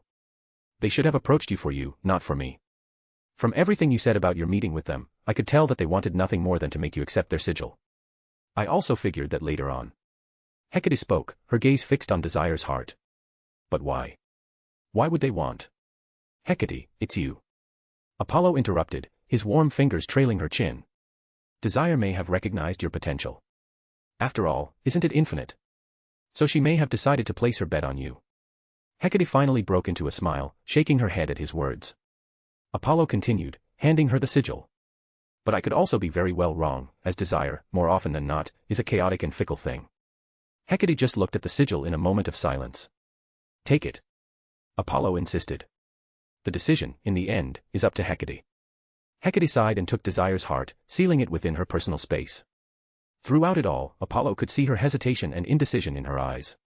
So, he took out the symbol of life. If it makes you feel any better.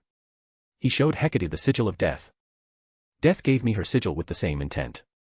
Hecate looked at the sigil and at him again and again, still processing his shocking words. You are saying that death decided to bet on you. I wouldn't put it quite that way. Apollo shook his head. Rather, she chose to trust in me. Hecate inhaled deeply, suppressing her emotions. Then she asked, emphasizing each word. What's going on, Apollo? The Desire's prophecy. Stirring darkness.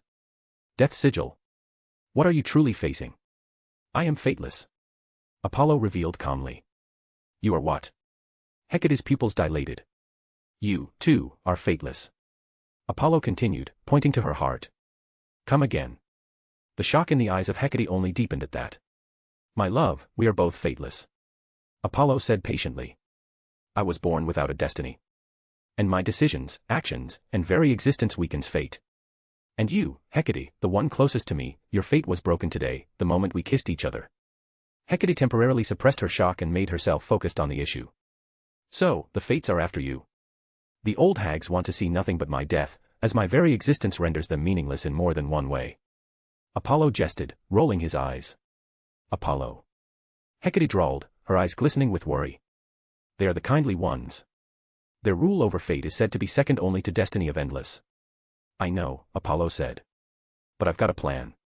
Don't worry. Hecate believed in him and did not press him further. Then, she looked at her hands. Suppressed shock and elation returned. So, I am free now. Yeah.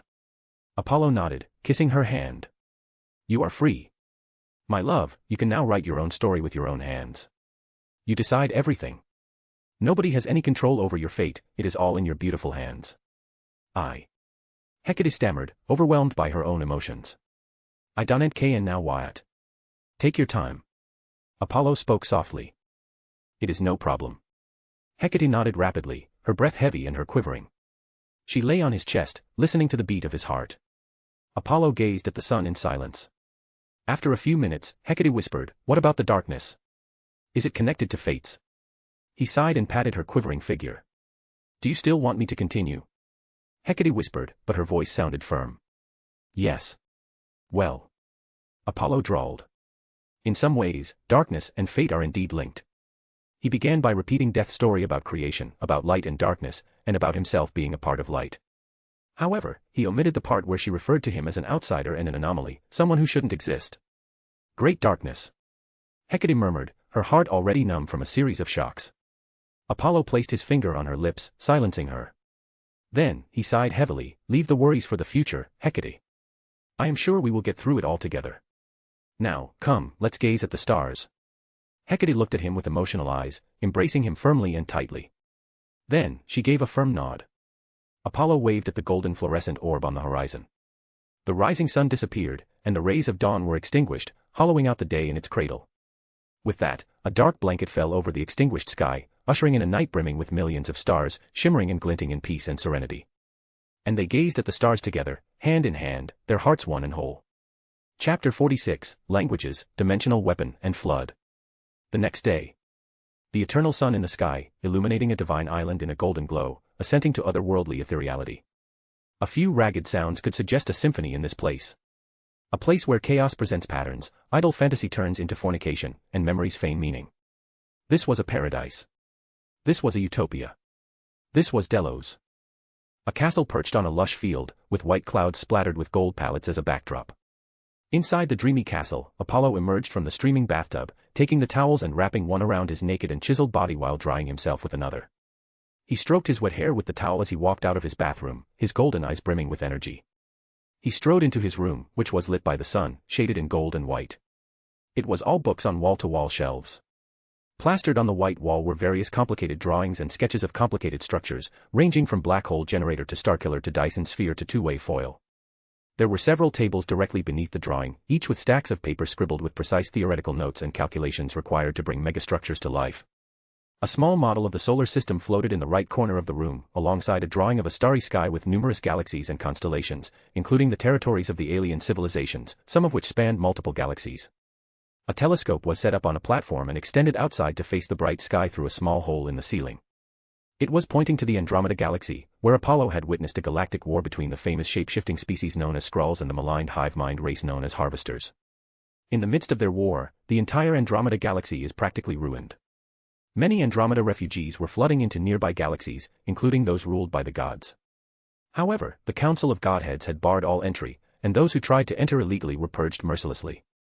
It was not only them who took that radical action, most galactic empires in their supercluster of galaxies implemented the same course of action. After all, the universe has always been a cruel and uncaring void. Apollo walked towards the table near the telescope, where his white chiton, Lumiere, was placed with a folded note on top of it. He picked up the note and opened it. Cleaned it and added some new enchantments to make it look always fresh, new and bright, just the way you like it. There was a smiling pictogram at the close, which almost resembled a smiley emoticon. But the note still didn't end there. Could you also keep an eye on the humans I blessed with magic until I return? They truly have a dangerous amount of curiosity and a ridiculous lack of caution.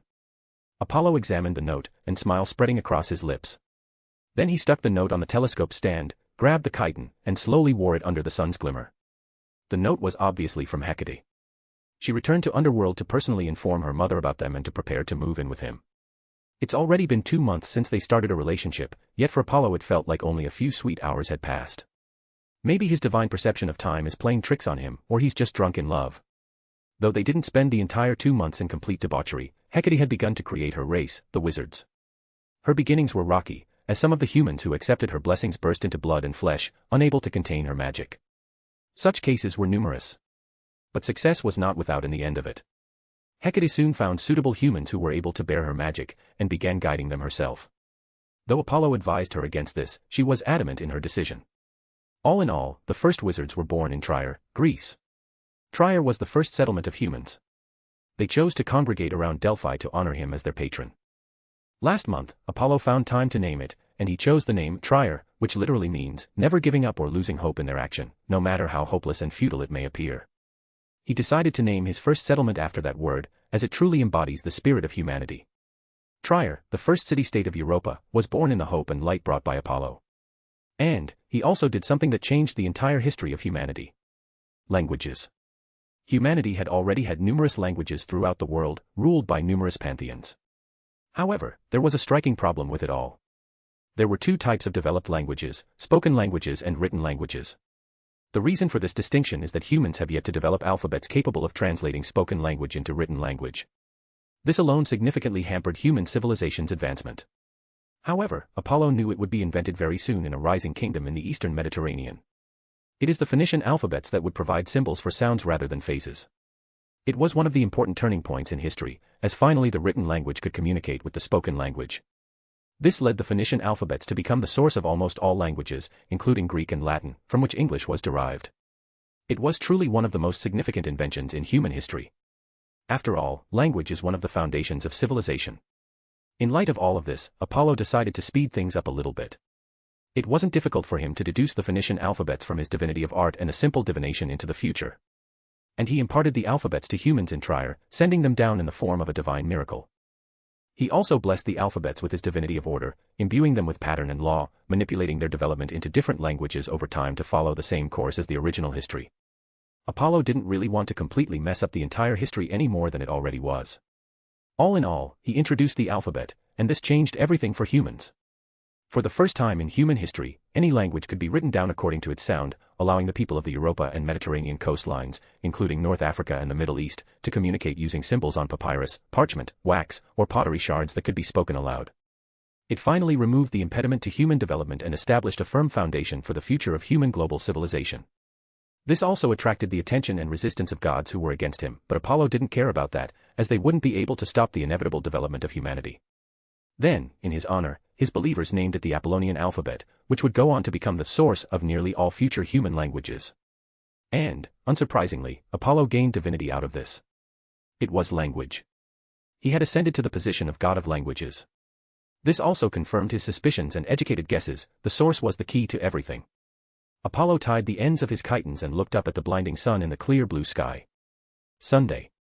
The first star of the cosmos was created by Lucifer Morningstar, the Lightbringer himself. Apollo had already ascended to the position of supreme god of the sun after seizing a portion of Quetzalcoatl's control of the sun, making him equal to Ra and Amaterasu. His curtain strength, as god of light, is near the galaxy level. Throughout the last year, he obviously didn't slack off in his conquering of beyond the realm of light. And if he included all of his authorities and divinities, his strength would get somewhat higher, almost achieving galaxy level, which should also be the level of power of Skyfather. This was just his guess, based on the feeling he had that the gap between his father and him had nearly closed, and all that remained was a hurdle, a single great hurdle. And war is on the horizon. Under his actions and choices, the entire Olympian pantheon is gradually dividing into two sides. But he wasn't overly worried because there was still time, plenty of time to be honest, before war actually broke out. Apollo turned away from the sun and walked to the opposite side of the room. There were numerous drawings and designs of megastructures and weapons plastered on the wall, with several tables directly beneath the drawings, each with stacks of paper scribbled with accurate notes and calculations. It was time for him to get to work. He retrieved the drawing and notes for two-way foil, walking towards his bed and sitting on it. A pen appeared in his hand with a rill of his fingers. The shimmer of the sun brightened, morphing into a slew of complex and esoteric mathematical formulas and calculations swirling around his ethereal figure. And Apollo continued to research two-way foil, his mind and hands working at breakneck speed, inferring and deducing information about this terrifying scientific weapon. He'd been working on this for nearly 6 months, researching not only two-way foil but sci-fi megastructures like the Dyson Sphere and black hole generator, as well as superweapons like the antimatter bomb and Death Star. He was able to do so thanks to his divinity of art. Creation is also an art. And with that, along with his divine mind, he started his research into science. It would be a lie to say it wasn't difficult. He had only a basic understanding of science, physics, and mathematics in his previous life. Now he had deduced the rest himself, even deducing things that humanity had yet to discover in his previous life. But the difficulties didn't waver his conviction in the least, and so he went at it guns blazing. As for why he was so interested in this, simply put, he just enjoys creating things. There were both successes and failures. At one point, a mountain of torn paper covered in scribbles and scrawls lay in his room. And his mother roared at him, ordering him to clean his room immediately. However, even in all of this, the two-way foil was a challenge to him, dwarfing everything. This was a weapon from a dark sci-fi novel he had read in his previous life. The two-way foil is a dimensional reduction weapon capable of reducing a three-dimensional world to a two-dimensional comic. It is a terrifying weapon with little to no basis in known human science, as this is pure science fiction from the dark and insane mind of an author.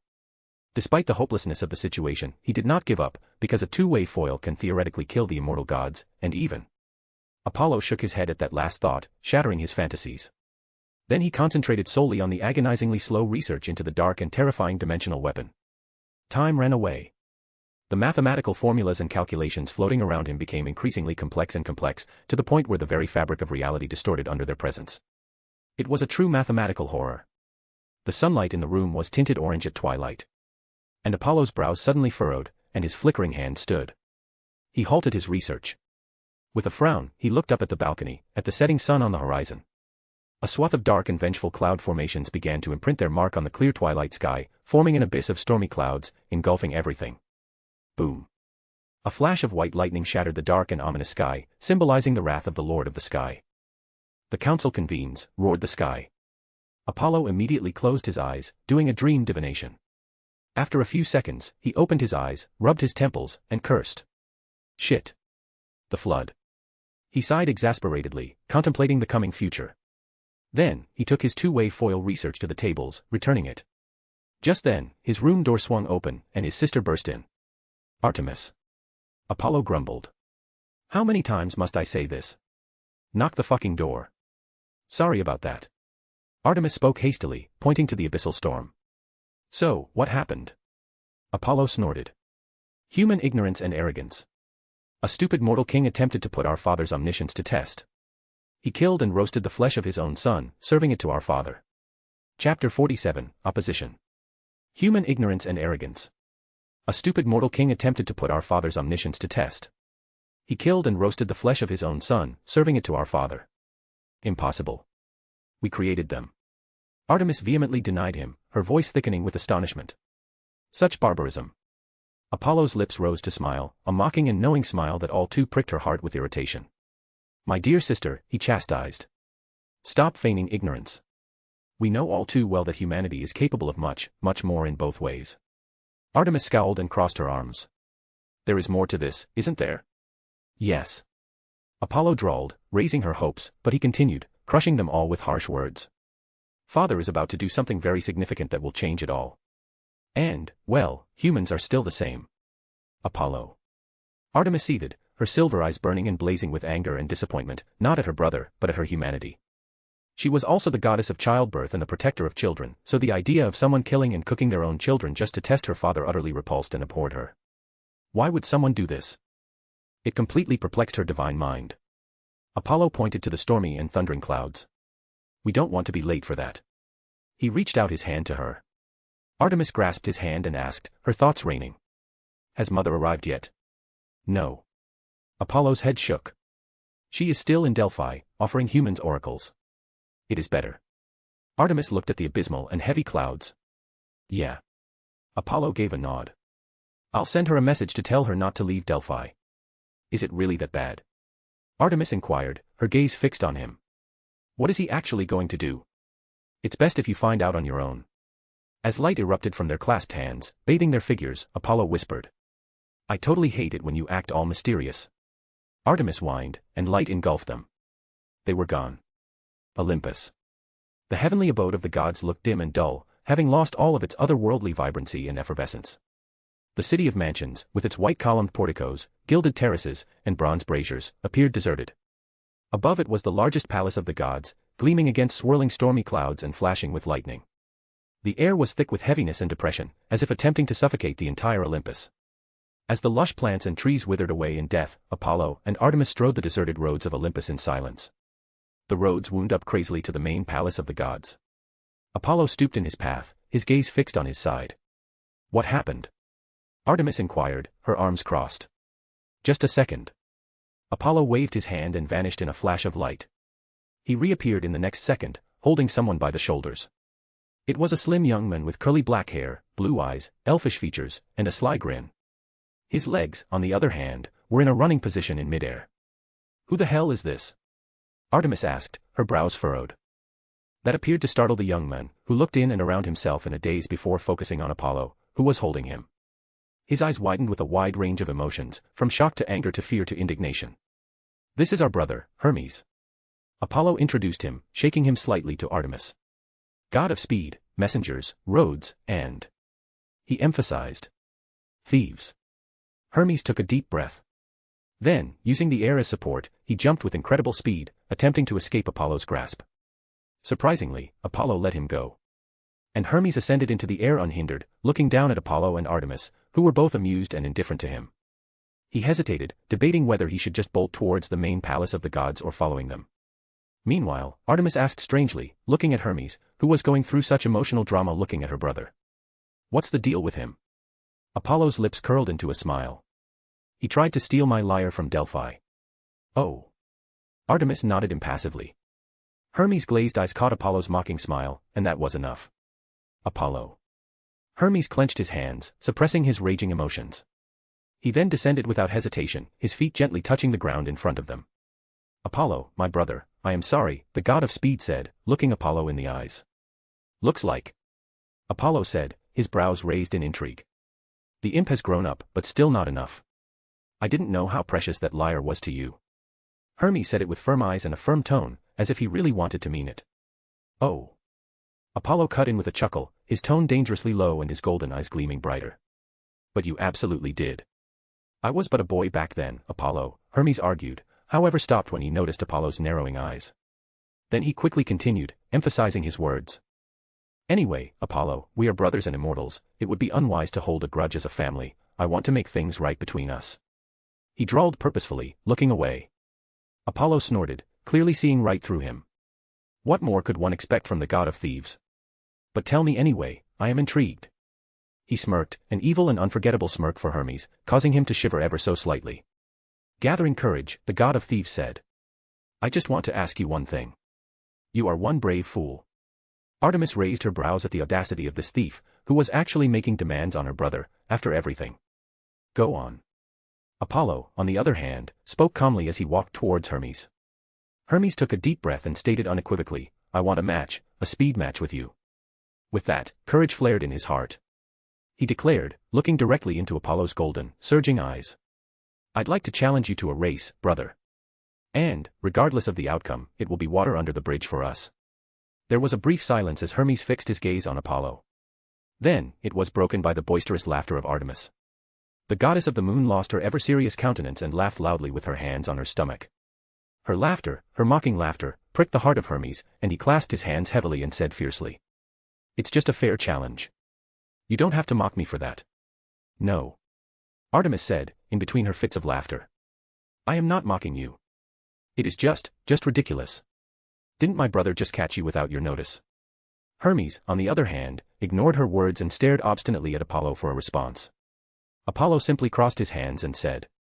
If it is a match you seek, Hermes, I accept. Really? Hermes asked, as if he couldn't believe that Apollo would accept it so simply. Yes, yes, yes. Apollo nodded. You can come to Delphi once things have calmed down, and we can have it. He went on, pointing to his sister, who had finally calmed down. And my sister, Artemis, shall preside over it. But. Hermes spoke, his gaze unconsciously drawn to Artemis. What? Artemis interrupted, glaring. Are you implying I won't be fair? No. Hermes waved his hand, vehemently denying it. Then he cast a sidelong glance at Apollo, scratching his chin. I just want to ask for more details. Apollo snorted, ending this debacle. He pointed to thickening gray clouds. Let's go. Artemis shrugged after giving one last glare at Hermes, and strode down the path towards the main palace of the gods. Discreetly, Hermes breathed a sigh of relief and gave a grateful look to Apollo. With his surging golden eyes, Apollo abruptly turned and stared at Hermes. Listen, imp, this doesn't mean I am going to let go of my grudge. He grumbled. You dare. Tried. To. Steal. My. Liar. Hermes shivered under his words, backing down with a disappointed look in his eyes. The indifferent expression of Apollo collapsed, and he laughed vivaciously. Seeing this, Hermes also laughed with him, as the atmosphere turned quite awkward. I was just joking. Apollo patted his shoulders, his laughter dying away. Hermes forced a smile on his lips, which looked worse than crying. Were you really? Apollo nodded briskly, putting his hands around his shoulders. As you said, it's all water under the bridge. After all, we are brothers, aren't we? He smirked. Looking at his evil and terrifying smirk, Hermes felt the bleakness of his own future. However, he still nodded hastily. Yes. We are brothers, Apollo. Apollo's evil grin broadened, and he dragged him into the path to the main palace of the gods, following his sister. Come on, imp. We don't want to be late for the council. I am not an imp. Okay, imp. Enough you both. Artemis bellowed from the front. And they walked in between smiles and jeers, jests and glares towards the council of Olympus. In between ivory pillars, Apollo, Artemis, and Hermes strode towards the magnificent golden door at the end of the wide corridor. Did Father also summon you to the council? Looking at the looming golden door, Apollo inquired. Yes. Hermes fiddled with his fingers as he nodded. Do you have any idea why? Perhaps to make you a member of the council. Apollo shrugged coolly. Perhaps not. So he's going to give me a seat on the council, huh? Hermes drawled, his gaze fixed on the ceiling. Why are you so downcast about this? Apollo stated. This is Olympus' divine seat, something that all immortals dream and yearn for throughout their eternal lives. I know. Hermes shuffled his toes and nodded lightly. But I don't really know how to feel about that. I mean, you're all strong, but I'm so. He looked at his hands. Well. Apollo patted his shoulders, saying lightly. Who knows? Our father may just be inviting you for some other reason. Don't take my words as an edict from fate, as it is now ever-changing. Hermes looked disappointed at that. His forlorn expression deepened. You are one complicated imp, aren't you? Apollo chuckled. Hermes glared at him, but he didn't scowl back, just retraced his glare to the ground in silence and despondence. Apollo sighed and dragged Hermes towards his sister. Well, brother, strength is not so linear in destructive potential. Any power can be mighty and powerful in its own right. In the end, it all comes down to who uses it. Who uses it? Hermes repeated in deep thought. He simply means, you should think, out of the box, Artemis said, listening in on them as they joined her. Out of the box. Hermes repeated again, confused. However, Apollo and Artemis didn't heed his confusion, as they had arrived in front of the golden door. Only enter when your name is called, Artemis instructed Hermes, solemnity shining in her eyes. She then dragged her brother through the golden door. Their silhouettes became gradually lost in the auric light of the door. Apollo looked back, smirking. Outside the box. Hermes, you're already thinking outside the box. Then, he was gone, leaving Hermes in a daze of confusion and thought. Apollo and Artemis entered the palace of the gods. It had grown grander and more magnificent, shrouded in white light and clouds. Massive white columns rose to a domed ceiling, gliding with moving constellations. 10 thrones were arranged in an inverted U shape around a projection of Olympus's territories, Europa, Asia Minor, the Mediterranean, and Northern Africa.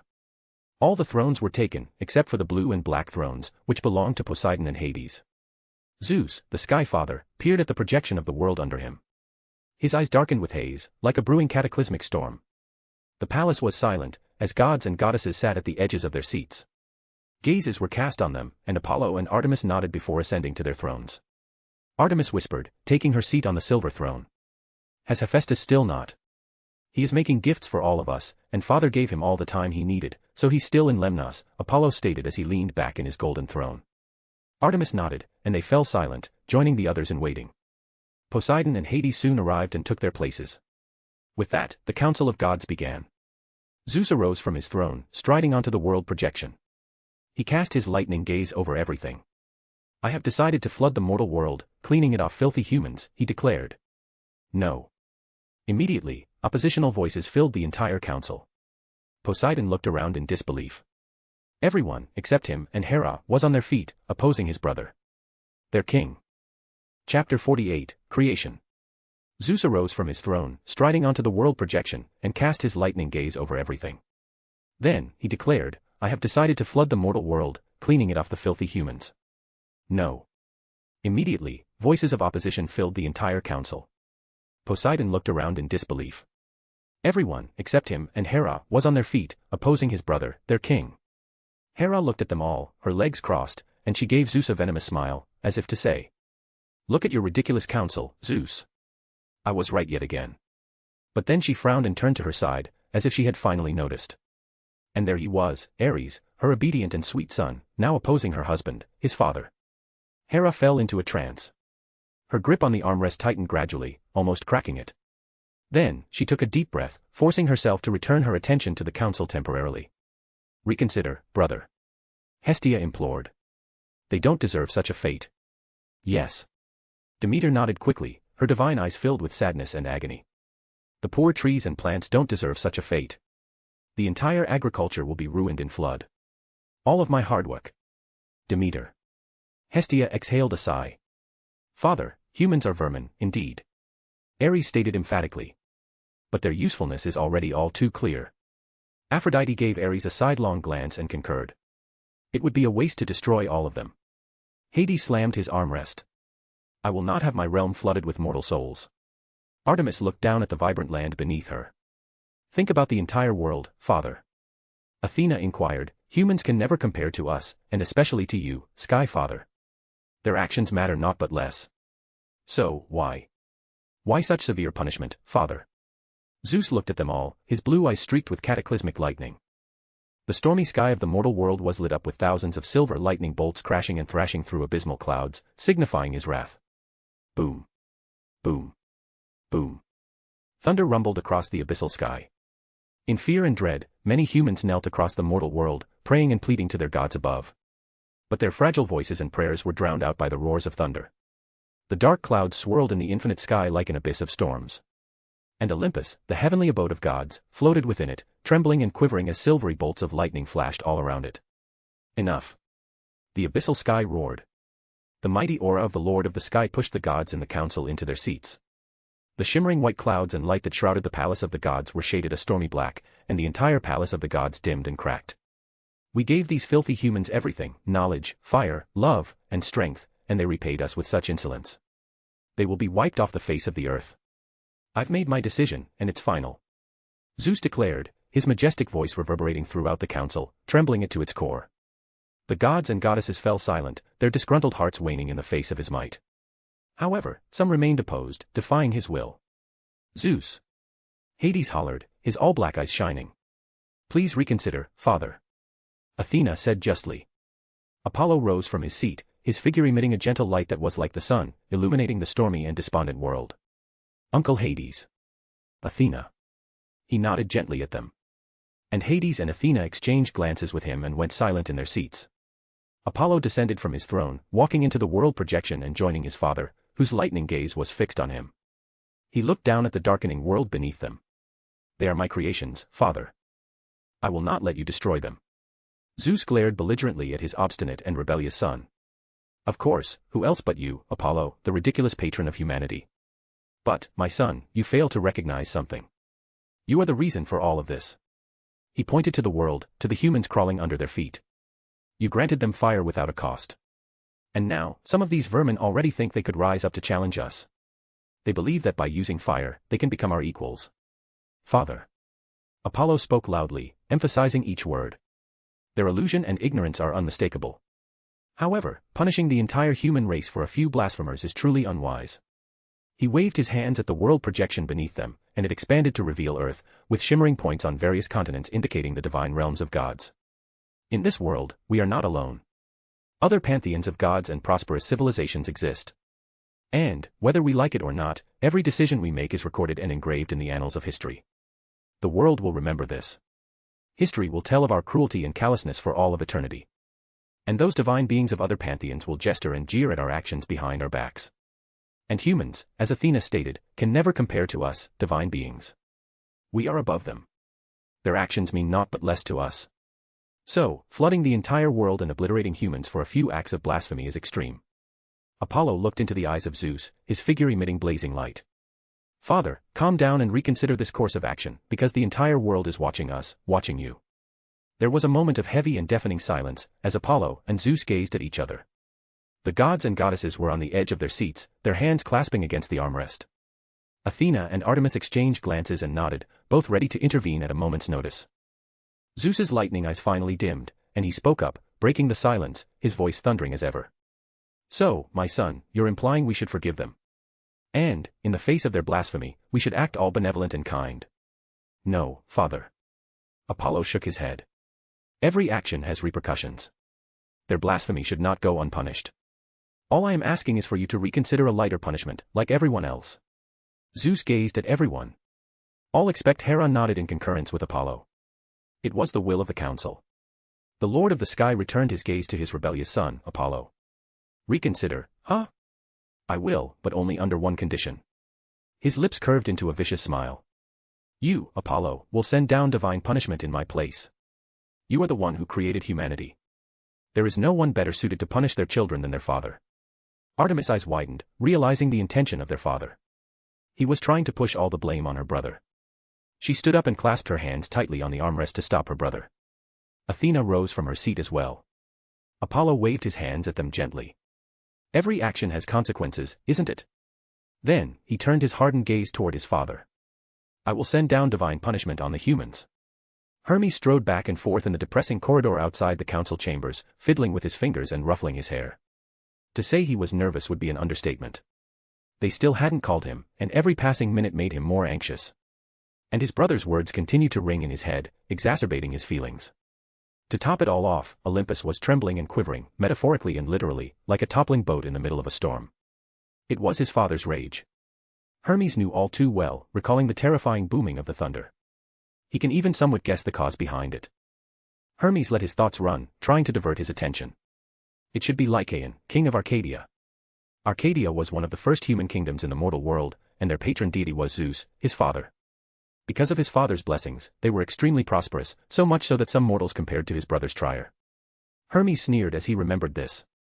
He'd been to both of these places, and to be honest, comparing them was like comparing heaven and earth. Ah, mortals. They are truly an ignorant bunch. Nonetheless, Arcadia was extremely wealthy in comparison to other rising kingdoms in the mortal world. And humans flocked there in droves, hoping to start a new life in the Kingdom of Opportunities, as stories and folklore dubbed it. The people of Arcadia wanted to especially honor the Lord of the Sky, and as their king, Lycaon heeded their wishes, though with a twisted and arrogant heart. He offered his prayers to Zeus and invited him to his palace. Surprisingly, the Lord of the Sky accepted the invitation and went to Arcadia. Lycaon, either to test Zeus's omniscience and discrimination or for other brutal reasons, even Hermes wasn't really certain, killed and roasted the flesh of his own son, Nyctimus, which he served to Zeus. Obviously, Zeus was so revolted and disgusted that he cursed Lycaon to turn into a humanoid wolf. Hermes suddenly turned to the golden door, reigning in his thoughts as it began to emit a blaze of light, showering him. Then it swung open in a brilliant flash. A great divine radiance swept over him from within. The entire earth trembled as a powerful voice erupted from within the radiance. It was his brother, Hermes, the god of speed, messengers, roads, and thieves. Hermes looked at it in silence for a moment. Then he took a deep breath, his eyes hardening. He walked through the door, his figure consumed by the light. A light trail appeared in his path, leading him down the next corridor and into the hall of the gods. His brother and father were standing next to each other on a world projection, with the gods and goddesses seated in thrones behind them. In depression and heaviness, the entire hall was deafeningly silent. Immediately, all turned their attention to him. And Hermes walked steadily, gulping, until he was face to face with Zeus. The silence still reigned in the place of the gods, though the gods and goddesses turned their attention away from him and onto Apollo. Zeus stood in front of him, his eyes scrutinizing him. Under his father's divine gaze, Hermes tensed inwardly, and his gaze subconsciously darted towards his brother. But Apollo wasn't even focusing on him. Hermes called, his emotions surging, recognizing the king of gods, the Sky Father. Father. He bowed. Zeus finally nodded, his indifferent eyes waning under his respectful gesture. He then stated unequivocally, I, Zeus, the king of gods and Sky Father of the Olympian pantheon, proclaim Hermes, my son, as the messenger of gods. With that, a bronze throne rose into existence, right next to the golden throne of Apollo. Zeus patted his shoulders gently. Ascend to your throne, Hermes. It is your birthright. Hermes looked at his bronze throne. Thank you, father. And he ascended to his throne, only once returning his gaze to Apollo, who was turning to face their father.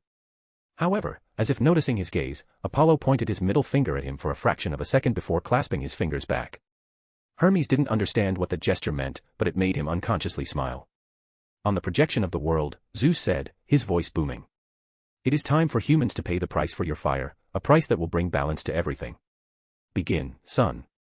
Apollo drew his lyre. Taking a deep breath, he strummed the golden strings with the utmost solemnity. Hymn. A hymn rang out, thoroughly rattling the hearts of the gods and goddesses.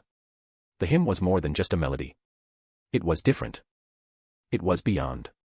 Apollo closed his eyes and immersed himself in it. It was the entire cosmos, whatever one could see, touch, hear, and feel. It was all that was within his perception and all that was beyond his perception. It was the core of his very existence. It was the substratum of all the things and all the beings of the entire universe. It was an eternal song of the divine. He strummed again. Hymn. Light bloomed into existence. The light beams cavorted to his tune, dancing to his whim. The light rays appeared solid at first, but then began to fray. They looked like millions of light gold semi-transparent threads of silk, light and soft. Barely even there. Apollo thrummed the strings heavily. And it cut his fingers. Golden ichor flowed through his hand. Light clumped immediately. Parts of light traveled faster, parts of the thread clotted, parts of the beams fractured, and parts of the rays intensified. The threads turned to dust. Motes of dawn light, blossoming in actuality. The specks of light swirled in front of him, coalescing into a humanoid figure, streaming with veins of light. It was intense yet soft. It did not shine, but glow. It was precious, something to be treasured. It evoked the feeling of a newborn, like looking at a baby. It was heart-stirring, she was heart-stirring. Apollo played and played, his strumming hands unwavering and untiring, his bloody fingers streaming for the final note. Hymn. The swirling molten dawn exploded with blinding and inconvincible brilliance, making gods and goddesses turn away instinctively from it. The brilliance unfolded, unveiling a divine woman bathed in infinite light. It was a miracle of creation. Apollo opened his weary and dimmed eyes, peering wordlessly at the divine woman. Then, he declared. Pandora. You are Pandora. Chapter 49, Gift. Pandora. You are Pandora. Pandora fluttered her brows as she opened her eyes, gazing at Apollo. Instinctively, she called. Father. And all divine eyes were drawn to her, marveling at Apollo's creation. I am not your father. Apollo said, his golden eyes glinting. I am your creator. Creator. Pandora muttered, trying to make sense of the difference with her childish mind. But aren't they the same? No. They're not. Apollo said quietly. You will eventually understand it. The confusion in the clear and pure eyes of Pandora deepened, and she opened her mouth, as if to inquire further, but Apollo turned forward, ignoring her. Pandora felt something in her heart, something completely unfamiliar to her. Her heart pricked and bled, and her brilliant eyes dimmed. It was pain. She realized. Apollo declared, I named her Pandora, which means all endowed. And she shall be with all of your blessings. Zeus ordered, concurring with his son. Bless her as you see fit, for she will bear our greatest gift to mankind. Pandora finally noticed the other gods and goddesses and their scrutinizing and indifferent eyes. She bit her lower lip and moved closer to Apollo, grabbing his hand tightly in nervousness and tension. As Hera descended from her throne, Apollo jerked his head towards her, silently looking at their clasped hands. Then he turned away, doing nothing. Hera peered at the clasped hands of Apollo and Pandora. Oh, Apollo. You are far crueler than I assumed. Apollo merely stared at her in silence. What exactly does she mean, father? Pandora inquired.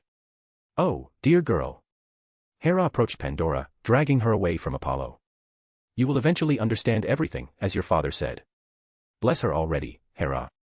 Zeus interrupted. Yes, yes. Hera nodded, her narrowed eyes fixed on Pandora, ignoring her resistance. What should I give you? Pandora, calm down. Apollo said, perceiving her restless state. Blessings will not harm you. Close your eyes and it will be over before you know it. Pandora nodded slowly, biting her lower lip. Then, she closed her eyes, believing in him wholeheartedly. Ah, this would perfectly do it. The Queen of Gods nodded, finalizing. She then declared.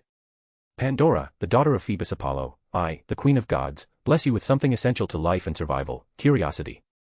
In kaleidoscopic light, a peacock feather emerged, shimmering and gleaming. It descended on Pandora's head, blessing her. Then, Hera flashed a viscous stare at Apollo, ascending back to her divine throne.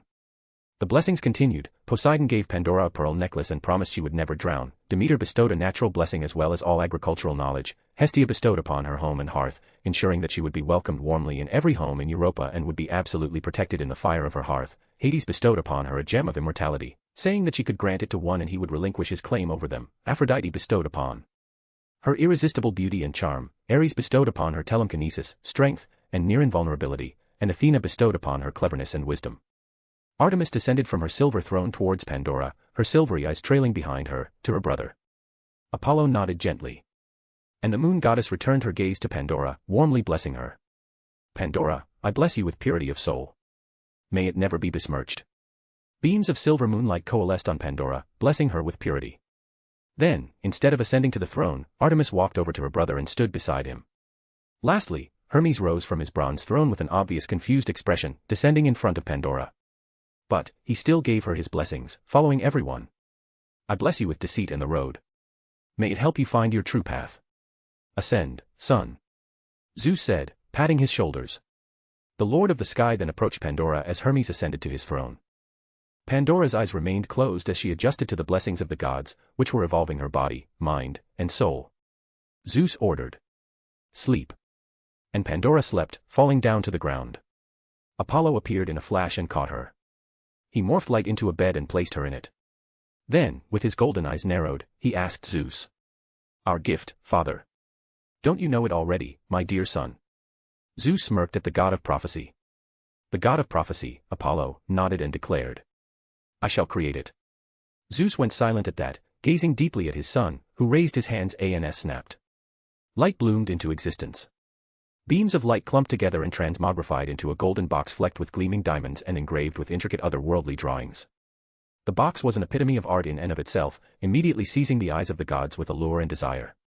Apollo raised his box to a great height, emitting an infinite amount of light.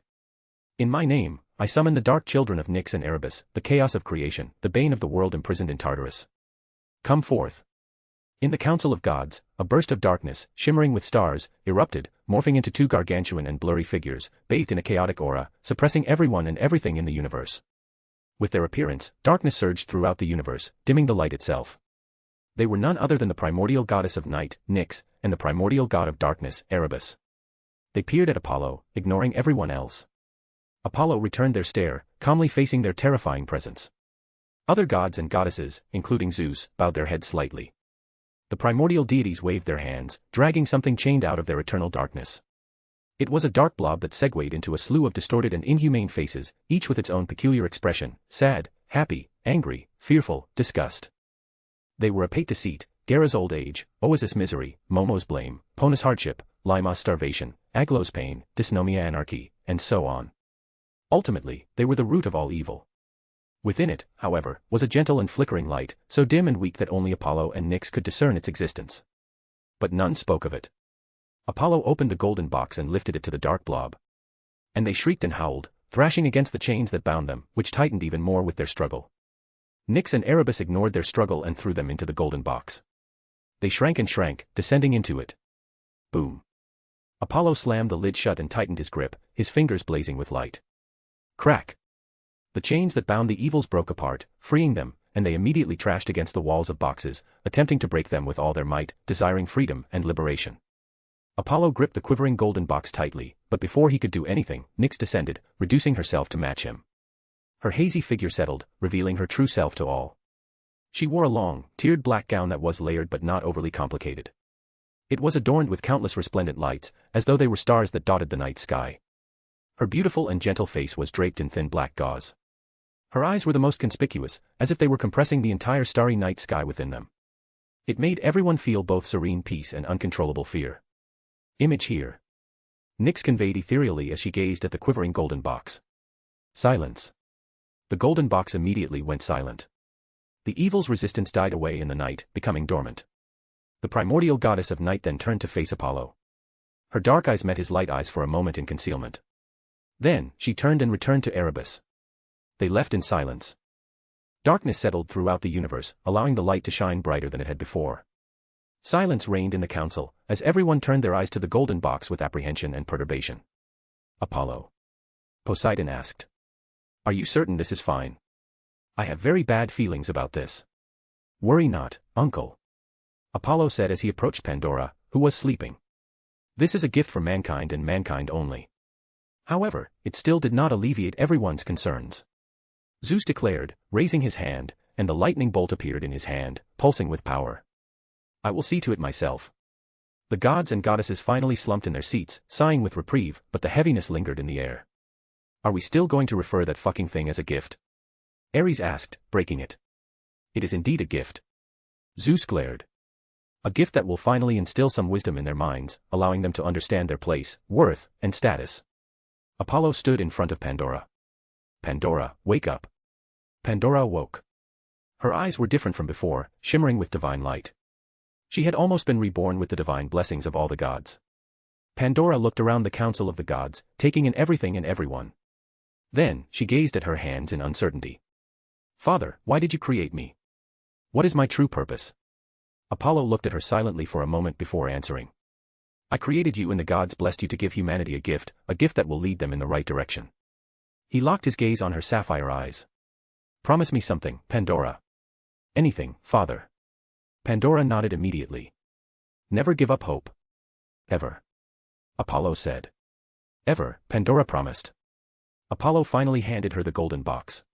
Here. Pandora received it solemnly and asked curiously. What is in it, Father? Apollo issued a solemn command. Take it to the mortal world and open the box in the first human settlement you come across. And you will find it with the rest of the world. Pandora reluctantly nodded, but then she suddenly asked, her eyes widening in despair. But, Father, what do I do after I have given humanity your gift? Is that the end for me? She grabbed his hand desperately. Father, I don't want to die. Apollo ruffled his hair. You can come to my Delphi and we can decide. Pandora nodded, her tumultuous heart settling with his words. If you still wish to, that is. Apollo added. Why do you say that, Father? Pandora said, I will surely come back to you. I don't want my purpose to just end here. Apollo shook his head at that, waving his hand. The ground beneath them rumbled and cracked open, revealing a staircase leading to the mortal world. Now, Pandora, leave. The world will know of your arrival. They will await your presence and welcome you jubilantly. And you will bring our gift to them. I will see to it, Father. Pandora nodded solemnly and returned her gaze to the gods and goddesses, who were silently witnessing everything. Then, holding the golden box, she took a firm step onto the stairway. She abruptly turned and looked at Apollo, who gave her a gentle and encouraging nod. Pandora took a deep breath and began her descent into the mortal world. The brilliance of dawn slowly consumed her figure. Image here. She arose from the dawn. Her presence, like a second sun, brightened the dark and stormy world. Her beauty, grace, charm, elegance, and allure were such that they held the deathless gods themselves in wonder. She was perfect and divine in every way, unaffected by mortality and impertinence. She was a masterpiece of the ages, unrivaled and unparalleled. Her father, Apollo, named her Pandora, which means all-endowed, and asked each of the gods who dwell on Olympus to give her a gift. Of her, Hesiod writes, is the deadly race and tribe of women who live amongst mortal men to their great peril, with no helpmeets in hateful poverty, but only in wealth.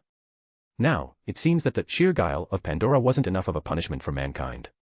So, eternal blazing sun also bequeathed her with a gift, plagues and evils to men who eat bread, which he packed neatly in an otherworldly golden box. With the gift in hand, Pandora was instructed by her father to grant it to mankind. The Greek mythology. Chapter 50, Unbreakable Destiny. Indian Peninsula, the territories of the Hindu pantheon. Prometheus was slowly molding the clay into a pot in a burgeoning city alongside the coast of a vast and boundless river pouring from the Himalayas, his fingers streaming across its surface, engraving it with spiritual symbols. And the humans marveled at him, some of them holding a parchment leaf, recording each and every step of molding. Prometheus gazed at the city with emotional eyes from time to time, taking in its magnificence. The entire city was bathed in spiritual light, which illuminated truth and reality itself. This was the cradle of spirituality. Varanasi. Prometheus recently arrived in Varanasi. This was an important place on his journey around the world, as it is the spiritual capital of the world, blessed by the Trinity themselves. He had spent the past year traveling the world after creating the human race on Europa. Under the guidance of Apollo and other gods, humans prospered steadily. This had lifted a heavy burden from his shoulders. Prometheus, free of the bonds of fate, decided to travel the world, witnessing the cultures and civilizations of various pantheons. And he intended to bring his accumulated knowledge and experience back to his home and impart it on his creations. The sun rays illuminated Prometheus as he finished the modeling, revealing a mud pot to humans who looked on in awe, as if he had performed a literal miracle. Prometheus smiled and took the pot in his hand, gifting it to the humans. They paused, their eyes wary and suspicious of his generous actions. Among them, however, was a young boy of about 12 years old who bravely approached Prometheus and accepted the pot. "What is your name, son?" Prometheus questioned, amused, and impressed by his courage. "Krishna." The youngster proudly patted his chest. "Krishna," Prometheus said. "That's a beautiful name." "I know, right?" Krishna giggled. Prometheus chuckled at his vigor. Krishna whispered softly, looking at the pot. "You don't belong to this land." "Yes," Prometheus said, gazing at the twilight sun. "I come from a far, far away place." Krishna inquired, perplexed. "Does it resemble here?" "In some ways, yes." Prometheus nodded, sighing. "Could you take me there?" Krishna abruptly requested, "I wanted to explore the earth just like you." Prometheus shook his head, saying soothingly, "No, son. My journey is a perilous one. It is not suitable for a child." Krishna continued to look at him with pleading and belligerence. Prometheus sighed and reached into his robe for something. It was his divine emblem. He passed it on to Krishna. "This is my emblem. When you are strong and grown, you can use this to find me in my land." Krishna smiled brightly and grabbed the emblem. Then, bowing his head, he said, "Thank you." Prometheus nodded and sent the youngster forth with the rest of the humans. Krishna halted after a few steps and asked aloud, "I forgot to ask what your name is." "Prometheus." After a moment of silence, Prometheus revealed, "I am Prometheus." Then, "Prometheus." Krishna waved his hand, walking away into the crowds. "Wait for me." Prometheus peered at the fading figure of Krishna, frowning slightly. That boy gave off a very odd and mysterious feeling. He was a mere mortal, not a god in disguise, that much was certain. Finally, he closed his eyes, giving in to his curiosity. He wanted to pry into fate, but someone intercepted him just then. A divine woman emerged from the vast and boundless river that flows through Varanasi. Ganga, the Hindu goddess of purification and forgiveness, was her name. She embodies the immense and endless river from which she arose, which springs from the crown of Shiva. Prometheus opened his eyes, solemnly gazing at the goddess of purity as she severed Shiva himself. "Prometheus." Ganga spoke ethereally. "It is time." Prometheus frowned. "Is there a problem?" "Yes." Ganga nodded. "But not here or with you. It is your home and your creations." "Creation and home." Prometheus whispered into a trance. Ganga waited patiently for his recovery, knowing he was receiving a revelation from the fate triggered by her words. "No." Prometheus muttered incoherently, breaking free from his trance. No. It wouldn't be. Apollo wouldn't do. Then he exhaled deeply, suppressing his emotions and focusing on Ganga. Thank you. This is all the will of Mahadev. Ganga said humbly. Please accept my apologies, I can't thank him in person, Prometheus said, pulling a bronze ring from his robes. Ganga nodded. And Prometheus whispered to the ring. I need your help, my friend. A circular portal made of orange sparks appeared, revealing a sanctuary. Prometheus, Ganga called out, catching his attention. Mahadev also said something else. Destiny is sometimes unavoidable and unbreakable. Prometheus listened, his eyes closed in pain and agony. I hope I am not too late. Then he took a firm step into the portal. Olympus. The council of the gods adjourned. The gods and goddesses immediately departed, returning to their abode and realm to witness the epical event that was about to occur in the mortal world. Apollo and Artemis walked shoulder to shoulder through the winding paths of Olympus in heavy silence. Brother. Artemis finally asked, breaking the silence. Are you fine? She looked him in the eyes. Pandora. I'm fine, Apollo said, finally chuckling. My heart isn't that frail, sister, Pandora was merely my creation. Artemis shot back. However, you ruffled your hair. What? Apollo asked, blinking. You ruffled your hair. Artemis repeated, elaborating. You only do that when you're pretty frustrated. Do I? Apollo asked, perplexed. Artemis laughed. Yes, you often do that, she said, holding his hand and gently asking. So, brother, tell me about Pandora if you want, there's no need to keep it all in your heart. Apollo sighed, ruffling his hair. Fine. He averted his gaze. I've always said that I honor free will, and it's even written in my holy rites, but I failed to do so with Pandora. Brother. Artemis said quietly. You didn't do anything wrong. Free will is invaluable. You can't always uphold up with everyone. You know it. I know it. You are indeed right. Apollo drooled, his eyes gleaming with light. But Pandora is different from everyone. She is my first true creation. Artemis exhaled a sigh. You could still give her a choice when she returns to you in Delphi, brother.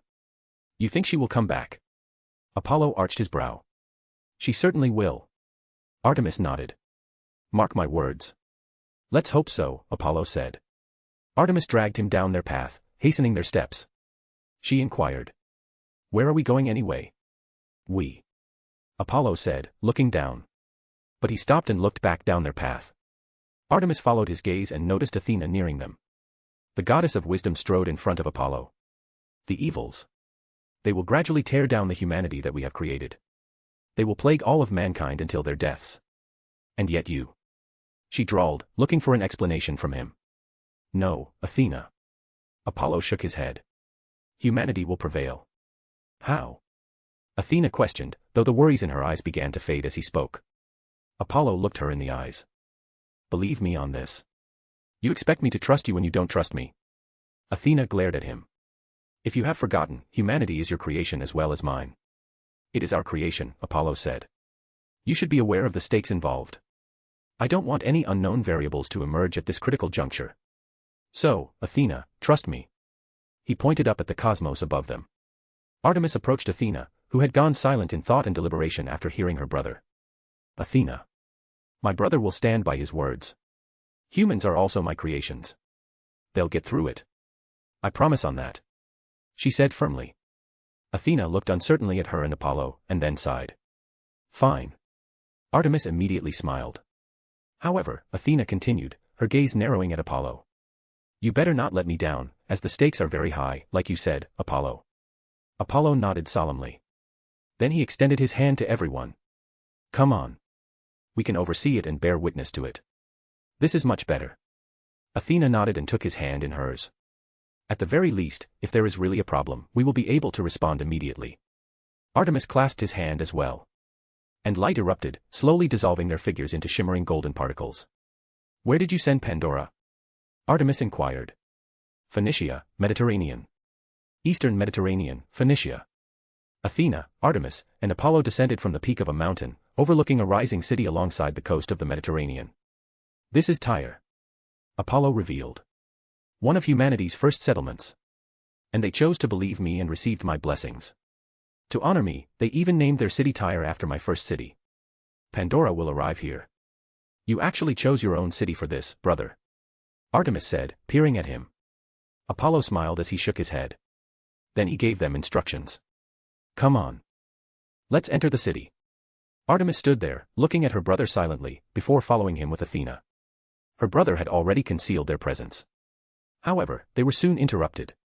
A blaze of crimson flames erupted, forming a massive pillar. Prometheus emerged from it, his gaze fixed on Apollo. Apollo looked at the raging flames without an ounce of surprise.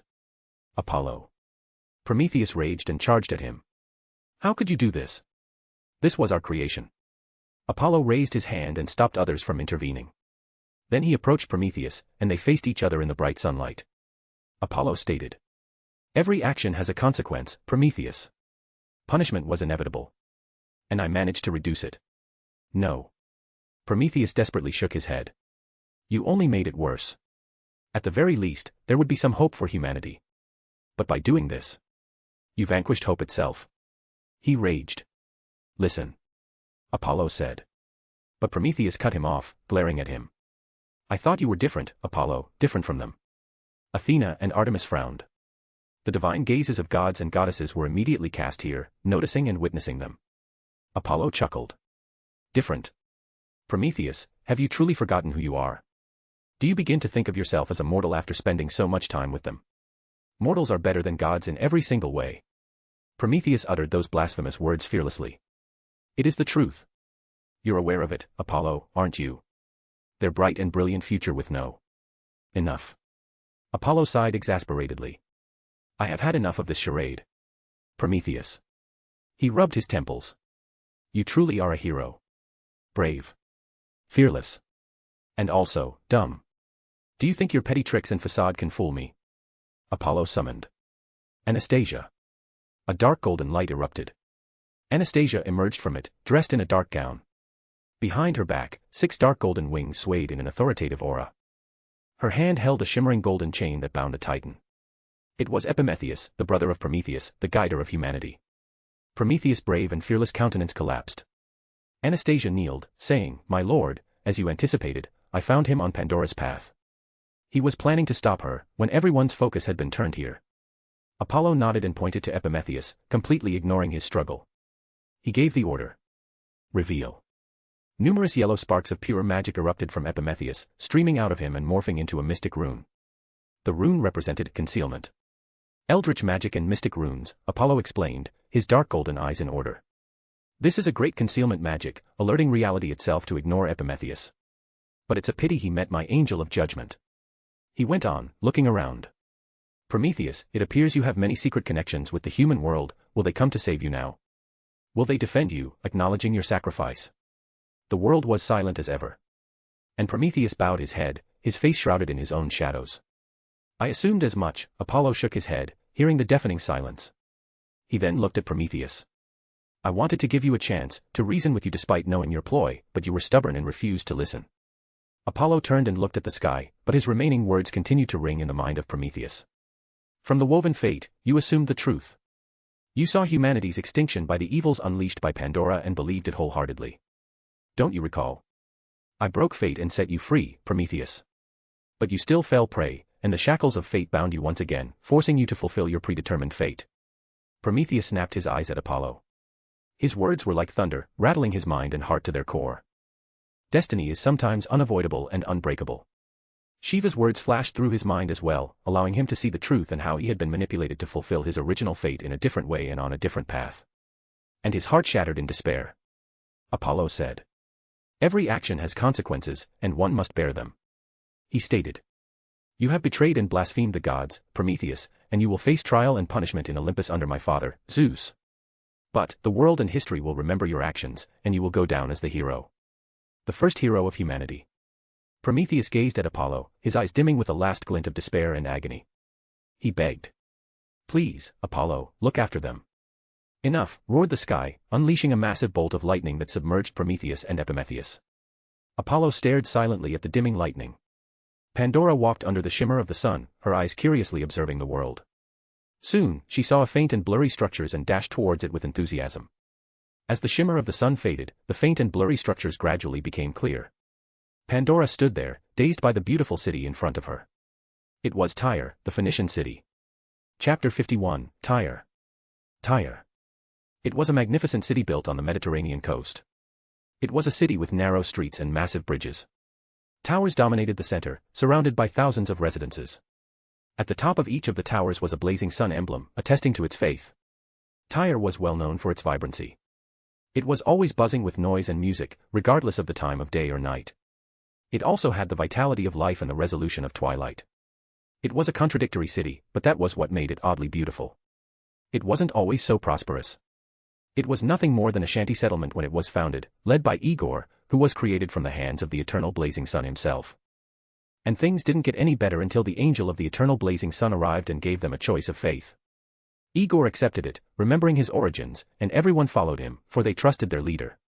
Through the angel, Anastasia, they received the blessing and gift of the eternal blazing Sunday. She was the angel of judgment, strict and stern, upholding her Lord's will and order. And she expected and demanded the same of the believers, instructing, nothing comes without a price. Their settlement quickly became a city under her guidance and the blessings of the eternal blazing sun. Towers rose, temples were built, and houses were constructed.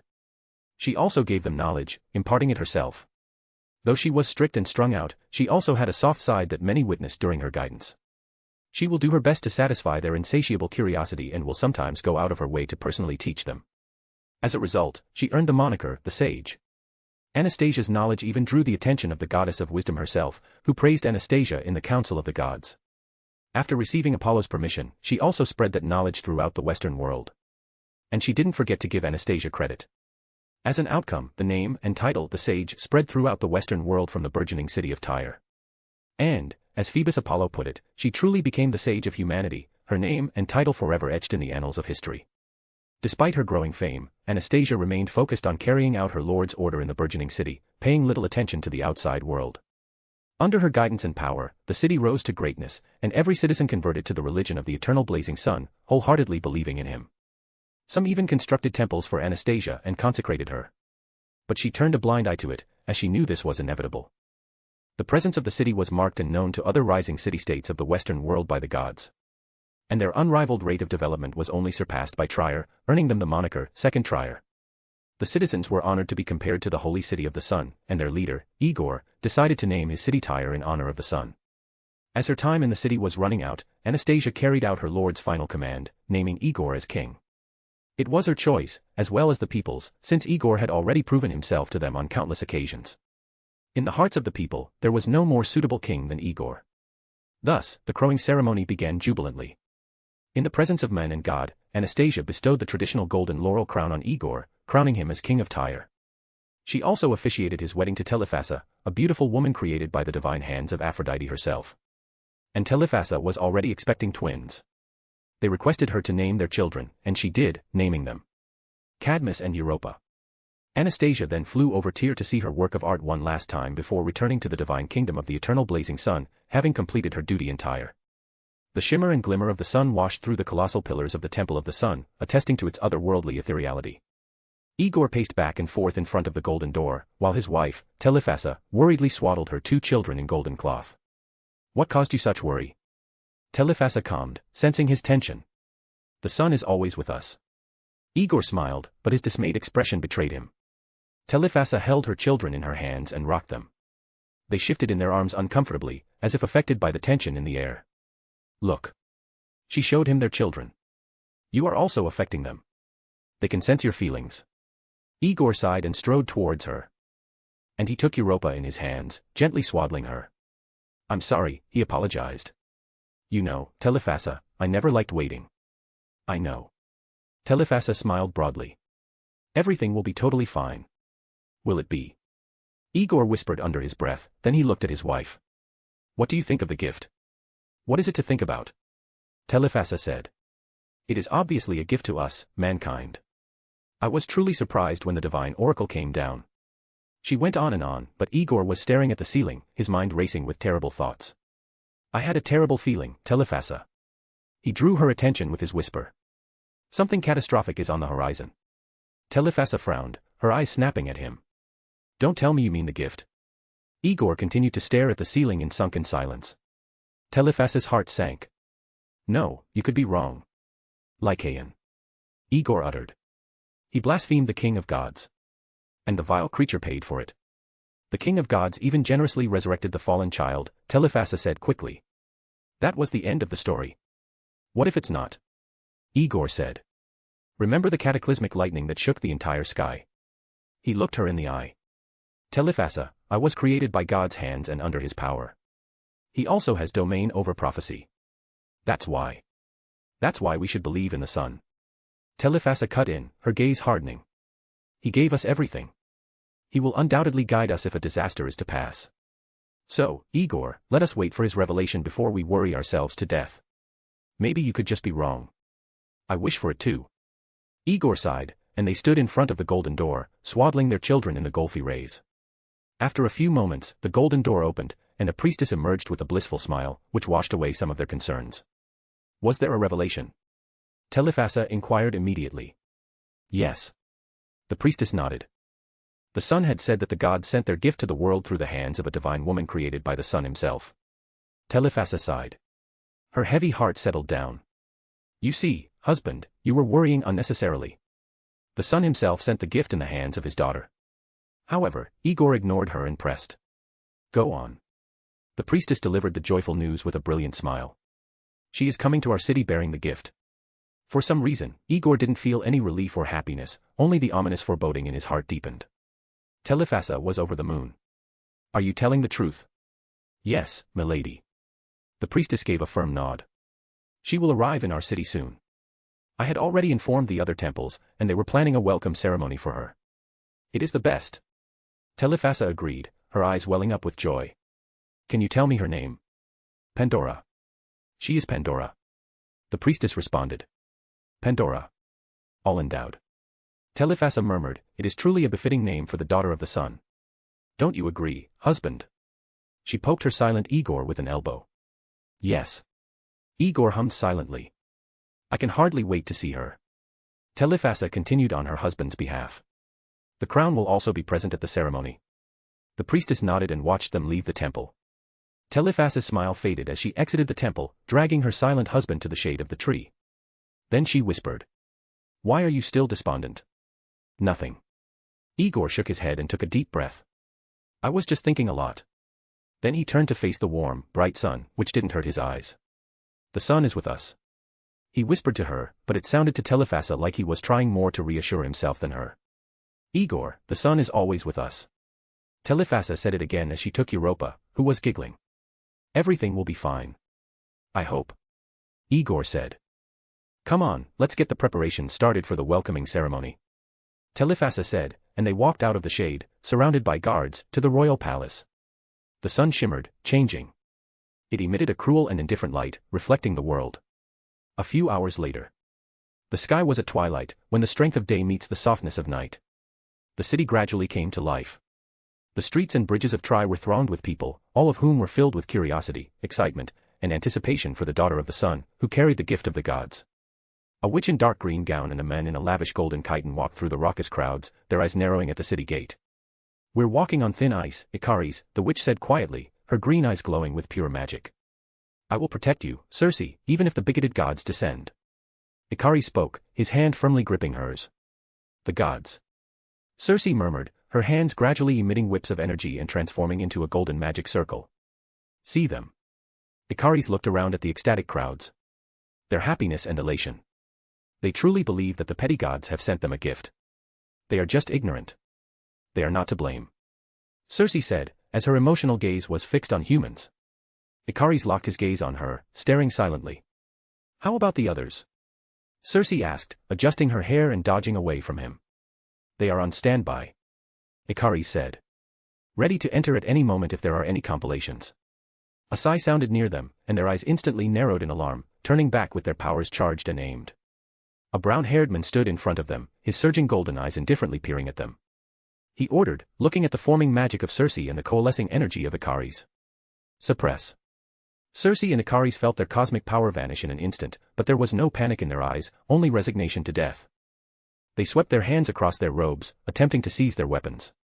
But, with the speed of light, the brown-haired men caught them by the necks and hoisted them into the air, taking them away from the ignorant and oblivious masses to the abandoned alley, where he pressed them down on the ground, breaking it.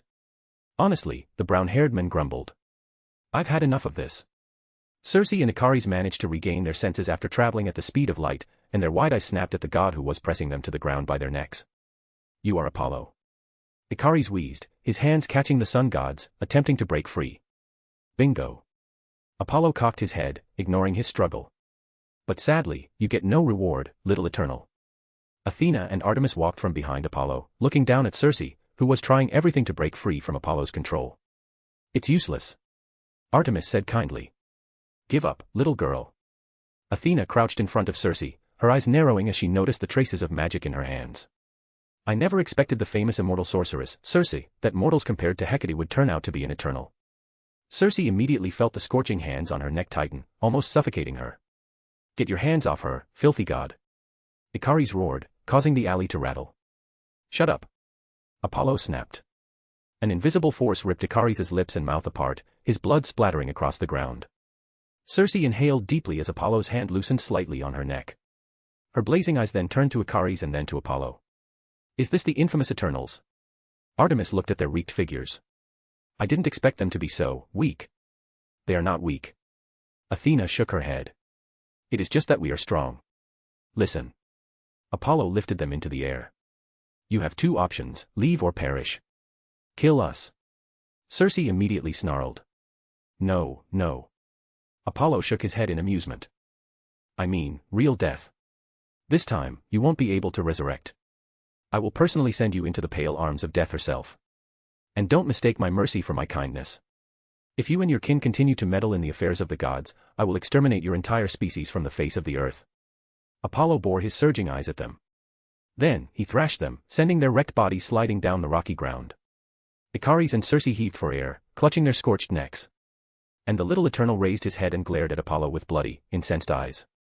Circe placed her hand on his shoulders, shaking her head and soothing Icaris before he did something foolish in a rage. Let's go. She stood up and assisted Icaris, whispering. They turned one last time to face the gods. Apollo removed his suppression of them. And Circe waved her hand, magic cloaked them, teleporting them to Olympia. Artemis looked at their fading figures. You just let them go. Is this all right, brother? Eternals have a complicated background. Apollo said, his gaze fixed on the city gate. It is better this way. Do you know it? Athena inquired, intrigued. Yeah. Apollo nodded. But that's another story for another day. Pandora has arrived. The streets and buildings around the city gate were packed with people, huddling together in anticipation. Clamor and whispers filled the air, thickening it with jubilation. Everyone soon fell silent. The king and queen appeared with the temple's head priestess, followed by a swarm of priests carrying containers and plates filled with materials for the welcoming ceremony. Igor, the king of Tyre, whispered to his queen. Cadmus and Europa. Telephassa reassured him by holding his hand. I prayed to goddess of love. She bestowed her blessings on our children. They're as safe as they can possibly be, husband. Igor sighed in relief, his shoulders slumping.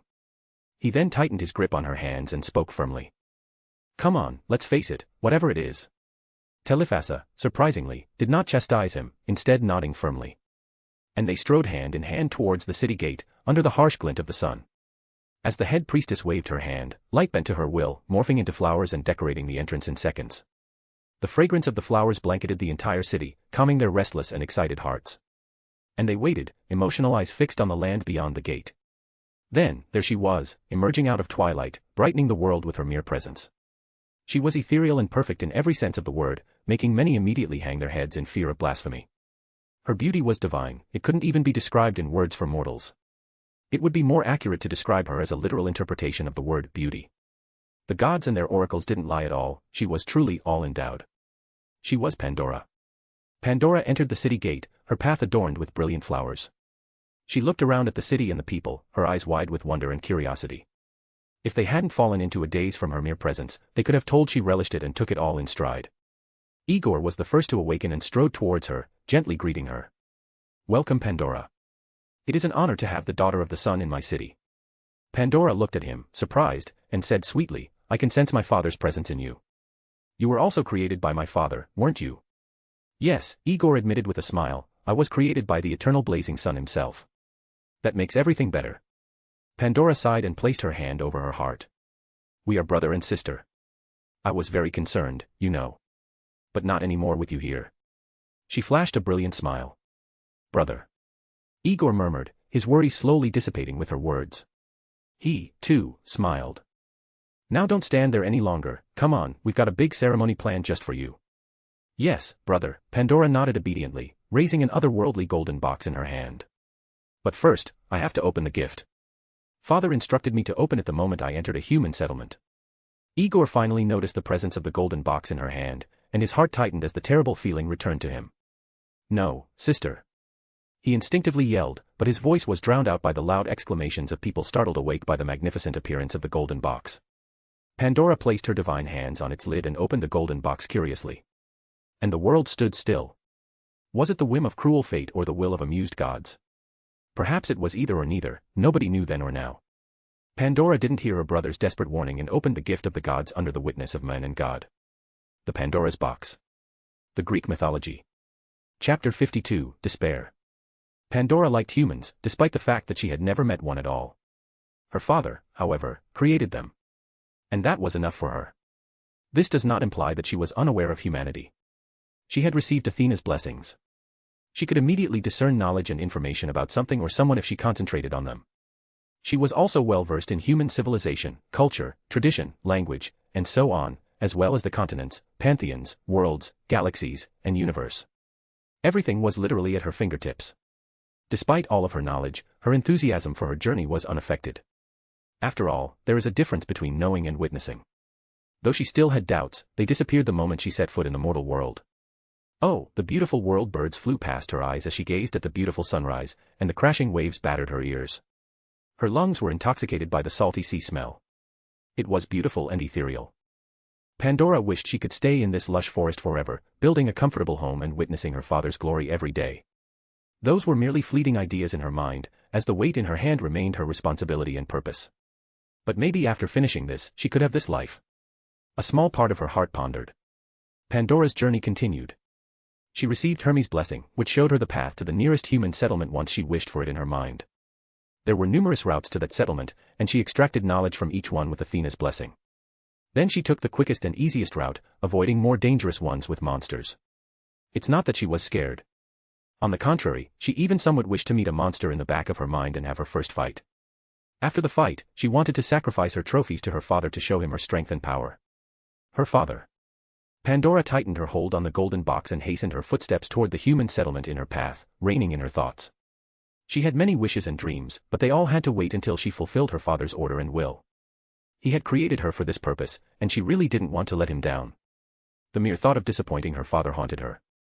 She wanted to complete this as soon as possible and return to her father in Delphi, where she could truly begin her new life with him. Pandora smiled, her gaze drawn unconsciously to the otherworldly golden box in her hands. And she lost her smile. The golden box was a gift from her father and other gods to humanity. But there was a weird feeling in her heart whenever she looked at it. She also remembered the indifferent and sympathetic eyes of gods and goddesses when her father gave her the box, which only added to the strange feeling in her heart. But she didn't think deeply about it, as it was her father who granted it to her. There could be no problems with it. Pandora trusted her father. And she continued on her journey, quickening her steps along the path. Time passed as the sun slowly moved across the sky to the other end of the world. Despite a few hours of travel, Pandora didn't feel tired or worn. She was strong. She recognized it. Ares' blessing was bestowed upon her for her incredible strength, endurance, and near invulnerability. She could break up islands with a single punch and run across the continent without breaking a sweat. All in all, her slow journey was unimpeded and unhindered. It came to an end as she stooped at the mountain's edge and peered down in surprise and awe. It was there, an ethereal city with narrow avenues and massive bridges. Tower blocks dominated the center, surrounded by thousands of residences. At the top of the towers was a blazing sun emblem. It glistened brilliantly in the sunlight. It was magnificent. Pandora narrowed her eyes at the sun emblem on one of the towers and nodded in understanding. This is the city of my father, huh? She pondered. No wonder it is this magnificent. She concentrated on it. The information and knowledge about the city immediately appeared in her mind. Tyre. In her thoughts, Pandora cheerfully made her way down the mountain and strode onto the empty bridge leading to the gate of the Tyre. The colossal gate opened with a rumble, as if anticipating her arrival, and she walked into it with excitement under the cruel shimmer of the sun. She can't wait to meet humans. Pandora was greeted by crowds upon crowds of humans packed throughout Tyre's streets and towers, all looking at her with equal excitement and anticipation. Her emotions were nearly overwhelmed by the sight. She had anticipated a welcome, but such a warm welcome completely caught her off guard. She wasn't really that important. She just stood there for a moment, taking in everything and everyone in this surreal moment. Until a man in a white chiton approached her and welcomed her. Pandora immediately felt a sense of familiarity with him and asked him about it. And his response washed her worries away and soothed her heart. He was Igor, the king of Tyre. Above all, he, like her, was created by her father. Does that make them brothers and sisters? Pandora was almost over the moon at the thought. She didn't know why, but the thought of having a sibling just filled her heart with happiness. It was as if she had rediscovered a missing piece of her heart. She focused on him and found out that he was married and had 2 adorable children. So, am I now an aunt as well? She flashed a brilliant smile. Igor rescued her from her tumultuous thoughts and invited her into the city. However, Pandora didn't forget the instructions from her father. Yes, yes, brother. Pandora nodded, holding an otherworldly golden box in her hand. But before that, I have to open the gift. Father instructed me to open it the moment I entered a human settlement. The moment she raised the box, it immediately attracted everyone's attention. It was the zenith of art, seizing their hearts with allure and desire. This was not something mortal, everybody could feel it. This was something otherworldly, free of mortality, impermanence, and transience. It was crafted by the divine hands of God himself, bathed in his power, might, and authority. Tears of joy and happiness welled in the eyes of humans witnessing the sight of such divinity. It was a moment of honor that burned in their memories forevermore. The city was filled with fervent and ardent exclamations that drowned out all other voices. And under the witness of men and God, Pandora placed her divine hands on its lid tightly. Curiosity adorned her sapphire eyes as she narrowed her gaze on the golden box. The world stood still. Across the universe, every star in every galaxy dimmed, as if terrified of what was about to be unleashed. The mighty Skyfathers stood on their thrones, gazing down at their world. The cosmic entities themselves turned their attention to this universe, to this earth, to this Mediterranean, to Pandora. And she opened the box. There was a fast fluttering, a furious flapping of wings, and a wild wheeling and whirling in the air. Oh! Glorious flying creatures. But, no, they were not glorious at all, Pandora cried out in terror and fright. Her hands and heart trembled. The golden box ejected a terrifying and unsettling darkness. Its surface was covered with distorted and inhumane faces. They were like abyssal demons creeping out of the endless abyss, liberated by Pandora. And the humans were jolted out of their trance and illusions, witnessing the gift of the gods to them.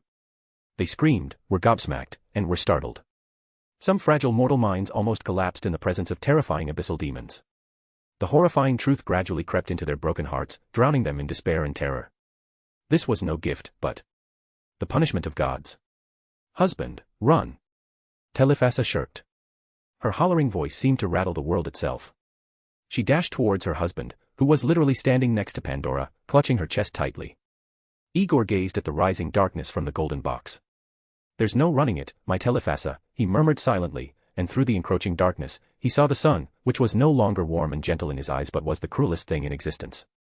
Why? Igor finally asked, as his vision was slowly filled with surging demonic darkness. And it consumed him, tearing him apart. No. Telephassa let out a heartbreaking cry, crashing into the ground with tears and blood. Chaos immediately exploded throughout the magnificent city of Tyre as people ran for their lives. But there is no running from this. The demonic darkness thrashed into the darkening sky, forming a massive dark column visible from all corners of the world. It was like a pillar of creation, supporting the earth itself. Humans and gods alike stared at it, horrified and wide-eyed. The demonic faces made their skin crawl in fear. It ignited their worst nightmares and awakened their deepest fears. Despair consumed them, corrupting them. Within the dark pillar, Pandora stood, her figure emitting the gentle light of the sun and moon, unaffected by the swirling darkness. Her brilliant eyes were dull and empty. She stared in a trance at the opened golden box. A spark of weak and dim light slowly emerged from within it, attempting to leave and join its brethren to enter the glorious world. Pandora, close it. A gentle voice resounded in her mind, jolting her. Without hesitation, Pandora followed, summoning up the courage and strength to close the lid and seal the box with that gentle and weak light. Boom. Immediately, the dark pillar of creation exploded with demonic darkness, sweeping into Tri, the countryside, and around the western world, even beyond. Clang. Pandora's hand sank, losing all its strength. With a reckoning sound, the golden box landed on the ground. She slowly turned around to witness the world. And she saw it all in her mind. The burgeoning Western civilization was unraveling and collapsing in despair, death, and destruction. No, she muttered quietly, clutching her chest. No, no, no. What have I done? A sorrowful cry resounded, capturing her attention. And Pandora saw the aging Telephassa clutching the broken and lifeless body of Igor. Why? As her hair grayed and her face wrinkled, Telephassa roared at the cruel sun. What have we done to earn this? Pandora dashed over to them, tears streaming down her cheeks. Then she kneeled in front of Igor, placing her hands on his corrupted body. Brother. She cried out. Everything will be fine. I will pray to our father. Remove your flitty hands from my husband. Telephassa screeched, dragging him away from Pandora.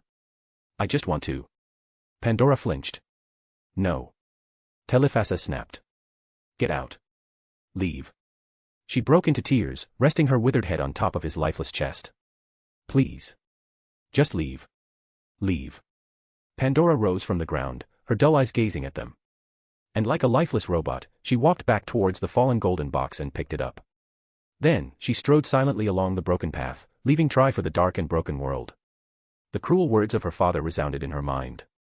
I am not your father. I am your creator. You will understand everything eventually. The truth shattered her heart, sending her sinking into the abyss of despair. Pandora gazed at the cruel sun. I was never your daughter, was I? She smiled, a smile that spoke volumes of despair and agony. Pandora held onto the golden box ever so tightly in her hands.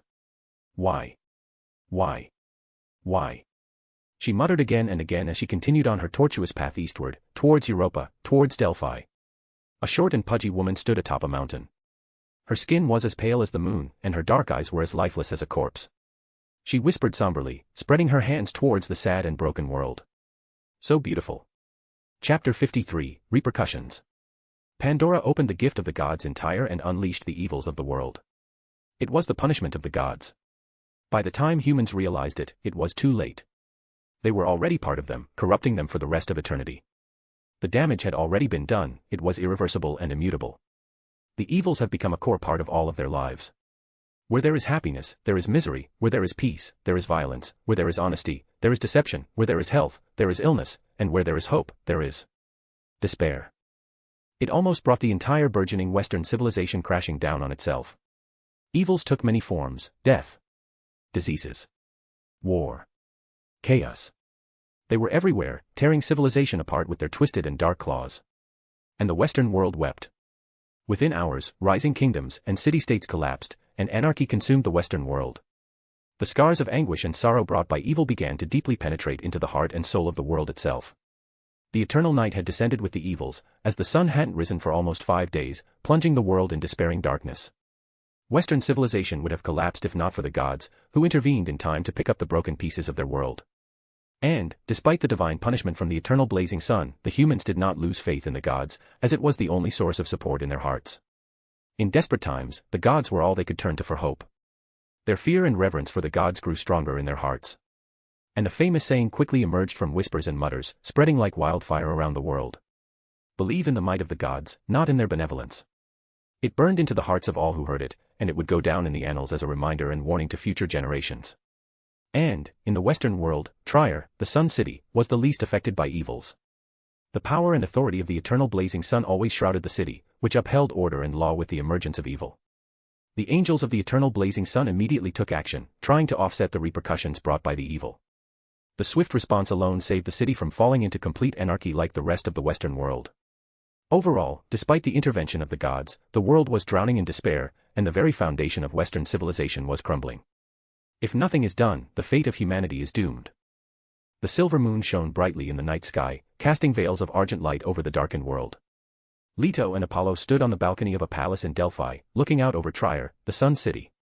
"How is the situation, mother?" Apollo asked quietly, his gaze riveted on his city. Leto hesitated, looking at him with worry. "Tell me," Apollo pressed. "Things aren't looking good." Leto sighed in defeat, her distressed face illuminated by the moonlight.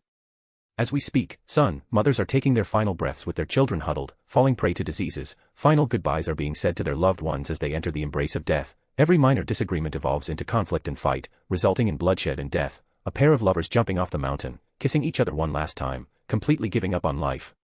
She told him of the desperate situation of his Trier, observing him from time to time. Apollo just listened in silence. Leto finished. This is just considering Trier, my son, where the impacts of evil were stopped by you. However, if we consider the rest of the Western world, it is far worse than here. Am I cruel, mother? Apollo asked quietly. No, Leto said, shaking her head. Not at all, son. You only say that because of who you are. Apollo exhaled a sigh. Leto approached him and gripped his hand tightly. Obviously, I am your mother after all. You did what you had to do. It may seem cruel and heartless in the eyes of many, but not in mine. She locked her gaze on him. And what had happened had happened. It's pointless to mop over it. So, now, do what you can and save your creations.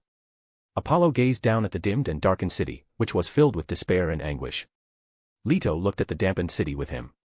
The entire civilization is drowning in despair. The only thing keeping it from collapsing is not the gods, but hope. They said it in unison. You can feel it, mother? Apollo inquired, surprised. Yes. Leto said, the hope. I'm not sure how. But I could feel it. And it is dying, my son, slowly consumed by despair. In a way, Apollo murmured. You are the grandmother of humanity. It could be because of this. It could be. Leto laughed as the heaviness waned in the air. Apollo then fell silent, his gaze fixed on the starry sky, which glistened brilliantly with millions of stars. I'll see to it, he finally said, his surging eyes settling. Hope will not perish on my watch, mother. Leto nodded, sighing in relief and lightly patting his shoulders. Apollo reached into his personal space and handed her a book. Then he instructed. This contains information on a new branch of healing I invented specifically for mortals. This will allow mortals to tend to themselves without the need for supernatural power. It is medicine. The book covered fundamental and basic medical practices. It described how to collect medicinal plants, grind them, mix them, heat them, and turn them into powders, potions, and preparations that could be eaten, drunk, or mixed into food. It also had instructions on how to staunch blood flow, concoct fomented poultices, dress wounds, reset fractured bones, and so much more. Leto opened the book and read it thoroughly as Apollo returned his gaze to the city, quietly watching it. This is great, my son. She commended. It will benefit humans, especially now, and take some of the burden off our shoulders. Apollo hummed. I'll give it to Athena. Leto went over it again and finalized it. She will immediately spread knowledge of it throughout the Western world. Mother. Apollo said. Don't credit me as the creator. Let it be you. Why? Leto inquired, perplexed. A new divinity will be born out of this. Apollo deliberated. It's best if you inherit it, mother, since it suits you best. This is yours, son. Leto furrowed her brows. And I've decided to hand it over to you. Apollo stated unequivocally. Don't reject it. It will immensely help in your divine path. Fine. After a brief moment of silence, Leto sighed. She placed the medical book solemnly in her blue bag. I'll take care of it then. She patted his shoulders and whispered. She then turned to exit the room. Has sister returned? Apollo interrupted her. No. Leto shook her head, her gaze flickering to the moon. She is still off purifying the remnants of evil in her moon chariot. And it has been a hassle. It could take months or even years. In sunken silence, Apollo nodded, his gaze drawn to the moon as well. Son. Leto exhaled a sigh. Don't go back to mopping after I've gone. Mother, I'm fine. Apollo muttered. Leto gave him a silent stare. Then, she turned and left the room, leaving him alone in the serenity and tranquility of the night. Apollo poured himself a glass of ambrosia and slowly drank it. His attention was fixated on the city gate, as if he were waiting. Hey. From behind, a gentle voice whispered, and cold hands embraced him. I missed you so much. Apollo exhaled, placing his warm hands over her icy hands. I'm sorry I couldn't come right away. Hecate said. There were some issues with my mother. It's fine. Apollo waved his hands, his lips forming a rueful smile.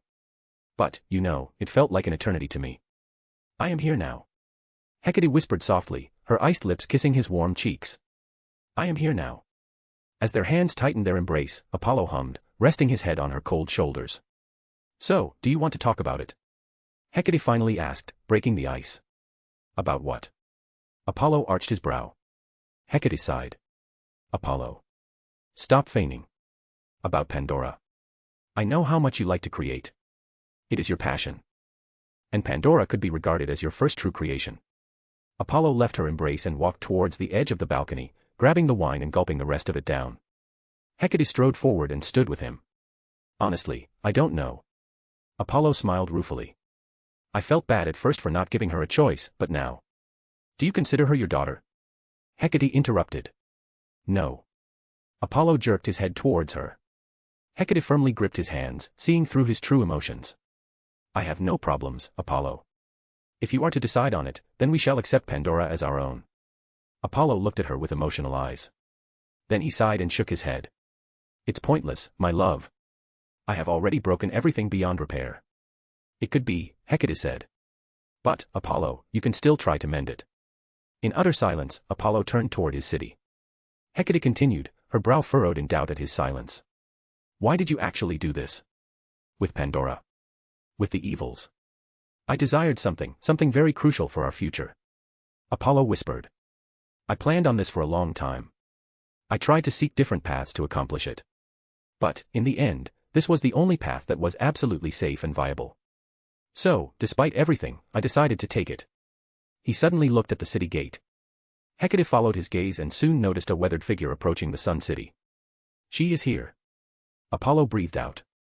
Do you want me to come? Hecate asked. No. Apollo shook his head. This is something that I should do alone. Pandora walked into Trier. Her eyes were still dull as she strode through the city's magnificent streets, like a lifeless robot. The city of the sun has lost its warmth and glow, turning dark and cold at night. The air was thick with sorrow and sadness. Cries, sobs, and whimpers filled the nooks and corners of the city. Pandora ignored everyone and everything, strolling unhindered towards Delphi while clutching the golden box firmly. The people huddled together in long lines to get relief and help from the temple of the eternal blazing Sunday. Their figures appeared worn down, and their eyes were dim. Pandora entered Delphi. She strode through the winding paths, past rising palaces, spires, and towers teeming with priests and priestesses rushing in and out to assist people. She reached the center of Delphi, the Parthenon, and began climbing up the stairs to it, her legs quivering ever so slightly. But, as she ascended, each next step became more and more firm. She finally entered the empty Parthenon. And there he was, Phoebus Apollo, waiting for her between the ivory pillars. Pandora froze at the sight of him. Her empty eyes glowed with a spark of emotion. Immediately, all the suppressed emotions in her heart burst forth. She hollered at her creator. I hate you. A/N, I write novels for fun to relieve myself of the tensions of my university. But you see, comments like this, Apollo can die and be crippled or be replaced. And I don't think anybody would care. Then, a deleted comment said, Apollo is a dickhead worse than Zeus, he can go and die. Another one that I personally deleted in frustration. Your story is dung. Nobody should read this emotionless and logic-less piece of shit. This completely dampens my spirits. This is truly just hate comments. And I don't understand why some people keep reading if you hate my MC and my story that much, just to spew hate on me. And Apollo is not perfect, he has many flaws, just like my own story. This is fucking fanfiction written by a student, not a novel written by an actual author, so what else do you expect? Sigh. I am sorry, this is just my rant. Chapter 54, Destiny. Pandora yelled, releasing all of her emotions. I hate you. Her roar shook the city of the sun to its foundation, plunging it into momentary chaos and disorder. Each step she took towards Apollo shattered the ground. Deep cracks slithered through the ivory columns of the Parthenon, causing it to shudder. The divine statue of Apollo fell from the altar after losing its balance. The divine sun emblem engraved above it had cracked into pieces. Pandora yelled at the top of her lungs as she punched Apollo in the chest with all her might. Boom. The Parthenon collapsed on itself after a wave erupted. The ivory pillars were shattered into shards. However, Apollo waved his hand away, erasing the spreading wave. The aftermath, however, was felt for 50 miles, thoroughly quivering the ground. Why? Pandora yelled, punching him in the chest repeatedly. Why did you do this? Why did you lie to me? You could have told me the truth. But you let me walk me on this wretched path. Why? Why do you have to be so cruel? She broke into tears, collapsing onto his chest. The Parthenon was in ruins, with dust and smoke filling the air, and they stood in the middle of a massive crater littered with rubble and debris. Apollo embraced her, patting her back. His other hand waved in the air, and smoke and dust flew away, revealing Delphi and Trier unaffected. Then, with a snap of his fingers, rays of light blossomed around the ruined Parthenon, rising and merging. It transformed into a light curtain that draped over the Parthenon, obstructing all prying and probing eyes. Apollo whispered gently. It had to be this way. To Pandora, the gentle voice sounded like the cruelest thing in existence. In despair and agony, it shattered and broke her again and again. She jerked away from her embrace and stared at him with wide eyes. What do you mean it had to be this way? Apollo pointed to the golden box in her other hand, which she still clutched as if her life depended on it. Destiny. He sighed. Many people believe destiny is unassailable, invincible, and unbreakable. And, in some ways, it is. However, it could still be broken. Then, the very invulnerable destiny will become the most fragile thing in existence. A single destined event could split into millions or billions of different outcomes. The river of destiny will erupt in chaos. There will be an endless number of possibilities and paths. And that's exactly what I wanted to avoid. Destiny. What does it have to do with me or us? I don't understand. Pandora snapped, though an ominous foreboding filled her heart. She gripped the golden box tightly, golden ichor dripping from her hands. Apollo walked towards her. He made his voice as gentle and soothing as possible. Pandora. Destiny has everything to do with it. Your original destiny was absolutely predetermined. It was unavoidable and inevitable, and even the fates themselves couldn't intervene and alter it. It was different yet similar to the present. You were crafted by Hephaestus, and my father gave you life. No, Pandora said quietly, her voice cracking. Apollo continued to tell the truth. My father granted you a pithos with the evils and told you not to open it. But you did it by giving in to your curiosity. You were always destined to bring evils into the world. Stop. Pandora collapsed on the floor. But, Pandora, you were also destined to close the jar before the last one could escape, sealing it. And it saved humanity. Please. Tears streamed down her cheeks, dripping onto the floor. Pandora, I wanted that. So I created you and forced you to bear the cruel destiny. This was the only way I could prevent the fates from interfering with destiny. Apollo, crouched in front of the trembling Pandora, fixed his gaze on her. And, yes, I had the power to break it, but doing so would have given the fates the power to intervene and tamper with shattered destiny. I wanted to avoid that to get what I desired. That's why, Pandora, that's why. Here. Pandora hurled the golden box at him. Take your precious box. She hollered. And leave. Apollo caught the golden box and placed it aside, his eyes still solely focused on her. I will not ask for forgiveness, Pandora.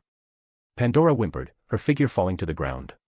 Please just leave, please. Apollo placed his hands on her shoulders and caught her. Her head was bowed, tears streaming down her cheeks, and she refused to look at him. Nonetheless, he continued solemnly, his voice cracking. As there is no excuse for the cruel destiny I put you through, and I don't deserve it. Pandora snapped her weary and bloody eyes at him and asked, her words drowning in pain and misery. How can you be so cruel? What was I to you? A object. A thing. A item to fulfill your ambitions. No. Apollo shook his head vehemently.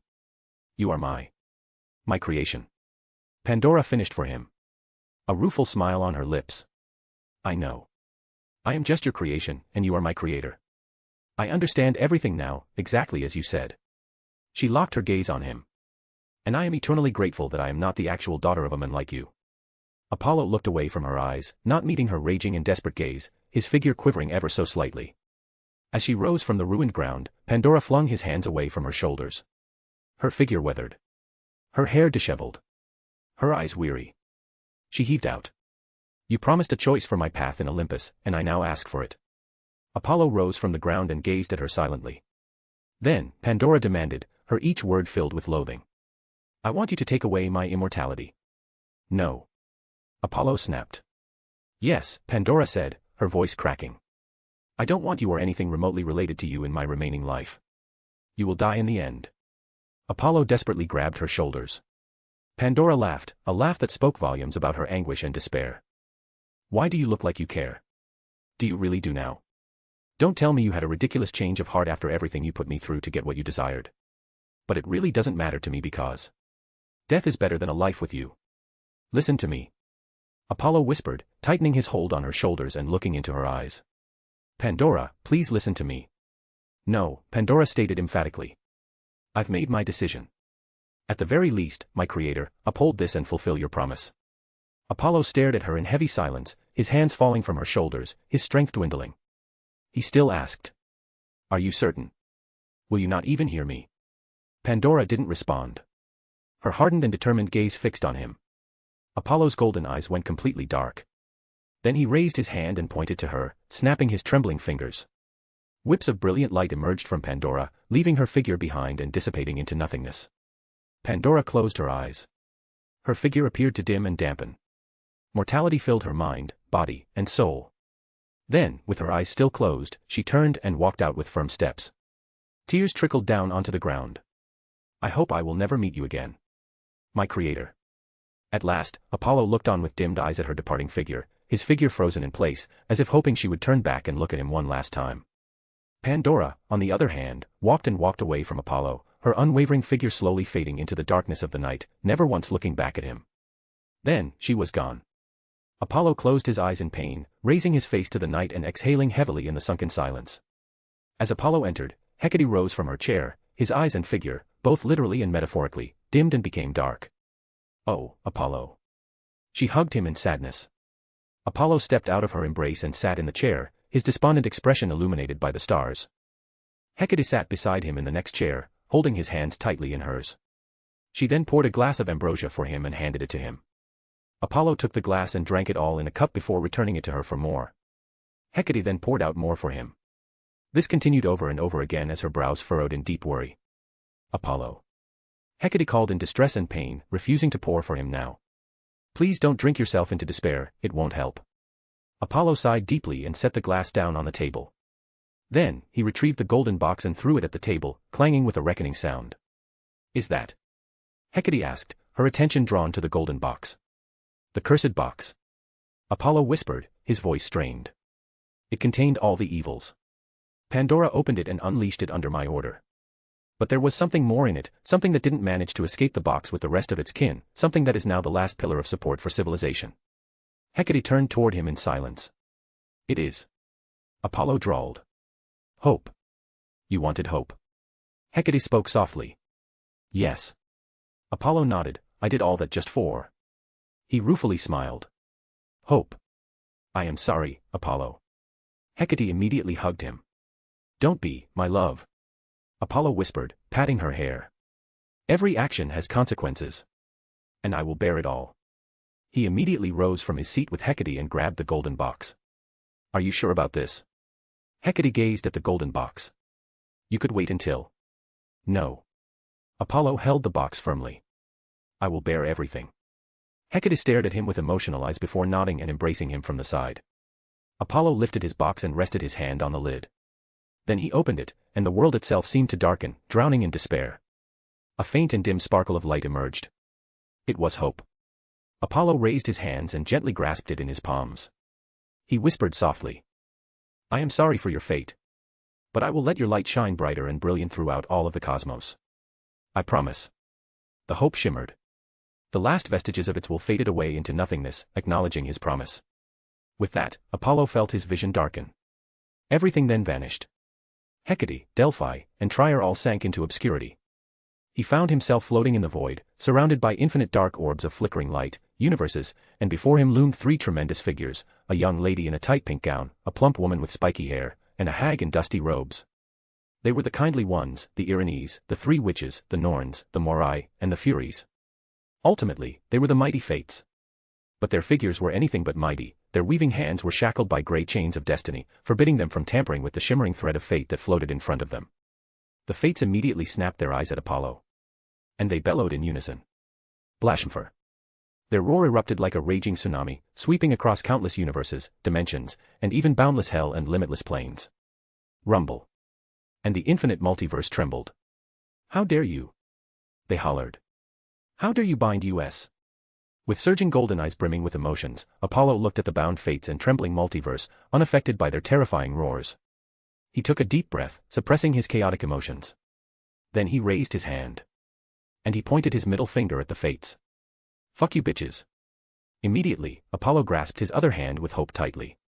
Under the raging eyes of fates, the weak sparkle of light touched his skin in his other hand, merging with him in the darkness of the void. The dimmed eyes of Apollo brightened with gentle light, his hair grew long and long, dyeing in shades of white. A white halo embellished his head, and 12 massive white wings sprung from his back, emitting infinite light that lit the dark void. He had ascended to become the god of hope. With that, everything in his vision shattered like glass under the roars of the fates. Apollo was back in Delphi, still in Hecate's embrace. His figure, however, was different in his divine form as the god of hope. You are beautiful. Hecate started in his new form, breathless. Apollo immediately turned toward Hecate, embracing her tightly and breathing heavily. Hecate firmly returned it in silence. After a few moments, Apollo left her embrace and pointed at the darkened and despairing world. Hecate nodded, realizing what he had to do. With teary eyes, she watched him walk away. Apollo approached the sun chariot, his figure bathed in the gentle light of his divine wings. His 4 stallions, white with golden manes, stamped and dashed towards him. Boss. Pyrois called. You are finally here. Phlegon neighed. We almost thought you had abandoned us. Aeos whined. I despise Nicholas and Castor. Aetion grumbled. They never gave us breaks or snacks. They neighed, their eyes flashed gold, and their hoofs sparked on the flagstones as they nuzzled towards him. Hush now. Apollo smiled, patting each of their heads gently. I am here. And we have work to do. The world needs our help and support now more than ever. They whined and reared. Nonetheless, they followed him to the sun chariot. And Apollo helped them into the position of the head of the golden chariot, tying in their reins. Lined before them were the massive gates of dawn. Apollo ascended in his chariot, holding the ends of the reins in his hands. The gates of dawn slowly opened. His figure emitted an infinite amount of gentle light. He yanked on the reins. The 4 horses pricked their ears, shuddered, and reared as if it were a signal. The chariot beneath him began to ascend into the darkened and desolate world. A golden gleam of light emerged from the horizon. And humanity looked at it together with dimmed eyes. The golden sun ascended, shedding infinite scintillations of gentle and warm light, so bright and dazzling that it drowned the despair and melted the darkness of the world. Sunlight poured across the infinite sky, into the boundless earth, and into limitless hearts, bathing all in an eternal golden glow. It brought with it hope, igniting their minds to dream of better times and a better future. Hope burned brighter than ever in the light. After all, light was the meaning of everything. Chapter 55, A New Era. 20 years had passed. And so the Silver Age came to a swift and terrible end. Death, disease, poverty, crime, famine, and war had now become an inevitable and eternal part of human existence. The Western world gradually recovered from the repercussions of the divine punishment from the eternal blazing Sunday. The civilization did not crumble on that dreadful night, which future historians would refer to as the Long Night. The golden sun itself didn't grace the world for almost 80 hours. The gods and goddesses descended themselves during this darkest of dark nights and mended their broken world with their divinities. Artemis, the moon goddess, rode her silver chariot through the dark and cold world, illuminating it in argent light. She extended her divinity, purifying and purging the last vestiges of evil with the platinum flames of the moon. Demeter, the goddess of harvest, asserted her divinity and induced the earth to flourish with crops and plants, thereby alleviating the famines caused by the evils. She also fertilized many barren lands and allowed life to flourish everywhere. It was as if the entire Western world had been shrouded in an evergreen blanket. Hestia, the goddess of the hearth, imbued her power into every burning hearth across the Western world, providing warmth and protection to all who needed it. And humans huddled around the hearths for the only light in the long night. Her selfless actions prevented an untold number of people, cities, and nations from collapsing and crumbling on themselves. Through her divinity, Athena, the goddess of wisdom, created an emergency network in the form of a web, which she wove into space. It automatically instilled vital knowledge in mortal minds, assisting and guiding them through the long night. She and Hermes combined their powers, guiding them on the quickest path to the cities blessed by the gods. This emergency network could also be accessed by gods and goddesses, who could use it to send messages and requests. The goddess of wisdom ran the entire network by herself, overseeing everything and reacting quickly if she detected any traces of evil. Hephaestus, the god of forges and blacksmiths, halted his forging for the gods as the news managed to reach him. He sent out his new invention. It was automatons, advanced robots made from celestial bronze. The automatons traveled across the Western world under his command, assisting gods and humans alike. Aphrodite guarded love. As the goddess of love, she understood the value of love better than anyone else. It was an emotion with limitless power.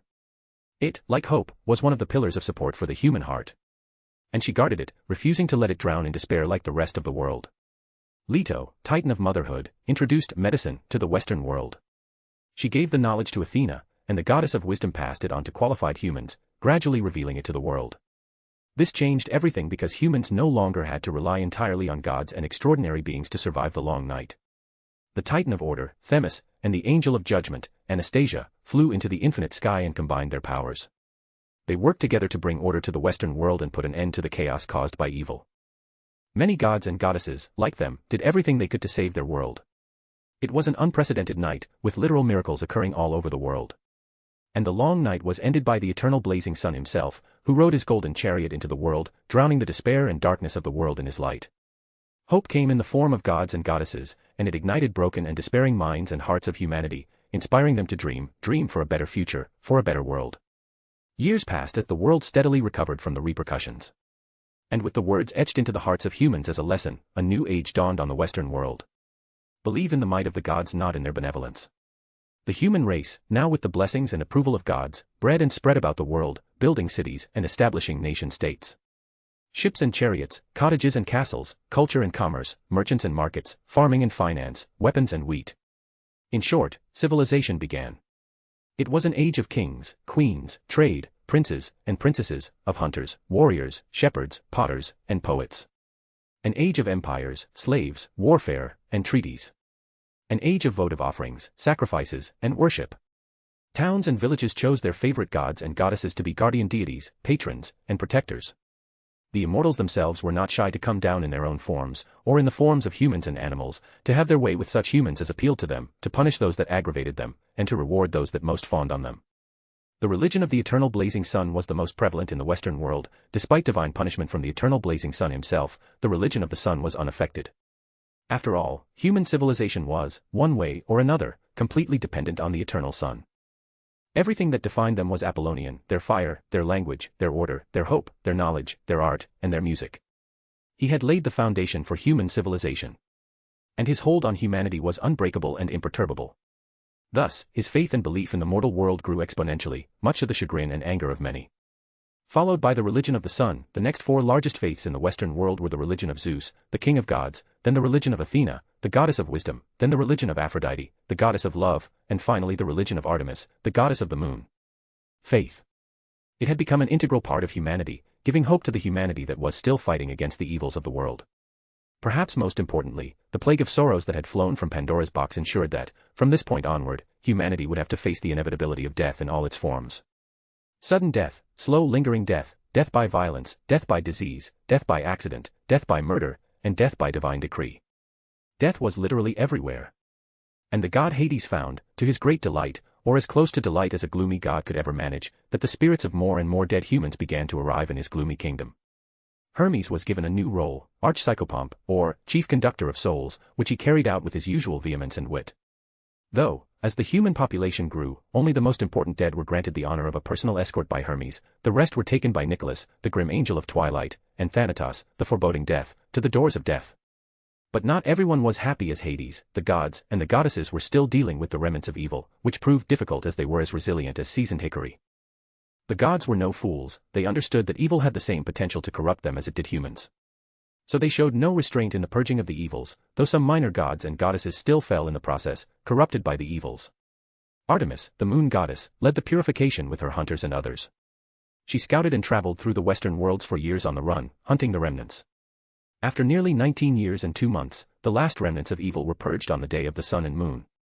The twin archers, Apollo and Artemis, graced the sun and moon on the world, letting the light shine through every nook and cranny of the Western world, purging the last of the remnants. It was a defining moment for both humans and gods. The important matters that had been set aside during these perilous times thrashed back into the eyes of the gods, leaving no time for them to seek a reprieve. At Olympus, the first and most important issues were addressed right away. The trial of Prometheus. The council of gods convened specially to decide the fate of the betrayer. Some wanted Prometheus to be banished to Tartarus, some wanted him to bear cruel torture, some asked for lighter punishment. All in all, everyone was united in their proposal of punishment. After hearing everyone's voices and opinions, Zeus, the Skyfather, decided on a middle ground. He judged Prometheus guilty of the crimes of betrayal and blasphemy. Then Zeus exiled Prometheus to an island at the western edge of the world, cursing him with eternal solitude and ensuring that he spends the rest of his immortal life alone and apart from his beloved humans. Following the conclusion of the trial of Prometheus, the gods considered other important matters before adjourning to deal with them. In the mortal world, the faith and reverence in gods were higher than ever. The gods became an integral part of the Western world. And through the years, the world became more connected than ever as the Apollonian alphabets broke the last of the barriers to human development. The trade through the Mediterranean Sea flourished, connecting Europe, Africa, and the Mediterranean. New cities and kingdoms rose along the coast, prospering with the passage of time. Slowly but steadily, humanity emerged from the shadows and darkness cast by evil into a new era. It was a glorious era where mystery reigned supreme, where humans, gods, demigods, and monsters all walked the world together, and where magic and miracles were everywhere. It was the best of times, it was the worst of times, it was the age of wisdom, it was the age of foolishness, it was the epoch of belief, it was the epoch of incredulity, it was the season of light, it was the season of darkness, it was the spring of hope, it was the winter of despair. This was a magnificent era. The Bronze Age. Alpha Centauri. Alpha Centauri is the nearest star system to Earth, located 5 light-years away. It was a 3-star system with 3 planets. It was barren of any life, as the existence of 3 stars destroyed the possibilities of the natural birth of organic life altogether. Apollo floated near one of those stars, 4 massive light wings emerging from his back, along with his angel of light, Cynthia, and angel of dawn, Castor. He was holding parchment with an illustration of 3 stars surrounded by white rings and a plethora of complicated formulas and equations. On top of that, there was a drawing of a ring bathed in the light of hope. Chapter 56, Dyson Swarm. Alpha Centauri. Alpha Centauri is the nearest star system to Earth, located 5 light-years away. It was a 3-star system with 3 planets. It was barren of any life, as the existence of 3 stars destroyed the possibilities of the natural birth of organic life altogether. Apollo floated near one of those stars, 4 massive light wings emerging from his back, along with his angel of light, Cynthia, and angel of dawn, Castor. He was holding parchment with an illustration of 3 stars surrounded by white rings and a plethora of complicated formulas and equations. On top of that, there was a drawing of a ring bathed in the light of hope. Go to the focal points and position yourself. Apollo spoke as his hands emitted a gentle light. He asked, "Are you fully prepared?" "Yes." Cynthia answered for both of them. Castor added, his excitement palpable. "We will not let you down, my lord." Apollo gave a nod. "Then go." Cynthia and Castor flew with blazing light towards the other stars, their speed steadily approaching that of the light. Apollo looked at the large parchment with his plans, and he gave it one last thorough inspection, his eyes as poignant as ever. This was a Dyson swarm. It was a vital part of one of his larger plans. And he was going to create it. Creation. He could create with light, as it was the source of all things. But it is not without restrictions. He is not the Almighty, who can create whatever he wants, even if it defies logic and the laws of the multiverse, as he is above them all. Before attempting to create them, he must have extensive knowledge of and a solid foundation in the subject matter. However, it would still be difficult.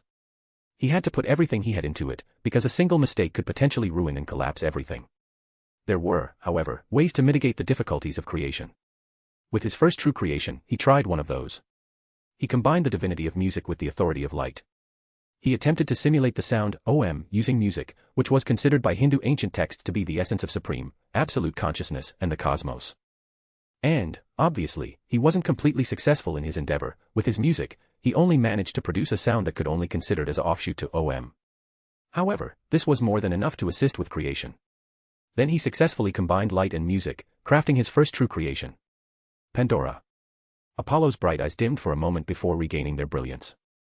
He restrained his thoughts and placed the parchment in his personal dimension, just as Castor and Cynthia had arrived to this destination, near the other 2 stars, and they nodded to him. Apollo immediately raised his hands, and light erupted. The creation began. He thrust his hand toward his sides, erupting in beams and columns of light that walloped into space. His thoughts were fixed on the knowledge and information about Dyson swarms he had gleaned from his research. A near-infinite number of mathematical formulas and theorems flashed through his mind as he swayed his brilliant hands. And light moved, like a bright river cascading through the dark ocean of space, surging and piercing forward with tremendous force. The light rivers grew and grew, nearly enough to submerge 30 Jupiters within them. Then it bashed towards Castor and Cynthia as its speed increased and increased, approaching the speed of light and transforming into colossal and gargantuan light beams. Castor and Cynthia were hovering near the other 2 stars in the Alpha Centauri. The stars were positioned in a triangle, offsetting each other's terrifying gravitational field, bringing a delicate balance to Alpha Centauri. Apollo, Castor, and Cynthia stood next to each of the stars in a triangular formation. As such, the beams of light discharged by Apollo were surging towards them from their sides. Castor and Cynthia took deep breaths and raised their hands to receive the massive light beam that was coming their way. It was too massive. In comparison, they were nothing more than dust, barely visible speck in the darkness of space. Their lord has asked for their assistance in the construction of the megastructures, believing in them, and they do not want to disappoint him. Though their lord has been more than generous in assisting them on their path, even bestowing artifacts and personally instructing them, he also has expectations for each of them. And guess what? He really hates disappointments. Castor and Cynthia began studying the fundamentals to prepare for this, basic science, mathematics, and physics. Their Lord gave them all the books about it. They began to prepare by studying and studying until they reached the level of understanding needed to analyze his research. It almost took them a week to finish everything. Even so, when they got their hands on the research, it perturbed them greatly. However, their Lord personally assisted them this time, teaching them and clearing away all of their doubts. They were finally ready, having followed the darkness of space to a nearby star system. As their hearts swayed in nervousness and tension, Castor and Cynthia's visions were filled with beams of light. It was too large, countless times larger than their Earth. It was the first time in their lives that they had seen such power and might, and something within their hearts told them that it wouldn't be the last time. Slowly but surely, their eyes became firm and resolute, recognizing their duty. Their Lord directed them to steer the light emanating from him to each of them, thus connecting the focal points of the star system. They will fulfill it. With the same thought, Castor and Cynthia raised their hands to their sides to receive the beams of light. Finally, the beam struck them, submerging their entire figures. Power. Infinite power. They felt it immediately coursing through their bodies, instilling delusions and fantasies in their minds. They didn't, however, lose themselves in this endless ocean of power. Their strenuous training and trials of mind and will finally paid off. Castor and Cynthia accurately pointed their other hands at each other despite being in an expanse of light, acting on instinct. They yelled at the top of their lungs, willing the colossal beams of light on them to bend towards each other with all of their might and power. Immediately, the massive beams of light bent in the darkness of space, like a river abruptly changing course midstream, turning and blazing towards each other in the darkness of space. Boom. The light beams collided in a massive explosion of light, illuminating the entire Alpha Centauri system in blinding brilliance. There it was, a perfect cosmic light triangle encompassing triple stars of Alpha Centauri. The foundation for the Dyson swarms was completed successfully. After a few minutes, the explosion subsided. Castor and Cynthia emerged from the cosmic triangle, their hands still partially submerged in it.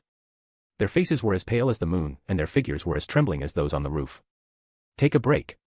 In their ears, their Lord intoned. We're fine, my lord. Castor spoke in hushed tones, his voice strained. Cynthia attempted to concur, but their Lord intoned once more. Take a break. His voice was strident, leaving no room for their argument. Castor and Cynthia reluctantly nodded, and light surrounded and consumed them. It teleported them to a makeshift base on the moon of a gas giant. Apollo floated, observing and checking the Dyson swarm's foundation as he waited for them to get back on their feet. After an hour, they returned in high spirits, floating to their assigned locations and combining their powers within the cosmic triangle. Shall we continue? As his figure emitted an infinite amount of light, Apollo inquired. Cynthia and Castor nodded staunchly, their resolute minds recalling all of the Dyson swarm's knowledge and information. Then, let's begin. Apollo declared, and they combined their knowledge and power, extending them on the foundation. The entire cosmic triangle immediately trembled, and light ejected like a waterfall from both sides of its surface into the darkness of space. On each of them, numerous intricate engravings pulsing with power were drawn by invisible hands. The waterfalls of light blanketed the triple stars, connecting and merging with each other, coalescing into figures of rings. Apollo manipulated light, gradually constructing the megastructures with the assistance of his angels. Time ticked on. Seconds turned into minutes. Minutes turned into hours. Hours turned into days. And they were still at it, their undivided attention riveted. After nearly 20 days on Earth, the triple stars of Alpha Centauri were surrounded by rings of surging light.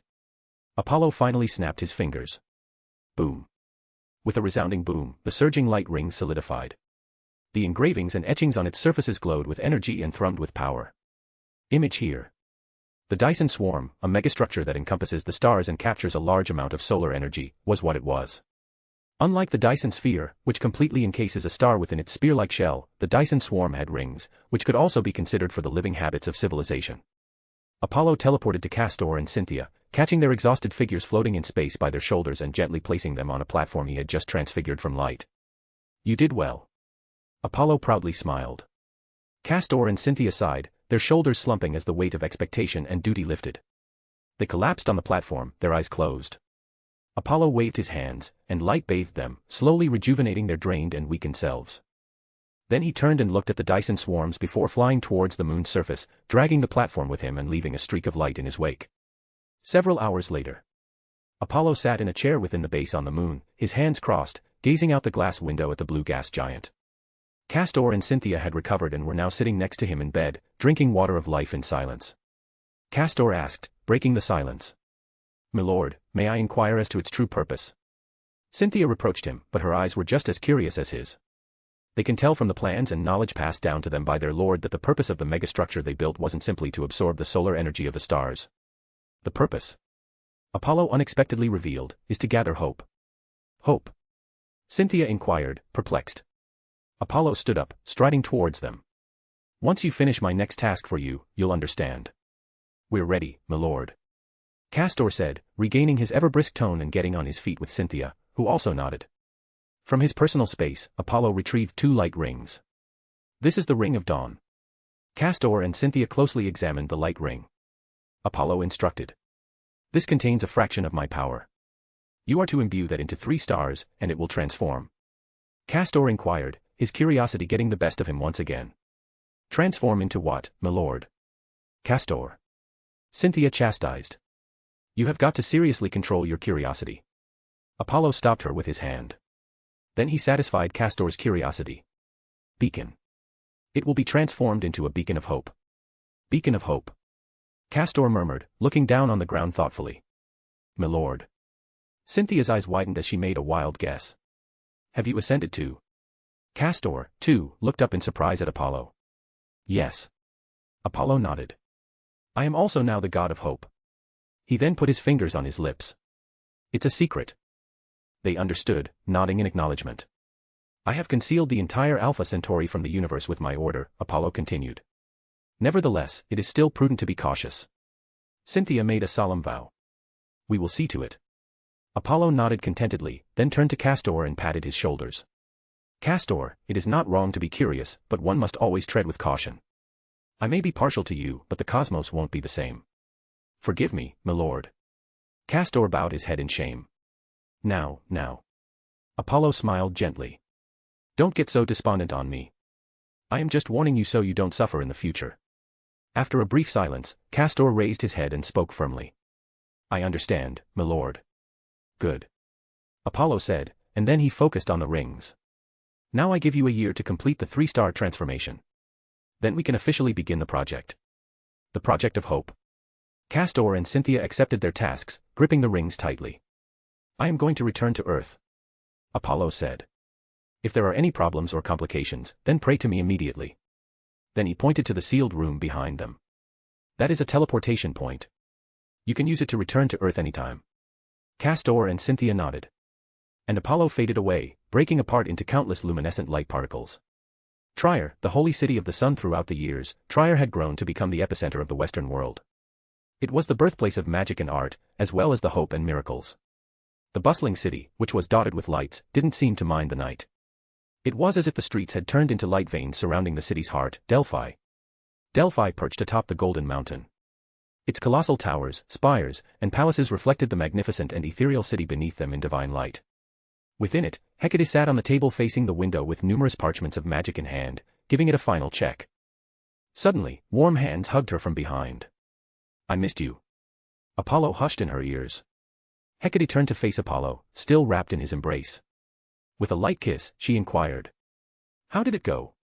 "It went well." Apollo grinned. "We laid the groundwork successfully." "The Hope Project?" Hecate inquired, her fingers trailing across his bare chest. "Can you tell me everything about it now?" Apollo hummed. "A cosmic force powered and represented by hope. I made a vow to hope, remember. I intend to uphold it in my own way." Chapter 57, Weave. The Hope Project.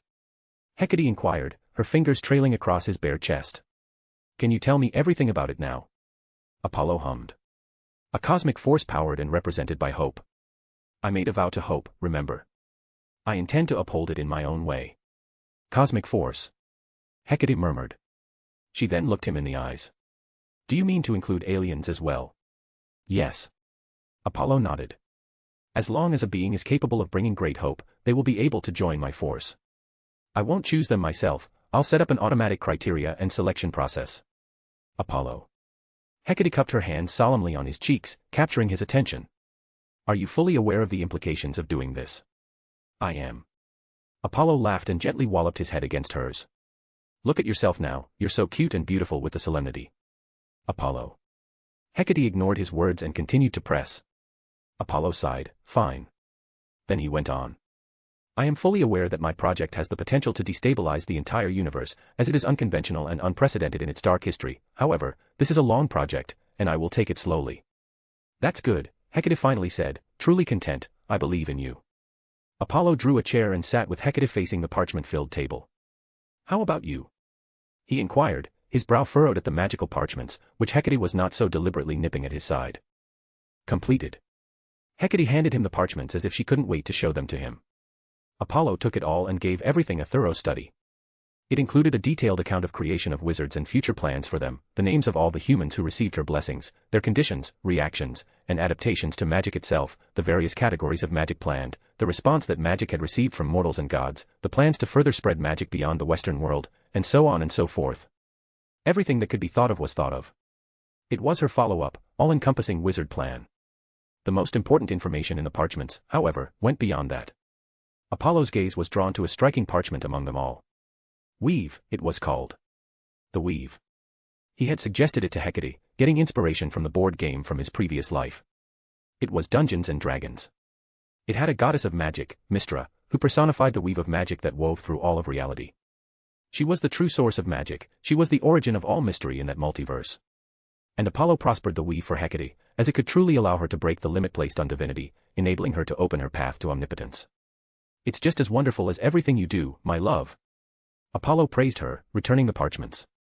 Hecate brilliantly smiled with a proud look, retrieving the parchments and placing them carefully on the table. With his blessing, she can finally continue on her path, unhindered by limits or shackles. For the past 20 years, she has been creating wizards.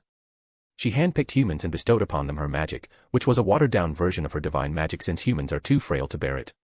She traveled the Western world, meeting the patron gods and goddesses of city-states and kingdoms. She asked for permission to spread her magic among talented humans, and they all agreed without hesitation. Hecate knew this was because of her love, Apollo, not because they saw potential in her magic. And she didn't feel much about this, as many might assume. Apollo was her love, so she obviously relished the benefits that came with him. Coming back, her magic had reached many parts of the Western world. Her will and divinity resided within each of them, uniting them all. She was slowly becoming the source itself. But Apollo drawled, prompting Hecate to suppress her smile and her thoughts. What? She squinted at him. As I've said many times, you should stop actively involving yourself with humans so much. Apollo brought it up slowly, knowing how sensitive this was between them. Well, Hecate pointed out. You also do the same. No. Apollo shook his head after a moment of silence. I am different from you on this. How? Hecate asked, her lips pursed. I know. Apollo said. I know when and where to draw the line between myself and humanity. But you don't. Hecate exasperated. I don't know how many times I've also told you this, but I will emphasize it again. Wizards are my creations. So I obviously want to be there for them and look after them. No, Apollo demanded. I don't want you to be. Too bad, Hecate shot back, I want to. They glared at each other, their resplendent eyes dazzling with light and magic. The heavy silence between them was broken by his sigh. I'm just concerned about you. Humans, the species I created, have boundless potential. I granted them a tinder of primordial fire, a spark of creation itself. Everything has two sides, and humanity is no exception to that. They are capable in both ways. They can be ignorant, greedy, vain, and arrogant as it comes to be. Apollo held her hands. You may have created the wizards, given them everything, and personally guided them. However, some of them will not hesitate to betray you. Hecate was silent for a moment, and then she nodded. I get it, Apollo. I am aware of the darkness that exists within humans, and I will exercise caution. But I will not change my ways. This was my dream. Fine. Apollo sighed, ruffling his hair. Do whatever you want. Hecate frowned. Why are you so insistent on this? Do you see something in fate? No. Apollo shook his head. You see, my point is, I am just warning you. The path of magic is treacherous and dangerous. You are not the only one with authority over it. I don't want to ever see you suffer. He gently kissed her soft, pale fingers. Well, you decided on it, and I respect your choice, but I always keep an eye on your back, even if you don't want me to. You are wrong, I want to. Hecate breathed out in a low tone, her heart overwhelmed with emotions. I really want you to. Apollo smiled and nodded with utmost firmness. Then he chuckled, his gaze trailing her body. Now, you can make that sound so wrong. With his words, the heaviness in the air dissipated. And Hecate rolled her eyes. Well, it's true that I want. Apollo sealed her lips in passionate and scorching love. Hecate placed her hands around his shoulders and pulled him from his chair to her lap, returning the kiss under the shimmer of the stars. Apollo snapped his fingers, and their dresses disintegrated into light particles. Then his hands moved to her plump breasts, gently grasping and kneading them. Have I told you that I fucking love your boobs? Apollo whispered. His fingers pinched her nipples, sending a surge of pleasure through her entire being. Hecate moaned heavily, but she managed to gather her strength and respond amorously in between her grunts. So many times, as you sucked them in like a parched man quenching his thirst. Apollo smirked, his golden eyes darkening in lust. He immediately rose from her lap, picked her up, and placed her on the table. He didn't forget to set her parchments of magic safely aside in the other corner of the room. Hecate recovered quickly, noticing her parchments flying across the room. She muttered. No. I still want to give it another check, ah.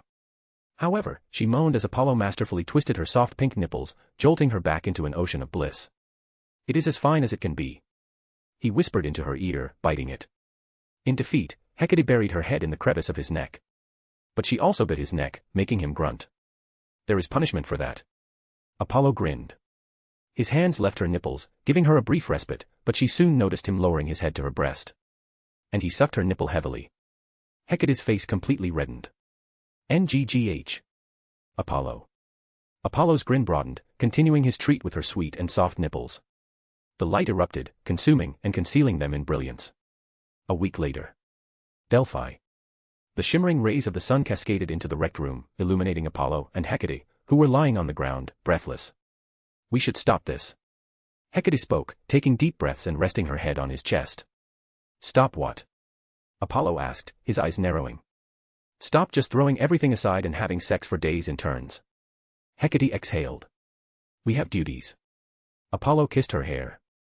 I took care of that like always, don't worry too much. They will make sure everything remains fine in our absence. You're angels. Hecate looked at the ceiling. I should probably start recruiting my own subordinates and stop always relying on you. You totally could, though. Apollo replied immediately. Hecate just snorted at him, standing up from the ground and holding out her hand. Get up. Ah. Apollo looked hurt, placing his hands over his chest dramatically. Enough with the act, my significant annoyance. Hecate rolled her eyes. Apollo caught her hands, grinning like an idiot. Then he jumped to his feet and landed on her, his hands catching around her hips. Hecate, seeing his actions, said, I have decided to ascend to become the source today. The grin on his lips faded almost abruptly, and solemnity took over his eyes as Apollo asked her.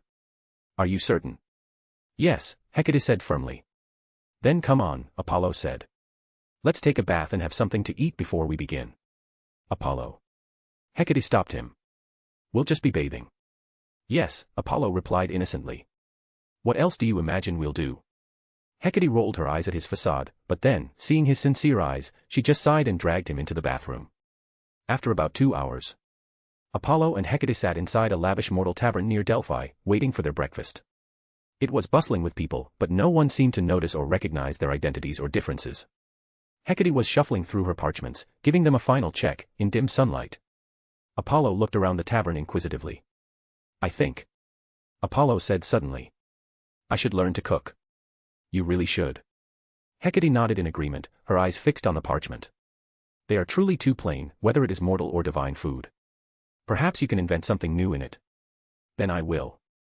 Apollo nodded, his mind racing as he tried to recall all of his culinary knowledge, which was little to none. Their food was soon served by a little thin boy, who greeted them politely. It was simple, bread, wine, olive oil, and fried fish. What is your name? Apollo asked gently. Andreas, the boy replied, averting his gaze and sloshing his robes. Apollo smiled and said, Your service was great. He plucked a gold coin from the air and tossed it to him. Here's my tip. Tip. Andreas caught the golden coin in a daze. It's yours, keep it. Apollo said. No. No. Andreas immediately looked around in panic, checking. However, no one was looking at him or them.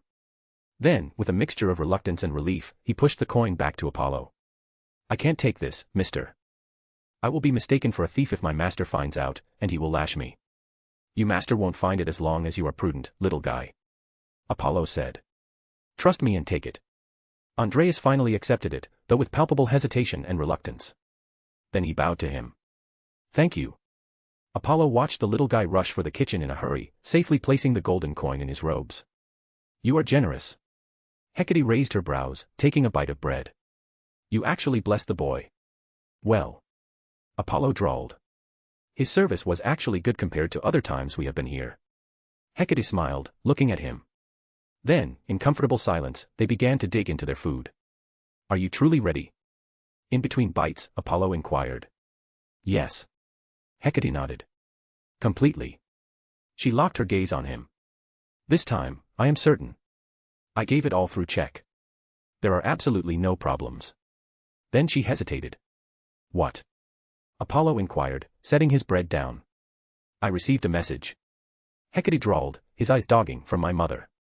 She will be joining us for my ascension. She really wants to meet you. But. Apollo pressed. Hecate spoke quickly. But, you see, she is not coming alone. Hello. An ethereal voice interrupted them just in time. Apollo turned immediately, and his spear materialized in his hands. A divine woman in a dark, layered gown stood in front of them, exuding a serene and tranquil aura. Aunt Nyx. Hecate called. Chapter 58, Fatal Flaws. Nyx, the primordial goddess of night. If there is a list of people Apollo wishes to avoid, Nyx is close to the top of that list. His plan to obtain hope was dangerous as it was centered on too many unknowns, but even so, Nyx was second best in it. Hope, or her given name, Elpis, was Nyx's daughter. So, in the end, his plans to obtain hope would have been known to Nyx one way or another. But hope was too valuable. So he went ahead with it, betting blindly. Nonetheless, he left a slew of backup plans for the majority of failure scenarios. However, his concerns were allayed when Nyx presented them to the council. And he still had some ridiculous illusions that she didn't know. But it was all neatly crushed when she looked at him in concealment. And she smiled. Nyx was already aware of his intent, or at least a portion of it. Nonetheless, she granted it to him. And it wasn't obviously due to her kindness and generosity. Everything has a price. Apollo was well aware of it. But for hope, he was willing to take the risks, and the most dangerous risks came from the kindly ones themselves. Looking back, he still felt surreal remembering what he had accomplished. He had temporarily bound the fates, who were outerversal in power and level of life, rendering their authority over destiny meaningless. Destiny. He used it to his advantage in his plan. The birth of Pandora and the liberation of evil were completely predetermined events that not even the fates themselves could interfere with. In light of this, he has already unearthed something very intriguing in his millions of pries into destiny. While the fates have great authority over destiny, they are also completely bound by it. He formulated a plan based on it, used destiny itself to bind the hands of the kindly ones. Apollo intervened and allowed Pandora and the evils to fulfill their destiny under his control in order to obtain hope. The fates were powerless to stop him. The very cosmic laws that gave them their power bound their weaving hands. But Apollo was still cautious. There was a lot at stake, and he didn't want any more complications from fates or others. He directed Pandora to his own city, where he had the most influence, in order to completely control everything. And he succeeded in the end. He gained hope, which burns brightly in his heart. As long as it does not go out, he is eternal. Truly eternal. He will also be able to overcome any adversity or problem, no matter how illogical, impossible, or inconsistent, as long as hope burns in his heart. Apollo understood that it may appear to be true plot armor, but he didn't dare forget that this was the Marvel multiverse with the Endless and other DC cosmic beings. There are many entities who can easily kill hope here. Nevertheless, this was more than enough of a pillar of support for his dreary path and future. But at what cost? Apollo paid dearly for this, so much so that he didn't feel joy or elation for a long time upon obtaining it. His eyes dimmed slightly. Then, he reined in his chaotic thoughts, putting away his spear of eternity in his personal dimension, and focused on Hecate. Aunt Nyx. Hecate smiled as she rose from her seat and hugged the primordial goddess. Well, they are closer than I thought. Apollo looked at them, rising from his seat as well. Hello, little Hecate. Nyx spoke ethereally.